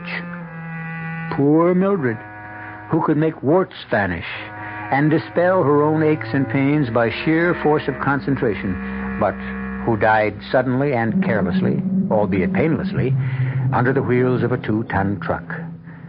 What price being a witch? What price being the widower of a witch? Well, I can't tell you how much I appreciate this, Fred. You know, the two of you coming over here for dinner. Oh, how's the steak, by the way? Oh, it's great. Marvelous. You two are about the closest friends I've got now. You're the only ones who knew about Mildred. I mean, knew all about her. I'm really very grateful to you both. Don't mention it, Matthew. We're happy to be here. Oh, you know, this is the first time I've seen anybody at all since Mildred got run over. I've been in shock. Well, who can blame you? Where was the second sight witches are supposed to have? She didn't even see the truck, and it was a big one. Second sight doesn't mean sight with the bodily eyes, Matthew. Well, it should, I think. Well, the thing I don't understand is what she was doing on my street. Did she have any friends on my street? No, Fred, that's just it. Our friends lived over in our part of town. Mm-hmm. Well, then what was she doing there? Well, it looked to me as though she was coming to see you. And she crossed the street right smack in the middle of the block. Yeah, directly opposite to your office. That's how we happened to see the whole terrible thing. She looked as though she was in an awful hurry. She didn't look to the right or to the left. Just put her head down and charged across the street right in front of this huge truck. Why should she be coming to see me? You think maybe she knew you were there? She didn't know I was still seeing you. Well, then why? She couldn't have been shopping in my neighborhood. There aren't any stores. It's got to be that she was coming to consult me professionally. It's got to be. No, Mildred wouldn't do that. Mildred took care of her own aches and pains. Well, maybe this time she couldn't. Well, she'd had a stomach ache the night before. Was it a bad stomach ache, Matthew? Oh, it was pretty bad. But she got over it. She didn't take anything for it. Mildred? Mildred would never take anything for anything. She just concentrated and the pain went away. Mm-hmm. Well, maybe it didn't. Oh, yes. She was fine in just a few minutes, and she was fine the next morning. Pain isn't always a curse, you know. Pain is a signal that something's wrong. If we didn't have pain, how would we know something was wrong? Well, it's our thinking that's wrong. That's what Mildred said. So when she had a pain, she changed her thinking. Sounds so simple. Yeah, for her it was. Nope. I'm not satisfied. Matthew, I want your permission to do an autopsy on your dead wife. An autopsy? Yeah. I want to have her body exhumed and do an autopsy. Well, will they let you do that? With your permission. I think I can get her father's. Yes, but what excuse will you give? Oh, that there's a possibility she was, well, maybe ill, maybe incapacitated before the truck hit her, something like that. Do I have your permission, Matthew? Well, Hester, should I say yes? Well, I think you should. But look at it this way. It'll be the first autopsy ever performed on a known witch.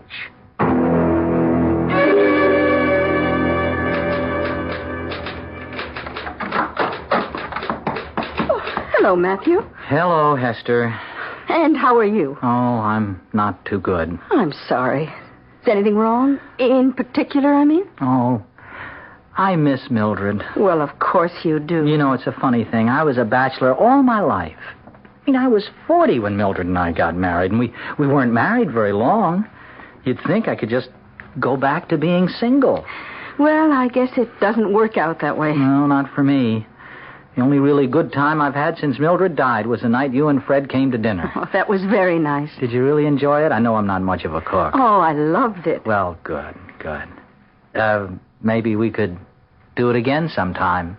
Look, how would you like to come to my place for dinner? I'm a very good cook. Or so I'm told. Say, I'd like that. I'd like that a lot. Sometime next week? Or this week? Tomorrow night? Great. And look, we won't talk about Mildred at all, okay? If that's the way you want it. Well, sure. I've got to forget all about her and her being a witch and all that. You think Fred's done the autopsy yet? I'm darned if I know why he wanted to do that. Well, he was curious about why a witch like Mildred would be coming to see a doctor. Well, I don't know why I said, okay, go ahead, and then why her father said okay. Matthew, Mildred's father knew. Knew what? That Mildred was a witch. No. Well, he suspected something. He knew she had these self-healing powers ever since she was a little girl. Now, she'd fall, skin her knee, and then she'd go off somewhere by herself, and in a couple of hours it would be all healed. Can all witches do that? Not all witches choose to do that. Some witches choose to do other things. Like what? Oh, like seeing into other people's minds. Reading their thoughts? Oh, what's so bad about that? We all have the same thoughts, more or less. Well, I don't want anybody reading mine. I wouldn't care if you read mine. Oh, I wouldn't do that. Why not? Well, I just wouldn't. You could, if you tried. No, I wouldn't try. Listen, why didn't Mildred cure her father of anything? Tell me that. She cured my warts. Her father didn't choose to be cured. Not by witchcraft. He was afraid of witchcraft. He chose to come here instead. Why wasn't I afraid? Oh, well, for one thing, you were in love. And for another... Yeah? What's the other thing? I think you'd better find that out for yourself.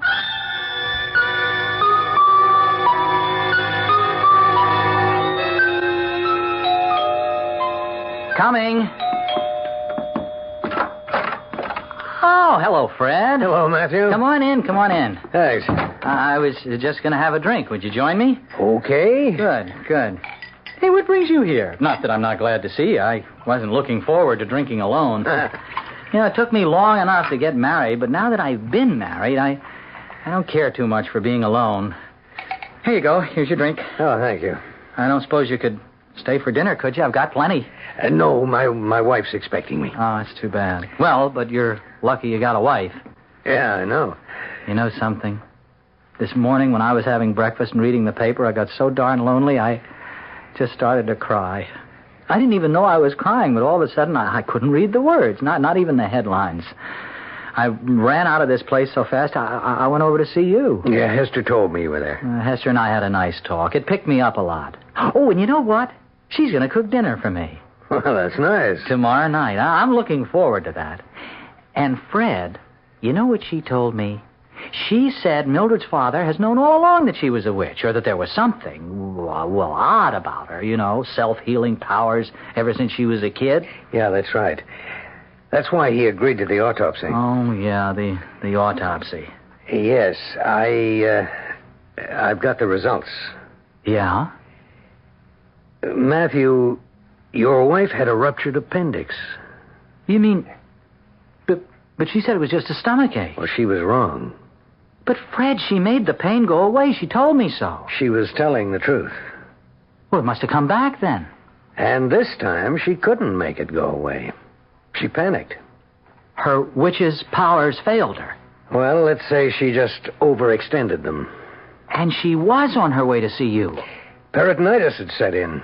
She might easily have died, even if the truck hadn't hit her. Oh, poor Mildred.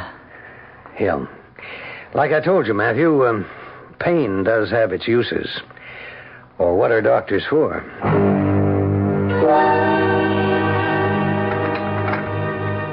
Hester, I want to help. Now, there must be something I can do to help, huh? Well, now, you you want to peel the potatoes? Sure. Well, just sit down here. All right. Now, here's the potatoes. Oh, peel about 4. Uh-huh. Here's a knife, and here's a lovely paper bag for the peelings. Okay. Hey, you know, this is great, sitting in your kitchen, peeling potatoes and everything. You know something? It's good that we're sort of the same age. Don't you think so, Hester? I mean, Mildred was so darn young. Boy, was she ever young. Of course, that made her attractive in a way, but in another way it didn't. I mean, you never heard her talk, but she had this sort of squeaky voice. I used to think it was cute, but I don't know. I mean, I think after a while it might have gotten on my nerves. Now, you, on the other hand, have a very well-modulated voice. Do I? Maybe Mildred talked that way from being a witch. Oh, I don't think so. No? Matthew, you must understand that witches are not harpies or hags or conjurers or shamans. I mean, they are quite simple, ordinary people, really. Only they maintain contact with the deepest powers we possess. Other people lose that contact, but witches hold on to it. Contact with what, Hester? With the unconscious mind, Matthew. With that reservoir of strength and passion and feeling. With the simple, uncomplicated drives to fight, to conquer, to possess, to love and be loved. Well, is that what it's like down there in the unconscious? Well, don't you feel it is? Oh, yes, I do. You see? Hester, I want to conquer you. I want to possess you. I want to love you, and you should love me. Oh, I do love you, Matthew. You do? I always have. Well, you never told me. I wanted you to find out for yourself. Well, say. I think I better get back to peeling the potatoes. This is all kind of overwhelming. Oh, darling, well, you'll get used to it. Matthew, hey, look what you've done. What have I done? What's this? What's what? Here on the table. Well, I don't know. What is it? Well, I believe it's the tip of your thumb. Well, yeah, the tip of my thumb? Give me your hand. Your left hand. Here, put the potato down. What? There. You see? You've cut off the tip of your thumb. Well, how'd I do that? Well, when did I do it? Oh, a few minutes ago. Hester, it isn't bleeding. There's no blood. Not a drop. But that's impossible. No. It's not impossible, is it? Not for us witches, it isn't. Us witches? Nothing is impossible for us witches. You too? Me too. Oh, darling, don't look so unhappy. Witches are just like ordinary people. Only better.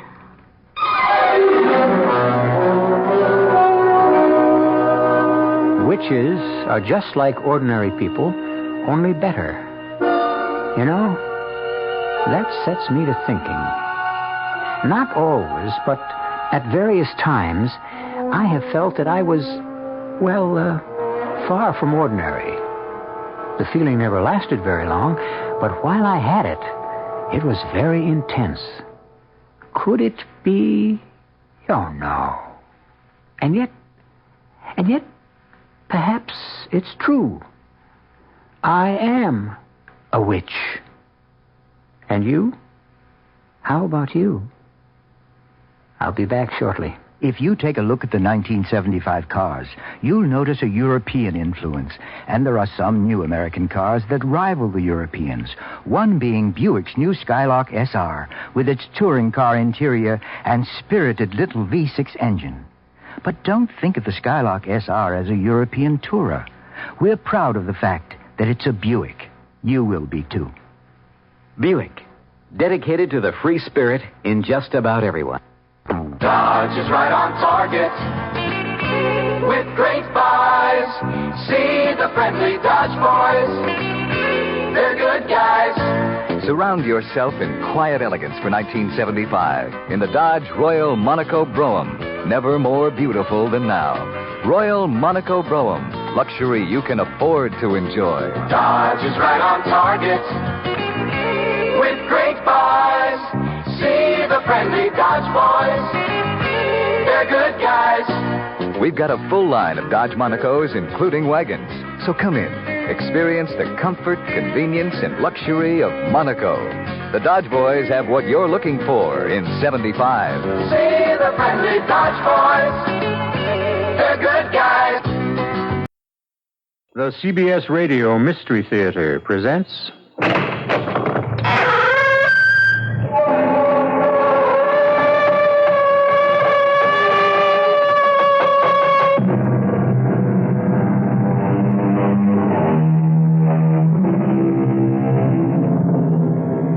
Come in.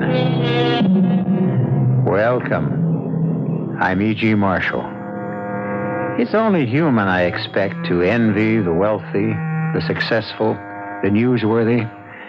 Yes, all these advantages are something to be a little jealous of, but only up to a point. Beyond that, a host of problems, very different from ours, and far more disturbing and deadly, haunt the fabulously rich, the superstar, the headline maker. Could you imagine, for example, this happening to you, or your sister, or your daughter? Go ahead in, Bill. After you, Senator. Have a look at this package. I found it waiting with the mail when I got home. Italy. Postmarked Naples. You want me to open the box? You're younger and tougher than I am. I don't think it'll make you throw up. Good. A finger. With a ring on it. Jake's ring. Jake's finger. We can check the print, but I know it's his. But this came from Naples. Your daughter Lynn's supposed to be in Rome. Why would... You think Jake is dead? I don't know. I don't even know if Lynn is still alive.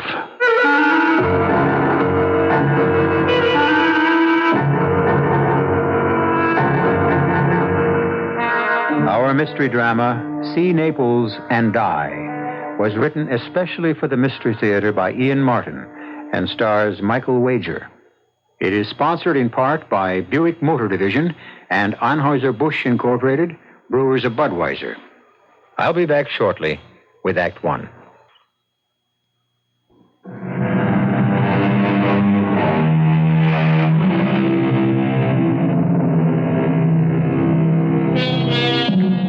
Senator Henry Chalmers Winstead, born 1918, of a wealthy and distinguished family, which contained in its history 1 Secretary of the Treasury, 8 congressmen, several judges.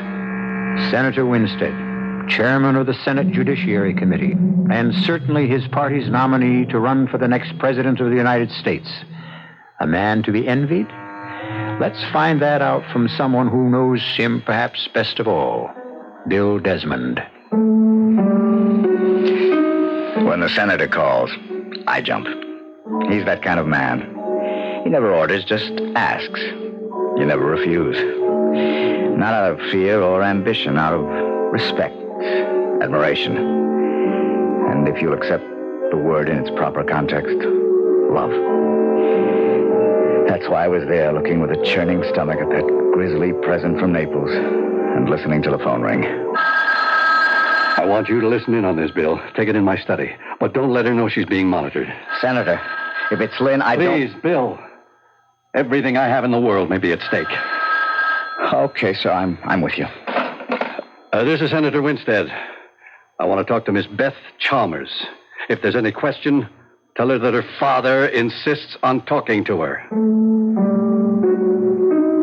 I hurried into the senator's study and picked up his extension, quietly, without any telltale click. You learn a lot about that sort of thing these days in Washington.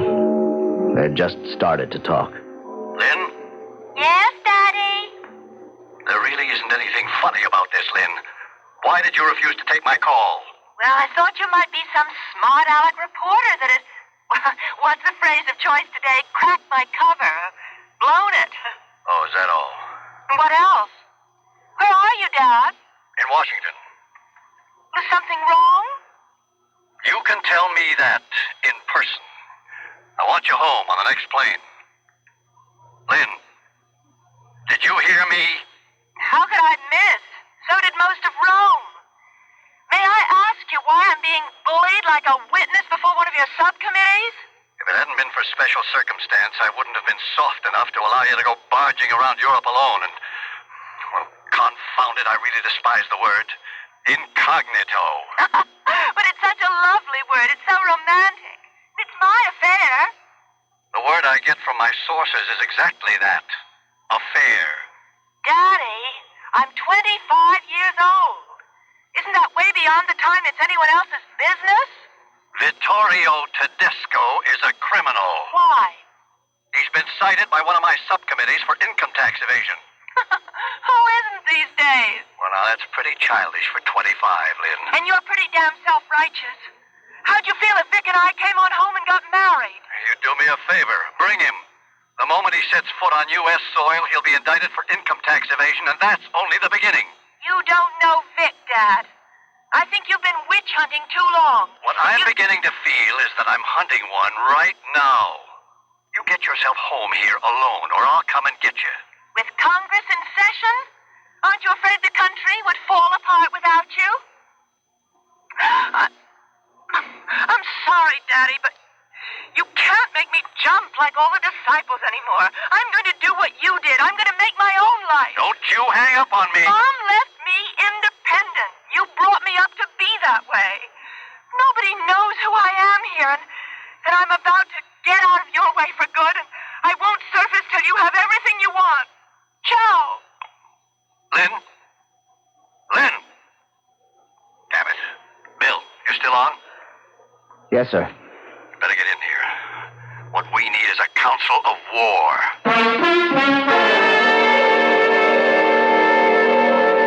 Why didn't you tell her? What about Jake? She had no idea I sent Jake off to keep an eye on her. Well, we're not going to sit here and do nothing. Of course not. There's more to that box than that obscenity I showed you. Here. Read this. I find your daughter irresistible. Also, fortunately, she feels the same way about me. Since I feel I'm a little old for her, I hope we never have to use that lever. Why don't you let me go right over now and take care of that dirty... That's what I want, Bill. But I couldn't be the one to suggest it. Maybe we'd be better off just hollering copper. Finish the note. What evidence, what proof do we have? Well, the note came with a finger, didn't it? Oh, no. Completely separately. Read. I think you might want to reach me after you read this. Any evening between 12 and 1 a.m. Washington time, I will try to reach you at Rose's hideaway. The phone is safe. Marriage, naturally, is not the only option. Unless we can make a bargain. I hope Jake put his finger on that. No signature. And typed. And no doubt who it's from. Vittorio Tedesco. Yes. What's his price? Quash the income tax indictment against him, I suppose. Could you? I can't, in all honesty. Are you even considering this proposition? Jake Muldoon was my sergeant at the invasion of Truk. If it hadn't been for his hand in the way, a Japanese bayonet would have cut my throat. My daughter is all I have left from a family that once had a wife and 2 sons as well. I lost them all to violence. Ella to cancer, Jim and Grant in 2 wars, Korea and Vietnam. I have no family left but Lynn. And you and Jake. What else can I do? Push the button. Call in everyone, including the Marines. Well, it's a consideration. Except they already have Jake. But not Lynn. You heard the phone call, Bill. I can't stop Lynn from marrying that gangster if she wants to. Oh, it would raise such a smell your whole candidacy would go out the window. I can't quash the indictment against him, nor would I even try. Except for Lynn. Oh, Lord. What am I going to do, Bill? Stall. What good can that do? Give me time to fly to Italy. 48 hours. Oh, risk my last friend. I don't know. Bring it all out in the open is the right way for me. No. Not till you take that phone call. The witching hour.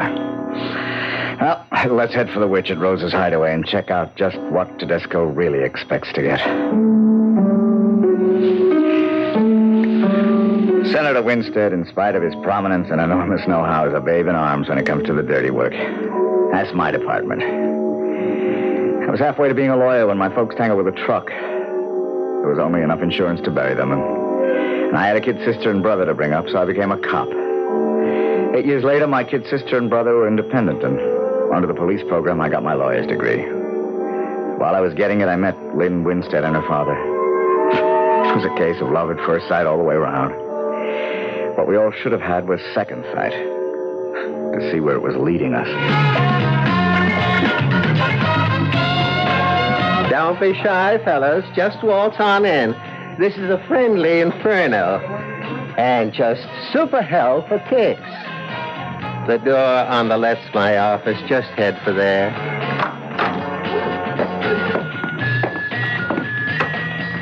I'm Rose, Senator. I was expecting you, not the BF. This is my administrative assistant, Bill Desmond. I don't go for gonzos. Except on your side. No rods in here. I have a license for it, Rosebud. Well, don't let my name at a club fool you, Mac. I wanted to, I could take it away from you. No need.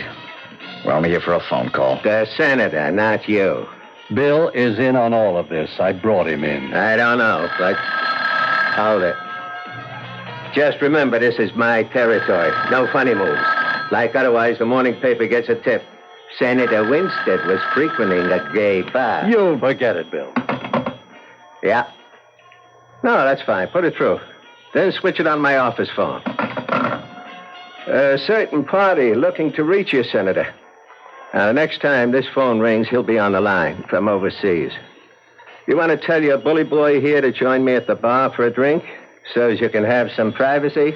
Think I'll be safe? As long as you're under Mother Rose's wing. Go with him, Bill. I'll take the call. But I want Bill if I need him. You hear that?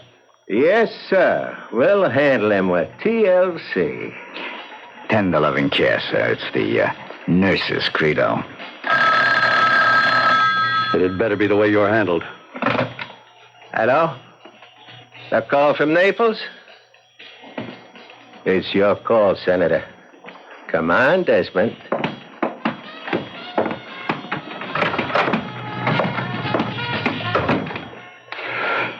Who's talking? I don't have to ask who you are. The voice is enough identification. You really have to ask who I am? No, but can we stop the games? As you've set it up, there's no way this phone call can be monitored. That was the idea. So let's not waste time. Jake, you all right? I'd have thought your daughter would be your first concern. She is. If you've got her. You gave me proof enough you have Jake. Let's cut your worries. I have them both, Senator. Jake against his will, as you can imagine. Your daughter, that's another story. What do you want, Tedesco? I want back to America. My skirt's clean. That income tax evasion judgment reversed. I want to be a free citizen, and you can do it. And if I can't? I'll send you your friend Jake piece by piece. I'll marry your daughter and make sure you couldn't be elected dog catcher. I need time. How do I get in touch with you? I'll call here tomorrow and the day after, same time. If you're not there 48 hours from now... Well, I sent you Jake's finger because I wanted to be sure you understood we weren't playing any games. I'd hate to get into the same sort of thing with your daughter. But I have too much at stake to have any scruples. You'll have my answer within 48 hours. If you feel you must wait. But what else can it be?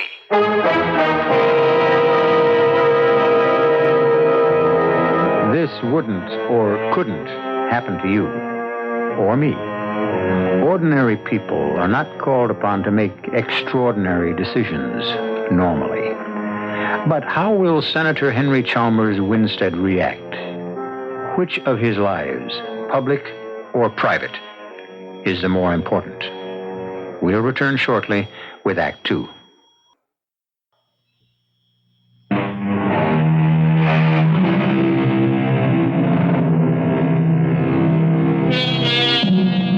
It's been a sleepless night for Bill and the senator, and 7 precious hours are gone before the senator has finally agreed to let Bill fly to Rome. It's a slim chance because Lynn has already checked out of her hotel with no forwarding address.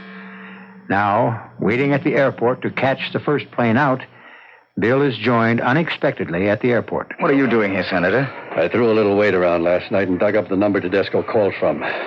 Naples. Spezia 54368. Got it. I should be going myself. Oh, sure. They'd spot you for sure, and some smart reporter would have a headline like, Daughters, Torch Lights Fire under Senator Winstead by fiddling around in Rome. You can't afford to lose a nomination with publicity like that. I can't afford to lose a daughter. You're not going to. And neither am I. I just discovered I'm still carrying my torch. I must really love her when I can even think of forgiving her for falling for a crook like that. Don't underestimate him. He's a very charming man. He's a crook. I talk about his manners, you his morals. The only thing we ever could get him on was tax fraud. Why didn't we grab him in time?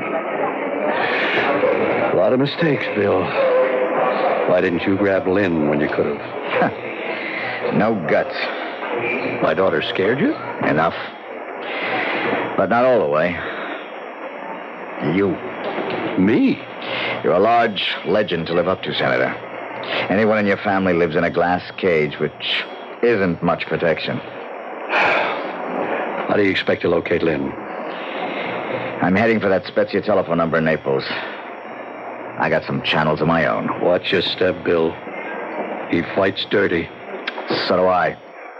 I came from the same slums. The flight was a milk run, but Rome was strictly a washout. So I took the Rapido for Naples. A Spezia phone number turned out to be a waterfront joint called Tia Maddalena. Bingo. Right off the bat, Lynn was sitting at a table with Vic. I was headed for them when about 220 pounds of muscle and tuxedo got in my way. Buonasera, signore. E benvenuta a Zia Maddalena. I am Guillermo. The signor wishes to sit at the bar. The signor wishes to join Mr. Tedesco. You're a friend of his? No, the ladies. Ah, but the evening is warm. Tonio, take his coat. Don't try to move, amigo. Just a little, what you call it, precaution. A frisk. Old American custom. Guillermo. You can call me Willie. Let him go, Tonio. He's clean now. The all-American type. Thanks for making me feel at home. I can find my own way, thanks. Beth Chalmers. Imagine bumping into you. Bill. I hope I'm not breaking up anything or something like that. No, not at all, Bill, how did you... Oh, excuse me, Vic. This is an old friend of the family, Bill Desmond. Vic Tedesco. How are you, Mr. Desmond? Do you, expect to be in Naples long, Senor Desmond? Oh, no, I just came here to pick up a couple of packages. I hope to get the first train out. Oh. Well, we were just going to have a brandy. Will you join us? Oh, I don't think that... Matter of fact, I was going to ask Beth to join me in a dance. Why don't you, Beth? You sure you don't mind, Vic? No, not at all. All right. As a matter of fact, I have some business to attend to. Please, enjoy yourselves. But I'll be jealous of every moment you're away, Carissima. I expect to marry La Signorina. So treat her very carefully, huh? Bill, I want you to get out of here. Just as soon as you do. Oh, I'm not leaving. So be a good little bird dog and stick your tail between your legs and run back to Dad and tell him it's no good. I agree. The whole thing stinks. I don't want to talk about it. Then why are you dancing with me? Well, I was afraid you'd tell Vic who I really am. He knows, knucklehead. He knows. No, he doesn't. He thinks... Where are you taking me? The terrace. Out. I'm not going. That's what you think. Bill, you hurt me just now. What do you think you're doing to your father? Dad? He can take care of himself. He's above us all in an ivory tower. And don't talk to me about his career. For 25 years, that's all I've ever lived. My father's life, never my own. I've had to fight off charlatans, lounge lizards, fortune hunters, and social climbers. And as for any real man, the very thought of trying to live up to my father has turned them off. You ought to know that. Well, it didn't turn Vic off, because he doesn't know who I am. I'm just the girl he loves. Can't you understand that? For once, I know I'm loved for myself alone. Oh, Lynn, what do you use for a brain? He doesn't love you. He just wants to use you. How? To blackmail your father. Oh, he'll be ridiculous. He doesn't know who my father is. And Vic doesn't need money. He's got all the money. It isn't the money he wants. Then what? He needs your father's influence. To suppress the evidence against him on an income tax indictment. What are you trying to do to me, Bill? I'm just trying to get it through your fat head that if... I thought you were dancing. Enjoying the view? Not particularly. Not what I'm looking at, anyway. Well, that's not very polite. Apparently, Mr. Desmond doesn't care for me. I suppose he's been trying to tell you what a monster I am. Oh, it doesn't matter what he's been saying, because I don't believe him. You might as well know that once I gave Mr. Desmond the gate, and he seems to be suffering from a bad case of sour grapes. Oh, well, Beth, I'm sorry. Don't let him spoil our evening, huh? It's already spoiled. I'd like to go back to my hotel, please. I'll go along with you and see that you get packed. I think you have a train to catch, Mr. Desmond. Guillermo, prenda la señora Macassino e cuétala con l'altro, huh? Si. Guillermo will take you to the train. Now, just a minute. I brought your coat and the package you checked. Okay, Willie, don't crowd me. I know when I'm licked. Arrivederci, Beth. The word for us in Italian or any other language is goodbye. Come on, Vic. Oh, don't you worry. I won't let you out of my sight again. In Italian, she meant addio, Mr. Desmond. I always wanted a trench coat like this here. Yeah. Good all-purpose coat and real handy for covering a gun, huh? Which is covering you, so let's just play it cool, huh? And why not, Willie? My girl just stood me up. You and me can go steady now. A clown, huh? That's me, Willie. Always good for a laugh. So, which way to the warehouse? You speak Italian, huh? I know a magazzina ain't no train. Down the steps to the end of the terrace. And just take it easy. I wouldn't want a cold turkey. I like the view better from up on the terrace. Yeah, real pretty town. I was born in Napoli. You like the place? My most favorite. What is it they say? See Naples and die. Like I said, a clown. Now, just slide in easy, under the wheel, and back into the corner. Okay. Now cross your hands and put them up there above the dashboard. Oh, that's a good boy. And now, you move one finger, and I put a bullet in your gut. Is that what you did with Jake Muldoon? No. With him, we just removed the finger. That's a hot one, ain't it? Funny, Willie. Real funny. I guess the real clown is you.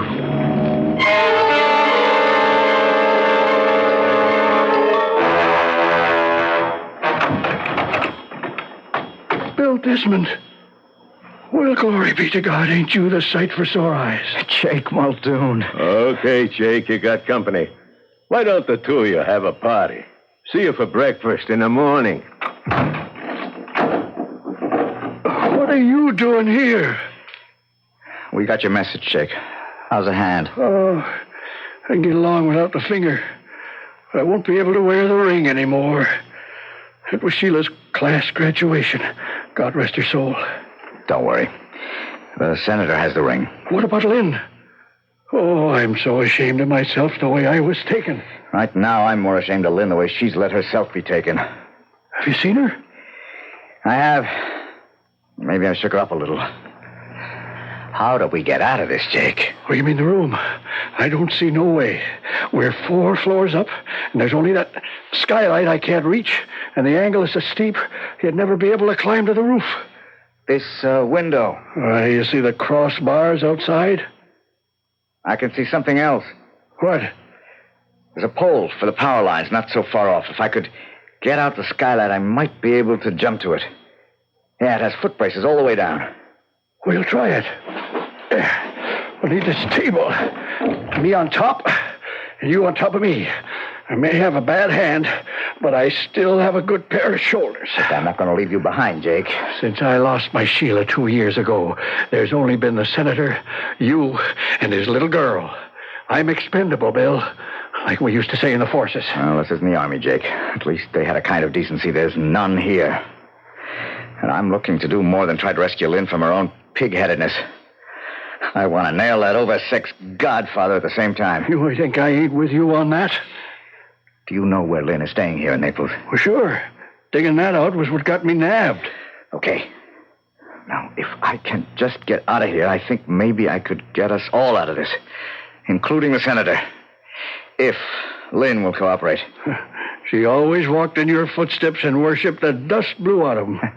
Not for some time. Sure. She was only waiting to be asked back. And when you didn't, what would she do but tempt you a little, get your dander up? Well, maybe you're right. Get up on the table, Jake. Here, I'll help. Brace yourself against the wall. All right, I am. Can you close your good hand over the other wrist? Okay, give me a lift up. You got it? I'm going up on your shoulders. All right. Hang on. All right. Let's see.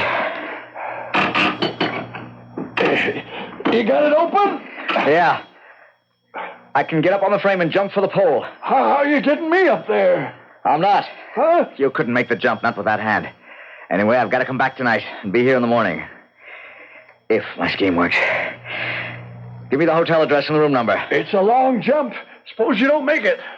To coin an old Air Force joke, you'll just have to repeat slowly over me, Our Father who art in heaven.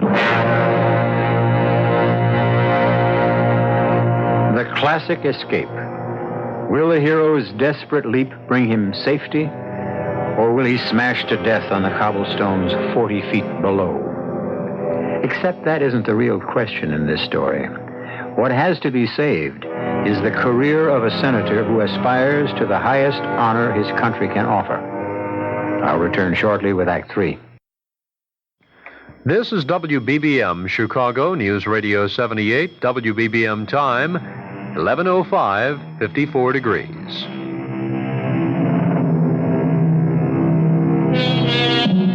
It's the old analogy of the snowball or the dominoes, the chain reaction.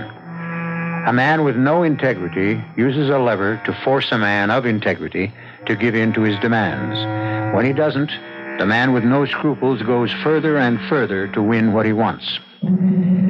While Bill Desmond is risking his life to save the senator's future, Lynn, the girl he loves, is finding out what risk her headstrong selfishness has put her in. Vic, if you really love me, let's pack up right now. Let's go home and get married. Hey, subito, pigeon. What do we do about your father? What does that mean? I don't know, how long do we have to keep up the pretense, huh? Beth? Or shall I say the real name? Lynn Winstead. So you do know who I am? Oh, your ex-amour gave it away. That isn't true. You've known from the beginning, haven't you? Suppose I have. So Bill was right. You've just been using me. You think my father can quash the indictment against you. Like that. Now, don't go all dewy-eyed on me, Angel. Those things are done every day. A business proposition. Give a little, take a little. We're done, you mean? I'm growing up fast. I was fool enough to think it was only me you were interested in. I was. I am. Don't sell it short. I'm getting my eyes opened, all right. But I'm not kidding myself anymore. I'm not going to marry you, Vic. So? Well, I'll just have to hold you for ransom. You really are what Bill said you were. You're a gangster and a crook, and now a blackmailer. Our names don't faze me, sugar. The means are all I care about, and I got 'em to spare. Your father, the big lily-white crusader with the next nomination in his pocket and the big job dangled in front of him like a carrot on a stick. Well, I'm the stick, baby. I can jerk away that carrot. If he wouldn't come through for me, I love the idea of hitting back at him with those headlines. Senator Winstead's daughter, wife of exiled crook. You named me. You'll never be able to do that now. Oh, I got a lot of ways to go. I got you sewed up 7 ways from nowheres, mia amore. I'm not going to outline them all. A couple you don't even know about, but I'm giving you a night to sleep on it. Now, you get in touch with your old man and close his papers on me, or he's going to find out he doesn't have a daughter anymore. I didn't know about all this then. I was too busy making the jump, which turned out to be easier than finding my way back to Naples and Lynn's hotel. And getting into it unnoticed. It wasn't hard to see that Vic had it well staked out. But 4,000 lira got me in the trash exit, and another odd 2 up the service elevator to the right floor. Not bad for under 10 deflated American bucks. Who is it? You alone? Lynn. Yes. Who is it? Bill. Let me in before the house dick picks me up for a peeping Tom. Bill. It is you. Oh, wait a minute. Oh, Bill. Oh, thank God. Oh, you don't know how glad I am. Sure, how glad I am. Hey, listen, let's close the door before the house clerk raises the room rents. Oh, you're just the most beautiful thing I ever saw. Well, you still are the same for me. Maybe you'd better let me in on how you changed your mind so fast.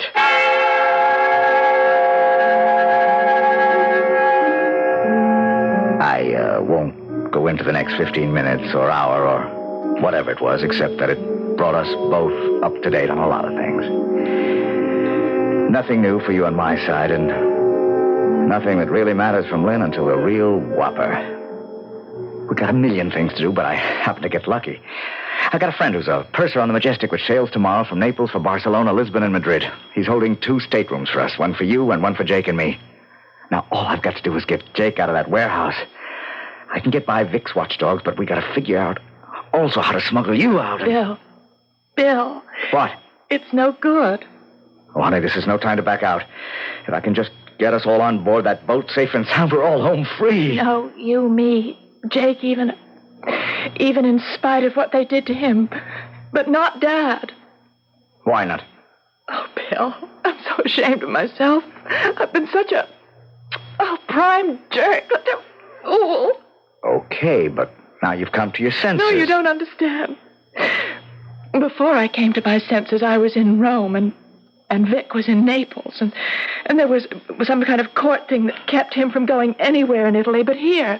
Damn good thing. Kept him away from you. No, except that he kept writing me letters, and I... You wrote him back. Oh, what kind of letters? That's what I'm ashamed of. I don't know what happened to me, Bill, but I lost a lot more than my heart over here. Some of the things that I said in those letters, I wouldn't want anyone to see again, not even me. And he's threatening to release them to every punk magazine and yellow rag in the U.S. if you don't get Papa to come through with clearing him. My papers for his papers. That's his threat. Lane, you are a dope. Now, what in the name of... Wait a minute. What is it? Silence, dope. A genius is at work. You're sure you understand? Yes. It's your chance to wipe everything out. Make up for every half-baked thing you've done. Think you can pull it off? I'd better. Uh-huh. Yes, but how can you trust a dope? Well, because that's what you've got going for you. Oh. Vic still has every reason to think you're one. Thanks. It's okay. You're my favorite dope. So, you got Tedesco's number, huh? Yes, it's Spezia 3. No, I'm going to do it all by myself for once. Now remember, not till 10 o'clock tomorrow night. I've got to get Jake and me out of the coop and have time to sneak aboard. Shh. Pronto. Oh, Vic, it's Lynn. Oh, hello, Lynn. Keeping pretty late hours, huh? I just got through calling Dad, and I I told him everything. So what do I expect? The Marine landing to rescue you? The CIA? The local police? No. He's agreed to what you want. Everything. Only one way, baby. I want him here. I want a piece of paper from him in his handwriting with witnesses. You can have it tomorrow. How? Well, there's some gossip circulating around Washington about us already. So Dad booked me a passage on the Majestic, sailing from here tomorrow night, in the name of Beth Chalmers. So? You think I'd let you leave just like that? No, Dad's flying in, secretly, later today. He's hitching a ride with the MATS, and from the military airport, he'll get down here by helicopter. He'll be in my cabin by 9 p.m. You just bring the letters with you, and he'll make the deal. What time does the boat sail? Not till midnight. Why not my place? Oh, Vic, he can't take a chance. He's going to be suppressing evidence. Well, why should I take a chance? What chance are you taking? We're the ones. Dad and me are caught in the sleeve. We've got to keep this under wraps. Okay, baby, you got a deal. But just remember, I'm not coming alone. I'll be there with plenty of protection. Well, I'll leave visitors' passes for you at the gate. It's Pier 12, Cabin 24, A deck. 10 o'clock. Now make it 4 passes, and I'll be there. Oh, I've been so scared. How can I thank you? I'm not coming for you, baby. I'm coming to watch the senator crawl.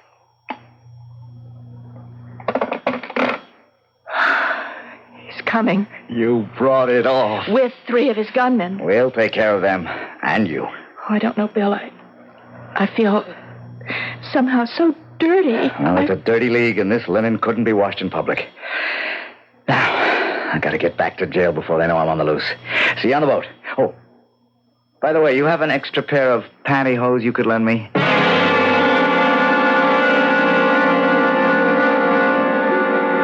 If the situation hadn't been so tense, I could have laughed out loud at the expression on Lynn's face. But there wasn't time for anything except what had to be done. I sneaked out of the hotel the same way I got in, carrying with me the pantyhose, 2 oval bars of Lynn's scented soap, and a coil of rope from one of the fire stations. I spotted what looked like one of Vic's men at the back door, hid in the shadows, till he stopped to light a cigarette, turning away into the wind. And I was around the corner and gone, back to the warehouse and my career as a prisoner. Jake! Jake! That's you, Bill? Yeah. Look out. There's a rope coming through the skylight. Okay. Got it. Pull it tight and hitch it to something solid. I'm coming across and back in.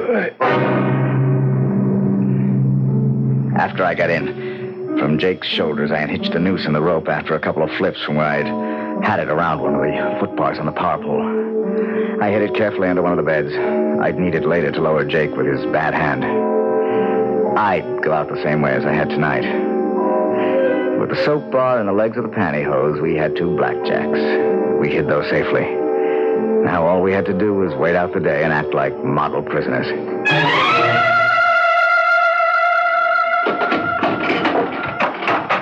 Well, will you look at the 2 dukes sleeping like they was babes? Hey, wake up, you bums. Buongiorno, Guillermo. Okay, cut out the humor. I brought you both some grub. And this here's Tonio. He and a friend will bring you dinner around 6. Then, guess what? There's a file in the cake you baked. Like I said, a clown. This time, you ain't beating your gums. Out of the goodness of the boss's heart, you'll all be on your own tomorrow morning. Well, in case I shouldn't see you again, ciao. Come on, Tony. You may not see me, Willie, but you'll hear from me. Tonio heard the first bells that night as he brought our food. A bar of soap in the toe of a sock is as effective as it's safe. It worked equally well on the 2 uglies Vic left behind on the dock. Jake told me later. By that time, I was already in Lynn's cabin, waiting behind the door.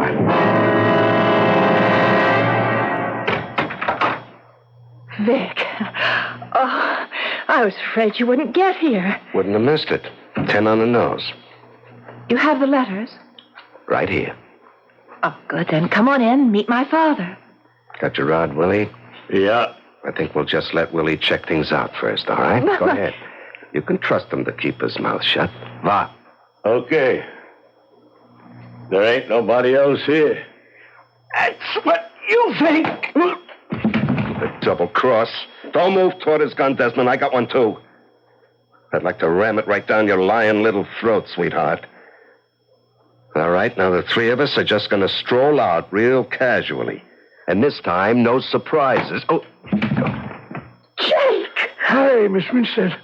Long time no see. I don't think I hit Willie quite hard enough, Jake. Would you like to do the honors? With pleasure. Didn't I tell you, you ugly spalpeen, you'd be hearing from me again?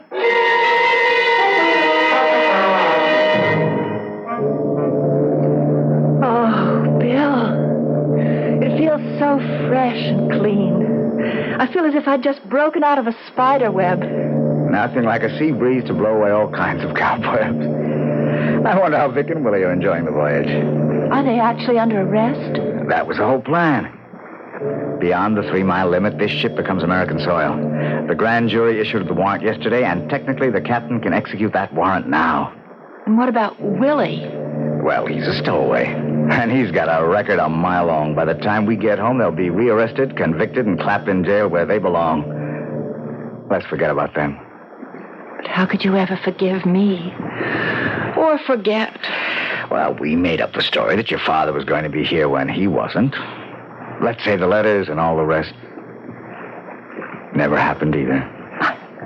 I don't deserve to get out of trouble so easily. Who said you did, lady? You don't know the trouble you're headed for.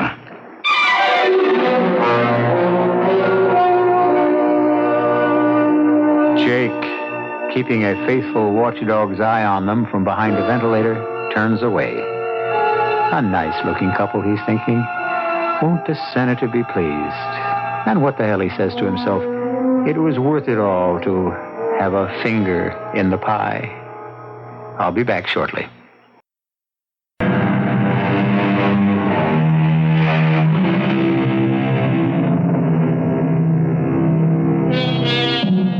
By the time Lynn and Bill had gone below for a nightcap, Jake had circled around and taken their place at the rail. Putting one arm along it, he could almost feel the wraith of his own Sheila, warm and loving, nestling in it. The Lord taketh away, but the Lord giveth. Lynn and Bill were his children. And the senator was his, well, why not his father? Wasn't that the name they gave the first president? Our cast included Michael Wager, Marion Seldes, Larry Haynes, Dan Acco, and Ken Harvey. The entire production was under the direction of Hyman Brown. Now, a preview of our next tale. She was a priestess in the temple of Apollo at Delphi. And she fell in love with me. Hey, Pop, you know the sun's getting hot out here. Maybe you ought to get inside. Anyhow, you swallow a few grains, and you go into a deep trance. And when you come to or wake up, it's hundreds of years later. Oh, rave on. Now make plans to break out, Augie. Quickly before they come for you. Go get your gold. Sure, get the gold. And then where do I hide? You can hide anywhere. A secluded spot, a cave, a forest, a desert. Yeah, great. And what do I do for chow? I'm trying to explain this, Augie. You don't eat. You don't drink. You don't have any wants. You have no needs. You're oblivious to cold, to heat, to rain, to snow. And in several hundred years, you come alive again. Radio Mystery Theater was sponsored in part by Anheuser-Busch Incorporated, Brewers of Budweiser, and Buick Motor Division. This is E.G. Marshall inviting you to return to our Mystery Theater for another adventure in the macabre. Until next time, pleasant dreams.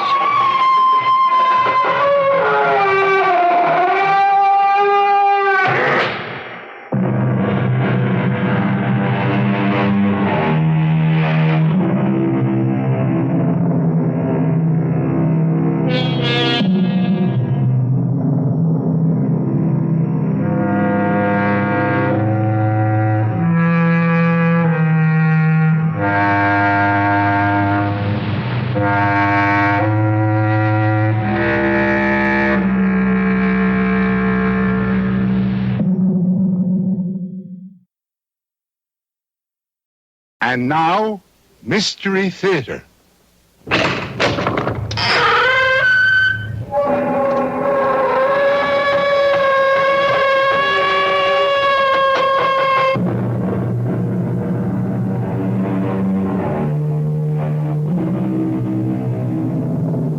Come in.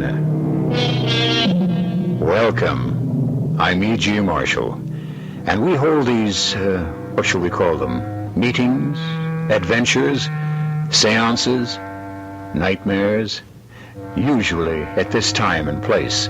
So what is your terror? Are you interested in immortality? Would you like to live forever?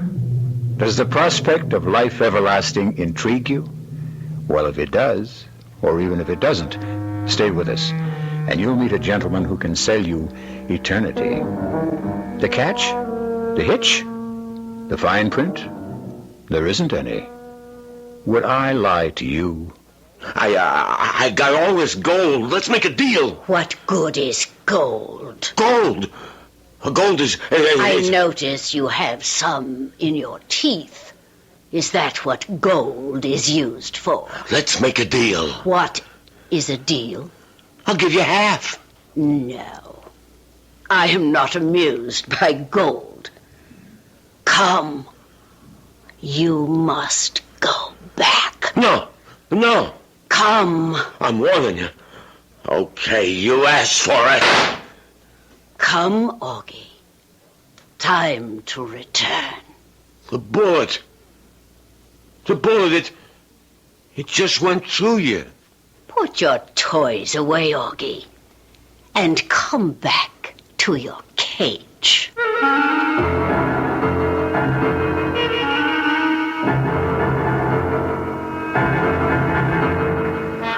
Our mystery drama, A Cage for Augie Karo, was written especially for the Mystery Theater by Sam Dan and stars Leon Janney.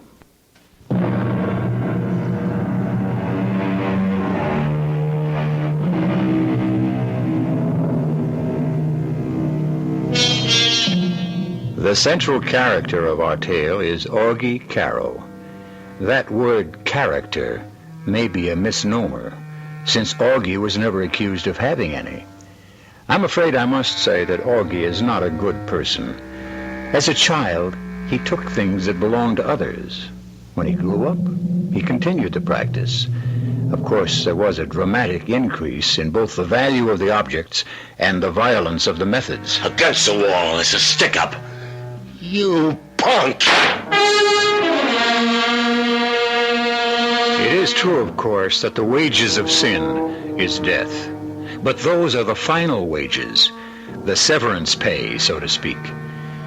And the fact is, our Augie possesses quite a fortune.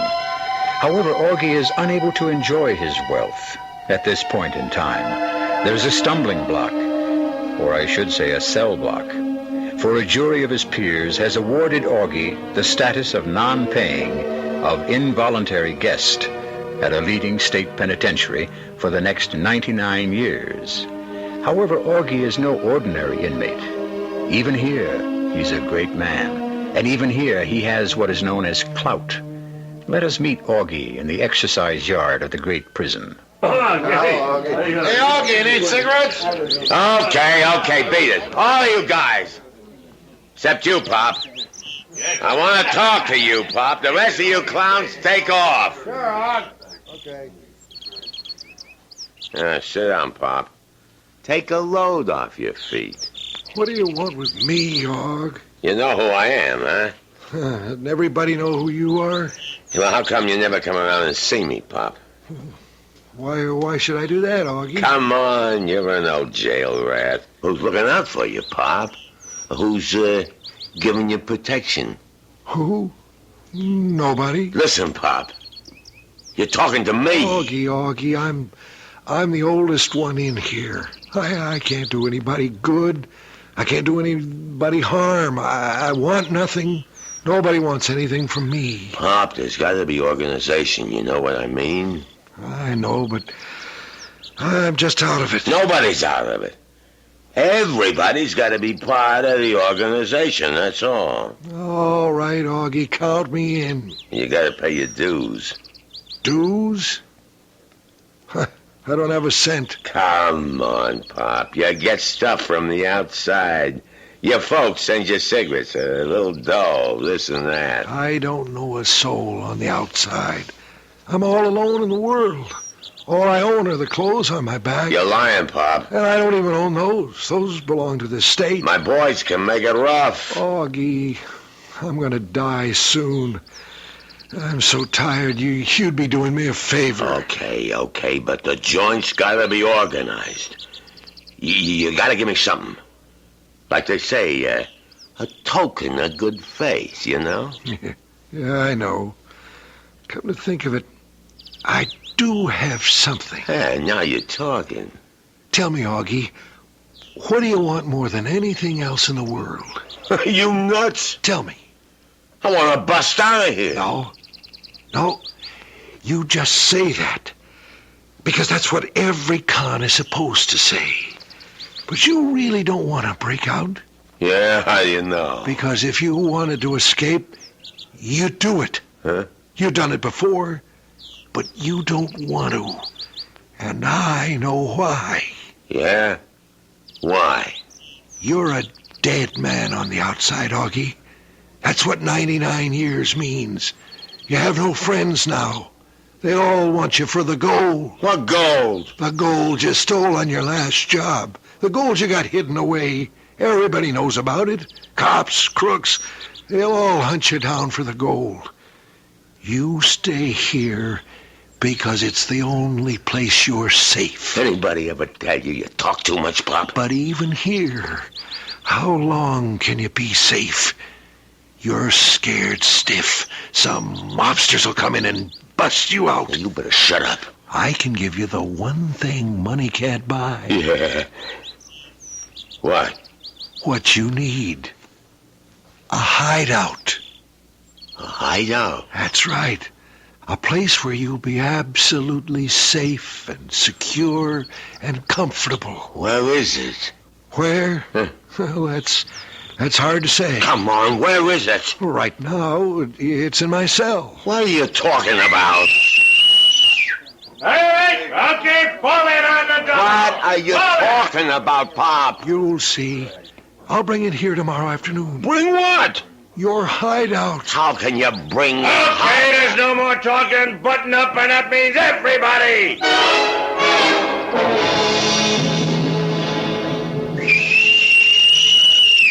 Okay. All right, you got 10 minutes. You can sit down. You can smoke. Pop. Hey, Pop. You come on over here. Oh, good afternoon, Augie. Yeah, well, what was that line you was handing me yesterday? Well, I promised you a hideout. I have it here with me. In this little bottle. See? This little white powder. Pop, you know you're crazy. And you have enough of this powder to last through eternity. Almost. You've been in stir so long, you finally blew your lid. You have no idea how long I've been in stir, Augie. Add it up. Here and there, each time, each lifetime, I'd say about 950 years. What? I think that's some kind of record. Listen, Pop, just beat it, huh? Why don't you believe me? A guy says he's done 950 years in jail, and he wants to know why I don't believe him. Oh. This powder, Augie. You take several grains of this powder. Oh, yeah. And your body will... Well, it goes into a state of suspended animation. That's the modern term. She called it a trance. She? Who you talking about? Yes, it's at least 2,600 years ago. But I'll never forget her. Oh, for crying out loud. I never knew her name. She was a priestess in the temple of Apollo at Delphi. And she fell in love with me. Hey, Pop, you know the sun's getting hot out here. Maybe you ought to get inside. Anyhow, you swallow a few grains, and you go into a deep trance. And when you come to, or wake up, it's hundreds of years later. And it's a new world, a new society. Nobody knows you. Nobody wants you. You start life all over. Oh, rave on. Now make plans to break out, Augie. Quickly before they come for you. Go get your gold. Sure, get the gold. And then where do I hide? Oh, you crazy old nuts. You promised me a hideout. You haven't been listening, Augie. You can hide anywhere. A secluded spot, a cave, a forest, a desert. Yeah, great. And what do I do for chow? I'm trying to explain this, Augie. You don't eat. You don't drink. You don't have any wants. You have no needs. You're oblivious to cold, to heat, to rain, to snow. And in several hundred years, you come alive again. But how can you go for... Augie, don't question. What do you mean, don't The question? ancients, they lived close to the gods. All the gods. Those were the days of marvels and miracles and wonders. Today, we don't believe anymore. So we use science to try to duplicate what the gods... Never mind all that. Just tell me, Pop. If this is such a hard item, how come you ain't using it, huh? Oh, I have. Yeah? Many times. Well... I was a galley slave in Greece, a gladiator in Rome. I was in the Tower of London, the Bastille.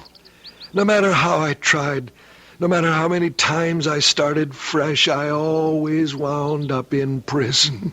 Well, wouldn't you have enough brains to learn? No, Augie. And you won't have enough brains either. Once a jailbird, always a jailbird. Oh, I'm sick of it. I haven't been able to stay out of jail for over 2,500 years. Huh? All I want to do now is die. Guys like you and me, Augie, we never learn. Okay, break it up. Fall in. Augie. Let's go. Remember, I'm not a nut. Yeah, sure. When your time comes, just go somewhere. Take a few grains of that powder. Yeah. Guard that powder with your life, Augie. It's your ace in the hole.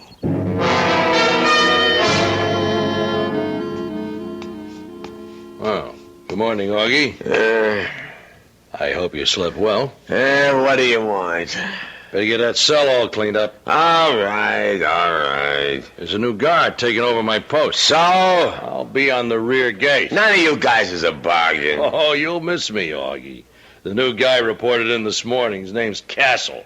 He thinks he's tough. What else you got on your mind? Oh, I think you were a friend of Pop's. Who said I was? He died last night. Yeah? Was that all you can say? Yeah? He left you his fortune. What fortune? Here it is. Well, take it. Hey, what's this? I don't know. I asked the warden's kid, you know, the smart one that goes to high school. He says it's an ancient Greek coin from, I don't know, what's the name of that place? Delphi, something like that. I don't know. Tell me, Augie, how does it feel to inherit a fortune?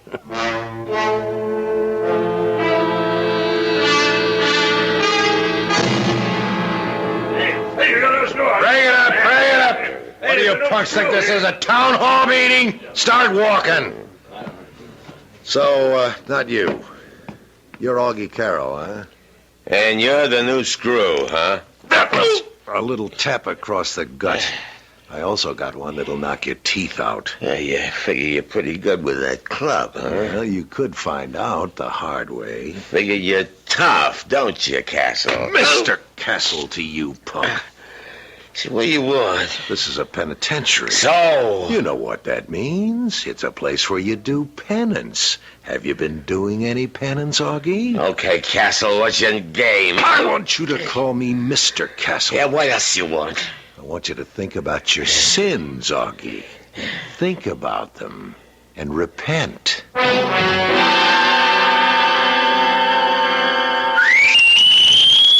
Okay, you got 10 minutes. Sit down, smoke. He was wrong, wasn't he, Augie? Who? The man that wrote stone walls do not a prison make, nor iron bars a cage.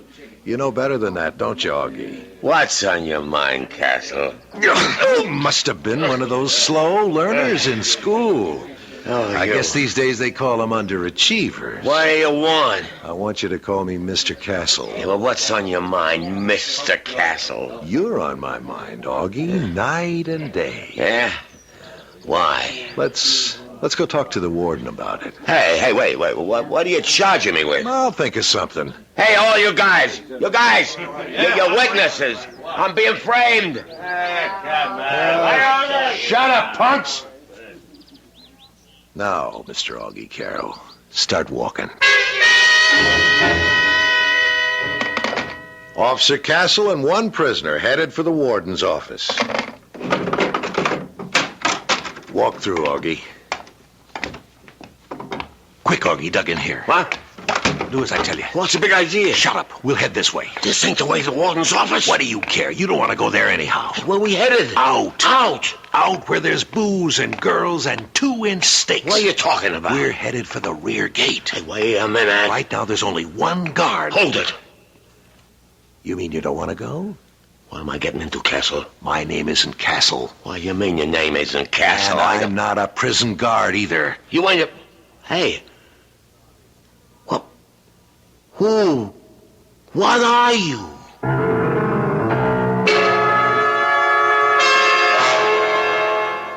That's a pretty good question. You must admit, so far, our tale is replete with people who are not what they seem. For instance, old-timer convict Pop claimed to be a Greek galley slave. And here we have prison guard Castle suddenly disavowing his identity. Well, at least you can depend on me to come back shortly with Act Two.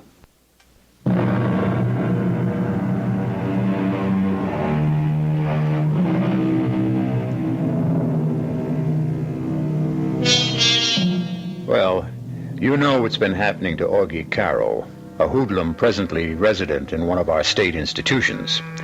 First, an old and apparently half-insane convict gives him a vial containing a powder which can put a man to sleep for several centuries, or so he claims. Now, Augie is being conducted to the rear gate of the prison by a guard who has just revealed he isn't a guard at all, but someone who's going to help Augie escape. Even a mental genius would have trouble grasping at the significance of all these events. It's no wonder, then, that Augie insists on stopping short to think things out. Well, what do you mean you ain't a real guard? That's it, Augie. How'd you get that uniform? How'd you get in here? It's a long story, but right now we only have time for a short one. Well, start talking. Let's talk about 100 little blocks of pure gold. Each block weighs exactly 1 pound. So you freelanced that one, Augie. And the big guy wants his piece. My deal with him was I could operate on my own, too. I don't owe him nothing. But this was his idea, Augie, to spring you. It's worth a piece, isn't it? What's he want? 50%. No dice. Okay, Augie, stay here. Keep 100% of nothing. What's the matter? Lose your nerve? You afraid to bust out? I ain't afraid of nothing. Well, do we go or do we stand here in the corridor much longer? Okay, we go. Start walking. How'd you get in here? You know the big guy. He has friends everywhere. He can find out if some guy's being transferred, like a prison guard. There was a guard named Castle. He was coming here from way downstate. Well, he never made it. How do we get out the rear gate? Just up ahead, the door. It's open. Walk out. Now turn left. A rake is leaning against the wall. Pick it up. Start raking leaves. You follow this? Yeah. Work your way slowly, very slowly toward the gate. I'll be talking to the guard. I'll hold his attention. Get behind him. Cloud him. Here, take this blackjack. And make sure of him. What's the matter? I don't know how to sap a guy? Best if it's clean and we don't have to shoot. Now here's the door. Walk out. Slow. Yeah. Well. Look at who made the cleanup detail. Big Augie himself. Yeah. We're going to show this punk how the other half lives.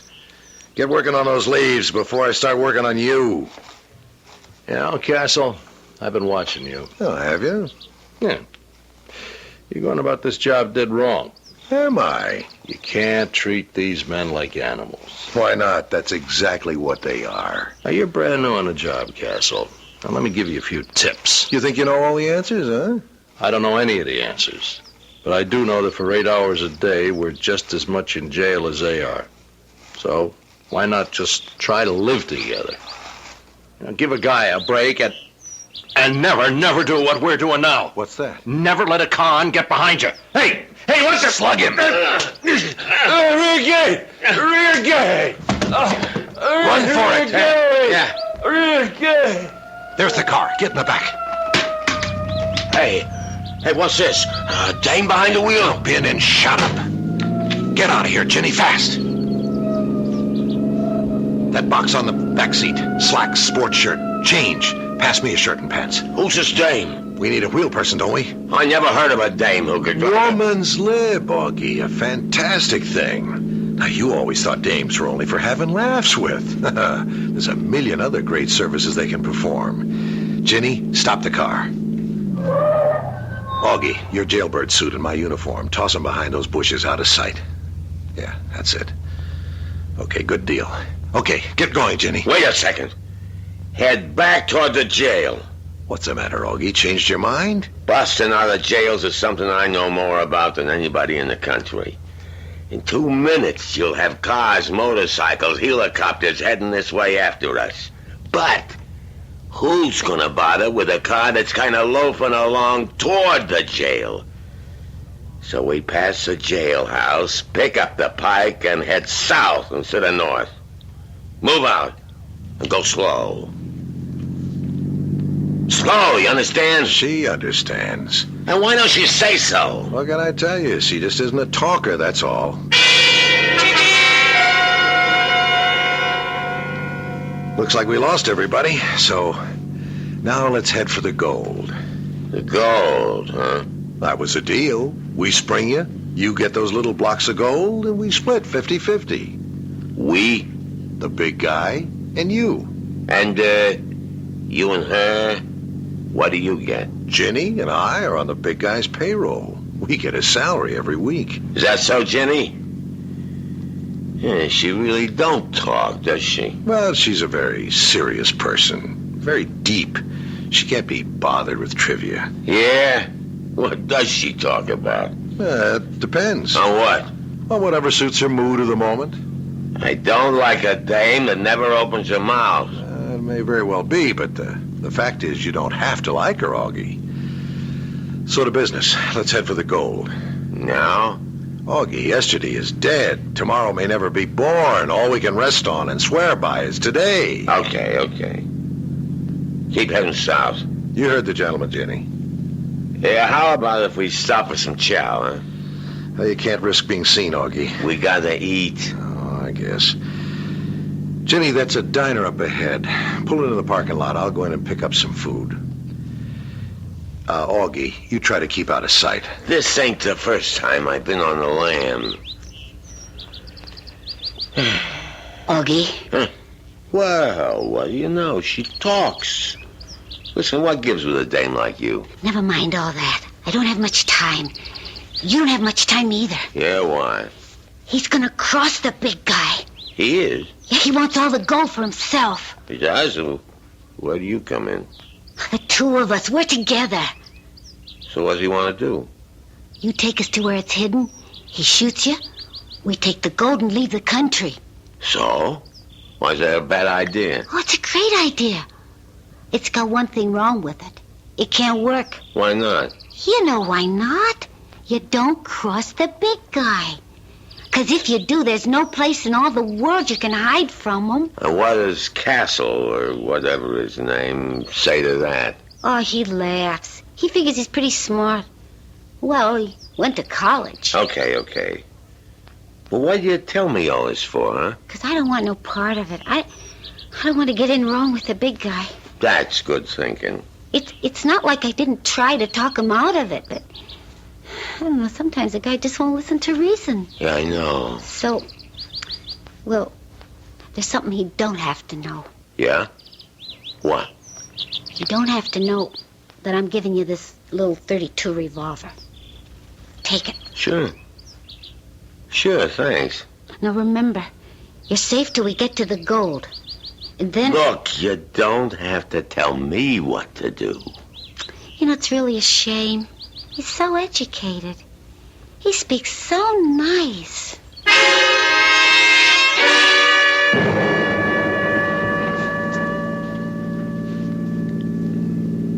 Now, why would you ask a question like that, Augie? I mean, well, why would a mug like me want to know about stuff like trances? Yeah, that's right. Ancient Greeks and Romans. Well, I done a lot of reading in jail, I didn't know you could read. You're so smart. But you're just a hood yourself. Why ain't you teaching college? There's not enough money in it. Yeah. So what about them ancient Greeks? Huh? Well, there were legends, stories of magic, miracle healing, trances. The ancients knew many secrets. But all knowledge of them has disappeared. Maybe we're rediscovering those secrets through science. Huh. Yeah, that's what he said. Maybe what the gods revealed to the priests in the ancient temples, they now reveal to the scientists in laboratories. Hey, slow down, Jenny. Up ahead, is that the country road where we're supposed to turn off? Yeah, it looks like it. Go ahead, Jenny. It's a bad road to travel at night. Yeah, but it's like a rainbow, you know what I mean? There's a pot of gold at the end of it. You said there was a hut just off to the right. Yeah. Stop the car, Jenny. Maybe we passed it. I don't see anything. You don't? Why don't you turn around and look? Hey, what the... I never like to shoot a guy in the back. Where'd you get that gun? Where? Ginny. This is one of them times she got nothing to say. Listen, Augie. Now, listen. Maybe we could discuss... Sure, but me, I always discuss things best with this. No! Well, that's one down, Jenny. What do you mean, one down? One down, one to go. But I saved your life. So I say thanks. But you can't. You can't kill me. I can't? Why? Because you can't. You can't double-cross a big guy. Who says? You can't double-cross the organization. They'll hunt you down. They'll never find me. You can't hide. I got a place. Augie, look at me. Look, I'm not so bad to look at, am I? No, you're great. Well, then take me with you, huh? You wouldn't want to go with me, baby. I would. I'll be gone a long time. I don't care. Want me to tell you how long I'll be gone? I said I didn't care. I'm going to be gone for 3, 4, maybe 500 years. But I don't... What are you saying, Augie? I'm saying I'll be away maybe 500 years. You're crazy. That's how it goes, Jenny. I gotta say goodbye now. Don't shoot me!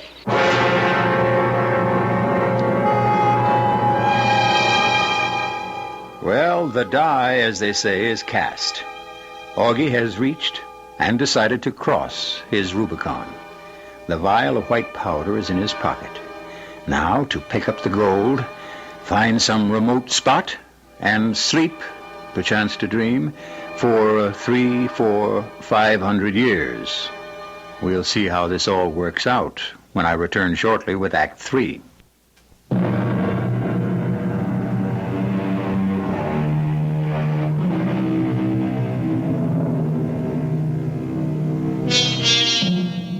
And now Augie has more trouble than any one person can handle. An escaped convict, he is urgently wanted and pursued by the law. Since he has a suitcase containing 100 pounds of pure gold, he is being avidly sought by the underworld. He also has a vial of white powder, the contents of which can enable him to go into a death-like trance for several hundred years, or so he has been told. But can he believe such a thing? And does he have an alternative? That white powder could be the answer. But what if it's a phony? Suppose it's a poison? These are the thoughts that spin about in Augie's head as he drives along the road to, well, so far, to nowhere. We interrupt to bring you this latest bulletin. Killer Augie Karo, who escaped from the penitentiary yesterday, is still at large. However, a spokesman for the authorities is confident that Augie will be captured. As the spokesman said, too many people want this guy. He'll turn up in a day or two, dead or alive. Yeah. And I can also turn up in 300-400 years, too. But how do I know Pop was on the level? Can I just take that powder and go out like a light? And come back just like that? Yeah, and if I can, what'll it be like all them years from now? Yeah, maybe I can find a hideout. There's got to be somebody I can trust. Somebody. Not everybody's a rat. Jerry, sure. Sure, Jerry.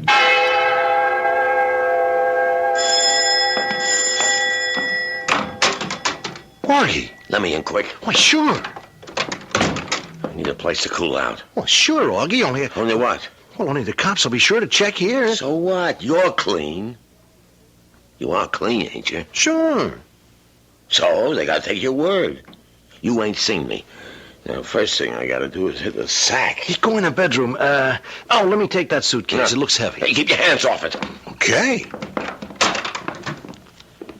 Sleep as long as you like. And there's plenty to eat in the refrigerator.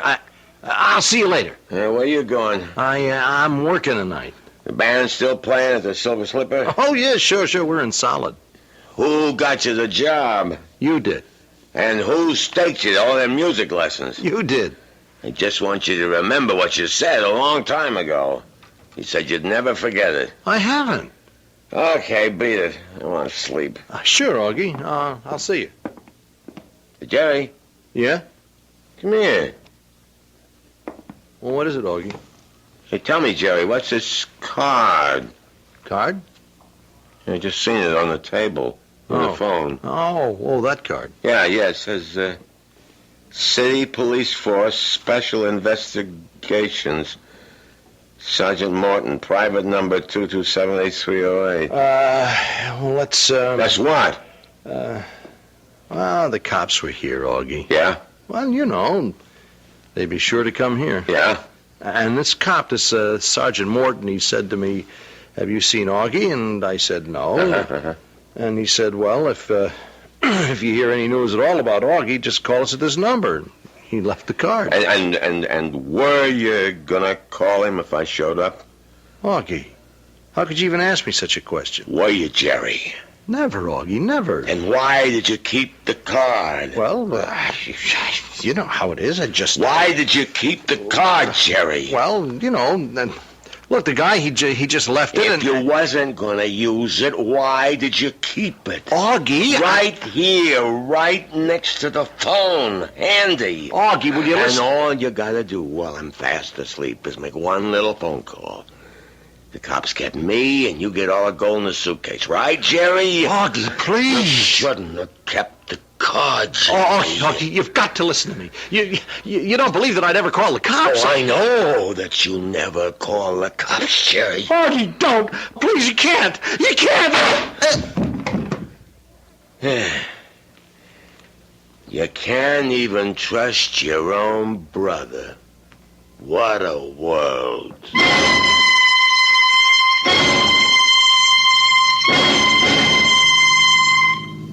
Escaped convict Augie Karo has been traced to Mountain City.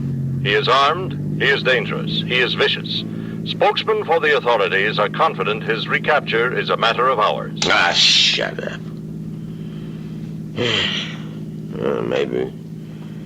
Maybe I better hole up someplace and take that powder. But that's just crazy. It's gotta be crazy. Pop had to be crazy. How can you just take it?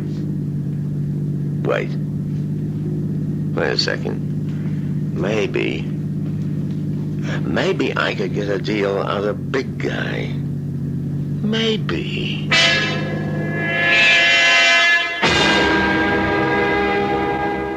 Yeah, it's me, Augie. Yeah. Never mind where I'm at. Now, just tell me, what kind of deal can we make? What do you mean 75%? Castle, or whoever he was, said 50. Yeah? Yeah, come over just like that, huh? And how do I know I don't get bumped off the minute I walk in, huh? Tell me. How do I know? What am I gonna do now? What?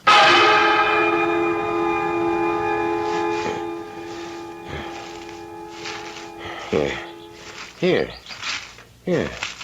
right here. Right by these rocks. Yeah, nobody could ever find me here. Now, all I gotta do is take this powder. And then I wake up, it's hundreds of years from now, and I got the gold, and I can start all over, and I got it made. I just take the powder. And it looks like I took a powder into the future. Well, here goes. Yeah, don't taste too bad. I better try some more. I want to be gone a good long time.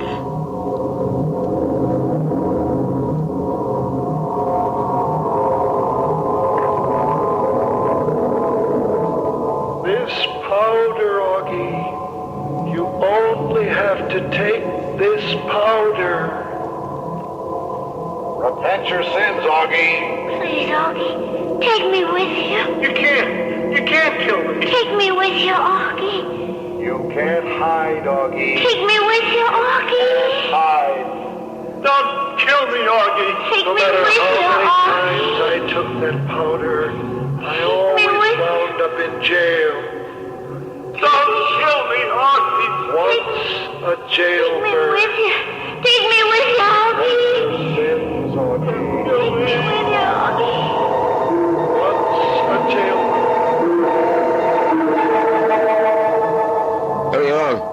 Hurry on. Let me out, guy. Where is it? Oh, I was dreaming. Yeah. I fell asleep, I took the powder and I fell asleep, The gold here. Oh, here it is in a suitcase. And over there, well, there's a car. And these rocks. And if it's 500 years later, the car should be a heap of rust. But it ain't. And my clothes, they should be rotted away. But they're still brand new. Oh, so the powder's a phony. Oh. How could such a crazy thing work? I can stay here and die. Or I can go back to jail. Augie? Huh? Augie? What? Augie, give me a lift back, please. You? Well, you're Ginny. Yes. Well, you can't be Ginny. I killed you. I killed you. Yes. You killed me. You're dead. Oh, I've been dead for... It must be 800 years. 800 years? You took a lot of that powder, Augie. Well, if you're dead 800 years, where'd you come from? I've come from out of your head, Augie. Huh? They found me inside your head. They? Well, who's they? They? The schoolmistress and her people. They found me. And Castle and Pop and Jerry and the jail and the gold. They looked inside your head, Augie, and they found it all. No. You ain't my head. You're real. I didn't kill you. You did, Augie. You did. I must have missed. Well, I won't miss this time. Don't shoot me, Augie. This time I'll make sure of you. You'll only foul up my circuits, and I'll have to go to the repair shop, and the mistress will be angry. This time... Augie, we're due back at the jail for another performance, dog. Oh, Augie, why did you do that? You never... What the... Huh? Well, you ain't real. You're nothing but a doll. You ain't real. Augie. Huh? Well, who you? You know very well who I am. I am the schoolmistress, Helena. Yeah? And you must come back to the cage. Where am I? I realize you're a member of a lower order of life with an undeveloped mentality. But still you could try to learn. But I don't understand. I don't know. You are the only remnant of a primitive race that once inhabited this planet. What are you talking about? Whether you kill yourselves off by war or disease or some other stupidity. Hey, listen. Or whether all of you simply left this planet, taking all your records with you, we shall never know. But you are the sole survivor. In your head, we can read the only clues to your race that remain. This ain't happening. It can't be happening. You had two classes of people as we reconstruct your thoughts. Those in prison and those outside. Look, it's a gag, huh? Tell me it's a gag. Those in prison always try to escape. Those outside always tried to bring them back. That was the business of your society. But I ain't done nothing to you. And so, you must go back to prison. But why? You must go back so that you may escape again. But if I'm going to escape, why do I You have will to... spend what remains of your life escaping and being recaptured. Why? So that our children may study you and examine the workings of a lower order of life. Hey, I got all this gold. Let's make a deal. Gold? We notice you have some in your teeth. Is that what it was used for?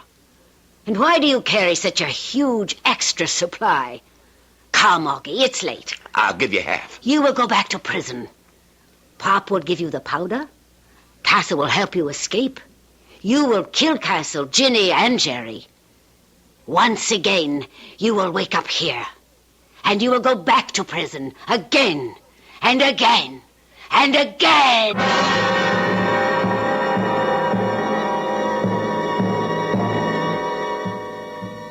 As they say, there is no armor against fate.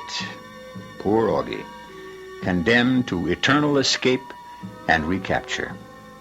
But isn't that everyone's fate? Don't we strive to escape our faults? And aren't we constantly being recaptured by our weaknesses? Let me recapture you in just a few moments.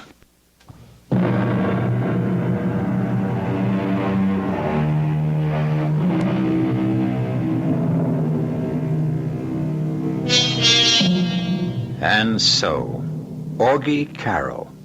Can you imagine?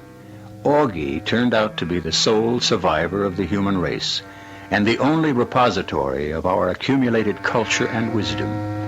And it was from Augie that another race received its entire concept of our civilization. A bum rap for mankind, you say?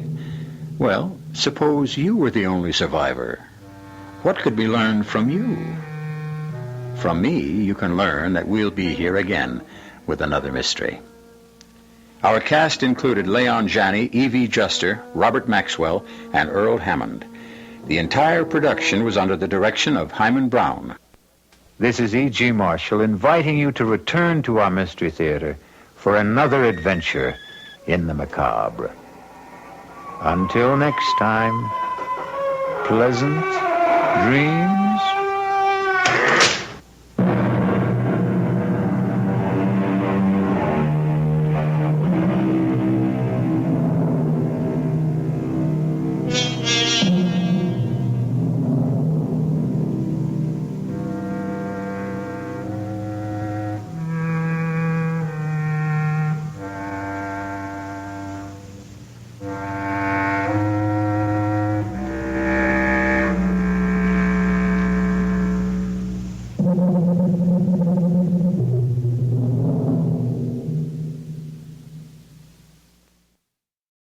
And now, Mystery Theater.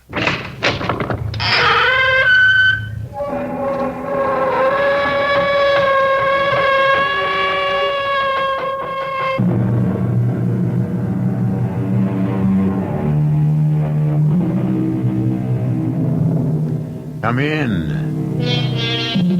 Welcome. I'm E.G. Marshall.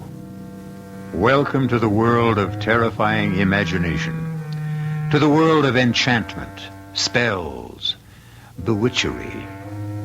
These are all words from our childhood, pleasant memories of nursery stories before bedtime. The dark side of magic we knew nothing of, and when we grew old enough to learn, dismissed as ignorance and superstition. But once again in our times, incantation, exorcism, and the haunting belief in demonic possession are alive and abroad. They are what this strange tale is about. I tell you, Doctor, it's the God's honest truth. They brought the young man in on the rolling stretcher to the emergency room, and he had this big sort of dent in his head. Oh, he didn't look like he was breathing at all.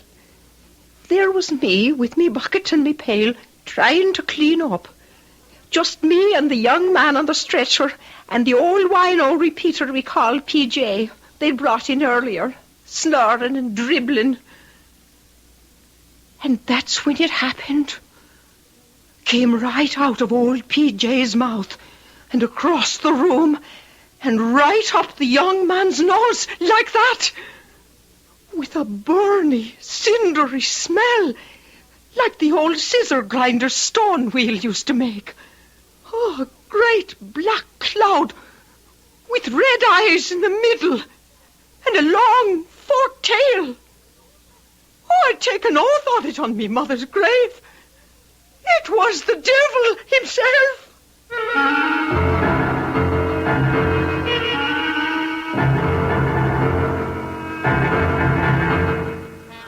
Our mystery drama, Possessed by the Devil, was written especially for the Mystery Theater by Ian Martin and stars Donald Buca.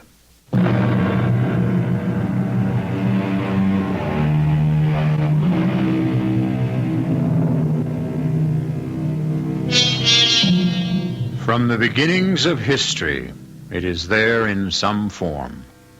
Possession. The incubus who ravishes maidens while asleep. The succubus who tempts man into seduction in his dreams.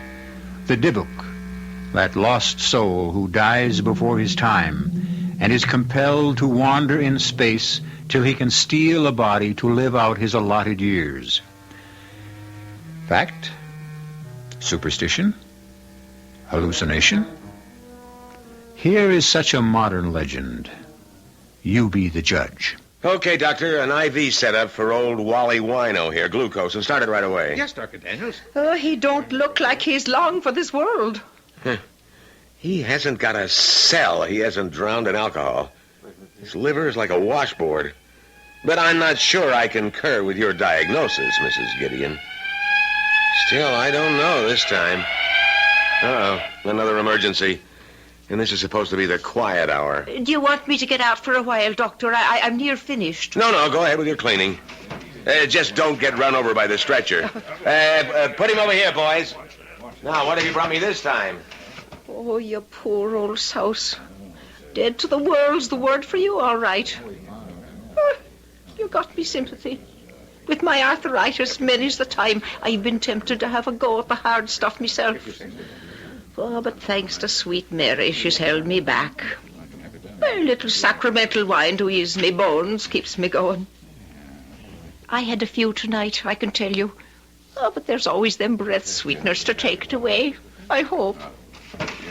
Well, how's your patient, Mrs. Gideon? Oh, Doctor, I hope he's not a Catholic. The father might never make it in time. How's yours? Oh, mine's out of my league. What I need is a brain surgeon. Huh. Speak of the devil, Considine just walked past the door. Dr. Considine. Dr. Considine, sir, I've got an emergency here. Mother of heaven, and me here alone with two near corpses.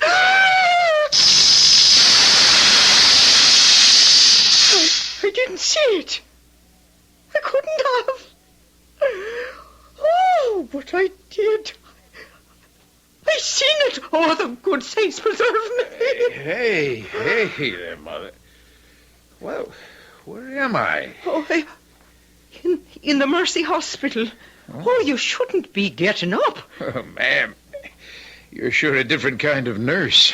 Oh, I'm no nurse. I'm the cleaning woman. Oh.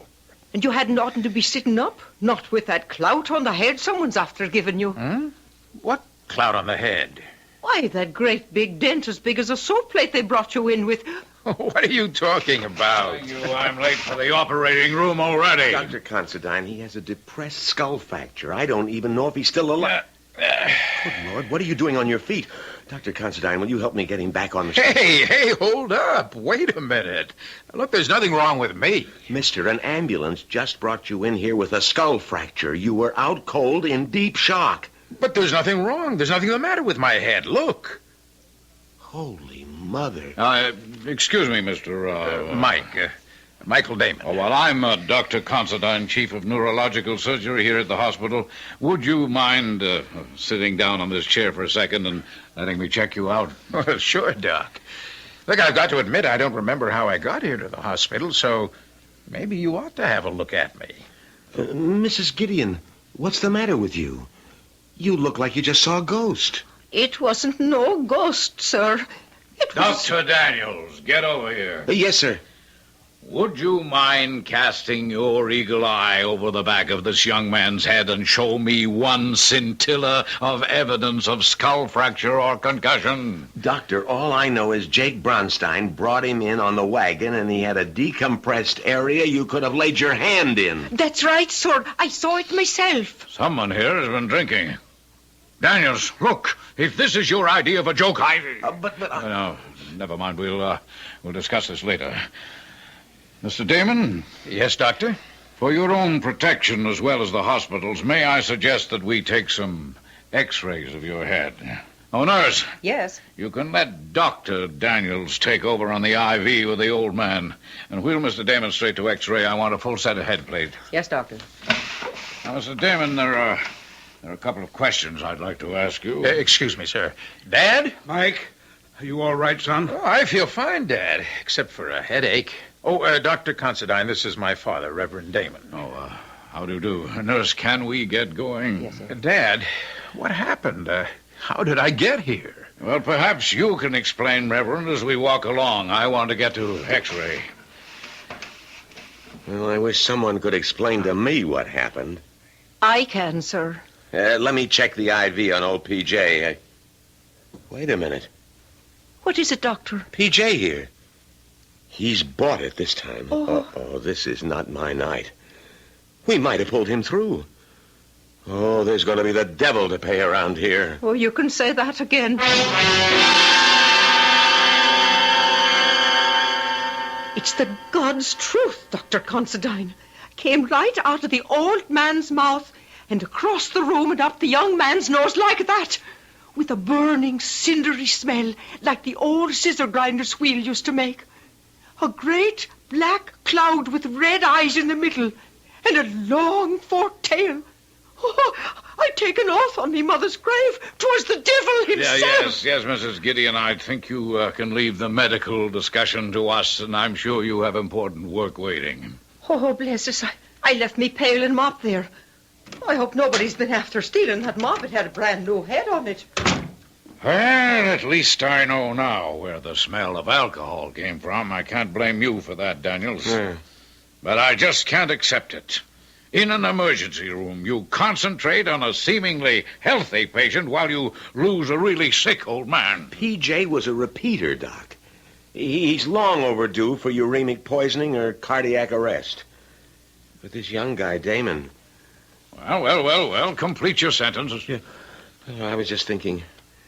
That magnificent body, physically way above par, and the injury I thought I saw, well, would have left him a vegetable for the rest of a long life if we'd pulled him through. What injury? That depressed fracture. Most of the brain should have been injured beyond repair. You say what you thought you saw. Apparently you didn't see anything. You heard Mrs. Gideon back me up, Doctor. Come in. Oh, it's the wet plates, Doctor, from X-ray. Light up the viewing fields, Daniels, and let's have a good look.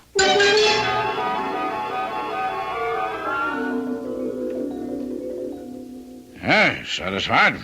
Well, sir... Oh, somebody gave him a knock on the head, all right. There's some exterior evidence of that, but of any fracture? None I can see. Well, you're the doctor of record. Shall we send him home? I see no reason not to. Okay. Now I'd better get up to OR.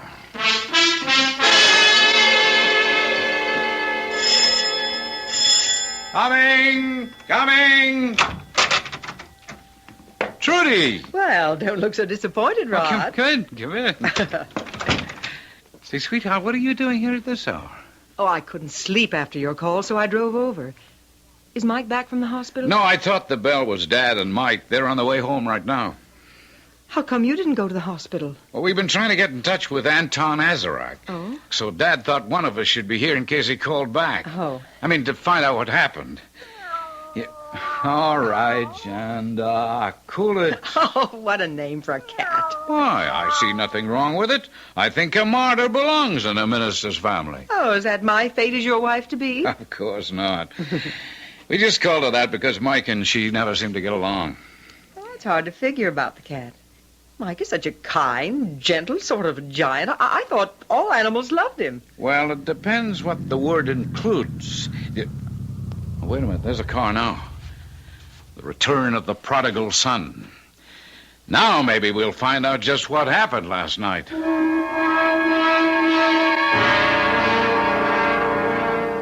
And that's honestly all I can tell any of you. You were making a fresh fire in the fireplace at 5:30 in the morning and straightened up too fast and knocked yourself cold on the underside of the mantelpiece? Well, what other explanation is there, Rod?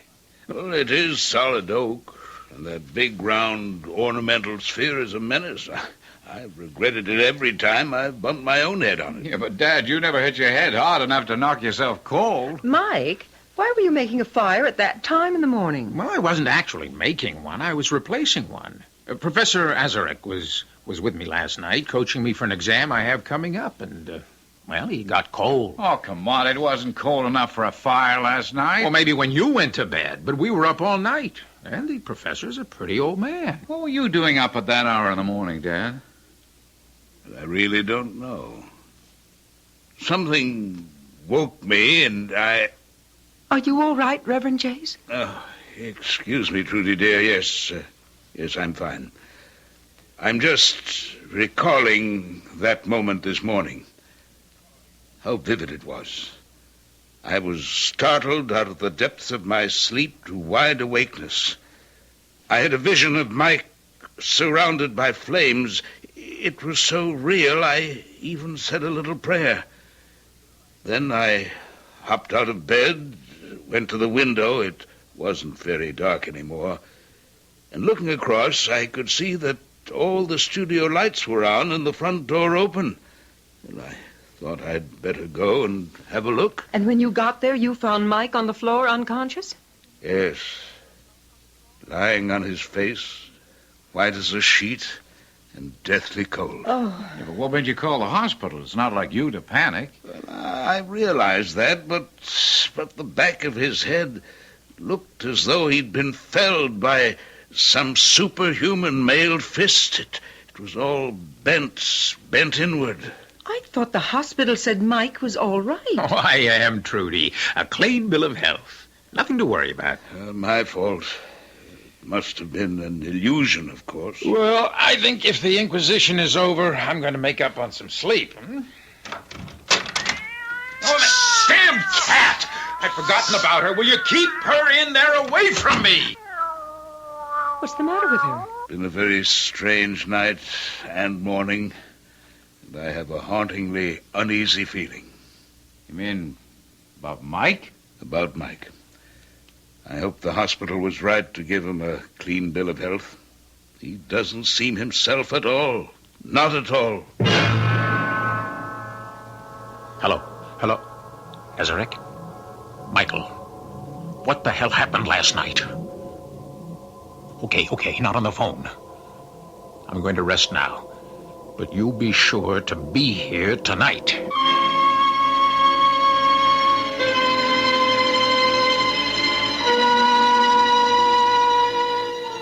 So far in our modern legend, we have caught up with superstition, witches, magic, both black and white, enchantment, spells, abracadabra. Well, there are 2 more acts to come. I'll be back very shortly with Act 2.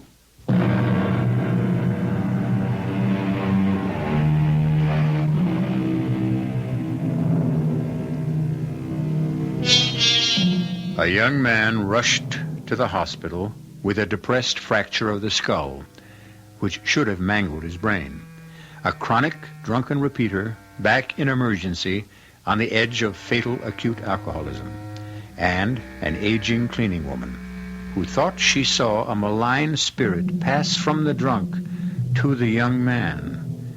Now, apparently in full health, we'll be able to appraise just how healthy the young man who made his remarkable recovery is. You right there? Professor Ezerick, please come in. Must you be so formal? After last night and today, I'm taking no chances. Maybe with your superior intelligence, you have no worries about our abortive attempt at Satanism. But I have. Look, I was the victim, and since a crack on the head denied me any knowledge of what happened, I'm only hoping you can give me the straight goods. The straight goods. A peculiarly inept term for what we are engaged in, my brother in Satan. Damn it, it's not a deal in semantics, Anton. Now, what happened after I summoned up the fiend? I mean, how did you escape, and how could I have been harmed? As long as I was safe in the magic triangle within the circle. I warned you to keep your feet still. If you touch any part of the circle itself or the triangle within it, you are at the mercy of all the devils in hell. And if I'd known what I was getting into when I picked your philosophy course, I'd have quit. You made the mistake of not realizing how vulnerable your soul was as the son of a minister. All right. I'm not crying over what happened. I just want to know what it was. Now, where was I? By the fireplace, lying prostrate. The way you fell after he hit you. Who hit me? The devil you summoned. But where did he appear? Outside the circle here. The inner or the outer? Beyond the outer, of course. There was water scattered between the circles, and the wolf's bane scattered through it. And within the circle you had the brazier burning. Everything as you ordered it and arranged it. Yes, but... But what went wrong? Your ego. My ego? What does that mean? You lost your head. Or at least almost did.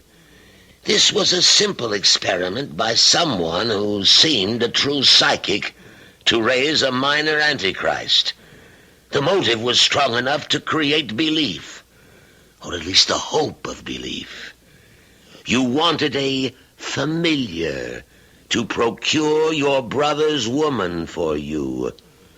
Beshal, you were to call forth. Why did you call on Ashtaroth, a giantess beyond your control? I don't know. Look, do I have to explain? No. Ever since you became my disciple, you told me that you have lusted after the woman your brother brought home as his bride. The only thing I've never been able to take from Rod whenever I wanted. When you finished the incantation and summoned Ashtaroth, I thought the house would come down about our ears. The earth rocked like the San Francisco quake. And suddenly she stood without the circle, a huge figure in chainmail and medieval armor. "Meddler and slave," she said, "how dare you summon me for your petty desires? Learn this lesson once, if not for all. Turn your face from me in shame." And as you turned, she reached out with her mailed glove and struck you on the top and back of your head. You dropped like a stone. Across the magic circles? They weren't designed for major devils. You swore no presence could cross them.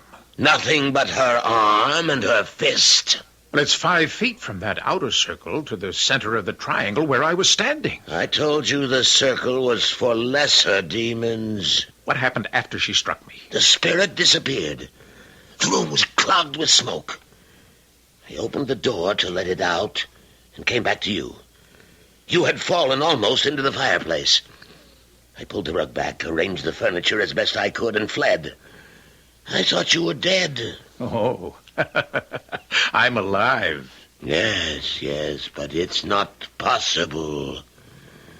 When I left you just before sunrise, you were dead. What witchcraft can do, it can undo. Whoever and whatever I am, I'm alive. Make no mistake about that.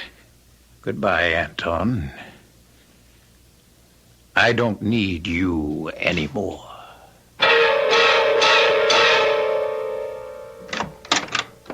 Oh, hi, Trudy. I thought you'd gone with Rod and Dad. Hello, Mike. I thought you were over in the studio. We ran out of beer. Ah, you're out of luck. Rod's bringing some home.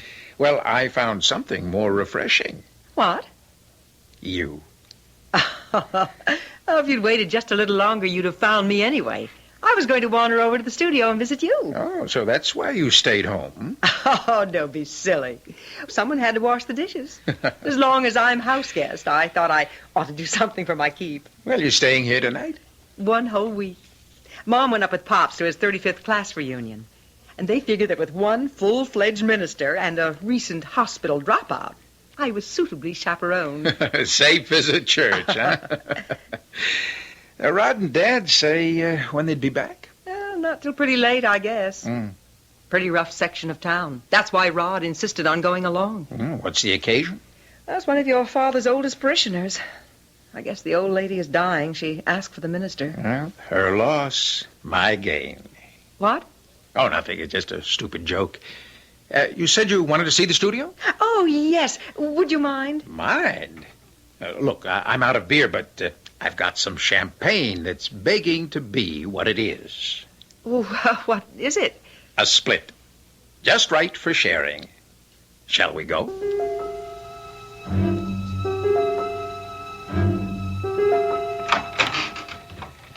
Well, won't you walk into my parlor, said Beelzebub to the flies. Oh, now, what's that supposed to mean? That is the advantage of a classical education. Aha. Beelzebub, god of the Philistine city of Ekron. You know, he was known as the Lord of the Flies. Why? Well, now, there you've got me. Well, he sounds horrid. Well, he wasn't very popular with Christians. In fact, they called him the Prince of Devils. Lord of the Flies. Ooh, it gives me the creeps. Here's something to chase your creeps away. Oh, I don't want that, Mike. It goes right to my head. Oh, just a sip. A good luck toast to sister and brother-in-lawhood. Our getting to know you party. Well, far be it from me to be a party pooper. Oh, there's nothing more cozy and reassuring than a room full of books. What's this section here? Oh, that? That's the main reason I needed Dad's particular library since my exam was in metaphysics. The Black Arts, The World of Witches, Essentials of Demonology, The Satanic Mass. Oh, it's a strange collection for a minister. Well, it's always good to know your enemy.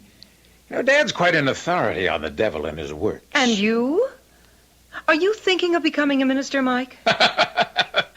Me? No. Perish the thought. No, my philosophy is too easy for that. I long ago decided that if you can't fight 'em, join 'em.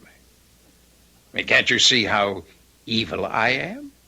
Tempting you with spirituous beverages, coaxing you here to my lair, and now, having anesthetized my prey, making ready to spring. I don't think you're being very funny, Mike. Oh, is this where you hit your head? Oh, yes, so they say. No, I wasn't being altogether funny. What do you mean? Trudy, Have you any idea how jealous I am of my older brother? Of Rod? Why? A month ago, or whenever it was, they turned up with you. My first thought was, why couldn't I find something like that? That's very flattering, Mike.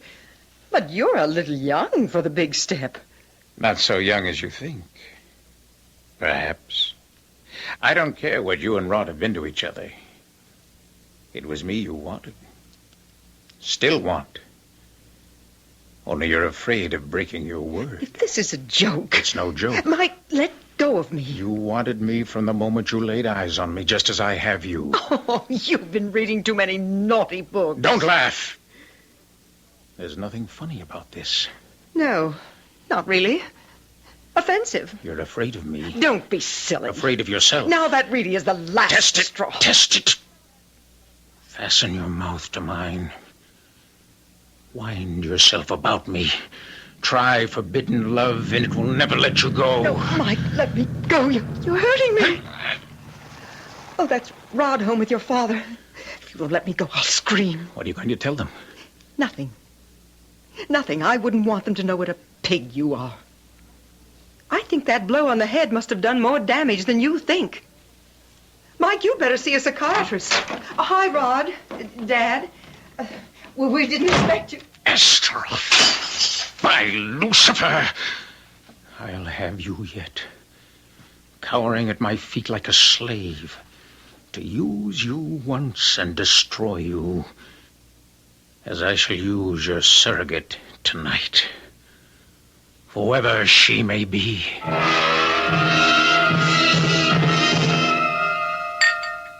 Oh, dear. How bestial. What, Reverend Damon? Just something that happened to a girl on the other side of town. Let me see. Raped.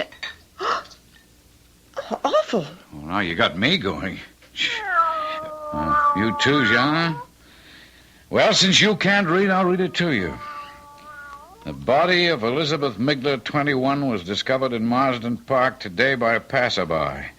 Although it was later determined the girl had been raped, the strange features of the case are that she was not robbed, and as though by some ferocious animal, tooth marks showed that her throat had been literally ripped to pieces. Good Lord. Where is Marsden Park? Clear over the other side of town. When did it happen? Night before last. Morning, all. I hope breakfast is all ready. I'm famished. What's wrong with that cat? Oh, it's beginning to bug me. A lot of things are beginning to bug me. What'd you say, honey? Nothing, Rod. I don't think I'll have any breakfast this morning. I don't feel like eating. No, Rod, please, don't come with me. I'd rather be alone. Lovers' quarrel? Look, will you just fake out, brother mine? It's none of your business. For Trudy's sake, for everyone's sake, would that it were. But unfortunately, we know better. Or do we? The crime happened miles away, and the devil that may possess Mike is there only on the evidence of a tipsy charwoman. Who summons the devil never calls for him in vain, and once met, few are lucky to get rid of him again. I'll return shortly with Act 3.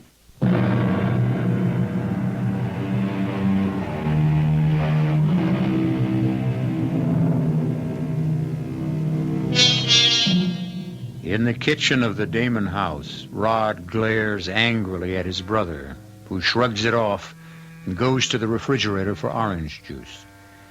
A troubled Reverend Damon eyes both his sons as he closes and folds the tabloid in his hands, as if it were just as unclean as it is. Rod, unchallenged by Mike, breaks the silence first. I better go on upstairs and check on Trudy. Oh, she said she wanted to be alone. Look, will you stay out of this? I'm not even in it. Just an objective comment. So keep it to yourself. Now, come on, Rod. I didn't mean to butt in. Catch me up. What's all the hostility about? No hostility.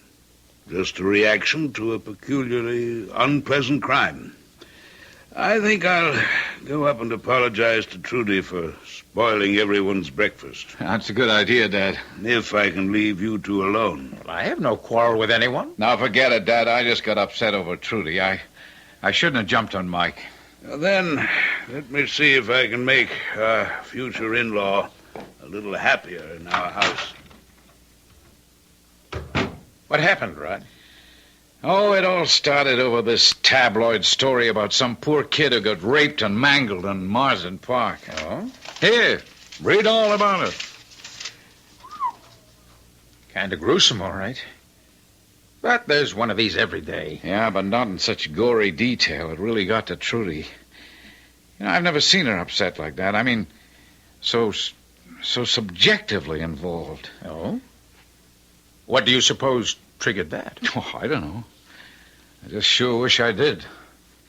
Maybe it's better to let sleeping dogs lie.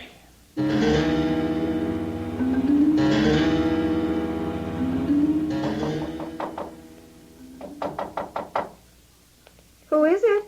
Your future father-in-law. May I come in for a minute? Just a sec. The door's locked. Come on in, Reverend Damon. Feeling any better? Oh, not really. Oh, I should be ashamed of myself reading that yellow sheet. I like to think it helps keep my sense of balance, but maybe I'm just a seeker of vicarious excitement. Like that rather complete collection on Satanism and the occult that you have in your studio? Ah, you noticed that, did you? Night before last, when I was over there with Mike while you and Rod had gone to see your old parishioner who was dying. Did she? As a matter of fact, no. She made a remarkable recovery. Oh, really? Well, you looked so sort of worried when you came home. I thought she... I was worried about you, Trudy. And Mike. Why?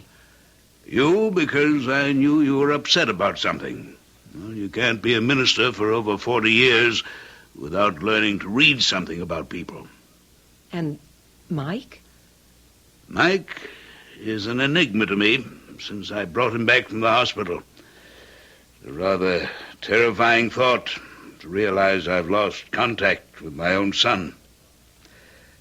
I'd like to ask your help, Trudy, and I'll lay it right on the line. Why were you at the studio with him? And what happened there?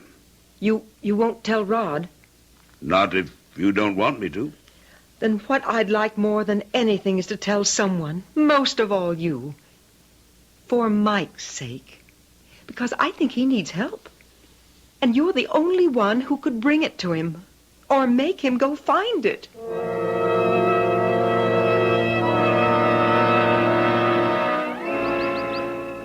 Well, Reverend Damon, this is a pleasure. I'm on my way to a class. Can we talk as we cross campus? Yes. Just, what is the name of your course that Mike is taking? Philosophy. Perhaps more specifically, metaphysics. Rather freewheeling. I mean, it's advanced, and we spend more time on the perimeters than we do on the core subjects. Just what were you and Mike up to that long night before his injury? I was coaching him for an examination. An examination in what? On what subject? Why, the class I teach, general philosophy. And you left before Michael was hurt? Oh, good Lord, yes. Would I have left the boy if he were injured? Would you have fled the scene unless you were up to something dark and vile enough to stain your reputation? I am sorry your boy was hurt. I had no part in it. And I resent your holier-than-thou accusations. If you'll excuse me, I have a class waiting for me.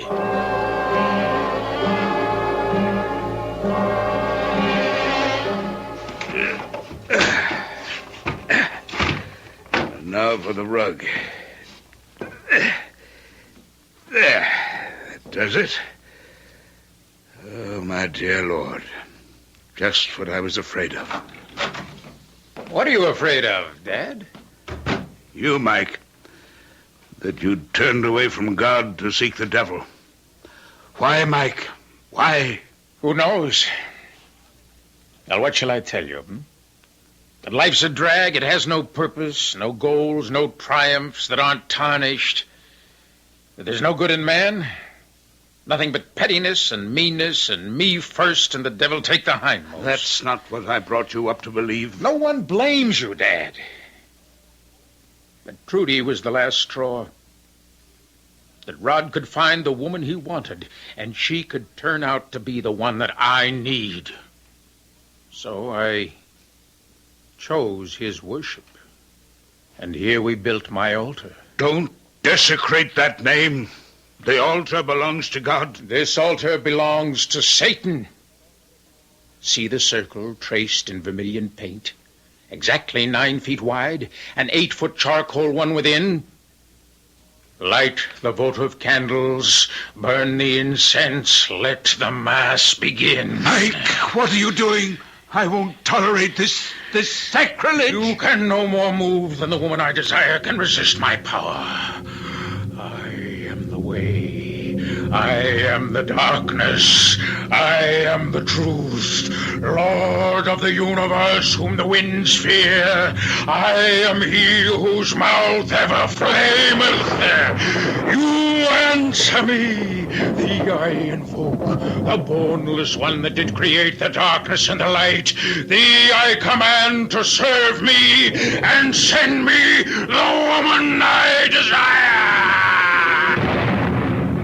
Trudy, don't come in here. But the rain. What's going on here? Rod, it's your brother. He's gone mad. Spawn of the outer world, stay back, stay back, or I will smite thee dead where thou standest. Leave, or leave except the woman who is mine. What's going on? Look out! He's going for Trudy. Now look, Nick. Oh, he has a knife. Would you murder your own brother? Okay, that's enough fooling around. But you know I could always take you. Oh, Rod, I hope you haven't hurt him too much. Oh, don't worry, baby. He always had a glass jaw. He had something more perishable than that. Call the hospital. And better tell them to bring a straitjacket.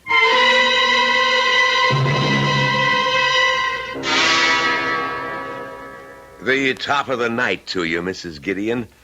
And what's that wee bottle in the paper bag? A little poteen? Nothing of the sort, Dr. Smart Aleck. That's a noggin of holy water blessed by me own Monsignor, which I carry with me when I come near this place ever since 3 days ago. What happened to old P.J.? Did anyone ever turn up to claim him? Nope. Oh, by the way, while we're on the gossip column, guess who's back in the hospital? Oh, not the other one. Mm-hmm. The same. Lying in the emergency room under a deep sedation in a straitjacket. Oh, what did they bring him back here for? That's what Dr. Considine and his father, the Reverend Damon, are discussing now in the prep room. Well, if you're going to swab out the emergency, you'd better get at it fast. Well, I'll tell you something, Doctor. If I'm to be there and alone with that devil, you'll never see emergency this clean again. For I'm adding the Monsignor's holy water to me pail right now, just in case. Of course, we'll run every neurological test in the book on him under the circumstances, Reverend Damon. I'm not sure it will do any good. I'm afraid the trouble is psychiatric. Well, it has to be one or the other unless we're to accept Mrs. Gideon's diagnosis of possession. Mrs. Gideon? Oh, I remember now. She was one of the people, like the intern, who remembered that they thought they saw a considerable skull compression. Which never existed, believe me. Just an illusion like Mrs. Gideon's. What was Mrs. Gideon's illusion? Well, I'm afraid she'd had a drink or two, and she had some wild story about a black devil streaming out of an old dipsomaniac who was also in the emergency room and being sucked up through your son's nostrils. I'm really even embarrassed to mention such nonsense. Come in. Excuse me, Dr. Considine, but the patient is coming too. Mr. Damon? Yes, sir. He's still in the straitjacket. I think, Reverend, if you don't mind, until we see what state he's in. I don't mind.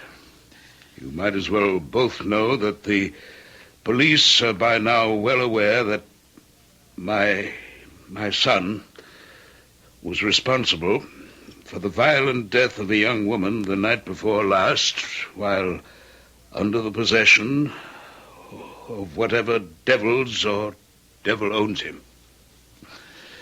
Shall we go? By Nergal and Tammuz and Belphegor, no one can hem me in. I am Belial, Lord of the Flies, and your bonds cannot hold me! Good Lord, he's out of the straitjacket. I'll get help. What's going on here, Mrs. Gooding? Oh, the Lord preserve us. It's the devil incarnate. Oh, stay away from him, Doctor. He'll burn you to a crisp with his fiery All breath. of you, stay away from him. Leave him to me.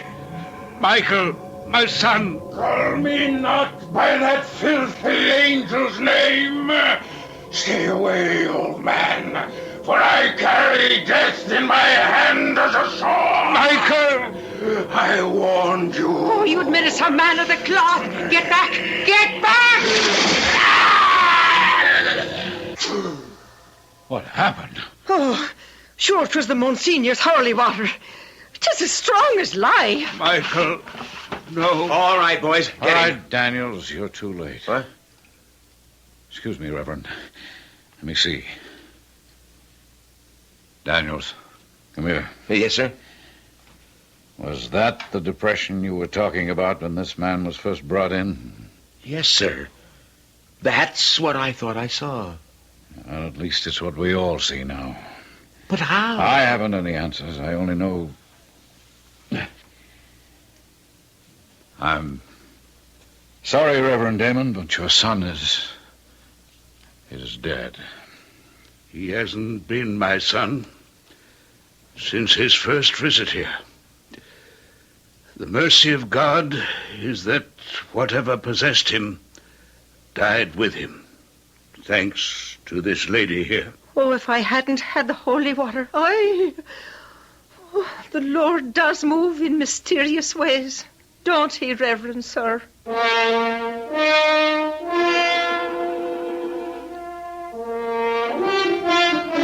In mysterious ways and kind ones.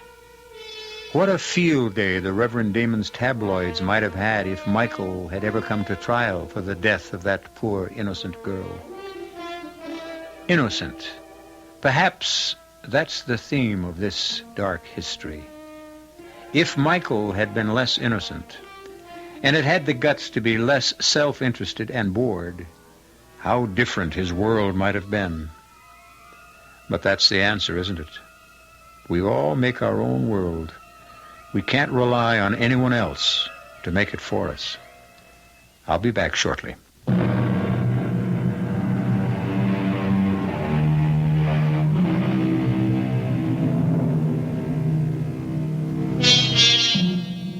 I suppose I should resist the impulse, but I have to admit I can't. It's one of the rewards for being host, particularly with guests who can't answer back, at least directly. So just for once, a homily. Reach out and find life. Take it and make the most of it. For if nothing else, our story proves to the hilt the oldest of adages. If you don't, the devil finds work for idle hands to do. Our cast included Donald Buca, Joan Shea, Ian Martin, Guy Sorrell, and Leon Janney. The entire production was under the direction of Hyman Brown. This is E.G. Marshall inviting you to return to our Mystery Theater for another adventure in the macabre. Until next time, pleasant dreams.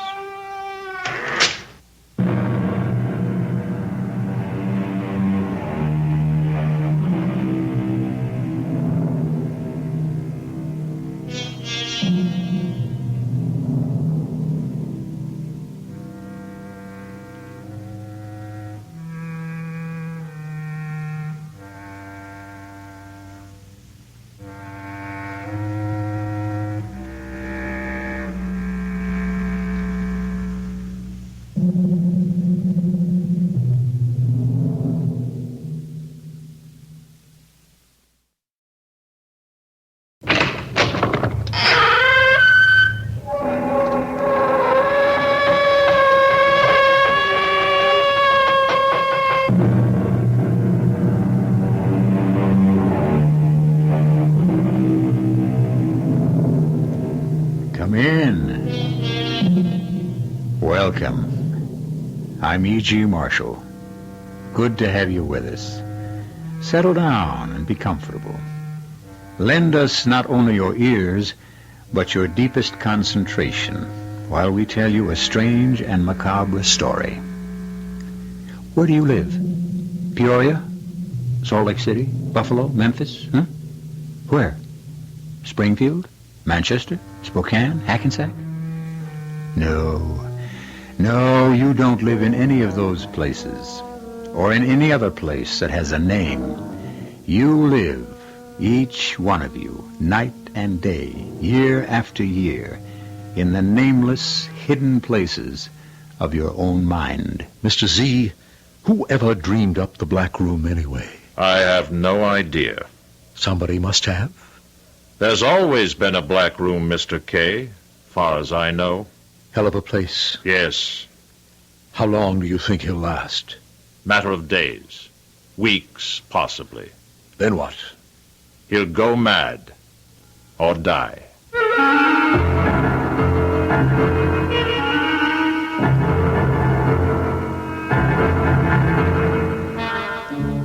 Our mystery drama, The Black Room, was written especially for the Mystery Theater by Elspeth Eric and stars Larry Haynes.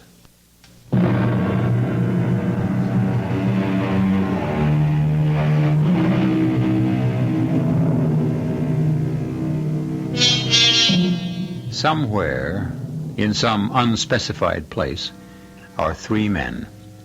Three men of no particular distinction and no particular importance except to themselves. Yet the urgency of their speech and the intensity of their attitudes would make you think that something of the gravest consequence is taking place. And for all that I know, it is. Listen now to the story of The Black Room. Why me? Why me? Of all people, I'm a very ordinary guy. I have a wife, I have a home, I have a job, I drink a little, I go bowling, I have some money, I'm just like everybody else, so why me? We didn't take you because we thought you unusual. Well, then for God's sake, why? We need information. I haven't got any information. We think you have. Information about what? Look, if I have it, I'll give it to you. I'll tell you anything you want to know. You mean that? What do you want to know? Why did you do it? Do what? You know. I don't know. Do what? It's not going to tell us. What am I supposed to know? How could a man like me know anything? Look me in the eye. Step up here. Closer. Look me straight in the eye. Now, why did you do it? I didn't do anything. Come on now. He'll never tell you. What am I supposed to have done? He's hopeless. You guys, I never saw you before in my life. Who the hell are you, anyway? I'm the man in charge here. And who's he? My deputy.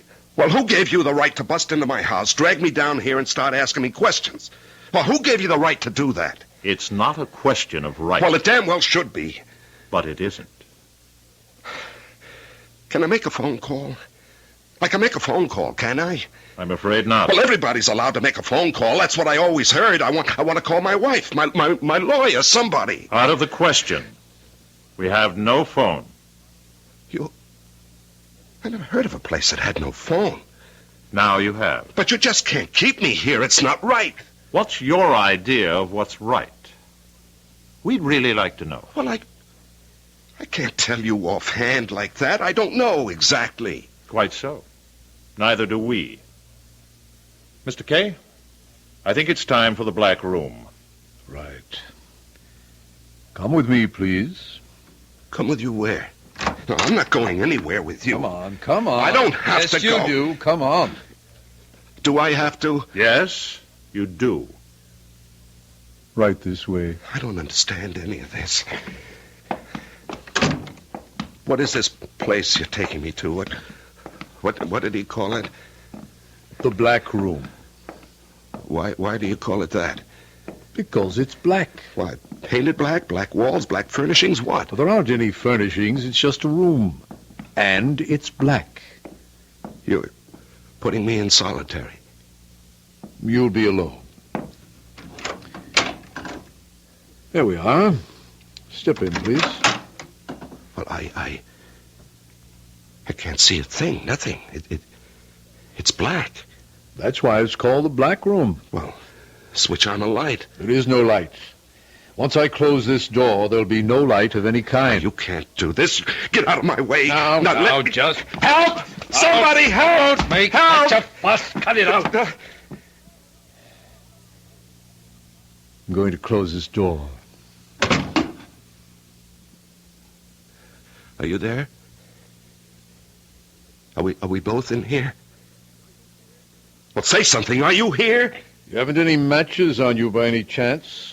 Or a lighter? No. Once I go out that door, you'll be in total darkness and total silence. No light, no noise, no sound of any kind. Only what you make yourself. I don't see why. You'll be fed once a day, never at the same time. How will I know when?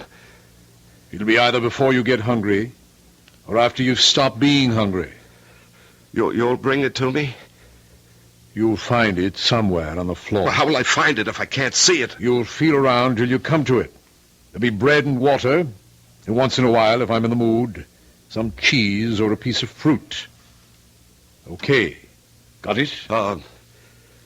Will you tell the warden something for me? The who? The warden? Well, whoever he is, the keeper. Keeper? Well, you know who I mean, the man in charge. That's Mr. Z. The end of the line. Tell him what? Tell him that That you what? I've forgotten. Well, it's a good beginning. Keep it up. Oh, wait a second, wait. What now? Let me look at the light. Look at it. Okay. That's all.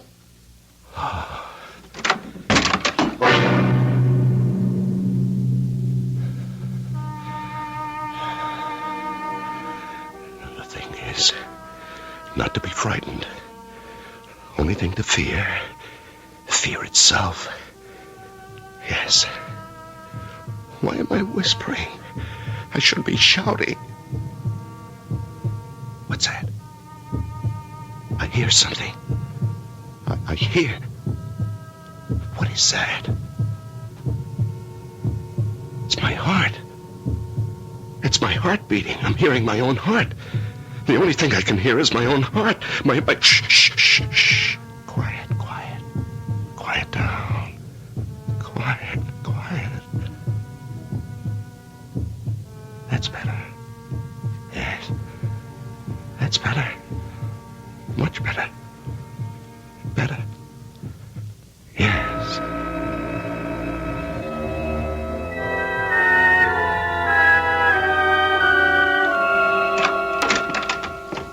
How did it go? Very routine. Good. He fussed a little. Oh? I found it necessary to step inside with him for a few seconds. No trouble, though. He went numb pretty fast. I thought he would. He wanted me to give you a message, but then he couldn't remember what it was. And he thinks you're some kind of a warden. A warden? Or a keeper. Poor man.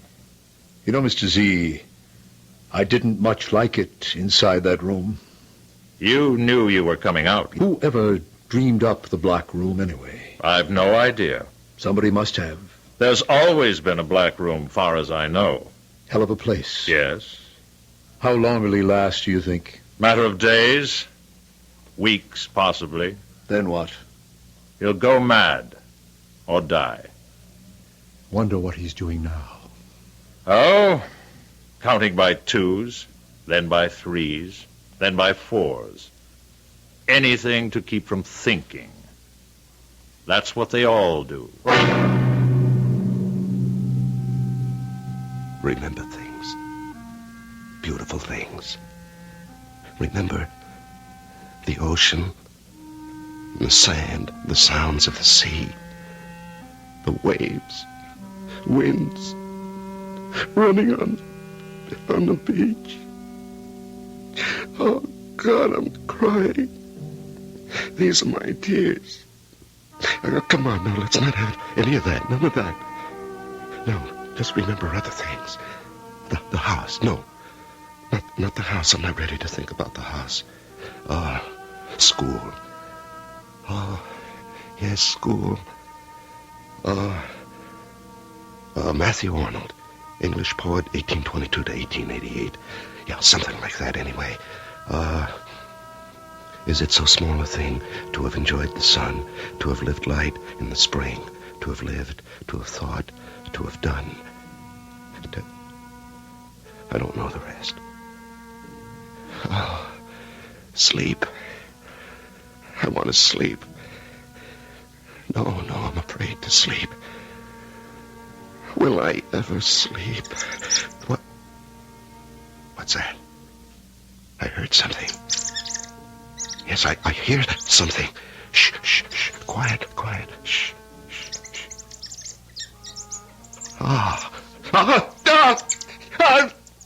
It's a rat. They've let a rat in here. I'm shut up with a rat. Where is that? Where is that rat? I'll kill it. I'll kill it with my bare hands. Where is it? Where is that? Where?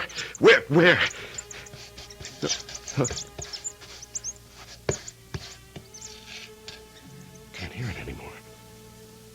Where is that rat? Where is it hiding? What'll it do? No, that's enough of that. Just lie down on the floor. Stretch out. Just let go. What'll happen will happen. Just let it happen. That's the best way. Don't fight. Don't struggle. Just lie quiet. Empty your mind. Yes. It doesn't matter if my eyes are open or closed. Isn't that funny? They're not really funny. When I go to sleep with my eyes closed, or they stay open. Yes, I can feel my eyelids raise themselves up. Now I feel them come down. But everything's the same. Black, just... It ran over my hand. The rat ran across my hand. Where is it now? I don't hear it. Did I imagine that? Did I ever hear it? Did I really feel it? There. I hear it. I hear it again. Now, why would they do that? Why would they put me in a black room with a rat? They must be devils. Where is that rat now? Shh, shh, shh. Wait till it makes a noise. Shh, shh, shh. Oh, again. Ran across my hand again. And wait. Just hold on now. Hold on. It's not so bad. The rat didn't bite you, did he? No, he simply ran across the back of your hand. That's all. You're not hurt. You're perfectly all right. Perfect. Oh, you don't sound like such a big rat. Oh, you sound like kind of a very small rat. Oh, you could be a mouse. Sure, a very small little mouse. Why not? Now, if I should just lie here quietly with my arms spread out like this, would you run across my hand again? Would you? Huh? Hey, you see, I'm calmer now, much more relaxed. I'm waiting. Ah, there you were. Oh, on my fingers. Oh, such light little feet, so delicate. Oh, I think you must be no more than 2 inches long. How are you, my friend? Huh? How is my mouse chum? My pal, Mr. Mouse. How's everything with you? Okay? Good. Me? Oh, I'm managing. So far, so good. Yeah. You know, I think I can hold out for a while, anyway. At least I'm not alone. Not altogether alone. Not quite.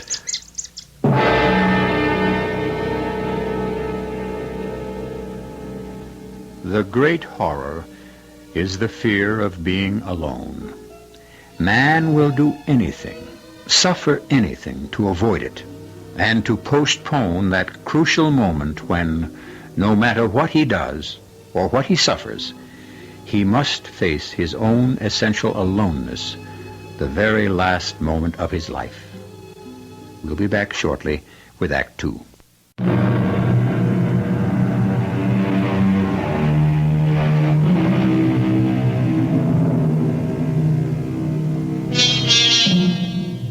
The simple man we have chosen to be our hero is confined in the Black Room, a bare place without light or sound. But by chance or fate or the mercy of God, he has found a companion, a mouse no bigger than his thumb.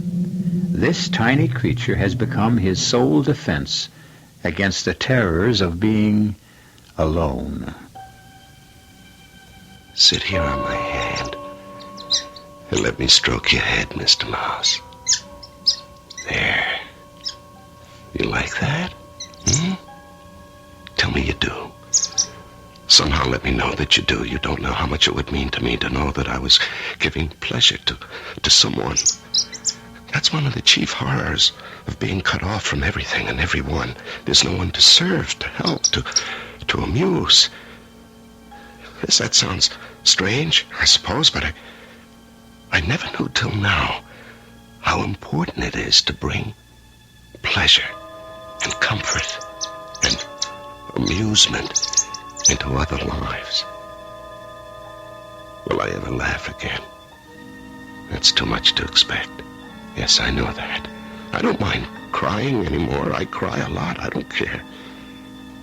When I weep at the hopelessness of it all, I feel somehow it's not quite so hopeless. Now, why is that? Do you know, Mr. Mouse? Mice don't cry? Is that what you're saying? Mice take life as it comes. Yes, but men can't do that. Men rebel and struggle and suffer. Oh, yes. Yes, how they suffer. Oh, are you agreeing with me? Or are you telling me you're hungry? You know what I have for you this time? Some cheese. Yes. They left me a piece of cheese this time.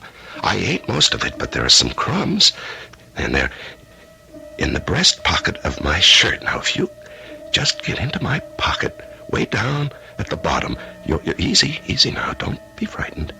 Now, you know I wouldn't do anything to hurt you, my little friend. There. Head first. Down you go. Ah, yes, you found them. You found the crumbs of cheese. You're eating, and I'm almost laughing. Not quite, but almost. I'm almost laughing because you're so pleased.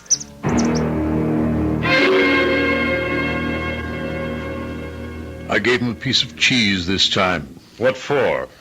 Oh, I don't know. Just to give him a little hope, I guess. Well, if you want to drag it out. Bread and water get so monotonous. I imagine the last thing in the world that concerns him is monotony. Well, it gets monotonous for me, too. You say he's eating well. So far, every crumb. That won't last. I suppose not. Not if he's like the others, it won't. A few more days, then. Now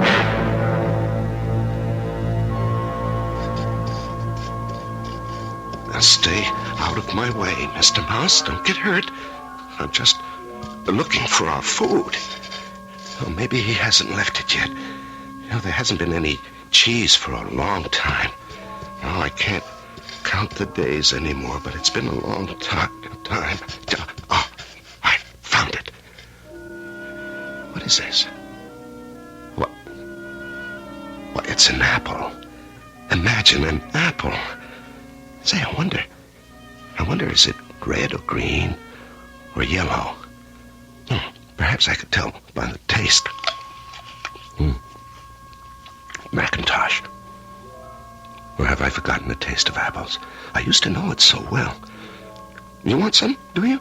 Now, wait till I bite off a piece for you. Wait, you know where it is. Come on now, you know. The pocket. It's in the pocket. That's it.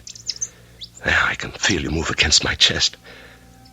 I think I have never felt anything so comforting. Now, how did I get here?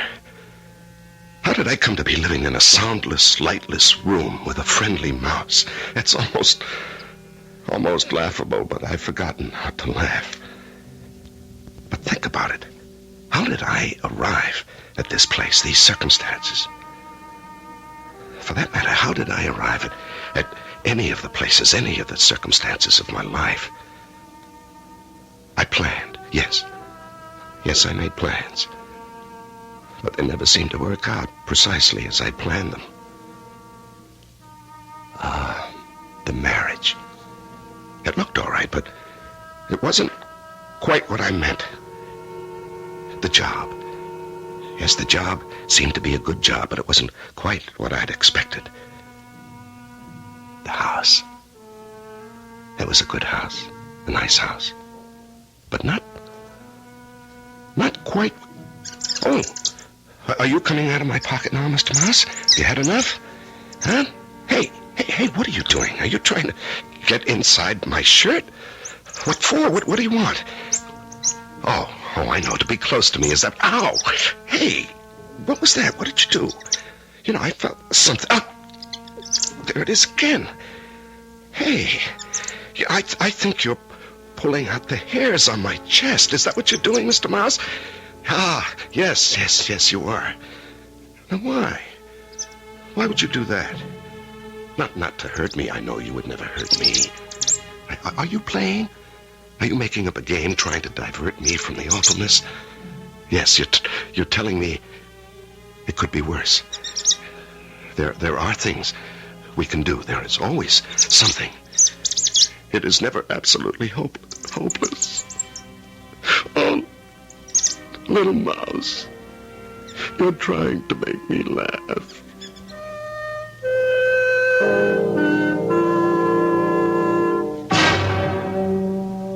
I gave him an apple today. If you want to play the game that way, I can't stop you. He ate every bit of it. There wasn't a thing left on the plate. No core, nothing. I wonder how he manages to keep up his appetite. Maybe he exercises. After this long, they lose interest. Yes. After all, what's the point? Hope can't last forever. It's got to die, sooner or later. Well, with this one, it looks as if it's going to be later. Yes, but eventually. What makes him hang on? I wish I knew. I'd give anything to know. It's darn near 2 weeks. 2 weeks tomorrow. Should I go in after him? No. Now, wait a while longer. He can't last. You're sure about that? No one ever has.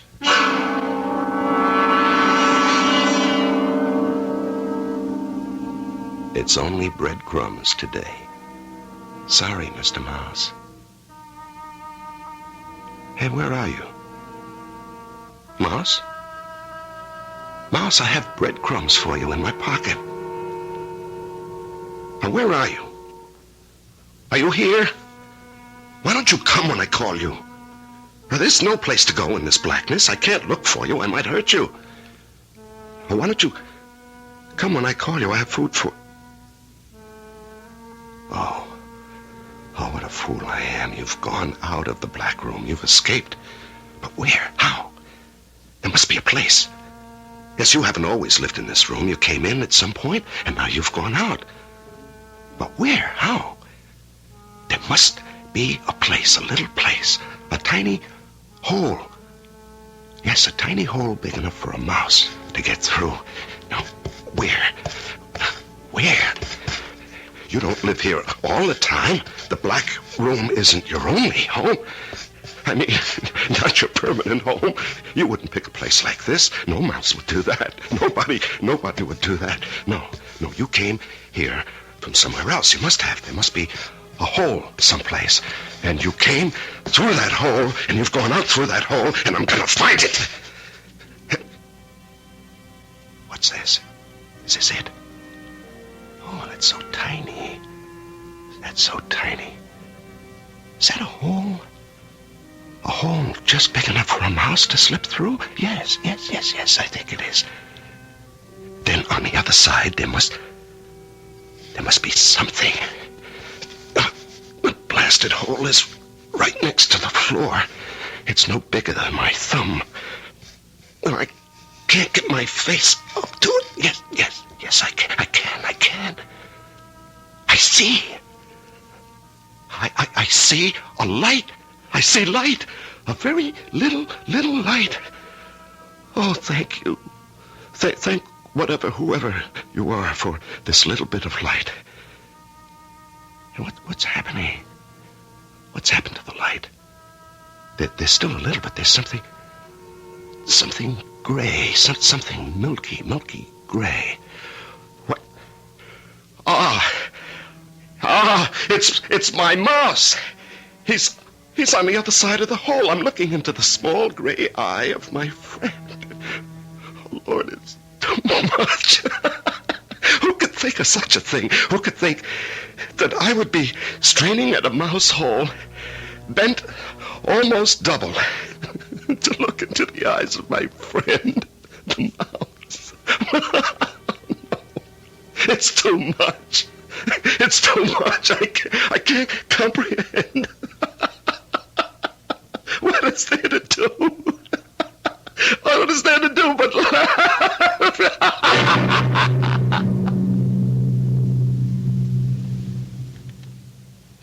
He's off his feed. Hardly ate anything the last few days. So, it's starting. What's starting? The decline. I knew it would, sooner or later. Think I'll give him some fruit next time. I really don't know why you want to bother. Maybe some cheese, too. Suit yourself. Look, the idea was never to starve the poor fool.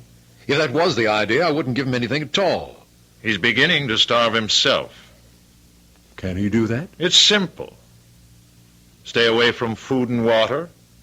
You'll be gone in a few days. No kidding. Animals know that. Well, I never knew it.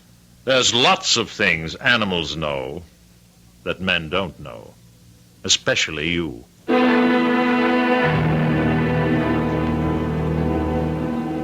I could cry.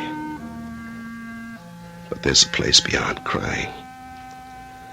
Yes, there's a despair too deep for crying. Here, in the dark and the silence, there's nobody. Not a creature is stirring, not even a mouse. I can't laugh either. I think my life is closing. What? Oh, you're back. You're back, are you? You're in the pocket of my shirt. Well, I have some cheese and part of a pear. You'll have to come to me if you want it. No, I can't look for you again. I just don't care anymore. I just don't care. I don't care anymore.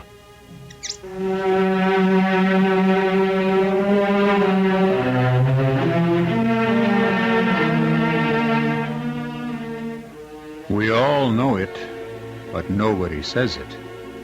The drama of life is not in battles or elections or crimes or even in love affairs.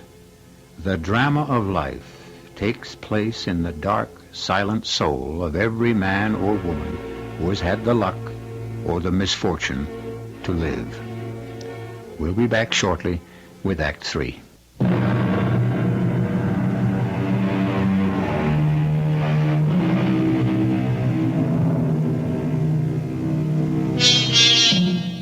I just don't care anymore. These words were spoken by our nameless protagonist a few minutes ago, and I suppose they are the saddest words anyone can utter. I just don't care anymore. The struggle is over. Life is over when we just don't care anymore. He hasn't eaten anything for 2 days. Oh? Last thing he ate was that pear. That was 2 days ago. He's starting down the slide. You sound as if you enjoy this. I don't. I think it's terrible, really terrible. It's necessary. I don't see why. I swear I don't. We need the information, don't we? But Do we absolutely have to have it? I don't see why. It's the most important information in the world. I just think maybe it's not worth all this. It's worth all this and more. I don't know why. Look, you're a good fellow. And you're not the stupidest man in the world, or you wouldn't be my deputy. But there are certain things that are, let's say, beyond your comprehension. You agree? I guess so. You guess so? I'm sure. I'm sure there are certain things that are beyond my comprehension. Just the same. Yes? What were you going to say? How do I know they're not beyond your comprehension, too?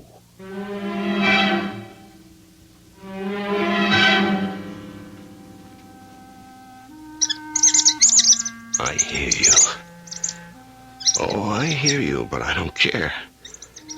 Even if I did care, I'm not sure I'm strong enough anymore to go looking for you. There must be food all over the room. Why don't you go look for it? I'm sure the faithful Mr. K has been leaving it, and I haven't eaten any for a long time. So, stir yourself and go look for it. Huh? You want me to bring it to you? Well, that's rough. Those days are over, my friend. I loved you. Do you know that? I really did. I thought you loved me in your own little mousy way, but you didn't. I was just somebody to feed you. That's all. Well, our friendship has come to an end. Mr. Mouse, has all things come to an end?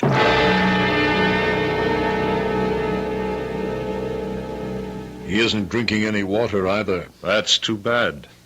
You feeling sorry for him by any chance? Now, don't start up with me, Kay. It's not like you to go soft. I'm not going soft. It's just that... Yes? What? I don't know why exactly, but I had such high hopes for him. That he'd be different somehow. I really had very high hopes for that man. Well, maybe one day I'll learn.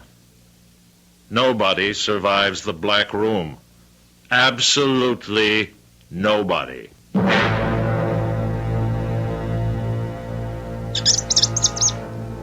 All right. All right, one more time. One last time I'll look for you. I'll bring you the cheese and the pear. My legacy to you, Mr. Mouse. My last salute, Mr. Mouse. Morituri te salutamos. Well, why wouldn't you come to me? You used to come to me. Why did you stop? You knew I needed you, that's why. I needed you more than you needed me. And when that happens... After all, you had a way out of the Black Room, and I didn't. Where is that little hole of yours, Mr. Mouse? I found it once. Where is that? I'd like to see the light once more before the darkness closes in. Where is the little mouse hole? Is this it? Is it? Yes. Yes. Oh, I'm much too weak. I can't get my eye to it. I've forgotten how hard it was. I can't... Oh. There it is. The beautiful light. That little sliver of light, the lovely light. Yes, I'm a little stronger now. I'll find you. Just keep talking, Mr. Mouse. I'll find you. I think I'm nearer. Just keep talking and I'll find you. You sound very loud. I must be close. Or is it because my hearing has become sharper? Does that happen? Does the hearing become sharper when there's nothing to hear? Ah, yes, you're very near now, very near. I think I can reach out and touch you. No! No! Oh, no, that didn't happen. I won't believe it.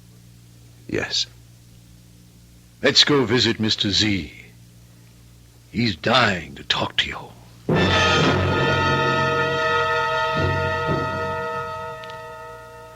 You look rather well. Surprisingly well. Please, sit down. I'm glad to see you. Are you really? Yes, really. Very glad. You've no idea how glad. It's been, let's see, 26 days. That's remarkable. Truly remarkable. Tell me something, if you can. How did you do it? How does a man survive 26 days in the Black Room?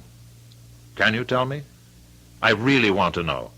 What does a man need to have to come out of there intact? He needs to care for some living soul. That's all he needs? He needs to care a lot. That's all? Just that? That and a little light. You're very tired, aren't you? Yes. It's been quite an ordeal. Oh, yes. We'd like to give you a complete physical examination before you go, if you don't mind. I can go? Also a psychiatric testing. And then I can go? One other thing. Oh. And what's that? After we've completed the examinations, would you be so kind, sir, as to address a few words to the membership? Not a long speech. We wouldn't expect that. But if you'd expand a little on what you've told me here. Now, wait a moment. What membership? Don't you know? Well, how am I supposed to know? I thought you'd guess. Is this a club? Some kind of a cult? Not precisely a club. Certainly not a cult. Well, then what is it? Who are the members? People in trouble. Troubled people. But that's practically everybody. Quite so. Yes. Will you talk to them, sir? They'd be ever so grateful. Then you can go home.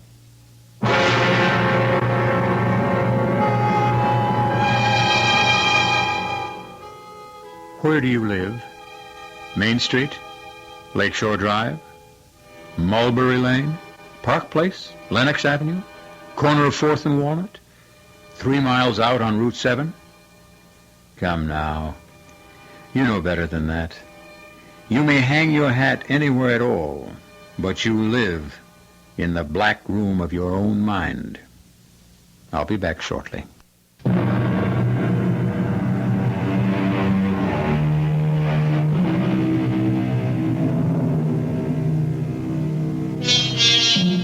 Has our little story depressed you?